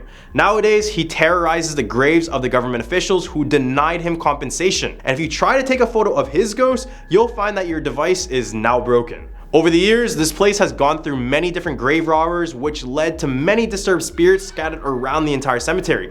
So, for a warning, visit this place at your own risk. At number 7 spot, with the Omni Shoreman Hotel. This Grand Hotel was built in 1930, and ever since its opening, there has been hundreds of reports from visitors claiming to see something supernatural within. It all started when one of the hotel's financial partners named Henry Doherty moved his entire family from what is now known as Suite 870. On their first night, their maid Juliet Brown called the hotel desk in a panic to tell them that she wasn't feeling good, but then before anyone could get to her room, she just passed away. Soon after, Mr. Doherty's wife and daughter would pass away. This would make Henry distraught, leaving the hotel with that suite being unoccupied for the next 50 years. Then, when Henry's apartment was converted into a hotel suite and reopened, staff and guests would claim to hear the sounds of faint voices coming from the dark corners of the room. And many reported that around 4 a.m., all the electronics inside of the room, including the lights and the TV, would aggressively flicker for a short time period. Now the room has been called the Ghost Suite, and I dare any of you guys to try a night at this place if you're in the area. At number 6 spot, we have Escaping Alcatraz. Frank Morris was surprisingly an intelligent criminal with an IQ of over 130. He was born in Washington, D.C., and his parents abandoned him when he was only 11 years old, so he spent the rest of his childhood in foster homes. He was convicted of his first criminal offense at 13, and by his late teens had been arrested for crimes ranging from narcotic possession to armed robbery. He spent most of his early years in jail serving lunch to prisoners. The odd thing is that Morris was reportedly ranked in the top 2% of the general population in intelligence. He was measured by the IQ testing and he got a score of 133. He served time in Florida and Georgia, then escaped from the Louisiana State Penitentiary while serving 10 years for bank robbery. He was recaptured a year later while committing another burglary and sent to Alcatraz on January 20th, 1960 as inmate number AZ-1441. He was part of the infamous 5-person crew who managed to escape Alcatraz. The crew used a raft made of raincoats and fake heads they sculpted during their time there to just trick all the guards. In the hump of our list, we have the Old Brick Capitol. This building once stood where the USS Supreme Court building stands, so it has a very rich history associated with it. The Old Brick Capitol was built in 1815 and was used as a temporary Capitol building for the United States. Throughout its time, it also served as a private school, a prison, and a boarding house during the Civil War. During its time as a prison, it was one of the most abusive ones. It had poor living conditions, and most of the prisoners were far more depressed than in any other prison in the world. This lack of care and attention caused many prisoners to pass away in the process, so it's no surprise that many came back as vengeful spirits. Visitors to the land report hearing banging on metal bars and distant cries of former convicts pleading for their lives.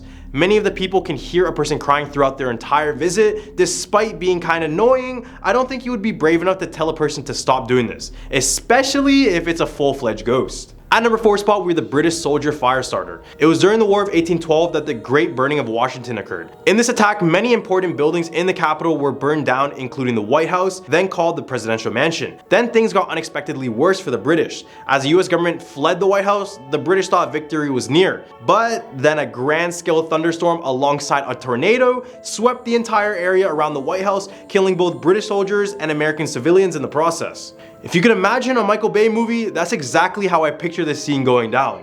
Now, it's said that a lonesome British soldier whose garments date all the way back to the 1800s appears on the White House lawn every now and again. It's said that the soldier is still roaming around the lawn of the White House with a rather large torch, almost as if the flame was eternal.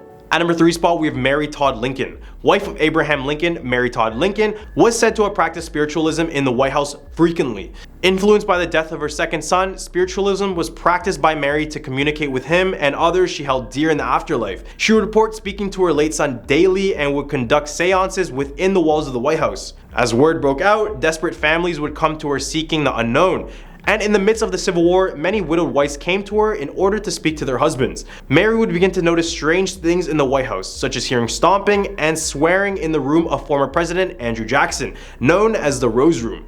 At number 2 spot, we have the Demon Cat. Spotted time and time again around the White House, the Demon Cat takes on many different variations, to different people appearing as a normal-sized cat to some and as large as an elephant to others. The Secret Service has reported seeing paw prints around the White House, which is surprising since no pets are allowed in this White House.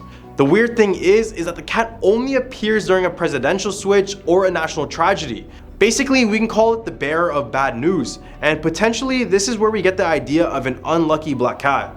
At a number 1 spot, we have an Illuminati-influenced street design. When people begin to look at Washington, D.C. from a bird's eye view, many have realized that the street designs incorporates the use of occult symbols, including an inverted pentagram with the bottom pointing directly at the White House. An anti-Masonic Christian named Ed Decker said, quote, "The satanic pentagram under which the White House sits is an open door through which Satan has access to our president." So the person who designed the streets was a visionary planner named Pierre-Charles Lafont. And to many, he was considered to be a Freemason or at least part of the Illuminati. However, after deeper research, I found that he was inspired by the city of Karlsruhe, Germany, so he didn't take inspiration from any other group. Anyways, many parts of the street resemble Christian crosses as well, so easily another conspiracy theory could be made. But who knows, maybe I'm wrong and he is related to some sort of satanic group. At a number 10 spot, we have Lake Shawnee Amusement Park. Hidden away in Princeton, West Virginia is the abandoned Lake Shawnee Amusement Park. When you look at photos of this place, it's hard to believe that this place isn't haunted. And in addition, the history of this place will confirm that belief. The park opened its doors in 1926 and was a great place to do all sorts of activities since it featured a swimming lake, racetrack, and concession stands, and even cabins for people to stay overnight. However, after 30 years after its opening, in the 1950s, there was a fatal accident within the park that caused concern all over the state. They say a young girl got crushed by a delivery truck when she was sitting on the swing ride. And around that same time, a young boy lost his life after he drowned in the swimming pool. The park ended up closing temporarily in 1967 due to a failed health inspection, but in 1987 it was reopened by a former employee of the park. However, a year later, they would uncover various Native American remains on the property, with a total of 13 skeletons of young children. Ever since, the park has been the hotspot of paranormal investigators and even Satanists, just because of the amount of paranormal activity inside of this park alone. At number 9 spot, we have Greenbrier Ghost. The Greenbrier Ghost story is very real and is the only case in the US when a ghost testimony convicted a real murderer. Story goes that there was once a lady named Zona who fell in love with a man named Trout Shoe. He was everything she would have wished for. He was charming, handsome, and even funny. However, in only a couple of months, Zona got sick and was bound to her home for weeks. However, one day, one of Trout's nephews decided to help Zona out at the home, but instead he found Zona's lifeless body. So he decided to call the doctor, but the doctor would look over her death and just diagnose it as death by childbirth. Now, here's where it gets kind of weird.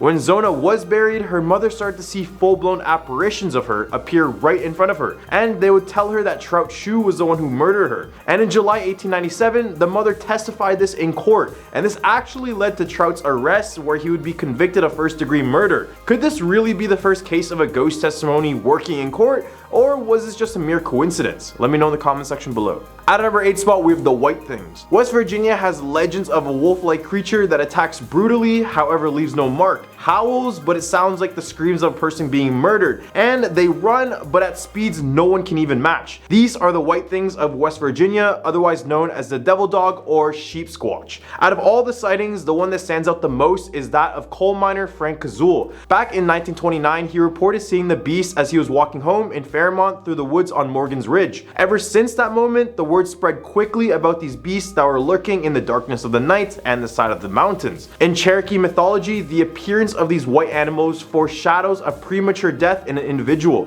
meaning that once a person sees the dogs, they are marked for death in the next few days to a week. So this would explain why searching for this beast was completely useless. At number 7 spot, we have the West Virginia Penitentiary. Opening in 1876, the West Virginia Penitentiary in the town of Moundsville is the final place many criminals saw before they're executed. This is because during its 119 years of being active, approximately 1,000 men passed away here. These range from homicides within the jail and various forms of other executions. One spirit that can be found at the penitentiary is known as R.D. Wall, or inmate number 44670. He was a snitch in the prison, and in October 1929, 3 men ambushed him and butchered him into pieces using dull shivs. Ever since, his spirit is said to haunt the basement of the prison because this is where the tragic accident took place. Other than that, you have to realize that there are countless other tortured souls here, so it's not uncommon to hear strange screams and other noises echo throughout the cell blocks. Other legends of the place claim that the prison was built directly on top of Native American burial grounds, but regardless, it's already terrifying enough. At a number 6 spot, we have Spring Hill Cemetery. Located in Charleston, West Virginia is Spring Hill Cemetery, which overlooks the city and the river nearby. It was first established as an official cemetery in 1869,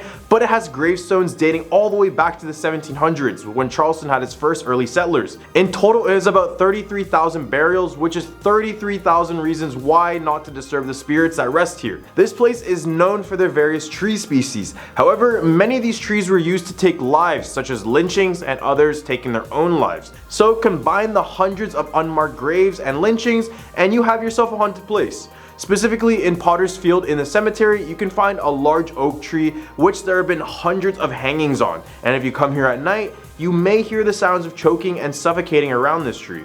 In the hub of our list, we have Hotel Morgan.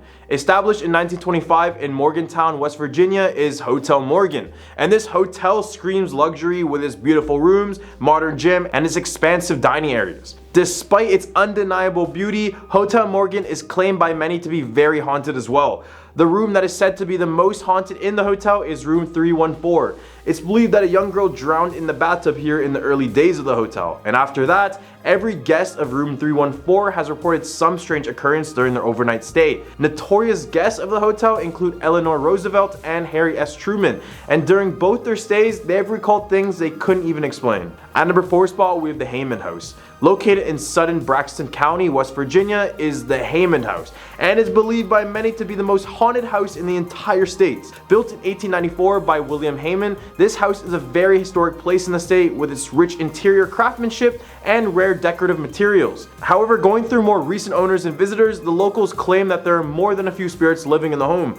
During the time Heyman lived at the house, he suffered the passing of his 8-year-old daughter and another one of his family members who died from strangulation. Visitors claim that the mirror in the foyer is guarded by a gray-haired woman, while the second floor is haunted by a woman in white. Others have seen a young girl running, which many believed is Heyman's 8-year-old granddaughter, but the only way to find out is to take a tour of this place yourself. Number 3, we have the Mothman. This creature is known worldwide, but did you know they originate in the state of West Virginia? Because Ohio seems like the place this type of creature would come from, right? The first ever recorded sighting of the Mothman took place on November 12, 1966 in Clendenin, West Virginia. Here, 5 men were preparing a grave in the cemetery when they encountered something they had never seen before. They said a brown-winged creature lifted off from the nearby trees, and they also said it was not a bird, but more so like a humanoid. Ever since its initial sighting, places around the world start to have their own versions of the Mothman. If you ever want to catch a glimpse of one, your best bet is the old West Virginia Ordnance Works,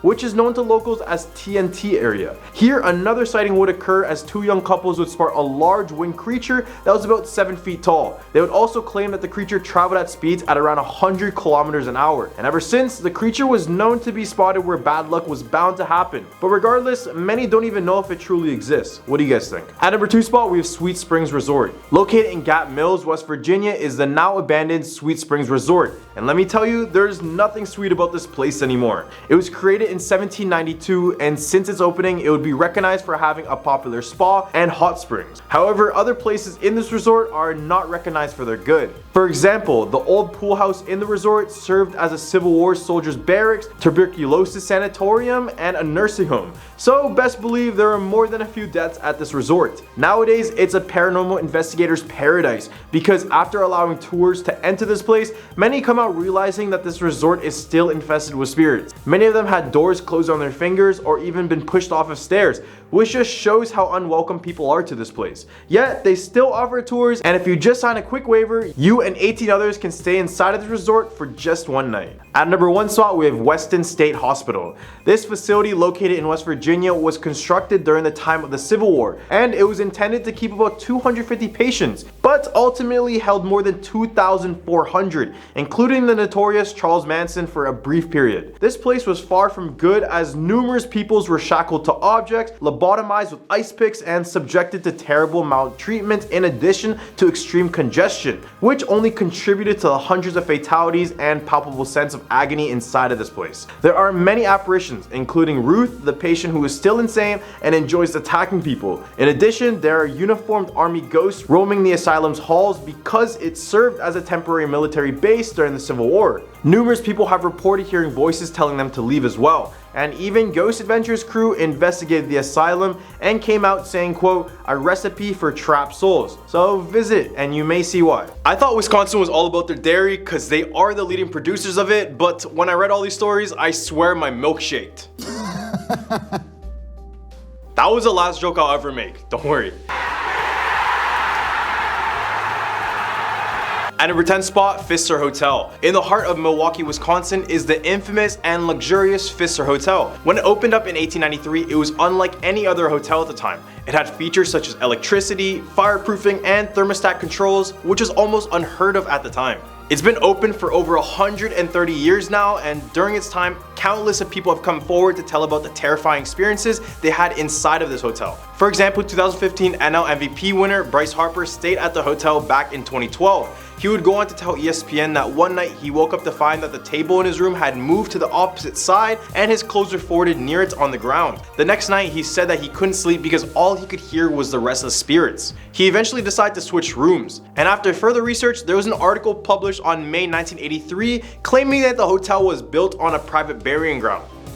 That explains a lot. At number 9 spot, we have Boy Scout Lane. This isolated rural street in Linwood, Portage County is said to be one of America's most haunted roads. It's only less than a mile long, but it's notorious for the things that happen on this road. The road gets its name, Boy Scout Lane, because this is a location where a troop of Boy Scouts were murdered on their camping trip during the late 1950s. The case never ended up getting solved, but many people had their own theories. Some believe that the murderer was their scoutmaster, while others believed it was the bus driver who drove them to the woods. Regardless of whatever story is true, what is said is that these Boy Scouts haunt the forest around this stretch of road. Some who drive on this road see 4 distinct lights in the distance, which are supposed to resemble the 4 Boy Scouts looking to get through the forest. But if you decide to be brave enough and camp out there, you will most likely hear the sounds of footsteps and breaking branches coming in all sorts of directions in the middle of the night. And if you sleep in your car, you may wake up with childlike handprints on the vehicle. So if you can, try to avoid this street at all costs. At number 8 spot, we have the Rhinelander Hodag. This creature native to the town of Rhinelander, Wisconsin is said to have the strength of an ox, the ferocity of a bear, and the cunning of a fox. In basic words, this creature is the ultimate predator. Eugene Gene Shepard, a pioneer and lumber cruiser from Rhinelander, claimed to have captured this terrifying beast on camera in 1896, right before it pounced on him from a white pine log. The most dreadful sight was captured by a camera. A hairy creature 7 feet long and 30 inches tall with threatening tusks, powerful jaws, and sharp claws. However, in this case, it turned out to be a big hoax when a group of scientists came to visit Shepard after he allegedly caught one. Regardless, this creature has carved its name in the town of Rhineland, and if you decide to take a visit of the town, you'll find its logos on the town, school, you name it. At number 7 spot, we have the Bloody Headstone at Riverside Cemetery. Opening in 1870, the Riverside Cemetery is one of the oldest cemeteries in the town of Appleton, Wisconsin. While the graveyard stacked up over the years, there's one gravesite that is significantly different from the others. This is the case of the grave of Kate Blood. In past reports, they would call Kate either a witch, a murderer, or even a victim of murder. However, it was much more different than that. Born in 1851 as Catherine Blood, she lived a short life, only having reached the age of 23 before passing away from tuberculosis in 1874. Now, around Halloween every single year, when it's a full moon, people claim to see blood ooze out of her tombstone. Her tombstone is by the back of the cemetery, which made more people believe further that they tried to hide her for a reason. At number 6 spot, we have the Vampire of Graceland Cemetery. The town of Mineral Point in southwest Wisconsin was terrorized by a vampire for a short period of time. More specifically, these sightings were first reported back in 1981. It was a snowy night in 1981 when police officer John Pepper got calls saying that there was a mysterious figure that looked like a vampire walking around the cemetery. When the officer arrived, he immediately spotted the figure, but supposedly it began to run at incredible speeds to a point when it lost the officer within seconds. After the report was completed, not another vampire would be sighted until 23 years later in 2004. This is when several witnesses claimed that a strange slender man was attacking people by jumping at them from atop trees. The police arrived again only to see the figure run away at supernatural speeds. Then in 2005, a couple was fishing when they spotted a tall, pale, slender man with alleged fangs approaching them. Luckily, they noticed it immediately and pulled out a flashlight to see more clearly, and they claimed that the light started to physically hurt the man, which led more people to believe that it was a vampire. In the hump of our list, we have the Lake Winnebago water monster. In east central Wisconsin lies the shallow freshwater lake, Winnebago. Back when the Winnebago tribe inhabited the shores of the lake, they would tell stories of a fish so big it would snatch up entire deer and moose from the edge of the water. And when I mean snatch, I mean it would eat the entire thing whole, including the antlers. It was so feared by the natives that they refused to cross the river no matter what happened.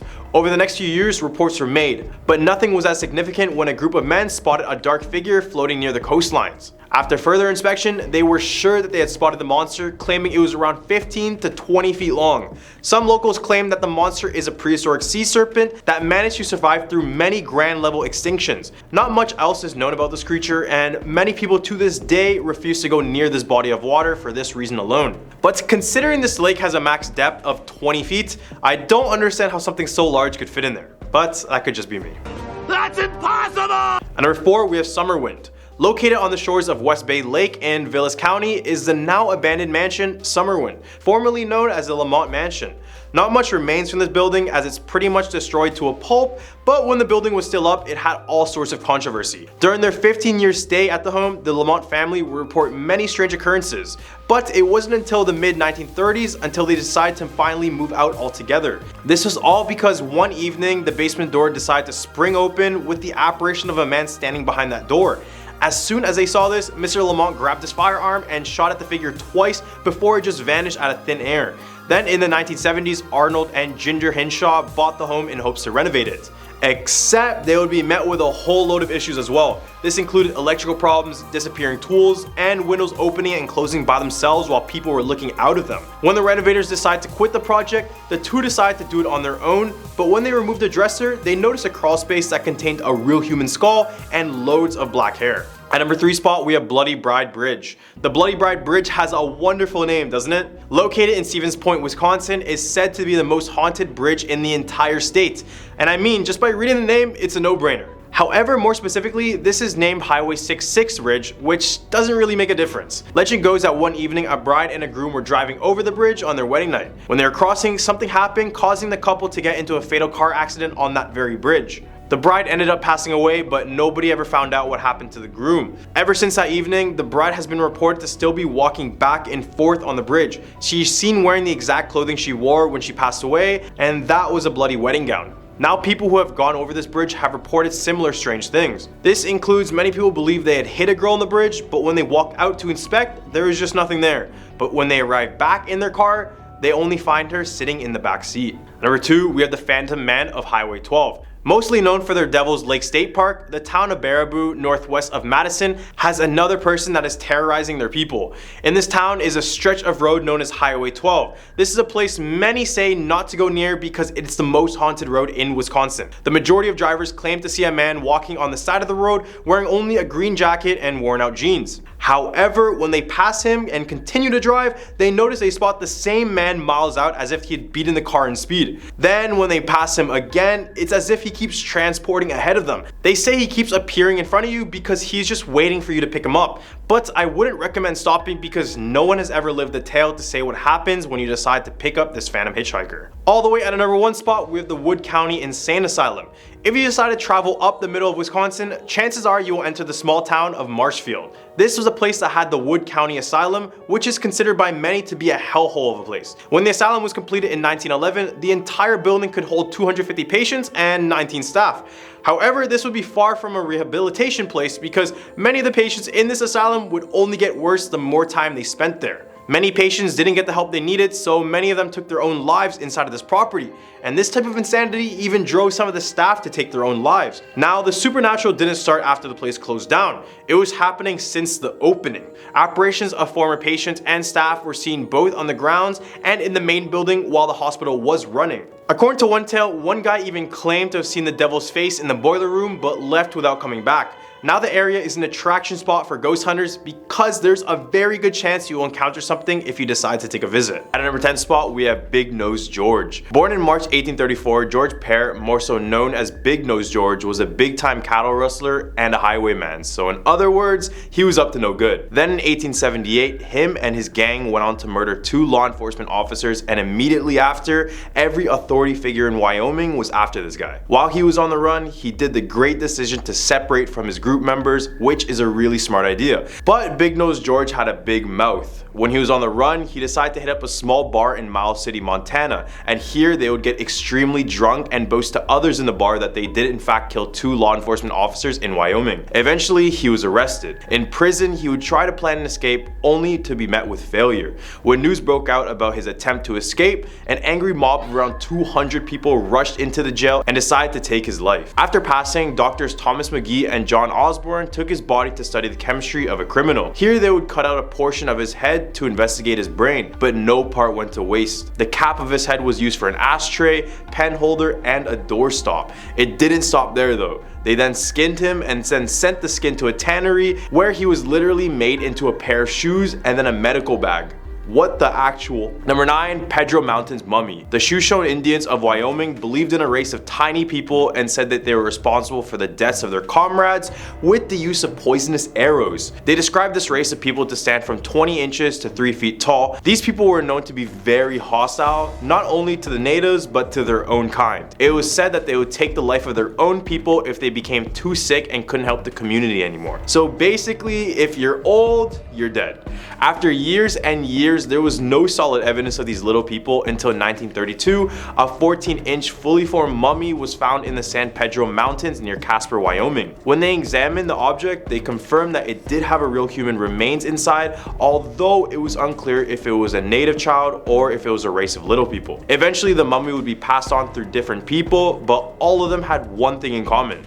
They would be faced with extreme bad luck as soon as they possessed the mummy, which led many people to believe that it was cursed. It was passed on to a businessman named Yvonne Goodman, who passed away shortly after. Then it was passed on to another businessman, Leonard Walder, who also passed away only a year after having it.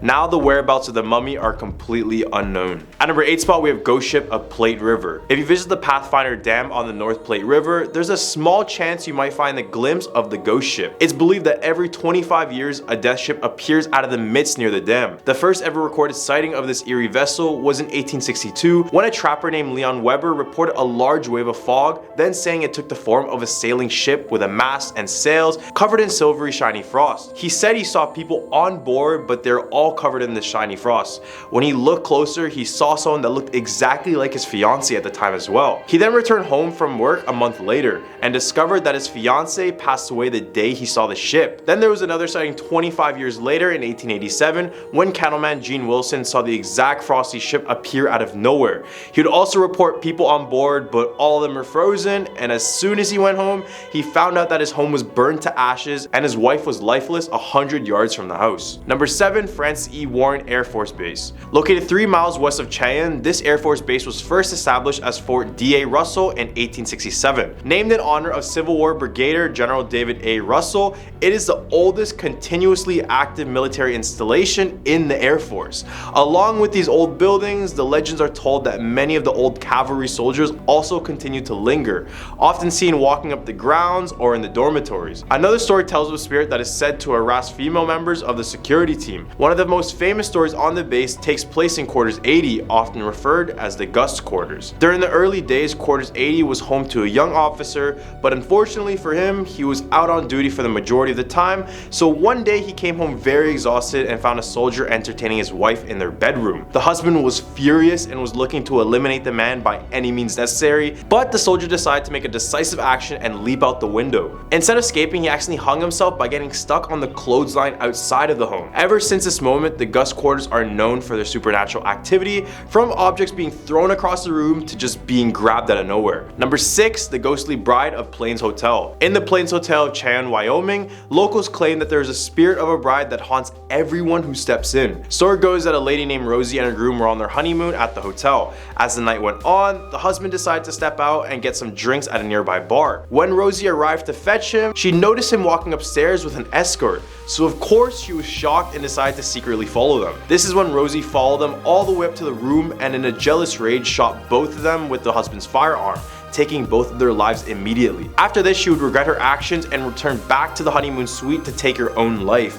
Now, if you enter the Plain Hotel, you may be met with apparitions of the 3 people involved in the story.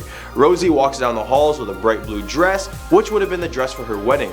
In the Hump list, we have the Devil's Tower. This 1,200-foot tower of rugged rock is known as the Devil's Tower. It is located in northeast Wyoming, and when you look closer in the area, there is nothing that even closely resembles this behemoth. It's very unique in nature as it has all these grooves surrounded all around the rock. Although these can be explained by natural phenomena like a former volcano, Native Americans around the area have a completely different belief. Many claim that back in the day the natives were being attacked by these gigantic bears, so to defend themselves they would go up the Devil's Tower and pray to the Great Spirit to save them. They claim this is why the tower had grooves, because it was from the bears trying to claw themselves up on it. Number 4, Wyoming Frontier Prison. Located in Rawlins, Wyoming, the Wyoming Frontier Prison has the reputation of being one of the toughest prisons in the Wild West. Opened in 1901, it housed some of the most violent inmates, featured a dungeon, botched executions, and was known for rampant violence. Now a museum, employees and visitors alike have reported ghostly encounters.